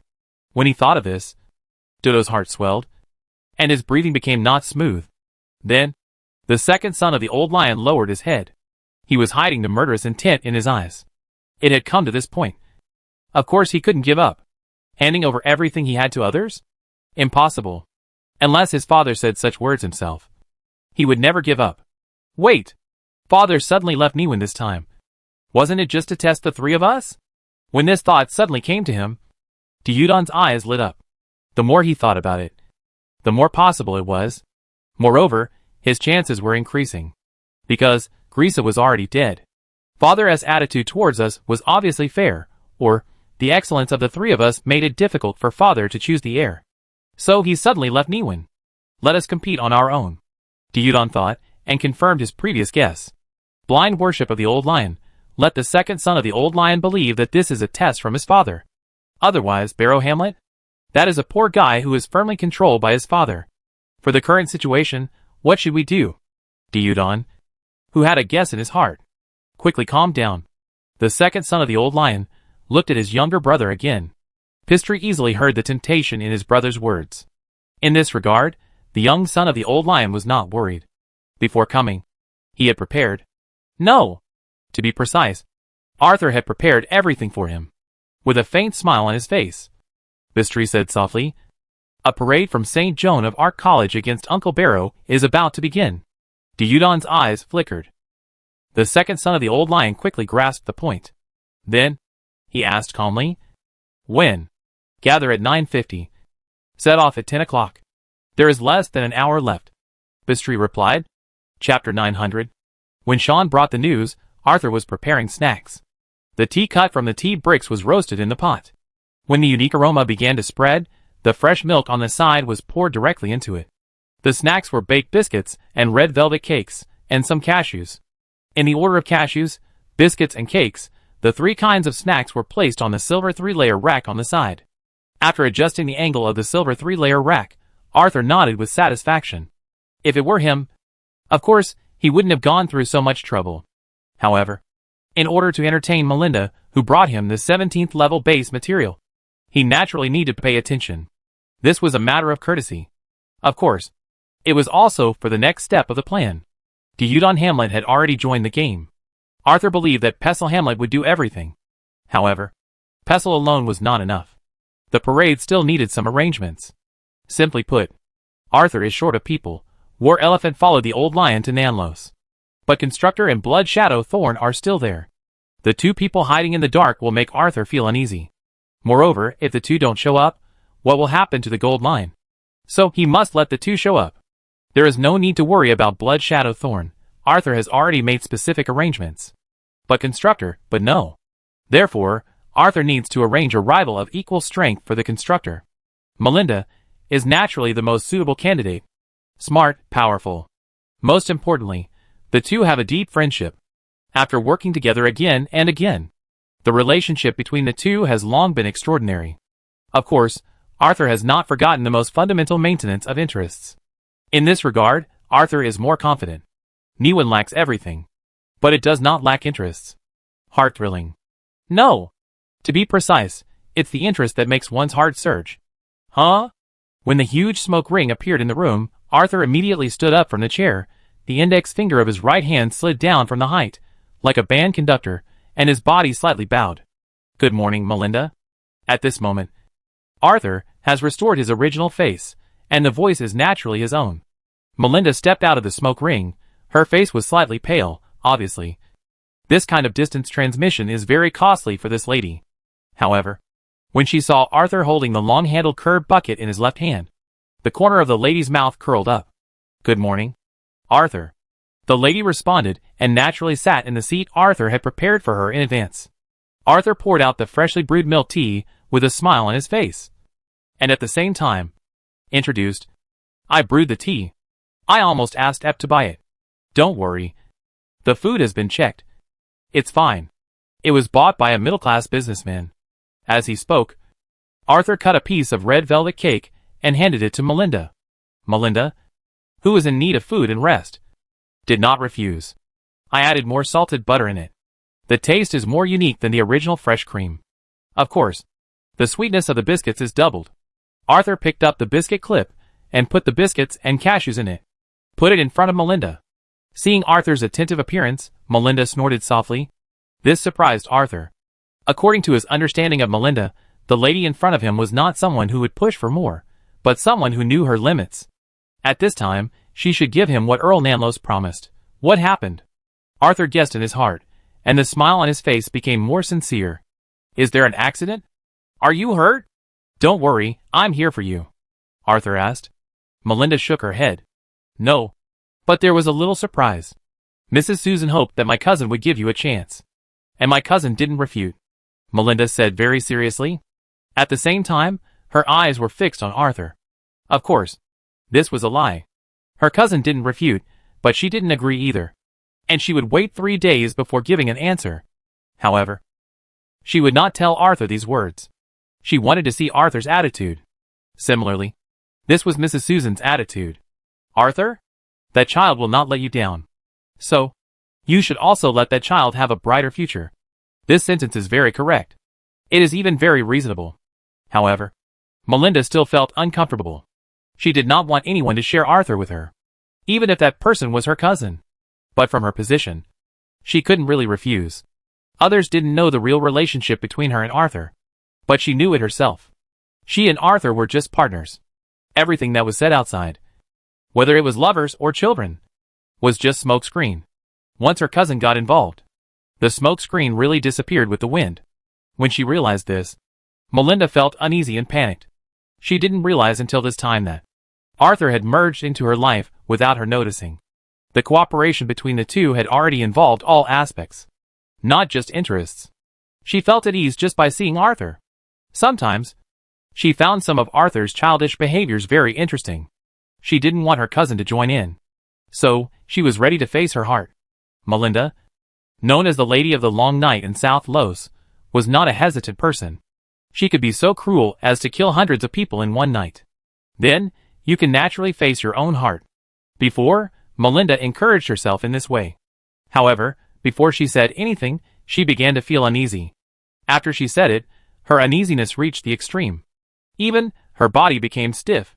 Melinda herself did not notice these. Arthur noticed. Poochie. Arthur laughed out loud. Then, Arthur slapped his thigh and laughed. This scene caught Melinda off guard.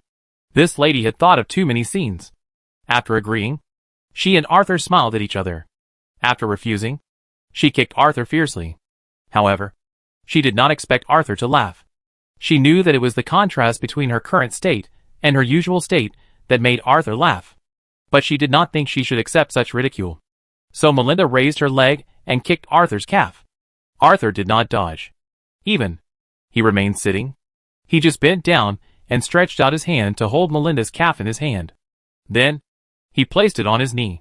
He smiled softly. Honey, don't make trouble. Chapter 901. A gentle word is as powerful as 1,000 troops. At this moment, Melinda's face turned red. What did you say? The Miss of the Long Night tried to pull out her calf, while confirming it again with words. I said I want you to be by my side when I wake up on a lounge chair in the yard on a leisurely afternoon. I said I want you to be by my side when I wake up in the middle of the night. I said I want you to be by my side when I want to taste delicious food. You sit next to me. We can discuss current trends, we can talk about how to cook food, and we can imagine a better future together. Dear. Arthur spoke slowly and clearly. There was joy in Melinda's blue eyes. The calf that was struggling to pull out gave up the struggle completely, and after lifting the other calf, it was placed directly on Arthur's knee.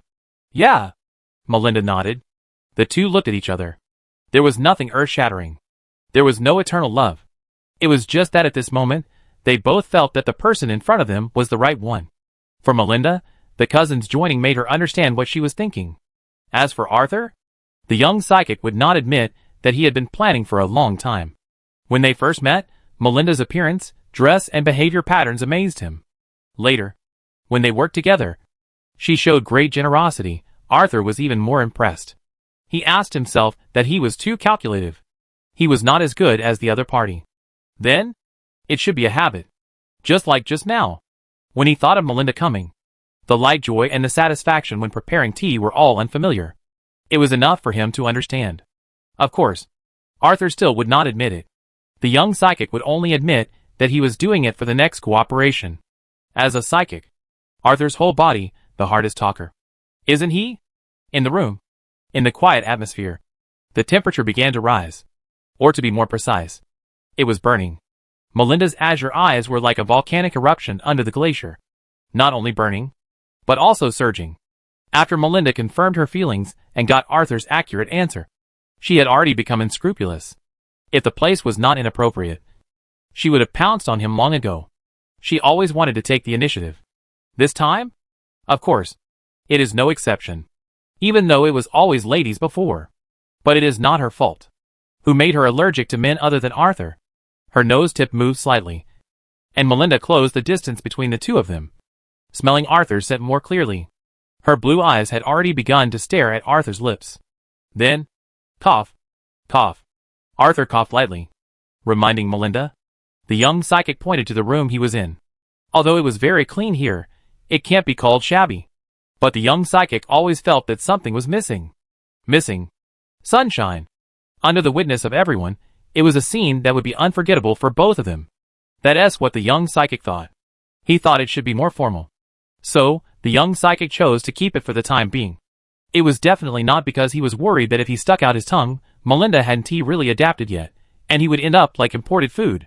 Melinda reluctantly looked away. A palm-sized purse was handed to Arthur. The purse was made of leather, and the whole thing was full of the style of the Silver Age. Name, Ms. Abel S. Coin Purse. Type, other items. Quality, mysticism. Attribute, space. Note, after completing her best work at this stage, Ms. Abel, who felt that her inspiration was exhausted, was ready to go out to sea. She believed that waves and strong winds could inspire her inspiration. However, in order to express gratitude to the Nanlos family for their support, the master made 5 coin bags before leaving. This is not a fine work, but it represents my gratitude. Abel. Space. This is a 2m times 2m times 2m space. Note 1.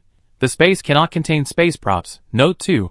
The space cannot contain living things. Note 3. Ms. Abel's coin bag is constant at 30G at this moment.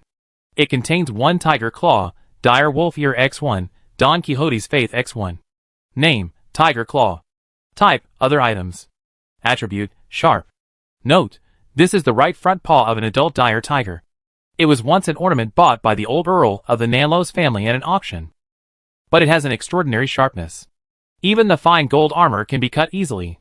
But if you want to forge it with it as the base material, it requires quite advanced skills. Name, dire wolf ear. Type, other items. Attribute, sharp hearing. Note, this is the left ear of an adult dire wolf. It was once an ornament bought by the old Earl of the Nanlos family at an auction.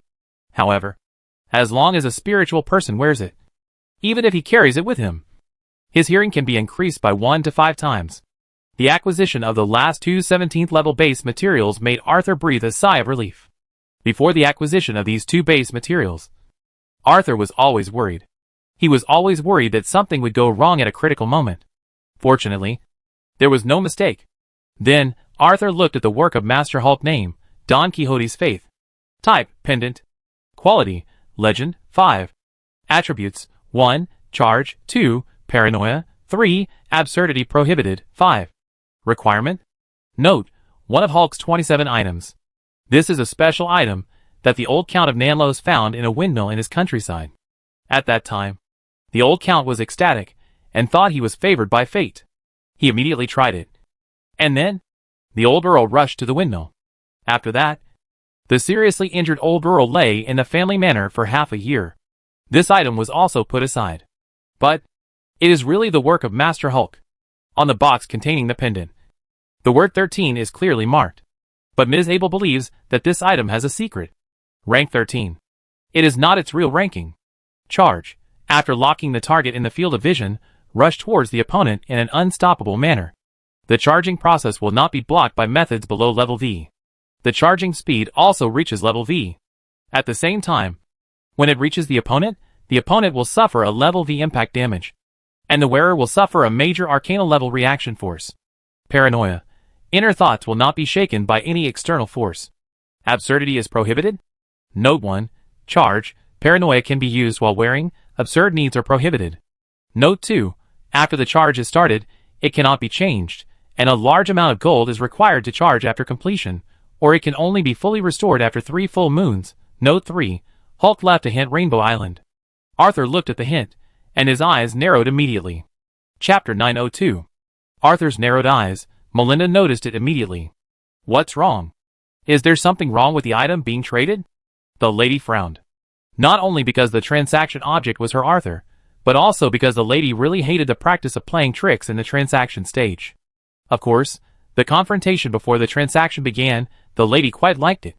But once there was a real transaction, when both parties fulfilled their promises, then you should choose honesty.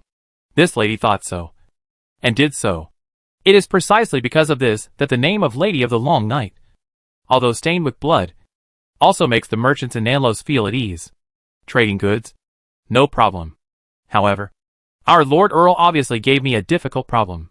As he said, Arthur handed Don Quixote's faith to Melinda. This is a silver outer ring with a black leather rope. The inside is carved from a crystal the size of a pinky finger. The crystal inside has no more carvings, but it can be seen that it is a knight on horseback. But the knight's horse is skinny, and the knight is also very old, and the lance cannot be raised high, and can only be dragged on the ground. It turned out to be this item.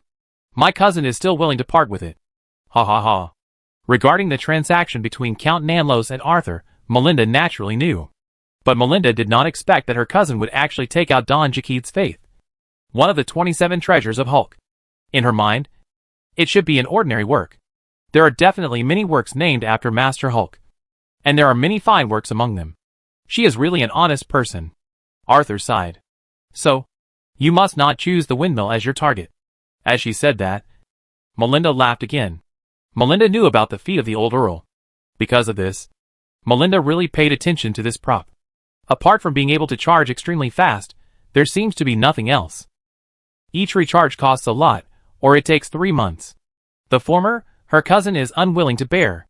The latter, her cousin is unwilling to wait. Of course, the most important point is that her cousin's speed is not slower than this charge, and it is more flexible. So, this item has been in the warehouse of the Nanlos family. As for giving it to Arthur, it's a good thing without any cost. Melinda commented like this. Arthur saw that Melinda didn't know more. He apologized temporarily. No absurdity. And connected it with Rainbow Island. No, it's Coconut Island. Immediately, Arthur didn't hesitate, but contacted his other vest again. The General Puppet Horton took off the covering face and returned it to Arthur. Horton, who was covered with a hood, was commanding the pirates to find a secret place on the entire Coconut Island. After receiving Arthur's order, he urged the pirates to work overtime. The pirates did not dare to complain. They were even very active. Of course, it was not that the pirates had changed their tempers. It was just that the pirates who dared to complain were cut into pieces by Horton using the wind. The pirates who were killed as a warning became the last panacea. Not only did they learn to obey, but they also learned to be diligent. Arthur was always aware of the progress here, and naturally there were no surprises. As for Hulk's laboratory, Arthur became interested since he confirmed that Coconut Island was Rainbow Island. Of course, Arthur did not forget the conversation with Melinda. The young psychic looked at the Lady of the Long Night in Nanlos. I want to show you a good show, he said. Good show? Is it related to the old lion? Melinda immediately became interested. Is it true? There will be a parade at 10 o'clock, starting from the St. Joan of Arc Girls' College. And Barrow Hamlet has gathered people to stop the parade. At the same time, the remaining 2 sons of the old lion are also waiting for an opportunity to move. Arthur roughly described the situation. What about you? Which side are you on? Melinda raised her blue eyes and looked at Arthur. Arthur touched the tip of his nose, looking embarrassed and guilty. Is it so obvious? Isn't this obvious enough? You've said so much, you must be short of manpower, and hope that I can join your team to help you get through the next level perfectly, Melinda said unhappily. But the next moment, the lady said softly, I am willing to help you, because I am in a good mood now. And, because I am in a good mood, it's free this time. Melinda saw Arthur's strange expression when she said this. Why?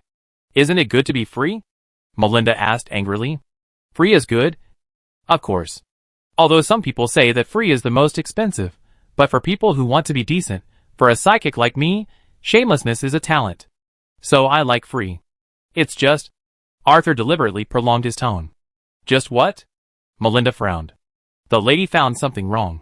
Gold mine? Arthur replied. Suddenly, the lady trembled all over. Gold mine. In Niwan, when it comes to gold mines, it can only be the gold mine that has been widely rumored by the outside world. For this gold mine, Melinda also sent people to explore it.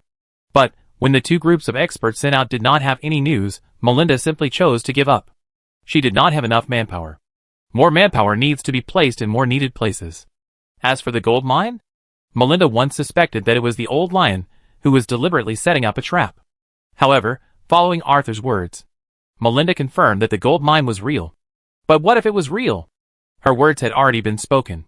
She would not go back on her word. Especially when facing Arthur. She would not go back on her word. You got it for free, Melinda said softly. Okay. You got it for free. Let's split it 50-50. Don't be touched. I don't have any miners. So I need you to find someone to dig this gold mine. Of course. If this gold mine is still worth digging at that time. Arthur reminded Melinda. But Melinda ignored it. Would Arthur be short of miners? The Lord of Southtown, Little Lit Hop, regarded Arthur as a loving father. As long as Arthur needed, tens of thousands of miners in Southtown would obey Arthur. Suddenly Melinda was moved. There was more tenderness in her blue eyes. As for Arthur's last hint, Melinda listened to it.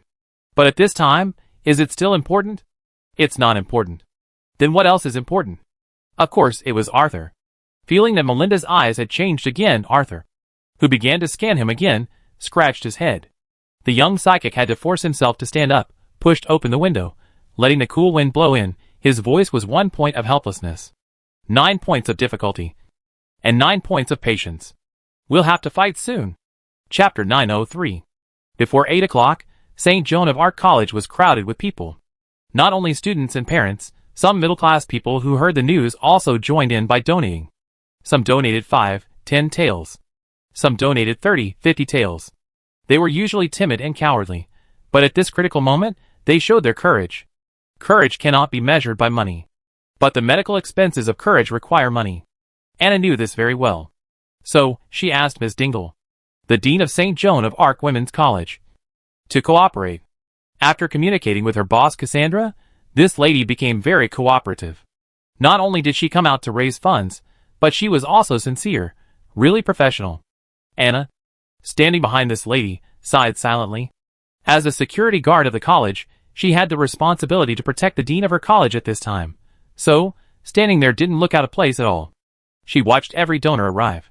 She watched Miss Dingle's sincere thanks every time. In her heart, she couldn't help but sigh again at this lady's deception. She was wearing a simple black robe, her face was full of kindness, and her eyes were full of the love of an elder. Everyone who looked at her would not think of what the other person had done. At least, Ariel, who was recording on the side, and Renee, who was helping not far away, Donna, Joelle and June Nice. For female students, could not have known that their respected dean had been a pimp. He also caused at least 2 female students to die in accidents. Thank you for your generosity. When she received another donation, Ms. Dingle thanked her and temporarily handed the donation box to Ariel, who was recording it, and looked at Anna on the side. Ms. Dingle, who was already 60 years old, had a turbid look in her eyes. But more of it was the caution and temptation that young people did not have. She looked at Anna.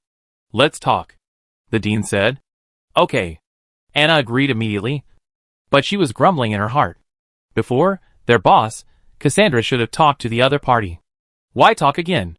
And talk to her? What does this old woman want to do? Anna muttered in her heart. As for respect?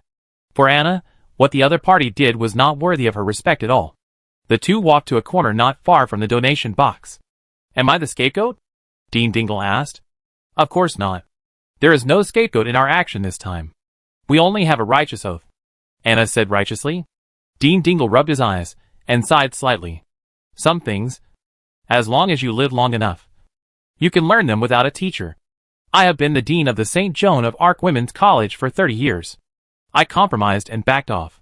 Then, the college became the backyard of the children of the nobility. Even. Not as good as those thigh-dancing clubs. Do you know what they call me? Madam. Ha, madam. Dean Dingle sneered. Aren't you? Anna almost rolled her eyes. She had investigated St. Joan of Arc College before she came here. The reason why it became what it is now is inseparable from the dean in front of her. Some disgusting activities were also organized by the dean. Ms. Dingle looked at Anna and seemed to have guessed what Anna wanted to say. I was forced. I didn't want to do it. I want St. Joan of Arc College to exist. So I have to give up some things. I also know the meaning of saint. Oh. Yes. Yes. Anna is too lazy to complain. She has seen too many people like this. Before doing something, you must find enough excuses for yourself. And then, find a more appropriate reason. You are obviously threatened to do it. But you still have to act uprightly. Just like now. Your grandson was kidnapped. Right? Anna asked softly. Ms. Dingle trembled all over. Silence is the best answer. Looking at Ms. Dingle's expression, Anna sighed and patted the lady's shoulder hard. Don't worry. We will ensure their safety. Just like we guarantee your safety. You just need to do what our boss says. When Anna mentioned Cassandra, it was a bit awkward at first, but now she is used to calling her boss. So, habit is really a terrible force. It is precisely because of habit that Anna would not believe that Ms. Dingle in front of her would suddenly wake up. That is impossible. As for kidnapping the other party's grandson, in order for the plan to proceed normally, if it were her, she would do the same. For this, she silently praised her boss. When seeing that Ms. Dingle still had a hesitant look on her face after getting the guarantee, Anna immediately whispered, After this time, you can retire. Then, we will give you a pension. For example, 1/10 of the fundraising amount. Anna did not say the entire fundraising amount. Even, she would not say half. Because too fake. No one would give so much. 1/10 is already a very good number. That is a considerable amount of money. After Ms. Dingle calculated silently, her slightly cloudy eyes were shining. Please give it to me, said the other party, and walked back to the donation box. There, the other party faced every donor with an even more enthusiastic attitude than before. Before, this money had nothing to do with her. Now? But it is closely related. This is her money. Fundraising is going on. The flags that were rushed out overnight were handed over to the students one by one. When the huge banner was pulled up, it was exactly 9:50. Fairness and justice. Looking at the words written on the banner, Ms. Dingle curled her lips secretly. You don't know what this world is like. In this world, there is no fairness and justice at all. There is only going with the flow and self-interest. Thinking this in her heart, Ms. Dingle would not say that. She walked up to the students, with her usual kind smile on her face. Ms. Joan of Arc taught us to fight. She also taught us not to give up. I see the successors of His Majesty walking on His Majesty's path. For this, I feel honored. I am willing to walk with you. Ms. Dingle's words were naturally very inflammatory to the young students. As the last sentence fell, Amy in the crowd waved her fist and shouted, Let's go! For fairness and justice! For fairness and justice! Students and parents rushed out of the school gate. Outside, the police, guards, and secret detectives, who had been waiting for a long time, immediately surrounded these students and parents. The two sides confronted each other. The atmosphere suddenly became tense. Then, whoosh! Chapter 904. The arrow is a crossbow arrow. Shot from a crossbow. After the arrow broke through the air quickly and loudly, it hit the target accurately. Poof! Ms. Dingle of St. Joan of Arc College fell to the ground. Dean Dingle! Anna exclaimed, and picked up Ms. Dingle. Ms. Dingle raised her hand and grabbed Anna's arm, and squeezed it tightly, as if questioning Anna, Didn't we agree that she wouldn't be the scapegoat? Why was she the first one to be killed? Anna's eyes were calm. But she kept shouting, Dean! Hold on. The doctor will be here soon. Doctor? Doctor? The shouts were loud. And everyone heard them. Everyone saw Ms. Dingle with an arrow piercing her chest. The scarlet stimulated everyone. Feeling her body getting cold, Ms. Dingle knew her fate very well. She stared at Anna, her lips slightly open, unable to make any sound. But her mouth shape could still let Anna understand. She was asking her son and grandson. A guy who forced others to death was not qualified to care before his death. But she was willing to give him the last bit of mercy. Without a sound, Anna nodded. Ms. Dingle looked at Anna's expression and slightly breathed a sigh of relief. Then, she lost her breath. You murderers! You killed the dean! After laying Ms. Dingle flat on the ground, Anna stood up and roared. Then, he drew his sword and rushed towards the police. guards, and secret police who had gathered around him. The police, guards, and secret police looked at each other. They were trying to confirm who shot the arrow. However, this confirmation was invalid, because they came from completely different forces. The police holding shields were the most basic security personnel in Niwen. The guards came from the remaining 7 families except the Golden Lion family. As for the secret police, they were directly responsible to Grisa. But with the death of Grisa, these secret police were quickly taken over by Barrow Hamlet with the tacit consent of the Golden Lion family. The guards from the 7 major families were in a similar situation. They went out under the order of Barrow Hamlet. However, the 3 parties did not complete the real coordination. Instead, they fought on their own. However, none of this mattered. As Anna rushed up, the police with shields subconsciously retreated. The noble guards didn't have that. They were so arrogant that they just attacked. Bang, bang, bang. More than a dozen muskets started firing. Gun smoke was floating up. Anna had already disappeared from the field. People in white cloaks appeared behind the shooters, and the short blades in their hands swept across their necks. Then, one after another, the flying axes were thrown at the highest-ranking person around them.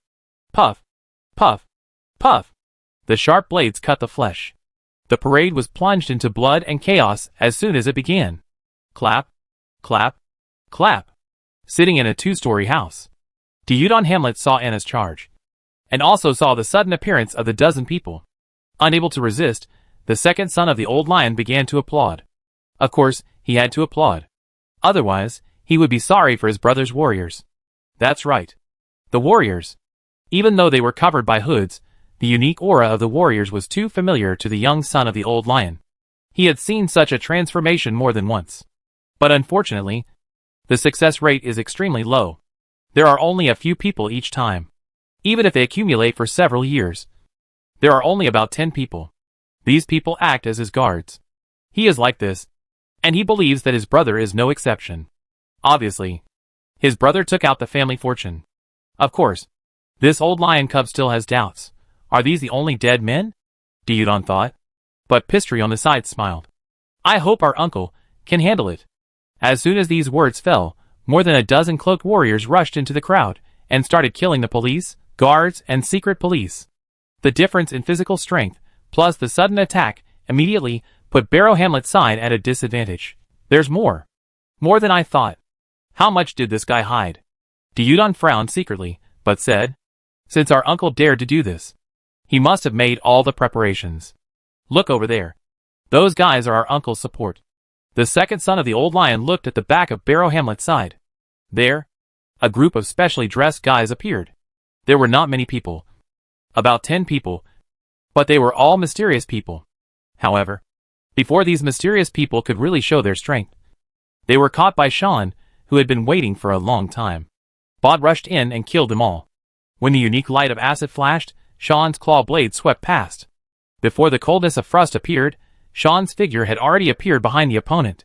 When the defensive force field with restraint was about to gather, Sean's flying knife had already shot out. Crush! A complete crush. The young Sean showed the unique fighting skills of the cat school here. Bont, who appeared, was on alert.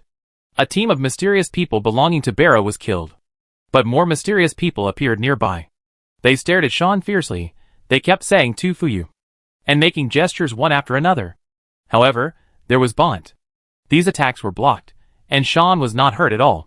Unlike the swiftness of Sean's claw blade, Bont's long sword was steady.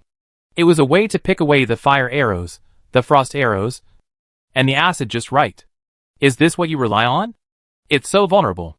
Brother, should your people also take action? There was a question in Bistry's words, and also a kind of temptation. Gyudon knew very well that his brother wanted to see his strength. This is the necessary basis for cooperation. Only when the strength is equal can there be cooperation. If the strength is not equal, that is domination. However, the second son of the old lion does not want either. With a smile that made the girls in Niwen scream, the second son of the old lion took out the communication crystal. He ordered his men to act. People hiding in the houses and alleys began to act. The 10 warriors also acted together. However, these 10 warriors did not rush to the battlefield. Instead, they surrounded the small building tightly. Their mission was, otherwise, Bistry would escape. As for Bistri himself, Diudon looked at his brother. He looked at his brother's pride, and even more at his brother's disdain. He couldn't help but chuckled and said, Bistri, you are still as naive as ever. Chapter 905 Throwing Dirty Water. What is the most complicated thing in the world? A puppet for entering the stairs? A treasure for ascending the stairs? Or a special ritual process? None of them. Arthur thinks it is the human heart. This category of human heart is not him, nor is it a specific person, but all people. Even those who usually look honest and simple, or even stupid, that is only one side of him. What is his other side? I don't know. Because that side changes rapidly. It is unexpected. Sometimes, touch your conscience really means touch your conscience. That is really fatal. However, Arthur did not remind Bistri. He thought Bistri would be prepared. Or rather, at this time, Bistri's role in him was greatly reduced. According to his script, it was good for Bistri to appear alive. If he died, not bad. So Arthur doesn't care. However, necessary help is still needed. After all, it's a contract. As a person who abides by the contract, Arthur said that he is in the lawful camp. Looking at the smile on Arthur's lips, Melinda couldn't help but ask softly, What are you smiling at? Who are you kidding? While speaking, the lady looked at Arthur's lips again. She wanted to bite it. Arthur shrugged immediately. I'm not lying to anyone. Didn't I say before, I'll show you a good show? Arthur said. Melinda nodded. She saw the parade of St. Joan of Arc College. It was a good start from the death of Dean Dingle, but it was a bit dull afterwards. It wasn't that the dead soldiers were not dedicated enough, nor that Sean and Bont's skills were not superb, but for the overall drama, too bland. Of course, Melinda wouldn't say that, because she believed that the good show Arthur talked about had not really begun. However, even if it was like this, Melinda thought it was good. This was not an accommodation. But Melinda thought Arthur really did a good enough job. Simply put, preference. Arthur clearly felt the meaning in Melinda's blue eyes, and immediately, the corners of his mouth curled up again. He was very grateful for this preference. But how could he let Melinda down? He walked aside and opened the window. Outside the window, the sound of fighting continued. It was Arthur's soldiers charging at the Niwen police. Guards and secret police. Arthur pointed to the building where the two old lion sons were. Look there, Arthur said softly. Melinda immediately stood beside Arthur and looked there. As soon as Diudon's voice fell, she waved her hand violently. This was a signal. After seeing this signal, his 10 warriors will rush forward. Then, all he needs to do is delay Bistri's steps. He has 10 ways to make Bistri die without a burial place. Of course, he absolutely does not want his brother to die. It's not brotherly love. It's talent. Naive guy, you should die. Bistri, do you know? When I first felt your terrible talent, I was so unwilling. I wanted to eat your flesh and blood, sucking your bone marrow. I already have a terrible brother. I don't want another terrible brother. So, I chose an ancient seal. It comes from the Vat psychic order. It can transfer the talents of the sealed. The moment I felt your talent, I cried. I was so excited that tears streamed down my face. For the first time, I understood the meaning of hard work cannot fight against talent. I achieved the Arcana level that others cannot achieve in their lifetime in just 1 week. Major Arcana level. It only took 1 year. And 6 years later, I became an Enterer. I did this with the blessing of your talent. Speaking of this, the second son of the old lion took a deep breath. He flicked his golden hair, and the smile on his mouth became more intense. He raised his voice and said loudly, I saw a scene I had never seen before. I was so happy. But the moment you broke the seal, I felt panic. Your talent was realized as talent the moment the seal was broken. And what about me? I became immortal again. This is not what I want. What I want is still that outstanding talent. So, I set up a small magic circle here to continue to seal your magic circle, and at the same time, I will let you continue to live in a dungeon. Of course you will not die. Before I climb the stairs, you will definitely not die. Speaking of this, the second son of the old lion has stood up. And Bistri nodded slightly. I know. The old lion's young son said. The old lion's second son was stunned. I said I know what you want to do. The old lion's young son emphasized again. The old lion's second son narrowed his eyes. He was surprised at this time, but when he saw his 10 dead men gradually appearing in the room, the old lion's second son immediately laughed. Are you bluffing? You are too naive. Those people just now are all you have. Right? Or, do you think you can break through? You know me. I know you better. Even if it is the sealed talent, which is realized at this time, the strength is only equal to mine. You think. Poof! Before the old lion's second son finished speaking, a wire went through his ear and pierced his brain. It was silent. It was even more incredible. Because the old lion's second son only found out something was wrong when his brain was pierced. But it's over. The wire trembled. The old lion's second son's brain turned into a paste. Ugh! Ugh! The old lion's second son wanted to say something, but he couldn't speak at all. Then, he twitched and fell to the ground. And the 10 dead men saw the slightly hunched figure only after the old lion's second son really fell.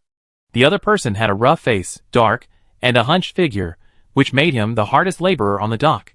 But such a person, unknowingly, he assassinated the old lion's second son. All the dead men had disbelief in their eyes. But the most unbelievable thing was that they also felt pain at this time. Mild, hardly noticeable. Then, the 10 dead men also twitched and fell to the ground.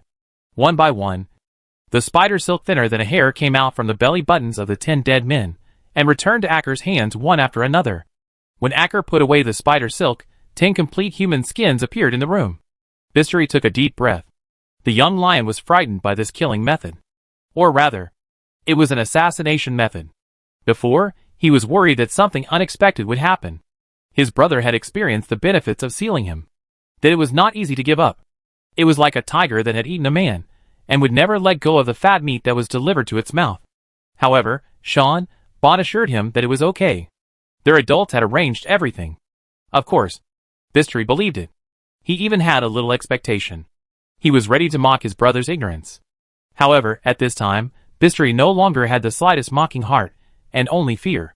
Because, he asked himself, he could not avoid such an assassination. So, when Acker handed over his brother's head, the body of the old lion's young son trembled. Acker saw it. However, the contemporary Lord of Blood did not say more. He just said, "Don't forget the adult's instructions." Chapter 906. Byaster's hand sank. His brother's head was already in his hand. Then his heart sank. He watched his brother die with his eyes wide open, the disbelief in his pale golden eyes, as if he saw his own death at this moment. The feeling of uneasiness made the old lion's young son swallow his saliva.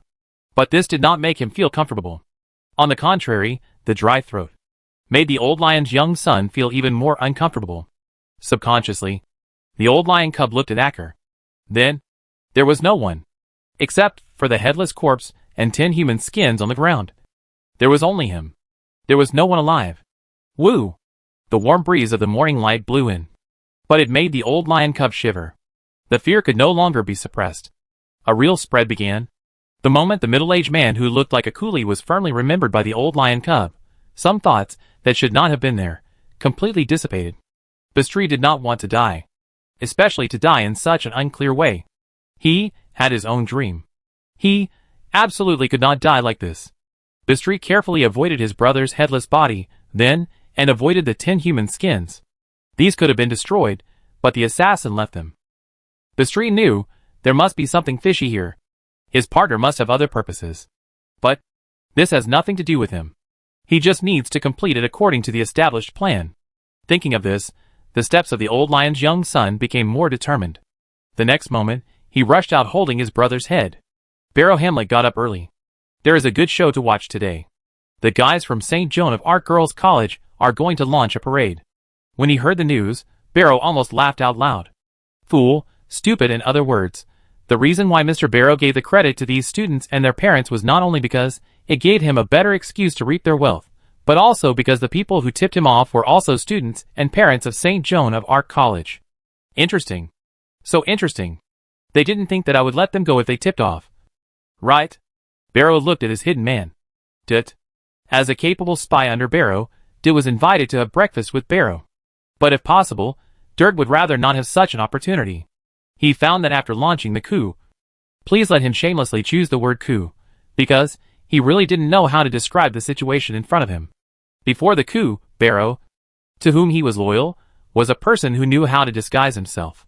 But after the coup, Barrow not only became arrogant, and he became moody. It can be said that they are completely two different people. Is it because he has been suppressed for too long, And the moment of relaxation, that his personality has changed? Dirt thought so more than once. But last night, after Lord Barrow tortured and killed the mistress he and Grisa shared, Dirt no longer thought so. The mistress who acted as a hidden person died too tragically, and it was not worth it. Evidently. She provided Barrow with a lot of valuable information, but he was skinned and thrown into the frying pan. In just a moment, he became a small pile of meat in the fishy and burnt smell. Until now, the screams of the mistress were echoing in its ears. The screams reminded him all the time not to disobey Barrow. So even though he knew that those who tipped off should be rewarded, Dirt nodded very affirmatively, saying, "Sir, you are right. Ha ha ha. As expected, I am wise and powerful. The lions in the Leo Palace are well fed. This time, let the students who tipped off the students and their parents feel the family affection in the race. Lock them up with the lions. Of course, whoever can kill his daughter or parents first can be exempted from such a race." Barrow laughed loudly. Dirt was more and more certain of Barrow's abnormality. But the more abnormal Barrow behaved, the more normal Dirt behaved. Of course, Dirt chose to ignore some news. For example, Hayes. Because Jim, Callowell, and the other two made a big noise. The other party was also watched by Barrow. At this moment, the other party was in Barrow's mansion, and came with enough chips. But Dirt could see that. This guy definitely had ulterior motives. However, at this time, Dirt would never tell Barrow at this time. Dirt felt that he needed to save himself. He didn't want to die with a madman. Dirt had a new idea. However, the other hidden players were not something Dirt could pay attention to and protect. What? The parade dispersed the blocking team? Barrow repeated the words of the spy in front of him in disbelief. Then, he was furious. Waste. Waste. What are these policemen, guards, and secret agents for? They can't even stop a group of students. Where are my advisors? What are they doing? After yelling and cursing, Barrow immediately asked. They were also dispersed by two unknown persons. Sir, it's not everyone's fault, it's because those people are too strong. They... Bang! The words of the hidden man in front of him were not finished before. Barrow raised his hand to interrupt him. The palm as thin as a chicken claw directly slapped the hidden man's head. After a muffled sound, most of the hidden man's body turned into blood mist. The hidden man's two legs fell to the ground, but immediately turned into meat paste. The angry Barrow kept jumping, the two legs were crushed into pulp. Waste! Waste! Barrow's shouting did not stop. Looking at the pulp on the ground, Dirt's new idea became more and more firm. Dirt! Barrow shouted. Yes, sir. Dirt saluted respectfully. Prepare a warhorse for me. Let all the guards come with me. I will crush all those who dare to resist me into pulp. Barrow shouted. Yes, sir. Dirt continued to salute, and he completed Barrow's arrangement meticulously. Just 5 minutes later, 200 cavalrymen surrounded Barrow and set off towards St. Joan of Arc Women's College. They rushed all the way. All the people who stood in front of them were knocked away by Barrow, and then trampled by the horse team. This Lord Barrow obviously did what he said. When he saw the parade in front of St. Joan of Arc Women's College, this Lord Barrow's eyes turned red. Kill! Kill! Kill! Barrow roared. The cavalrymen on the side struck the shield, preparing to launch the next bloodthirsty charge. Duh duh duh. The rhythmic sound of the knocking made the parade in front of them stagnate. All the students and parents were frightened, and the warriors under Arthur held their weapons tightly, with no expression on their faces. But at this moment, a loud voice came. It was Bistary. It was the young son of the old lion. He shouted loudly, "Uncle Barrow, why did you kill your brother?" Chapter 907. The sudden shout was like throwing a stone into a calm lake. Ripples, layers upon layers. Then, turned into huge waves. It's Lord Pestilence Hamlet. In his arms is the head of Lord Diudon Hamlet. Everyone's eyes turned to the old lion cub who appeared near the battlefield, looking at the old lion cub with a face full of grief and eyes full of fear. At this moment, the old lion cub looked like a frightened fawn after being injured. Every breath seemed to be accompanied by a fearful dodge. No one would think this was false, because everyone knew that Hamlet was a kind person and a nobleman who was willing to listen to the voices of the common people and full of chivalry. Moreover, at this moment, Hamlet was holding Diudon's head in his arms. Compared with his brother Hamlet, Diudon is even more famous in Niwen. His handsome face has always been the focus of discussion among the ladies in the Niwen noble circle. But now, there is only a head left. a head full of disbelief. But even so, it is still difficult to hide the beauty. Many ladies from the 7 major families hiding nearby looked at the head and showed a desire. Some secret techniques can perfectly preserve the body. Even if you can't get a complete person, if you can get this head, it's also good. The desire in their hearts made them a little impatient. However, they did not act immediately. Instead, they continued to hide their bodies and looked at Barrow Hamlet calmly. This man was the one they, their husbands, their fathers followed. When Barrow Hamlet saw Beastry and Diudon in Beastry's arms, there was obvious surprise on his face. He did not kill Diudon. In other words, whether it was Beastry or Diudon, he didn't really want to kill him. He wanted both of them alive. It would be better if they were alive in his hands. Because only in this way can the benefits be maximized. Because only in this way can he really rest assured. But Diudon is dead. Who killed him? It wasn't him. Then who dared to kill Diudon in Niwen? No. In Niwen, only he dared to kill Diudon. Pistelli was deceiving others. No. Beastry doesn't have such courage. That's those mysterious forces in the inner bay. Barrow Hamlet was in a trance, thinking of the news sent back by the spy in the second half of last night. Pale Hand, Raven Feather, Green Rock Forest, Snake Sect. That psychic order appeared in the dock area, and finally, a fire burned everything. His people lost the whereabouts of Beastry. And now, Beastry appeared here, carrying Diudon's head. It was obvious that these bastards had planned it. They used secret techniques to confuse Beastry. They made Beastry think that he had killed Diudon. But in fact, it was these bastards who did it. Undoubtedly. With his brother's departure, these bastards thought they had a golden opportunity. So, they took action at this time. They wanted to make Niwen completely chaotic. They wanted to grab greater benefits. Grab more resources. Barrow, who understood all this in an instant, gnashed his teeth. It was as if there was a fire burning in his heart. When his brother was there, these bastards didn't dare to show their heads at all. But as soon as his brother left, these bastards couldn't wait to show up. They were looking down on him. They thought he was not as good as his brother. Boom! The fire that filled his heart exploded directly. Barrow was shaking all over. Barrow lost his mind. Damn it! Damn it! Barrow growled. Anger made this gentleman no longer care about anything, and the aura on his body was released directly. Boom! A breath that seemed to be real rose to the sky. A golden-haired, lion-like, but skinny, mouse-like phantom appeared behind this gentleman. In a breath, the phantom became a real entity. Not only that, when the phantom became a real entity, an endless starry sky appeared behind the phantom. A stairway to heaven descended from the sky. There were 10 steps in total. This was clearly a lion, but it looked more like a rat monster, and it jumped directly onto the first step. Boom! 1 step difference, the earth shook. The whole of Kildare Harbor was in turmoil. Countless people felt nervous, and became uneasy. And Barrow laughed. Ha ha! The laughter was loud and sharp, and the rat-like monster also let out a unique roar. Gigi. The sound was like the sound of a mouse. In addition, the golden hair all over the body made this monster look very funny. But no one present could laugh. The huge power directly put everyone under great pressure. The person closest to Barrow fainted on the ground, the next closest person knelt on one knee, and the person farther away was shaky. Beastry held his brother's head, as if he had been hit hard, and retreated again and again. His face was even paler. And he kept shouting, "Uncle Barrow, are you going to kill me too?" After he asked, Beastry could no longer hold on, and fell to the ground. This was completely consistent with the outside world's perception. As everyone knows, Beastry did not have outstanding talents.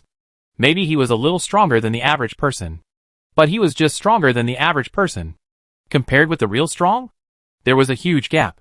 After falling to the ground, Beastry wanted to stand up again. But it was useless to support himself with his arms. After several times, he fell heavily to the ground. The members of the 7 major families in the dark, and the members of the Golden Lion family who came late, saw the scene and believed what Beastry said more and more. It was Barrow who killed Diudon. As for why, isn't it obvious enough? For Niwen, it was just a harmless gambling game. As long as he got enough wealth, his brother would forgive him. Kill Diudon, how could the old lion forgive him? This bastard deceived them from the beginning. He had already climbed the stairs, but he still lied that he had entered the stairs. This bastard wanted to drag them to stand against the old lion from the beginning. His son was killed. How could the old lion sit down and talk with them calmly? Kill! Only blood can make up for this pain. Moreover, this bastard was not satisfied with killing one. He wanted to kill a second one. Diudon was dead, and they were about to face the angry old lion. But there was still room for them to turn around. Pulling out half of the family members and offering the family treasures for many years would be enough to calm the old lion's anger. But if Bistri died again, they would have no chance at all. The old lion would lose his mind at that time and slaughter them without hesitation. Thinking of this, the 7 major families and the Golden Lion family immediately became nervous. They looked at Barrow, who was about to attack. 4 of the entry levelers were about to rush out regardless of anything. But it was too late. The mouse-like monster had already looked at Bistri, with a fierce light in its small eyes. It was over. Everyone wailed. But at this moment, whoosh! A strong wind came. Chapter 908. The wind came from the sky. It shook the trees and tilted the houses. It made people unable to open their eyes. The people in Niwen are different from the people in Nanlos. They have more unique weather resources. Not only are there 4 distinct seasons, but there is neither scorching heat nor cold winter, nor will there be strong winds that make people unable to stand steadily. So, this is the first time for most people in Niwen to experience strong winds. Caught off guard, the group of people who were already shaky fell directly. After falling, they finally saw the source of the wind. Bat! Bat! Everyone raised their heads amidst the stuttering shouts. Then, hiss! The members of the 7 major families and the Golden Lion family all took a breath of cold air. Bat! A huge bat with a wingspan of 10 meters. They had never seen such a big bat. But they had heard of it. The blood bat of the Blood Clan. With the disappearance of the Blood Clan, the blood bat had long since disappeared in the long river of history. But with the appearance of the blood descendants, the blood bat reappeared. And now, the blood bat is here. What about the blood descendants? I was still thinking in my heart. The blood bat lowered its altitude slightly, so that everyone could see clearly that there was a man standing on the back of the blood bat, even with the black hooded cloak covering his whole body. But the blood-red eyes under the shadow of the hood made people shudder, and also made the other party's identity beyond doubt, the last descendant of Blood Auburn. Many people screamed in fear when they saw the blood-red eyes. More people held their breath and concentrated. They were all guessing why the last descendant of blood appeared in Niwen. What the other party came for. The 4 people who had just walked out and belonged to the 7 major families, and the Golden Lion family merged into the shadows on the side without making a sound. Because they saw the eyes of the descendant of blood looking at Barrow Hamlet. Are you here for Barrow? Barrow has offended this descendant of blood? This is really great. The rumored descendant of blood is very strong. I wonder if he can stand up to Barrow. The 4 entry-level people thought, and a gloating smile began to appear on their lips. Even Barrow, who was overwhelmed by anger, saw the eyes of the descendant of blood. There was a wave of doubt in his heart. Has he offended the other party? Or has one of his subordinates offended the other party? It shouldn't be the case. Right? Barrow thought. The descendant of blood spoke. Hand over Portraman. The voice was cold, but unquestionable. But the people present were very unfamiliar with this name. Most people didn't know who the so-called Portraman was, except for the 2 inductees of the Golden Lion family and Barrow Hamlet. This Lord Barrow did not know about Portraman originally, but because of his brother Ingrisa, he knew about Dead Poets Society. And then out of curiosity, he also knew about Dead Poets Society. Not only the name of the organization, but also some of the actions of the organization, and even knew that Portraman served as the left lead singer. However, what does this have to do with him? Dead Poets Society is not his vassal. He has nothing to do with me. Barrow shook his head. This was the truth, and Barrow thought he had given the other party the corresponding respect. However, the blood descendant sneered. Heh. It was just a chuckle, but it was better than 1,000 words. It was self-evident that you were a fool, but treated me as a fool. Suddenly, anger overwhelmed Barrow again. He growled. Are you insulting me? Do you want to die? As he said this, the golden-haired mouse-like monster that had been standing behind Barrow made a chirping sound in the starry sky. The sound was sharp and piercing, creating a series of circular ripples in the air and rushing straight towards the descendant of blood. Everyone began to look at Barrow with suspicion, because Barrow at this time really looked like he was angry and embarrassed after being exposed. Damn it, Barrow also has a deal with the Dead Poets Society. The two Golden Lion family's entrance roared in their hearts. As Barrow showed his strength of climbing the stairs, the two knew that the original plan had deviated. After Diudon's death, such deviation became irreversible. As the descendant of blood appeared and the name Portraman was mentioned, they felt cold sweat on their backs. It was only at this time that they realized that they really underestimated Barrow. No, it was not underestimated. Barrow's disguise was too good. They were all deceived. What Barrow wanted was probably not just Niwen. This bastard had begun to weave an invisible web since some time. They, people from other families, and the participants of this parade were all in this web. Even, maybe their patriarch, the old lion, was also in this web. The more he thought about it, the more frightened he became. The more he thought about it, the more frightened he became. The two members of the Golden Lion family looked at each other, and noticed the panic in each other's eyes. They all thought they had to do something. But before they could do anything, the blood bat opened its mouth and roared. The roar was silent. Ripples suddenly rose. Sound waves denser than those of the golden-haired mouse monster descended from the top. The moment the two ripples collided with each other, there was a silent explosion. It was not that the explosion was silent, but the explosion exceeded the limit of decibels that the human ear could bear. Silence. The vision blurred. Then, buzz.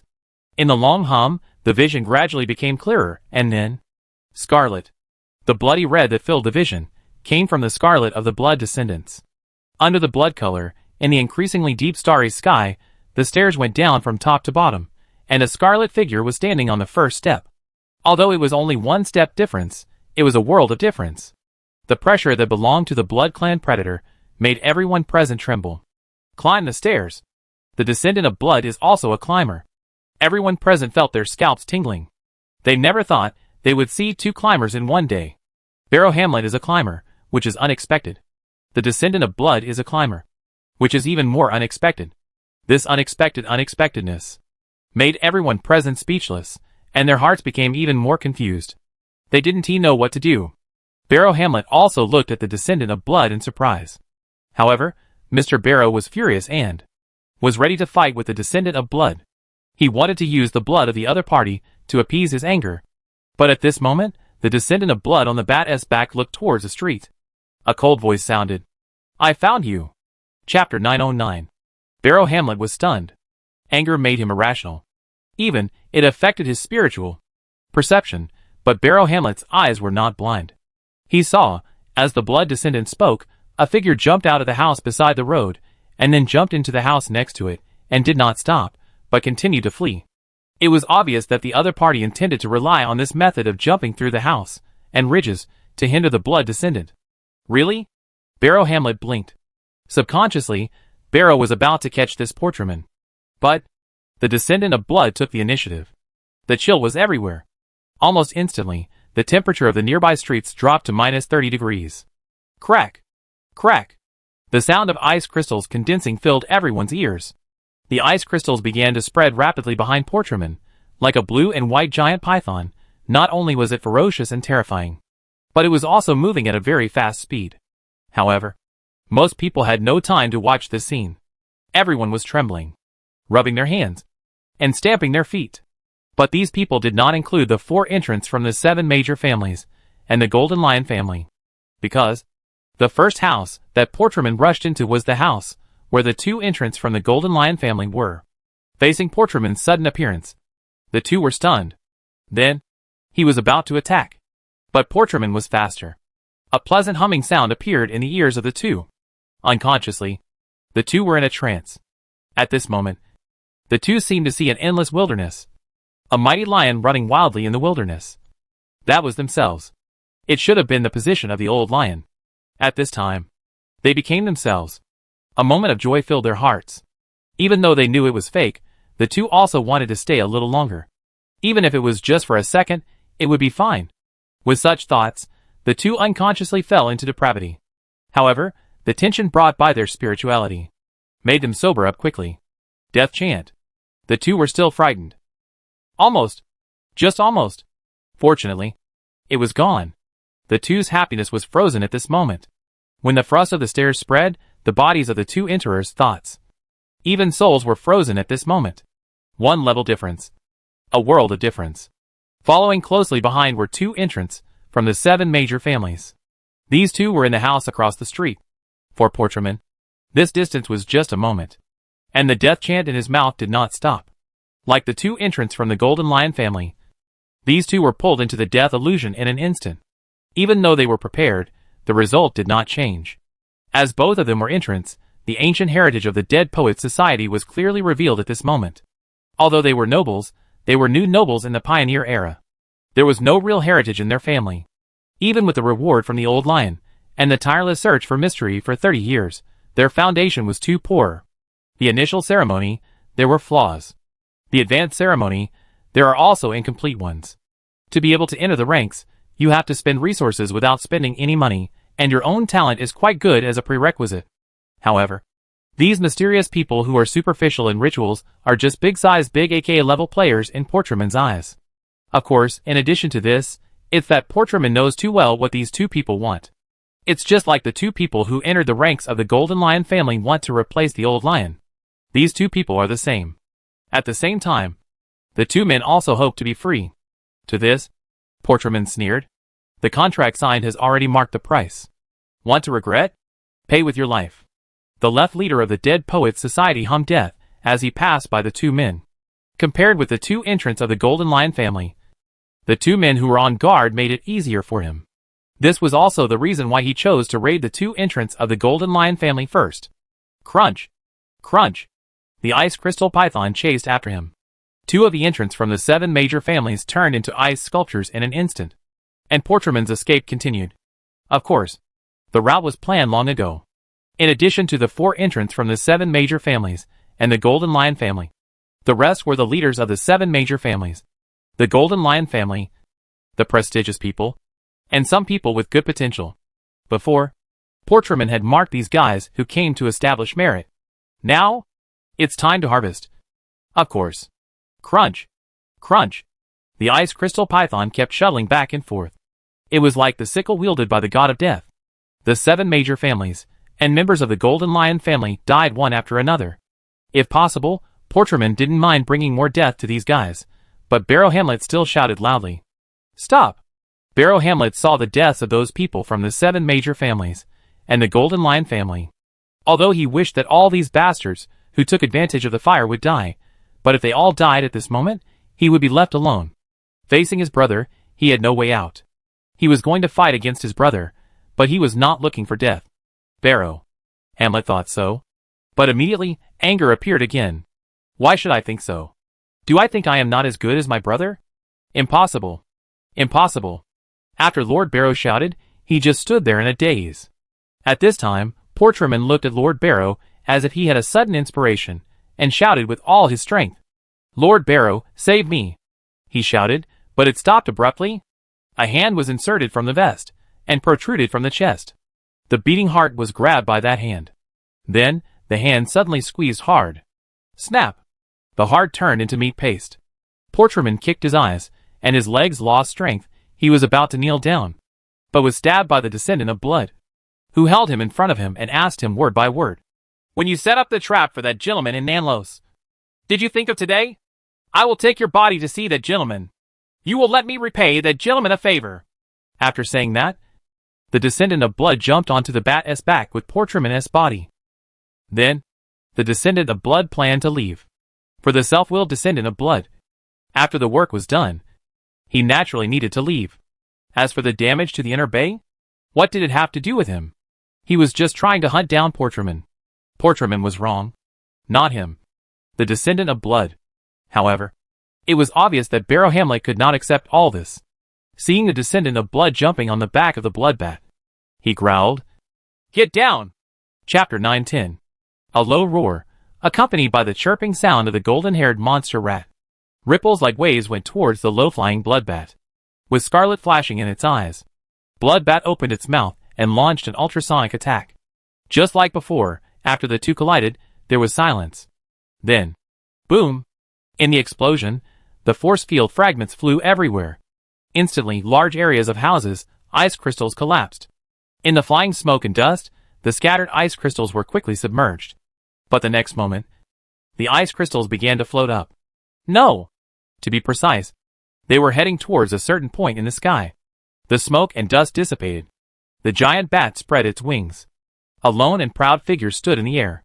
In his raised hand, a spear made entirely of frost was rapidly taking shape. The already extremely low temperature was lowered again.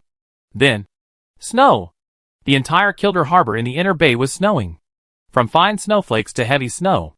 It was done in just a breath. The extreme coldness cooled down Barrow Hamlet's feverish brain. After a slight pause, he immediately found something wrong. Without a doubt, he was being set up. Who could it be? Someone from the 7 major families? Or someone from his own family? Lord Barrow was thinking. And he was about to shout again that he wanted to stop this meaningless fight. And he wanted to tell the blood descendants that they were all being set up. Lord Barrow was quite confident about this. After all, there is too much evidence. The simplest way is to confront the Dead Poets Society, and the truth will be revealed. At the same time, maybe we can also gain the friendship of the blood descendant. A true climber is worth it no matter how hard we try to win him over. As for the current loss, it is not a problem at all. He organized his words in his heart. But before Mr. Barrow could really speak, the frost spear in the hand of the blood descendant was thrown down. Lord Barrow was not surprised. On the contrary, Lord Barrow thought this was his chance. As long as he could withstand this attack, the descendant of blood would be able to talk to him calmly. So, Chi-Chi, the golden-haired monster rat cried. The rat-like monster pulled down Starry Sky and pulled Barrow up the stairs, then curled up its body, and its golden hair stood up. The next moment, the frost spear arrived.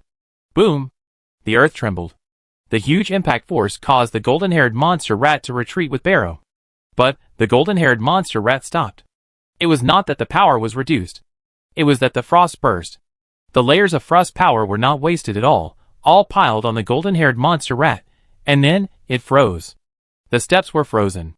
The starry sky was frozen. As for the golden-haired monster rat, it was like a huge ice block. The blood descendant stood on the back of the blood bat, with no expression in his scarlet eyes. And he just said lightly, "This is the first time. It is also the last time." After that, the blood bat quickly rose up. In a breath, it disappeared. Everyone who saw the scene almost subconsciously thought that the blood descendant showed mercy. As for why he showed mercy, of course, it was because of the old lion. Even the arrogant blood descendant doesn't he want to face the old lion who is getting older and dying, and thus becoming more and more unscrupulous, before he has truly grown up. People all think so. And Barrow Hamlet? Even though he has shown the strength of a stair climber, in people's eyes, he is still an ungrateful person who is protected under the wings of his brother. That is right. An ungrateful person.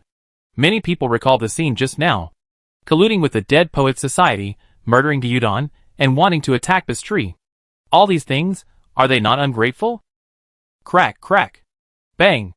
A crack appeared on the ice block, and it quickly began to spread. With a muffled sound, it exploded directly. The golden-haired monster stretched out its body, revealing Barrow with his head held high. This Lord Barrow was ready to have a good talk with the descendant of blood. But the sky was already empty. And, why are the people around me looking at me so strangely? Almost instantly Mr. Barrow reacted. Damn it! Damn it! These guys think I really did it. They are all deceived. And, that accusatory look. Why is it exactly the same as before? I am no longer the same person as before. Asshole. Do you still think I am not as good as my brother? The anger in Barrow's heart reappeared. He subconsciously wanted to kill all those who looked at him strangely. But the remaining coldness prevented him from losing his mind in the true sense. He knew that something was wrong with him. Something was very wrong. No! This can't go on. I must find out the reason. Relying on the remaining reason, Lord Barrow Hamlet turned around and left quickly. Barrow knew he needed to calm down. But this scene fell into everyone's eyes. It was a sign of guilty conscience. The resentment in the hearts of many members of the 7 major families, and the Golden Lion family, who barely survived, reached its peak at this moment. Damn it! They actually colluded with the Dead Poets Society. They also used us as pawns. These people roared in their hearts, and quickly got up to contact their respective families. The content was roughly the same, all of which was to gather people to return to the ancestral home, open defense, and beware of Barrow Hamlet and the Dead Poets Society. At the same time, send people to find the old lion. At this time, Only the old lion can solve all this. As for the parade, it doesn't matter. Nothing matters. Right now, the most important thing is themselves.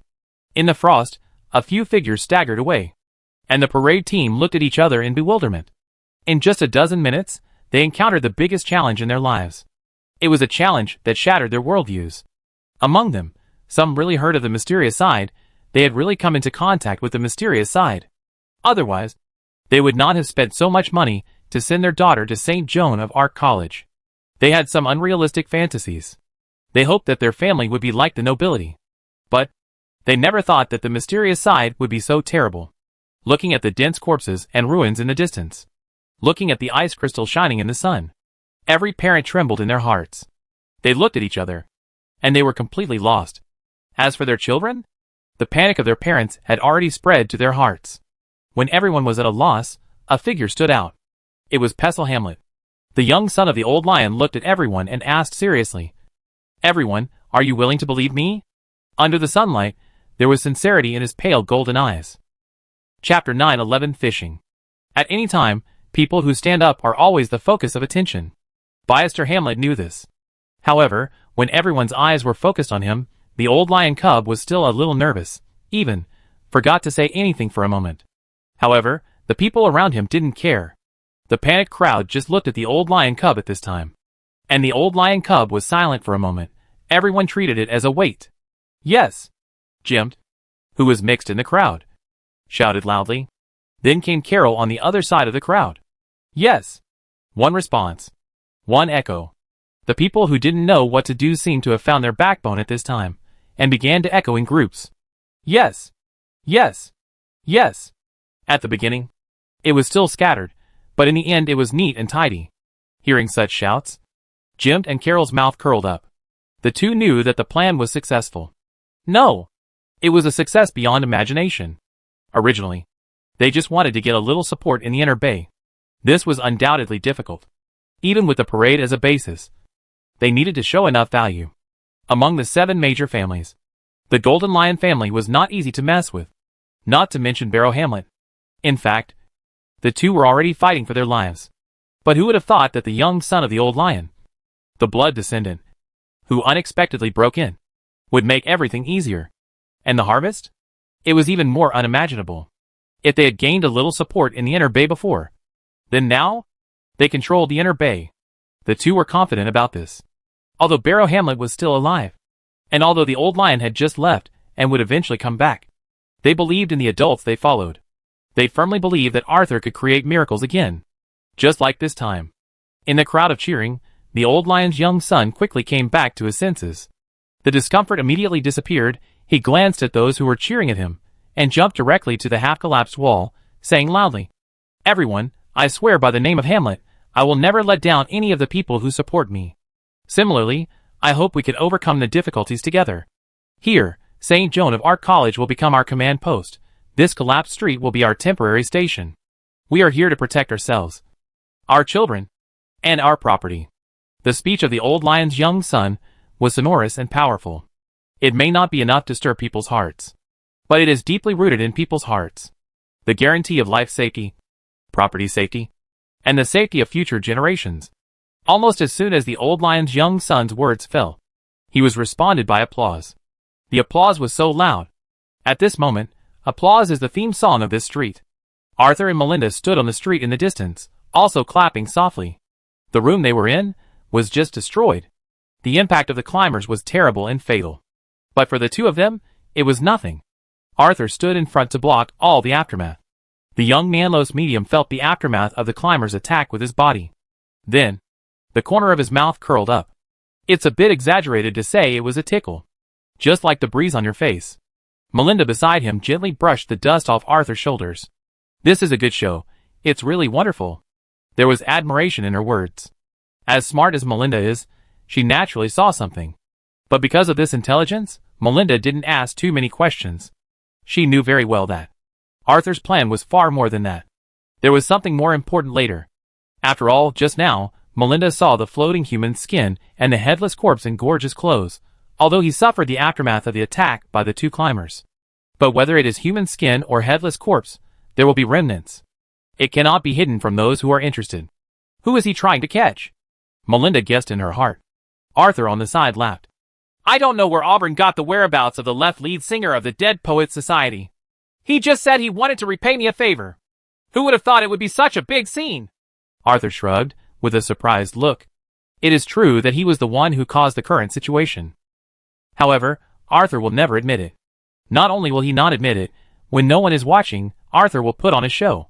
Space can be traveled through. What about time? Even if it cannot be traveled through, can it be spied on? As cautious as Arthur is, he will not be unprepared. And Melinda? Of course. They will cooperate with each other. It seems that the South County swordsmanship competition in Newin will be full of twists and turns. Should we return to Nanlos? Melinda couldn't help sighing as she looked at the corpses and ruins around her. Let's wait and see for now. I believe that the Grand Duke will handle this matter properly. And, at this point, Arthur frowned. What's wrong? Melinda turned her head and asked. Faced with a question from his beloved, Arthur naturally did not hide anything. And, I always feel that it's too coincidental. It's so coincidental that I think someone is plotting it, he said. Barrow Hamlet? Not like it. This guy is obviously a little bit abnormal. He must be affected by something. Anyway, Interbay gives me the feeling that it is much more dangerous than South Los. Melinda nodded. Let's go. I don't want to stay in the war zone. Let's go to the Stormin. It has a long-standing reputation. As he said that, Arthur looked at the corpses in a similar way, and bowed slightly. May you rest in peace. Melinda on the side also imitated Arthur bowed. May you rest in peace. After that, the two of them left the area side by side, just like those who are capable but unwilling to participate in certain things. And just 3 minutes after the two left, there was a movement under the rubble. A shadow-like person emerged from there. The sunlight shining down was distorted at this moment. It seemed that the light was absorbed. And more importantly, this absorption seemed to make people's vision ineffective. It was as if the other party was standing here, but could not be seen. This figure stared at Arthur, and the direction where Melinda left for a few seconds. Then, he walked in the ruins. With every step, a broken human skin floated in front of the other party. Until the body of the old lion's second son. Looking at the body of the old lion's second son in front of him, the shadow-like figure twisted for a moment, and a laugh like sandpaper rubbing rang out. Ha, you are finally here. Is this the declaration of war you gave me? I accept it. After saying that, the broken human skin and the body became invisible, and were collected into the sleeves of this figure. The next moment, this figure turned into a creeping shadow again. Go straight to the Leo Palace. Chapter 912. Leo Palace deep inside. Some unknown area. Trample, trample, trample.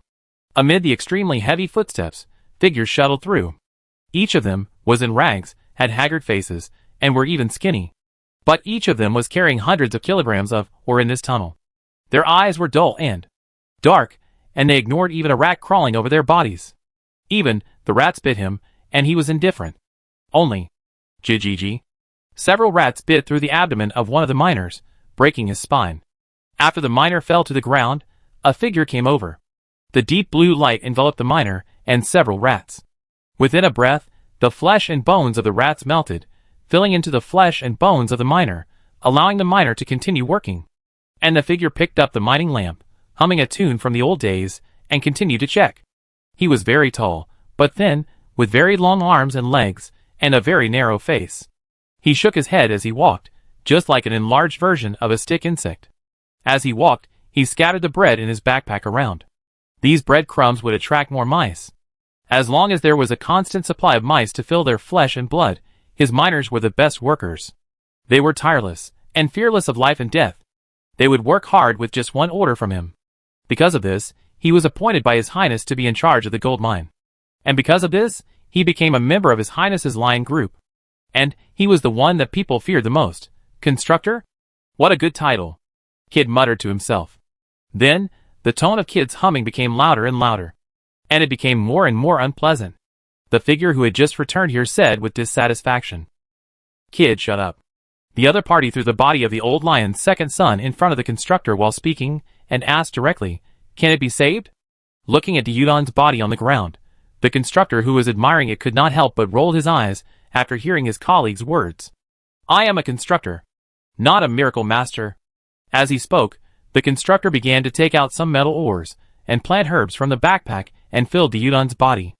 Next, of course, it was the rat. The constructor hummed softly and reached under the backpack. There was a small square cage, and inside it was a sturdy rat. Ignoring the rat's bites, the constructor stuffed it into the chest of Dyudon's body, and a deep blue light burst out from his hand. After a while, Dyudon's body began to move freely. Not bad. Not bad. Temper it twice more, it can be a good guard. The corpse of the person who entered the stage is really great. If it was a person who climbed the stage, I dare not imagine what it would look like. There is no doubt that. The constructor was satisfied. For the second son of His Highness, this one of the lion group did not have any respect. Or, for the lion group who knew more, they knew very well what attitude their highness had towards his son. It's optional. There is no real family affection. There is only a nominal father-son relationship. Because of this, the constructor dared to do this. He took out a cannon from the backpack, and stuffed it into Dyudon's body from the neck, with the barrel facing inwards and the muzzle facing outwards. A series of mysterious runes composed of complex language appeared around the neck, and as the deep blue light flashed, the constructor smiled and nodded. That's it for now. It's enough. After saying that, the constructor looked at his colleague. Of course, his colleague knew that he was not a miracle master. But his colleague was still willing to bring back Dyudon's body, naturally because he knew that he liked the bodies of strong people. To put it simply, this was a deal with him. Tell me, what do you need help with? However, I won't agree to any conditions that are too extreme. The constructor said so. The person I'm waiting for has appeared. He has challenged me. And I'm going to fight him. The figure said. The person you're waiting for? Lord of Blood. The constructor immediately guessed who this person was. Decades of colleagues, they were already familiar with each other. But immediately, the constructor took a step back. Ding! Just as the constructor was retreating, a metal spike rose from the ground. In response, the constructor rolled his eyes, but was not angry. Because he knew, if his colleague really wanted to attack, it would not be so obvious. But immediately, the constructor roared in anger. Because, as the metal spikes continued to rise, 5 or 6 rat corpses were impaled on them. Damn it! Asshole! My little cutie? Do you know that it takes a lot of effort for me to feed them? The constructor screamed, but the figure was unmoved. Like all assassins, Blood Shadow Thorn was not a talkative person. In fact, many people thought that Blood Shadow Thorn was a mute. Therefore, Blood Shadow Thorn was the most outstanding assassin of the last era. Most people thought so. Therefore, when the previous generation Blood Flow Lord passed the title of Blood Flow Lord to an unknown young man, everyone was stunned. After all, compared to the Blood Shadow Thorn who assassinated the commander of the West Coast Allied forces, the young man was too unfamiliar. So unfamiliar that no one recognized him. And very soon, the young man disappeared. Many people said that Blood Shadow Thorn killed him. But only Blood Shadow Thorn understood that he had not found him at all. Even if he spent a lot of effort, the other party was as if he did not exist. Disappeared out of thin air. And this time, the other party appeared, he would not let him go. So, Blood Shadow Thorn looked at Constructor calmly. Go! Go find the person you are waiting for! As for here, I am here! Constructor waved his hand. Blood Shadow Thorn disappeared immediately. Constructor listened for a moment.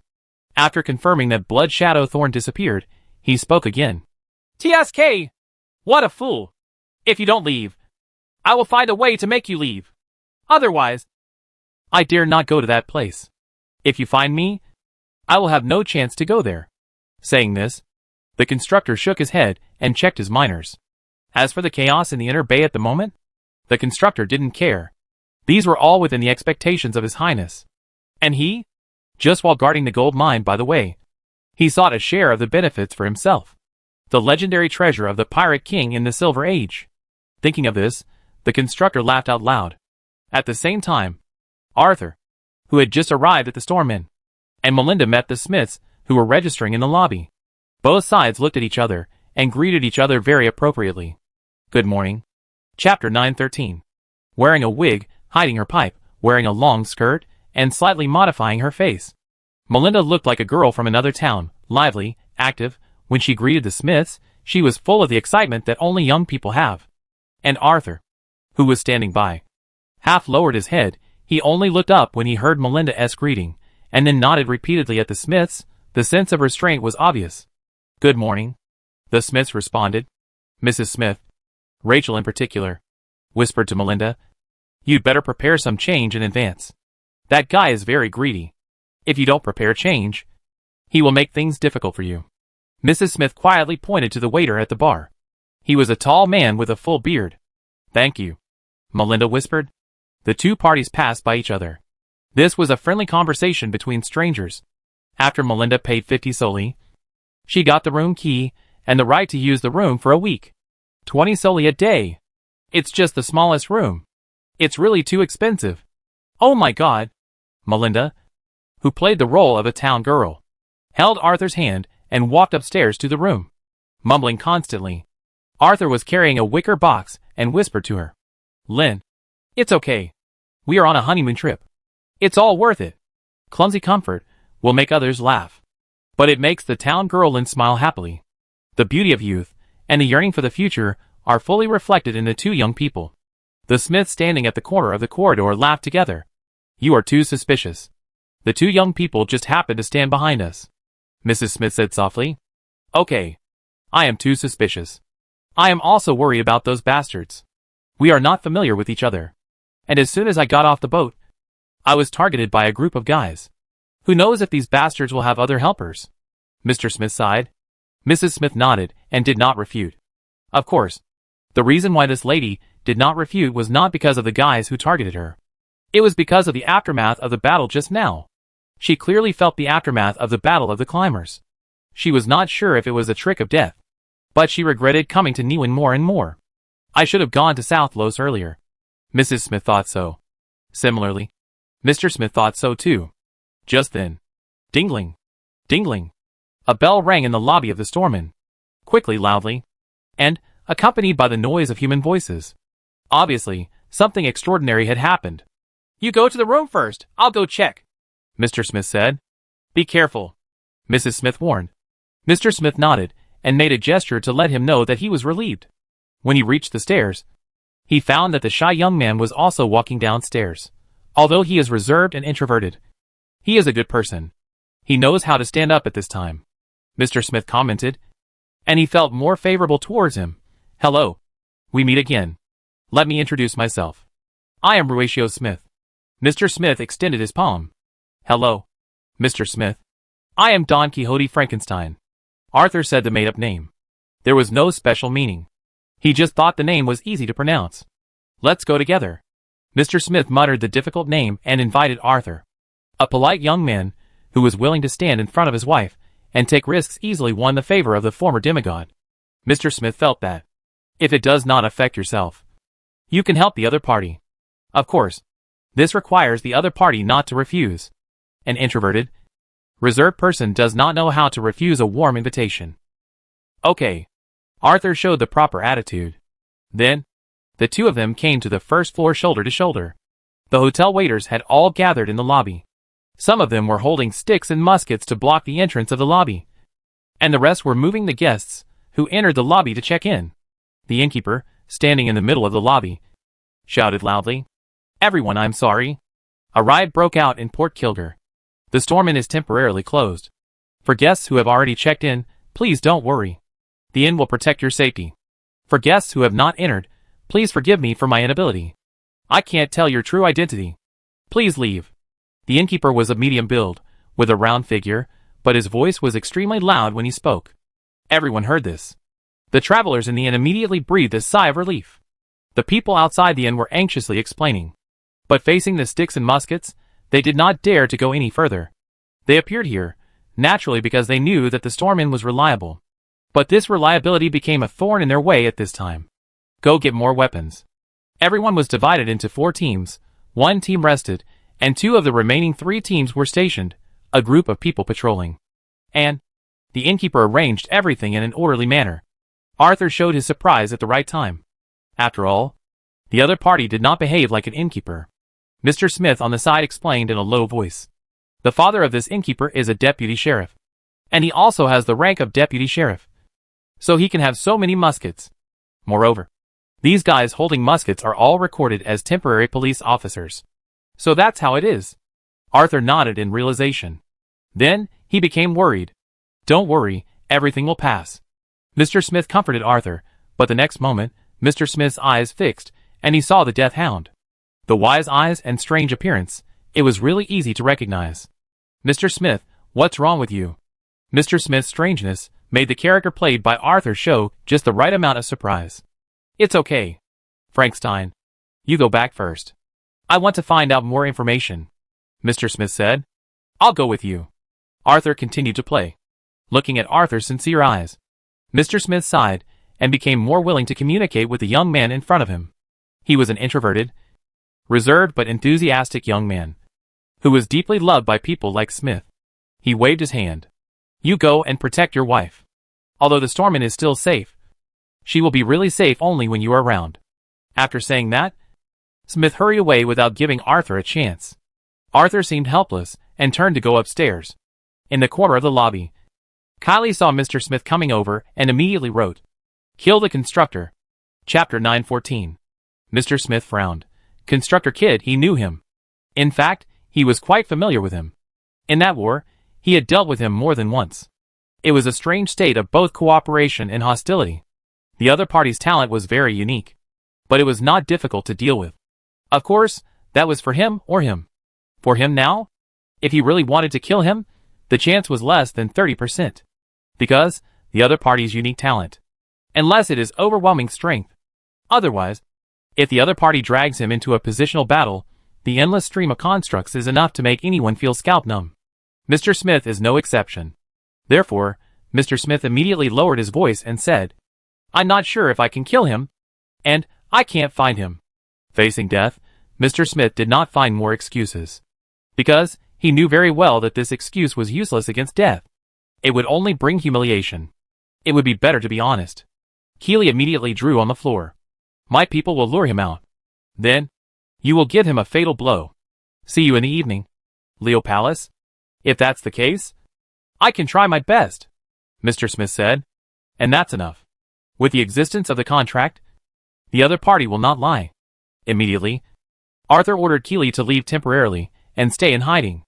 At this time, Arthur returned to his and Melinda's room, which was about 20 square meters. It had a basic bed, cabinets, chairs and tables, and a separate bathroom. In the open wicker box, there were some decorative clothes that were suitable for the season and status. In these small details, both Arthur and Melinda were very careful. How is it, darling? Melinda opened the door, and when she saw Arthur, she immediately breathed a sigh of relief and asked with lingering fear.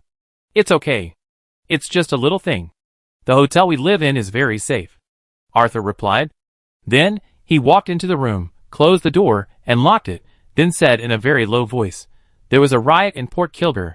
Ah! Melinda shouted quickly, but immediately covered her mouth. It's okay. It's okay. I'm here. Arthur immediately hugged Melinda and comforted her softly.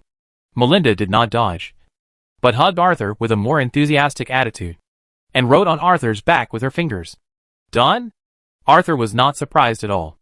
Arthur was not surprised that Melinda could guess his intention.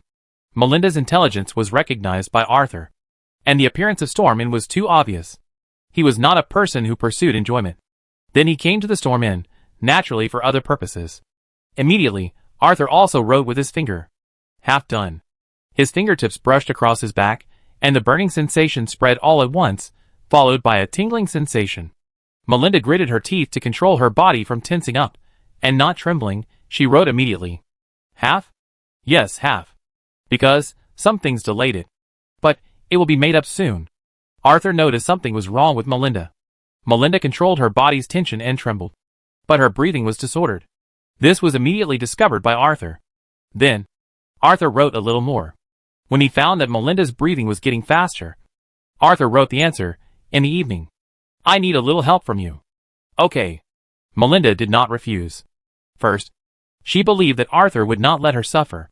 Second, she just wanted to end this conversation as soon as possible. Otherwise, she would be embarrassed. Arthur was quite sensible. He had taken advantage. So he naturally had to show his innocence. If he pushed further at this time, he would be courting death.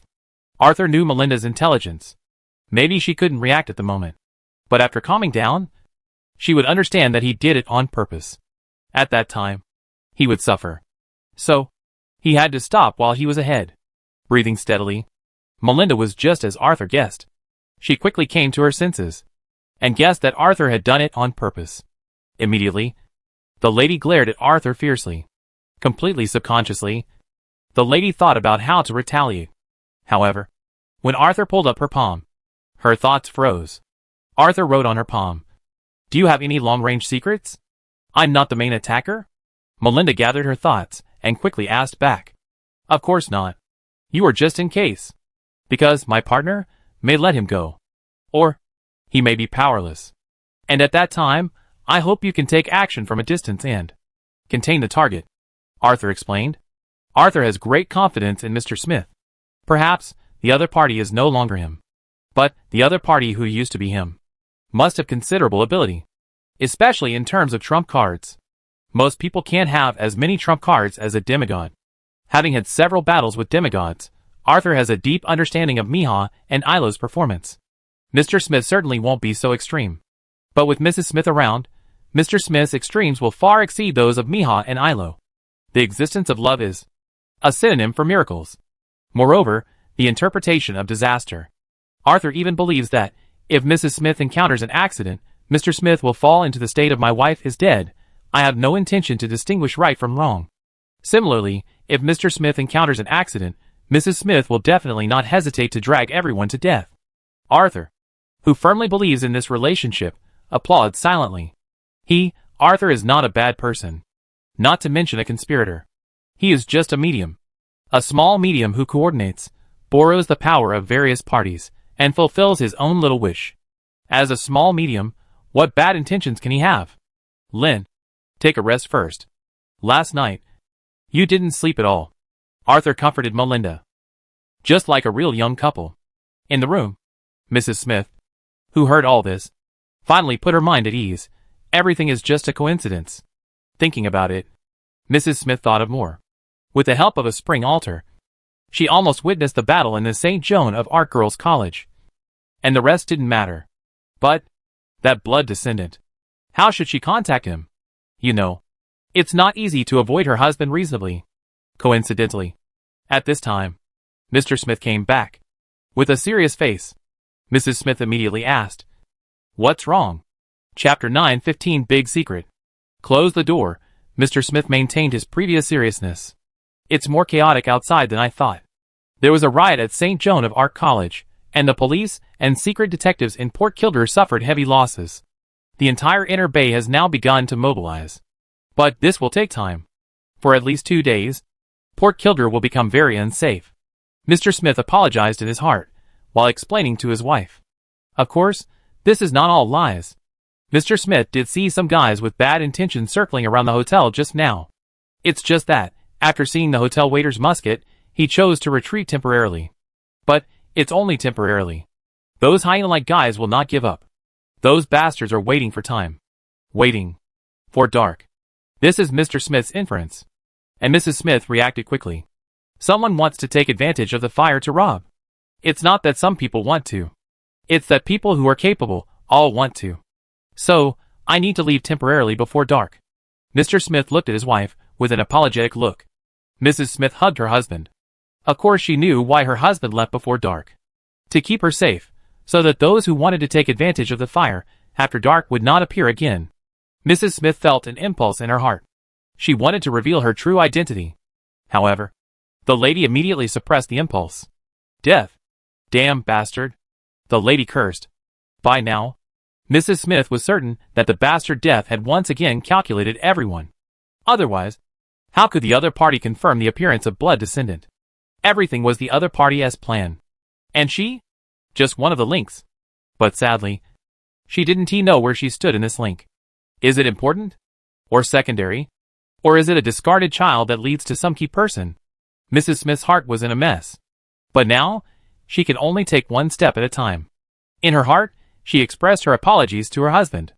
In fact, the moment she saw the descendant of blood appear through the fountain altar, Mrs. Smith was thinking about how to meet this descendant of blood. She was eager to tell him that thing immediately. Then, what if a miracle happens? So, during the time before dark, Mr. and Mrs. Smith did not leave the room. Arthur and Melinda did the same. They closed their eyes, lying side by side in bed, and no one spoke. They were gathering their strength. They knew very well that it would be a fierce battle tonight. They listened to each other's breathing. Melinda's eyelids became heavier and heavier. Then, a soft snoring sound appeared. Arthur got up slightly, and tucked the quilt for Melinda. Then, she lay down obediently. Then, she turned sideways. When Arthur turned sideways, Melinda's light snoring continued, but her eyes were slightly open. In her slightly exposed eyes, she was full of smiles. Then, the lady's breathing became long. She really fell asleep. And Arthur? After Melinda really fell asleep, he opened his right eye that was against the pillow. Of course, he couldn't sleep. There were still many things to arrange. Tonight's action was too important for Arthur. No matter how many arrangements there are, it is never too much. Time passed by minute by minute. When the sun was setting, Mr. Smith began to put on his clothes. A large black windbreaker, with the collar turned up, could completely cover his face. In his pockets were a pair of brass knuckles, a row of darts stuck in his belt buckle, and a dagger hidden in his boots. Of course, these were secondary. The most important thing was that Mr. Smith hugged Mrs. Smith and gave her a kiss. Then, under Mrs. Smith's watch, he climbed out of the window.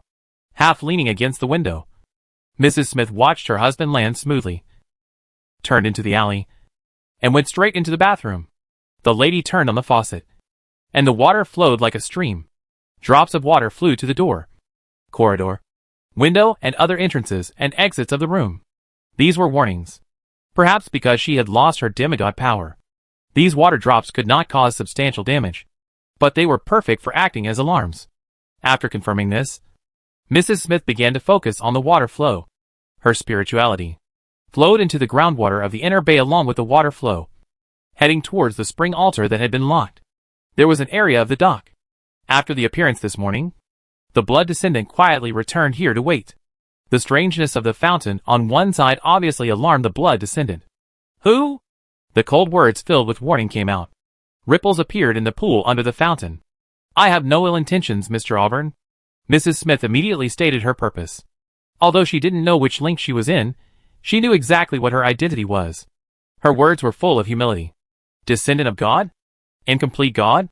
The last descendant of blood looked at Mrs. Smith's nose in the pool and asked directly. Descendant of God, descendant of God. A natural-born extraordinary person, moreover. They are born with talents that are difficult for ordinary people to reach. The most special group of people are born as entry-level people, and will naturally move towards the step-up people as they grow older. The incomplete gods are the general name for the former gods, who are now mortals. This is a name left over from the imperial era. According to rumors, there were great achievements in capturing gods in the imperial era. Mrs. Smith was not surprised that the blood descendants knew this.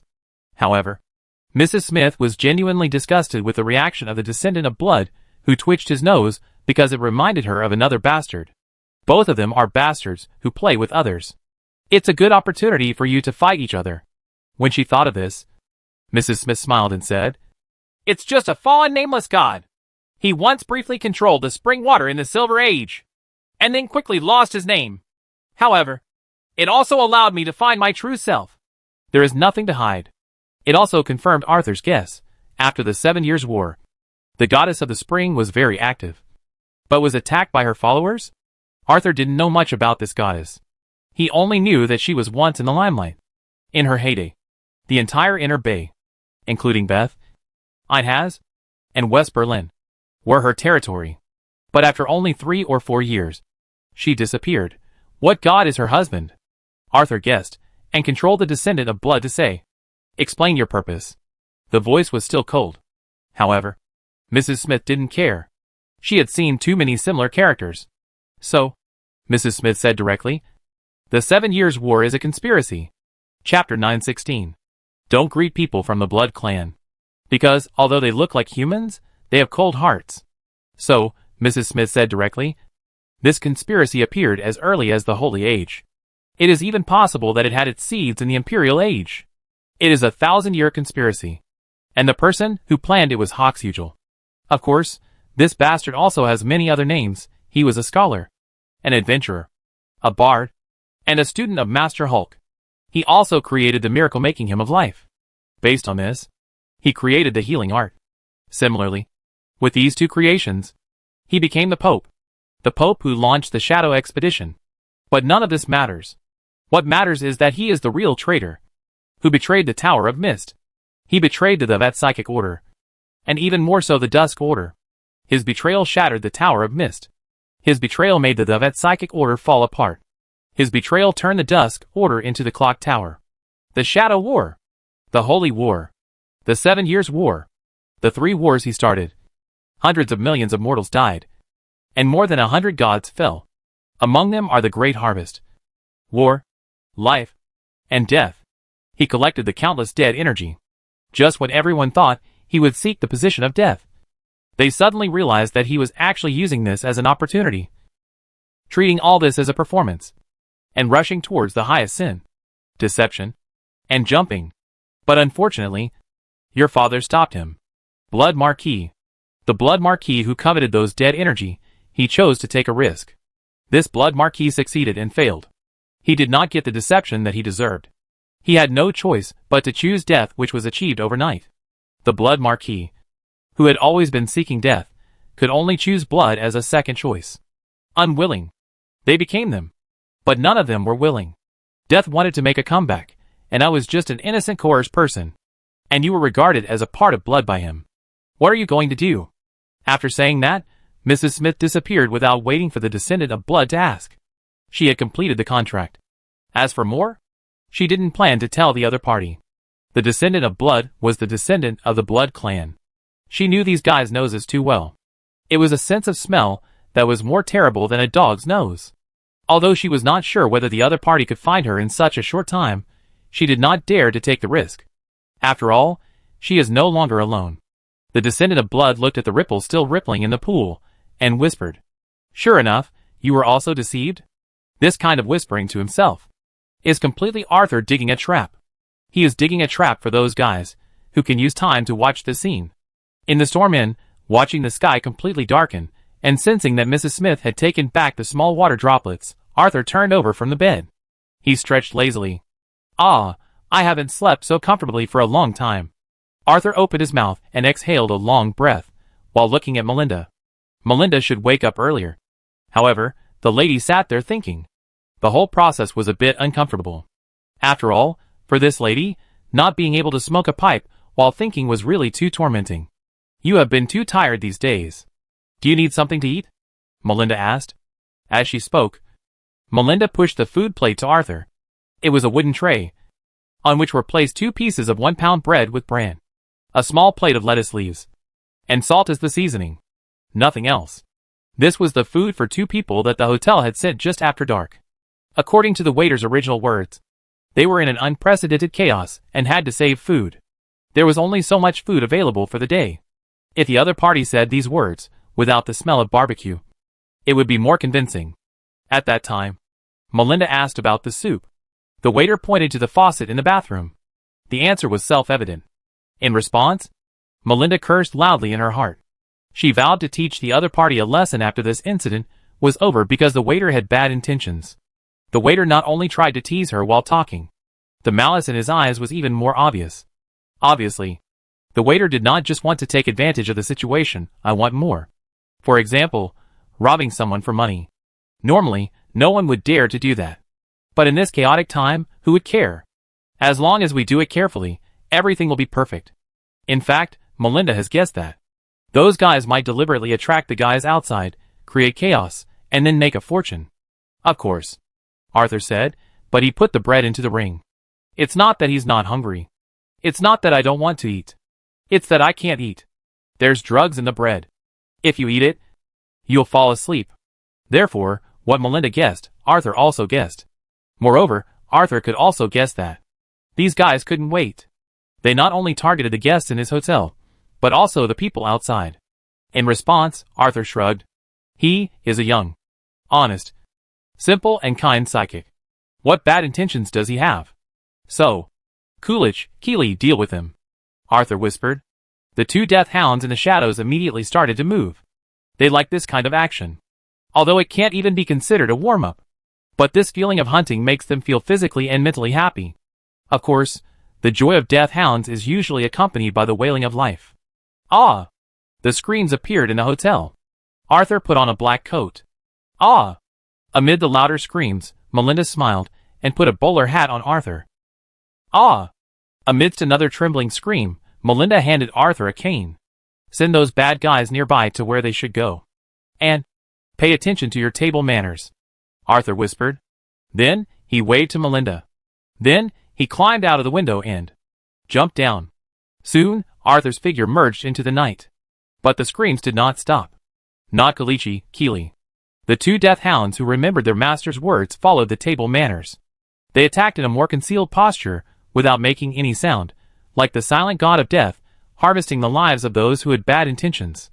Those screams were made by those who took advantage of the fire. Of course, there were also many guys who were misled. At least, Acker did it 3 times. Listening to such screams, Acker commented that he deserved it.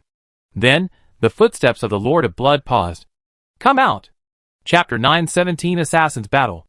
After Acker's low shout, a figure slowly rose from the shadow on one side. This is a place where the wall and the moonlight intersect. The shadows filled the place. But with Acker's low shout, the shadows flowed like water. When the figure emerged, the shadow really flowed down from the other person's body like water, and another part of it was like mist covering the other person's body, making it impossible to see the other person's face clearly. Are you the teacher's last student? You childish fellow. Who do you think you are? Can you save them? The hoarse and stiff voice was filled with disdain and sarcasm, and an indescribable resentment and anger, but a smile appeared on Acker's dry and wrinkled face. How do you know if you don't try? After the words fell, Acker moved his feet. Whoosh! A thin thread behind him made a sound because of the sudden acceleration. This thin thread brushed against Acker's body and collided with the thin thread brushing against the blood shadow thorn. Ding! It was as crisp as the collision of swords. Then, it was entangled in the shaking. The two stood face to face, and the two thin threads moved on their own, just like two very thin snakes. The swishing sound continued, but there was no collision again. It's not that I don't want to, but I can't. The blood shadow thorn knew that the spider silk I imitated was completely inferior to the original spider silk after just one collision.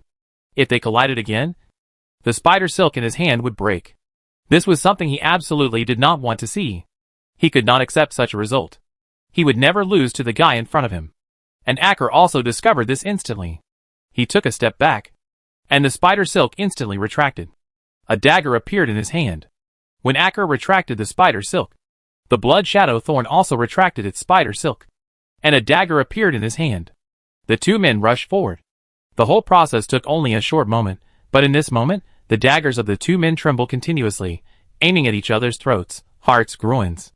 Those were all fatal places. But in the end, ding! The daggers collided with each other. Almost instinctively, another dagger appeared in the left hand, stabbing at the other's throat. At the same time, both of them raised their feet and landed. Ding! Bang! The subsequent daggers collided. Amid the muffled sound of their feet kicking each other, the two pulled back and disappeared into the shadows together. In the alley, there was an instant of silence and a solemn atmosphere. Time passed by minute by minute. Suddenly, the night wind blew. The sound of the wind was gentle. It was full of murderous intent. The blood shadow thorn hid the slight sound of its movement in the sound of the wind. Acker did the same. When the blood shadow thorn pounced on him, he also pounced on the blood shadow thorn. Ding, ding, ding. In midair, the daggers in the hands of the two men collided repeatedly. There was a crisp sound, and then, the moment they landed, there was silence again. In the alley, it returned to its original silence. Soon, a dark cloud appeared, blocking the moonlight. Just when the moonlight disappeared, 2 crossbow arrows, 12 flying knives, all shot out at once, just like fearless soldiers launching a charge, colliding with each other and falling to the ground. Ding, ding, ding. In a series of collisions, the two figures entangled together, making more frequent metal collision sounds than before. Until crack. Acker's dagger cracked. Then, it broke. Both daggers broke together. Although these two daggers were made by a famous local blacksmith, they were almost as sharp as mystical equipment. But they were not mystical equipment after all. The double daggers of the blood shadow thorn were a gift from the old lion. It is a genuine arcane equipment. It may not be obvious at first. After hundreds of collisions, the former finally showed a disadvantage. After seeing Acker's dagger shattered, Blood Shadow Thorn did not hesitate, and rushed up like the wind. Puff! Acker tried his best to dodge. The dagger stabbed at his throat with his right hand, he dodged. The dagger stabbed at his lower abdomen with his left hand, he did not dodge. The dagger sank into his lower abdomen. You won't forget the teacher's teachings. Right? Assassins are ruthless. They must kill their opponents as quickly as possible, and at the lowest cost. Blood Shadow Thorn sneered immediately. But the sneer stopped abruptly. In the shadows on the side, Spider Silk suddenly jumped out, and Blood Shadow Thorn, who wanted to dodge, was grabbed by Acker's wrist. Puff! Then, Blood Shadow Thorn avoided the throat attack, but his entire left arm was cut off. This sentence, of course, I haven't forgotten. I dare not forget. I will always remember it. Acker answered while holding his lower abdomen. Blood Shadow Thorn remained silent. The Assassin King of Nanjun felt the pain of the broken arm, his face twitched. Compared to the pain of the broken arm, he felt more pain on his face. Raised his hand, and squeezed it hard. The blood from the broken arm splashed directly onto Acker. This Blood Shadow Thorn wanted to fight with the blood flow secret. But unfortunately, Acker also knows how to do it. He waved his hand stained with blood from his abdomen. The blood of the two people turned into bloody figures in the air. In a breath, the three bloody figures of each began to fight. Just like before, the same skills, the same secrets. Even at some moments, the behavior patterns are the same. After all, they were all taught by the same teacher. The breathing of Blood Shadow Thorn became heavier. Every breath he took was like pulling a bellows when burning a fire. He didn't want to admit it, but he had to admit it. His teacher's last student was as good as him. No! He was even better than him. He could see that. The other party had been in a period of indulgence for quite a long time, without any signs of training, and had only recently begun to hone his skills again. Although he quickly became familiar with it, it was just familiarity. But he didn't go any further. And what about him? He had been honing his skills for decades. But it was almost the same as a guy who picked it up again. Suddenly, Blood Shadow Thorn could not accept it. When his teacher gave the title of Blood Flow Master to the bastard in front of him, he had said that the bastard in front of him was more talented than him. He absolutely did not agree. He was the contemporary Blood Flow Master. Huh? He took another deep breath. This Blood Shadow Thorn sneered again. Since you remember the teacher's teachings, then I will let you feel the true meaning of this sentence. As this sentence came out, three figures appeared on both sides of the alley. They were no longer blood flow secrets. They were real people, with the unique breath of assassins. Chapter 9:18. The six newly emerged assassins are all tools trained by Blood Shadow Thorn. Yes, tools. No disciples. Disciples need to be cultivated with great effort. And tools? Just the survival of the fittest. They are qualified ones selected by me from among 3,000 people. Both in terms of physique and spirituality, they are very suitable for the way of assassins. Especially in terms of will. They are centered on me. Speaking of this, Blood Shadow Thorn looked at Acker proudly. He hoped to see the shock and surprise on Acker's face. After all, this is also one of the mysteries of the blood flow. In addition to the blood shadow, the most important key is the blood remnant. One must understand this to be considered a master of the blood flow. Even their teacher did not have the complete blood remnant secret technique. He was hunting down other assassin schools, and only then did he complete this secret technique. The six people work together. If one person is injured, six people will bear the responsibility. If one person contributes, six people will contribute. Especially the assassin's technique, which can make six people become one. Even if facing an opponent with strength far exceeding one's own, one can easily defeat him. Even the climbers are no problem. The commander of the West Coast Allied forces died in this way. Even though he was seriously injured, the bloody body at that time was just beginning to show. But now, his blood remnant has already been perfected. No! It has surpassed what is recorded in the books. It belongs entirely to him. After all, the blood remnant recorded in the book still has consciousness, and there may be flaws, but his blood remnant will never have that. His consciousness is their will. They will never betray. However, what made Blood Shadow Thorn frown was that Acker's face was calm. It didn't seem strange, as if it had been expected. You know? That's right. Our teacher has a preference for you, so it's only right to tell you these secrets. Blood Shadow Thorn sneered. Acker shook his head. The teacher has no preference for me, or even to say, the teacher really prefers you. He gave me the title of Lord of Blood Flow, but made me swear an oath. 3 years. As long as you don't cause trouble for me for 3 years, and don't send people to hunt me down, then I will return the title of Lord of Blood Flow to you. Then, I will stay by your side and wait for your orders. Acker recounted the words of his teacher. Blood Shadow Thorn was stunned. At the beginning, when he heard that the title of Lord of Blood Flow that should have belonged to him was inherited by Acker, he directly sent all his men to find Acker. Moreover, the order issued was, regardless of life or death. But his teacher, the last test? No. This is mocking me. This is ridiculing me. Anyone facing such a situation will make the same choice as me. I am not wrong. Blood Shadow Thorn roared in his heart. On the surface, he snorted again. Can you do it? Blood Shadow Thorn asked coldly. Acker shook his head and continued to speak plainly. I don't know. I only know that after you completed the assassination of the commander of the West Coast Coalition, I received the teacher as task. I was trying to steal a piece of intelligence in the military camp. I happened to see you, who was seriously injured. And I also saw the pursuers behind you. I led the pursuers away for you. After saying that, Acker looked at the Blood Shadow Thorn. The look in his eyes made the Blood Shadow Thorn dodge subconsciously.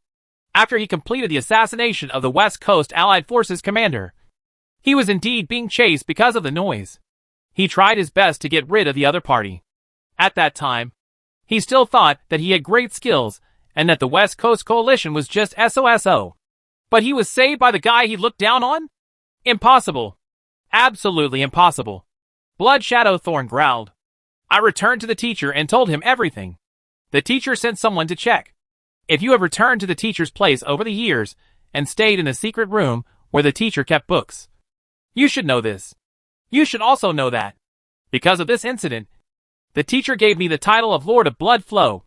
It also gave you another test, because the teacher said that the original Assassin S-Way was wrong. The Assassin S-Way is not what it used to be.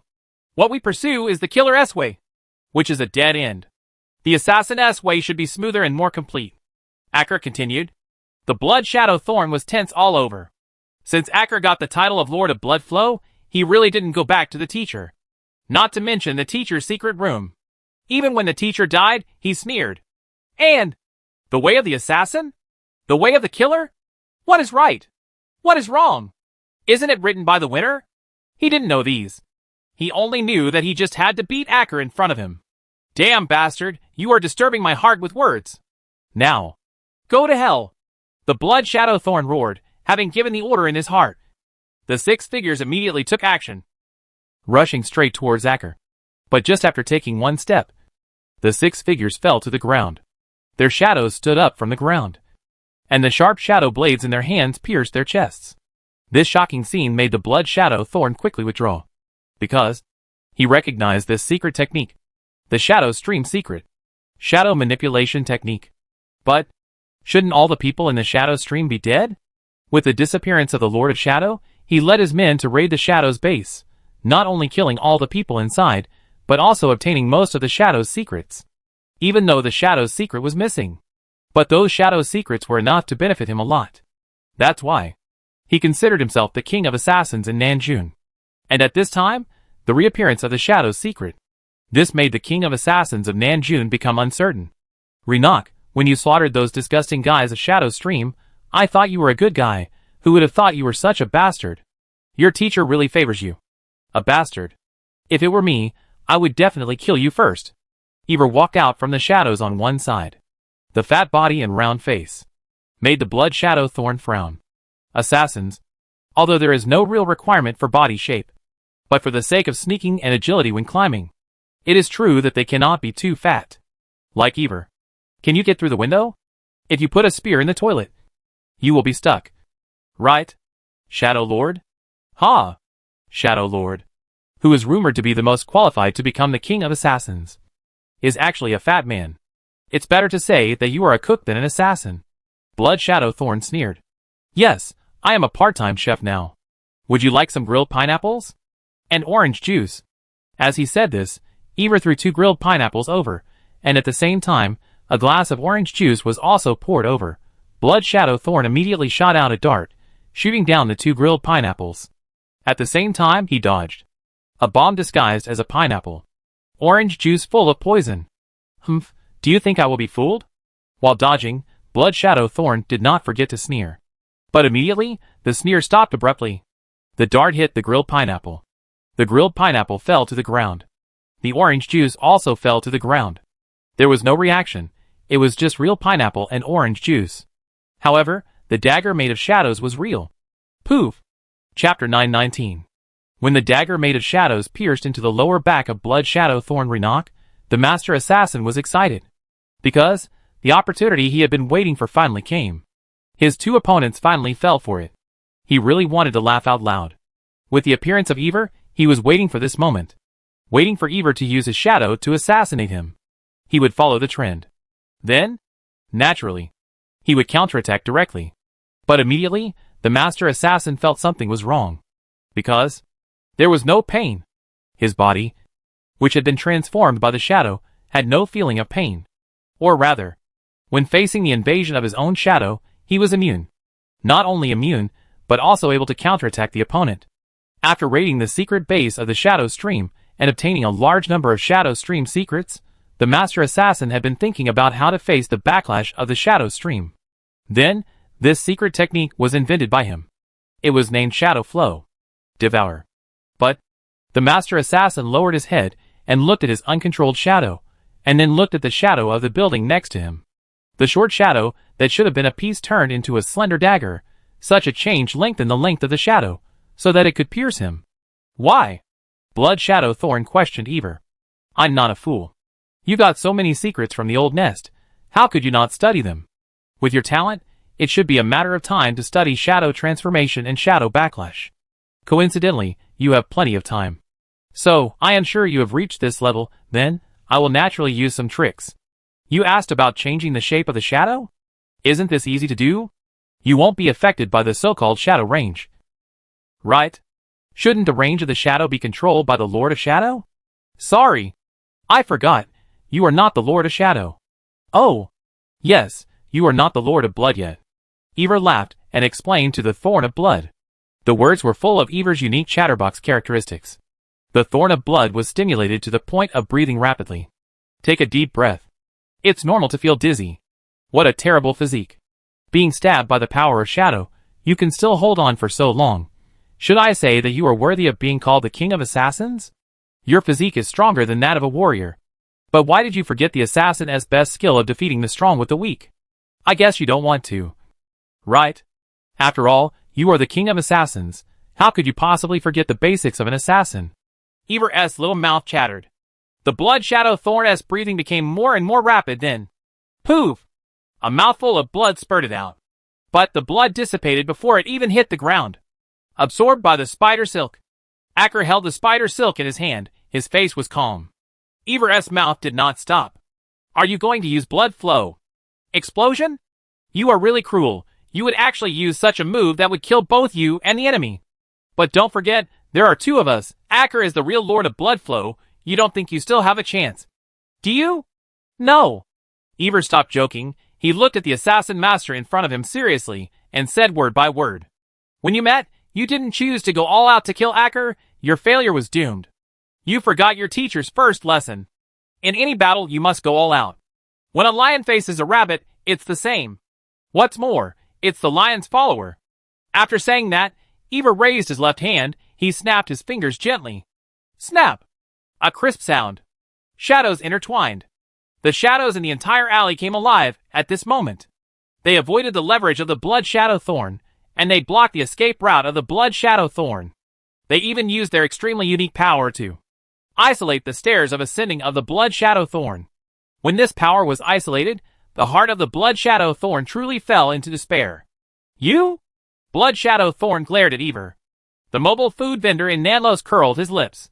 What rumors that war elephants can catch 12-pound artillery shells with bare hands, and lift a four-wheeled carriage with extraordinary ease, and wear 3 layers of heavy armor on the battlefield of the 7 Years' War, and charge recklessly, which makes people underestimate the enemy.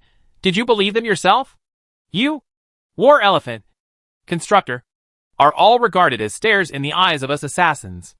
Or are you curious about this move? The secret of Shadow Flow. Shadow Great Seal. What? Want to learn? I want to teach you. Ivor was like an alpaca, spitting madly at Blood Shadow Thorn. Blood Shadow Thorn wanted to fight back, but it was useless. The spider silk he had always dreamed of was now inserted into his body, melting his organs, bones, muscles, then, along with the blood, are transmitted back to Acker's body. Visibly, Acker's wrinkles on his face began to decrease, his body became more energetic, and his eyes became brighter. Most importantly, his aura began to rise. But soon, it became hidden again. No. But it concentrated this power. The biggest difference between thieves and assassins is here. Both of them have to hide themselves at all times. But at the critical moment, the assassin showed his blade without hesitation. And the thief? He ran away. You just said that your teacher asked you to give me the title of Lord of Blood Flow in 3 years. Is it true or false? The Blood Shadow Thorn felt death. Unlike before, this death came from himself. He glimpsed his own death. And before he died, he didn't want to regret it. Fake. Of course it's fake. Just to disturb your mind. Ivor said first. However, Blood Shadow Thorn was looking at Acker. Acker nodded. It's true. I led the pursuers away for you, which is also true. But I don't know if I would be willing to give you the title of Lord of Blood Flow if you didn't chase me, even if the teacher told me to give it to you. Acker said very honestly. Blood Shadow Thorn was stunned. Then, he laughed out loud. Ha ha ha. The laughter was loud, but soon became weak. And then, it was about to be silent. Finally, there was only a human skin left. As Ivor watched Acker collect the human skin, he complained, Are you masters of the blood flow so inhumane? However, you are not as perverted as those old bastards of the shadow flow. Those bastards asked me to approach a 10-year-old girl in the name of training my assassin's heart. And then, I had to break her limbs. Then hack her. And then cut her throat. Take out her heart. And eat it directly. And that little girl was an innocent person I rescued in my previous mission. She trusted me and treated me as a brother. Damn it. Ivor started to swear. What happened next? Acker knew that Ivor was comforting him in his own way. But he was a little curious about Ivor's revenge. Unlike the weak him, Ivor is not merciful.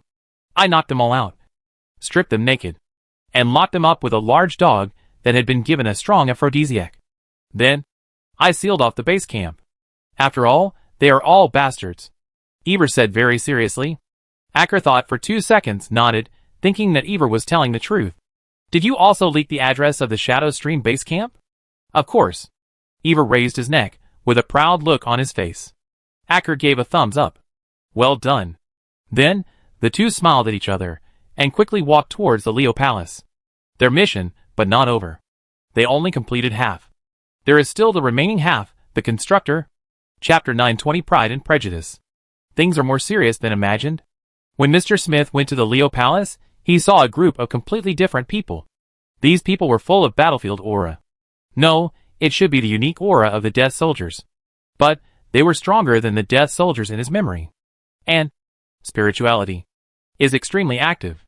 You know, even if the Death Soldiers have spirituality, they are still lifeless. It is impossible to be so active. Even the genius in the eyes of ordinary people cannot do it. But this team of warriors did it. Moreover, not just one person did it. All of them did it. Especially the leader, who was extremely active. It can be said that the activeness of spirituality stimulated the crazy growth of physical. It seemed as if there was no end. If it was before, Mr. Smith would definitely figure out what was going on. But now? He just wants to finish this mission quickly. Then, take his wife and run away. He doesn't plan to stay in Nanlos anymore. Or, he doesn't want to stay in Nanjun anymore. He wants to take his wife directly to Beijun. He wants to stay away from death. As for the promise to death? Of course he won't forget it, he didn't deny it, but death didn't tell him the next mission? He didn't avoid it on purpose. It was because death didn't find him and told him the next task. He, Smith, was not a man who didn't keep his word. Thinking of this, Mr. Smith quickened his pace. The leader of the team of death warriors who passed by the former demigod paused. Mr. Cancer? Several death warriors behind him stopped at the same time. It's okay. A very strong guy who made me uncomfortable just passed by here. The warrior named Cancer by Arthur said this. Then, he moved forward again. He had his own mission.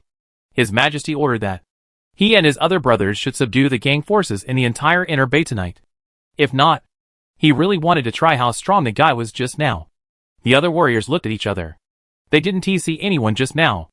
They were the ones moving forward all the time. As for the distance? Impossible. Mr. Cancer said, that guy passed by here. We can't see it? Or? These death warriors speculated and wondered. But they did not hesitate. They followed Cancer and rushed into the first target, looking at the gang members who used the houses as their base and prepared muskets, swords, and wanted to take advantage of the chaos. Looking at them eager to try, Cancer narrowed his eyes. Who is it? The leader shouted loudly. Cancer didn't answer, but raised his hand and pointed at the ground next to him. Bang! The dungeon door hidden underneath the table was broken directly along with the table. The women tied up underneath were exposed. They were naked and smelled bad. Some were already dead, and the living ones were also dull, with no light in their eyes. The guy who enjoys slaughtering the weak deserves to die. Cancer glanced at them, and then he raised a finger and swept it towards the gang members. The dead energy condensed in the cellar instantly turned into a sharp blade and swept it towards the gang members in front of him. Puff, puff, puff. With a continuous cutting sound, all these people were cut in half. They did not die immediately, but began to crawl on the ground with wailing. Cancer did not even look at these people, but just flicked his fingers. Snap, puff, puff. The ropes of the living women were all untied. Then, Cancer left with several death warriors. His Majesty said, subdue these gang members, but not all of them. Some scums are not needed. His Majesty gave a very generous death quota. And the next moment, when Cancer left here, the whole house began to burn. No one came out. Those gang members died. Those women who could have lived also chose to die. This is their choice. Cancer respects such death. The remaining 11 goats named by Arthur, Sagittarius, Taurus, etc. also experienced similar things. Like Cancer, they destroyed these gangs with more brutal killings. As His Majesty often said, I have a cruel heart. When facing bad people, I can crush them to ashes. I have a good conscience. When facing good people, I am always kind and soft-hearted. I will never be a bastard who can read the books of sages, but can't care about what's happening outside the window. Since I feel pity, I shouldn't stand by and watch. I am the one who can empathize, but I should not be the one who cannot do anything. Never let your emotions consume you. When someone consumes you, then, please remember that the other person must be wrong. Although they do not understand some of the words, they firmly believe that His Majesty must be right. Therefore, they acted even more ruthlessly. This brought misfortune to the gang members, who were ready to take advantage of the situation. They did not know what was happening, but were knocked to the ground and then lost their lives. They don't understand why these people are so vicious. Just like those innocent people don't understand why these gang members are targeting themselves. But what is certain is that blood is flowing, death is spreading, and the wailing is endless. Tonight in Niwen, it is hard to sleep all night. This makes Mr. Smith more convinced that he must leave quickly. Even Niwen is in such a mess. The next step must be the entire South County. With the handwriting of death, it must be like this. So, Mr. Smith did not hesitate. As soon as he approached the Leo Palace, he used his best tricks in the past. Although he was no longer he, and had lost his true divine power. But if it was just some tricks, he would still be able to use them with ease. Go, Mr. Smith said in a low voice. Then, he suddenly raised his hand and slapped it heavily on the ground. Pa! The crisp sound stopped at once. Then, it fell into silence. It was as if nothing had happened. But somewhere under the Leo Palace, the constructor kid was stunned. He remembered that he seemed to have walked past here just now. The constructor shook his head like a stick insect. He confirmed it. He had just walked past here. Then why did he walk here again? Lost? Impossible. Who would get lost on a straight line that they had walked on for no less than 100 times? Hee hee. A little cutie is here. Do you think it's not enough to just fight against Renok? Then I will satisfy you. Just right. I'm short of more fresh flesh and blood. Muttering, Constructor closed his eyes and shook his head. The next moment, zombie miners, like mechanical puppets, appeared from all directions. Then, using his arms as support, like a conveyor belt, the Constructor was sent out of the underground of the Leo Palace and appeared directly on the ground. Until this time, the Constructor opened his eyes, looking at Mr. Smith not far away. The Constructor laughed. Nice flesh and blood. As he said that, the Constructor raised his hand, But Mr. Smith was faster. He punched the constructor in the face. The power is enough. But the speed is not good enough. A shield made of metal appeared in front of the constructor. Feeling the thickness of the shield, the constructor felt particularly safe. You know, this shield can withstand a blow from the stairs. Therefore, he began to evaluate his opponent as usual. But before he could finish his words, the fist hit him in the face. Bang! The constructor's head shattered.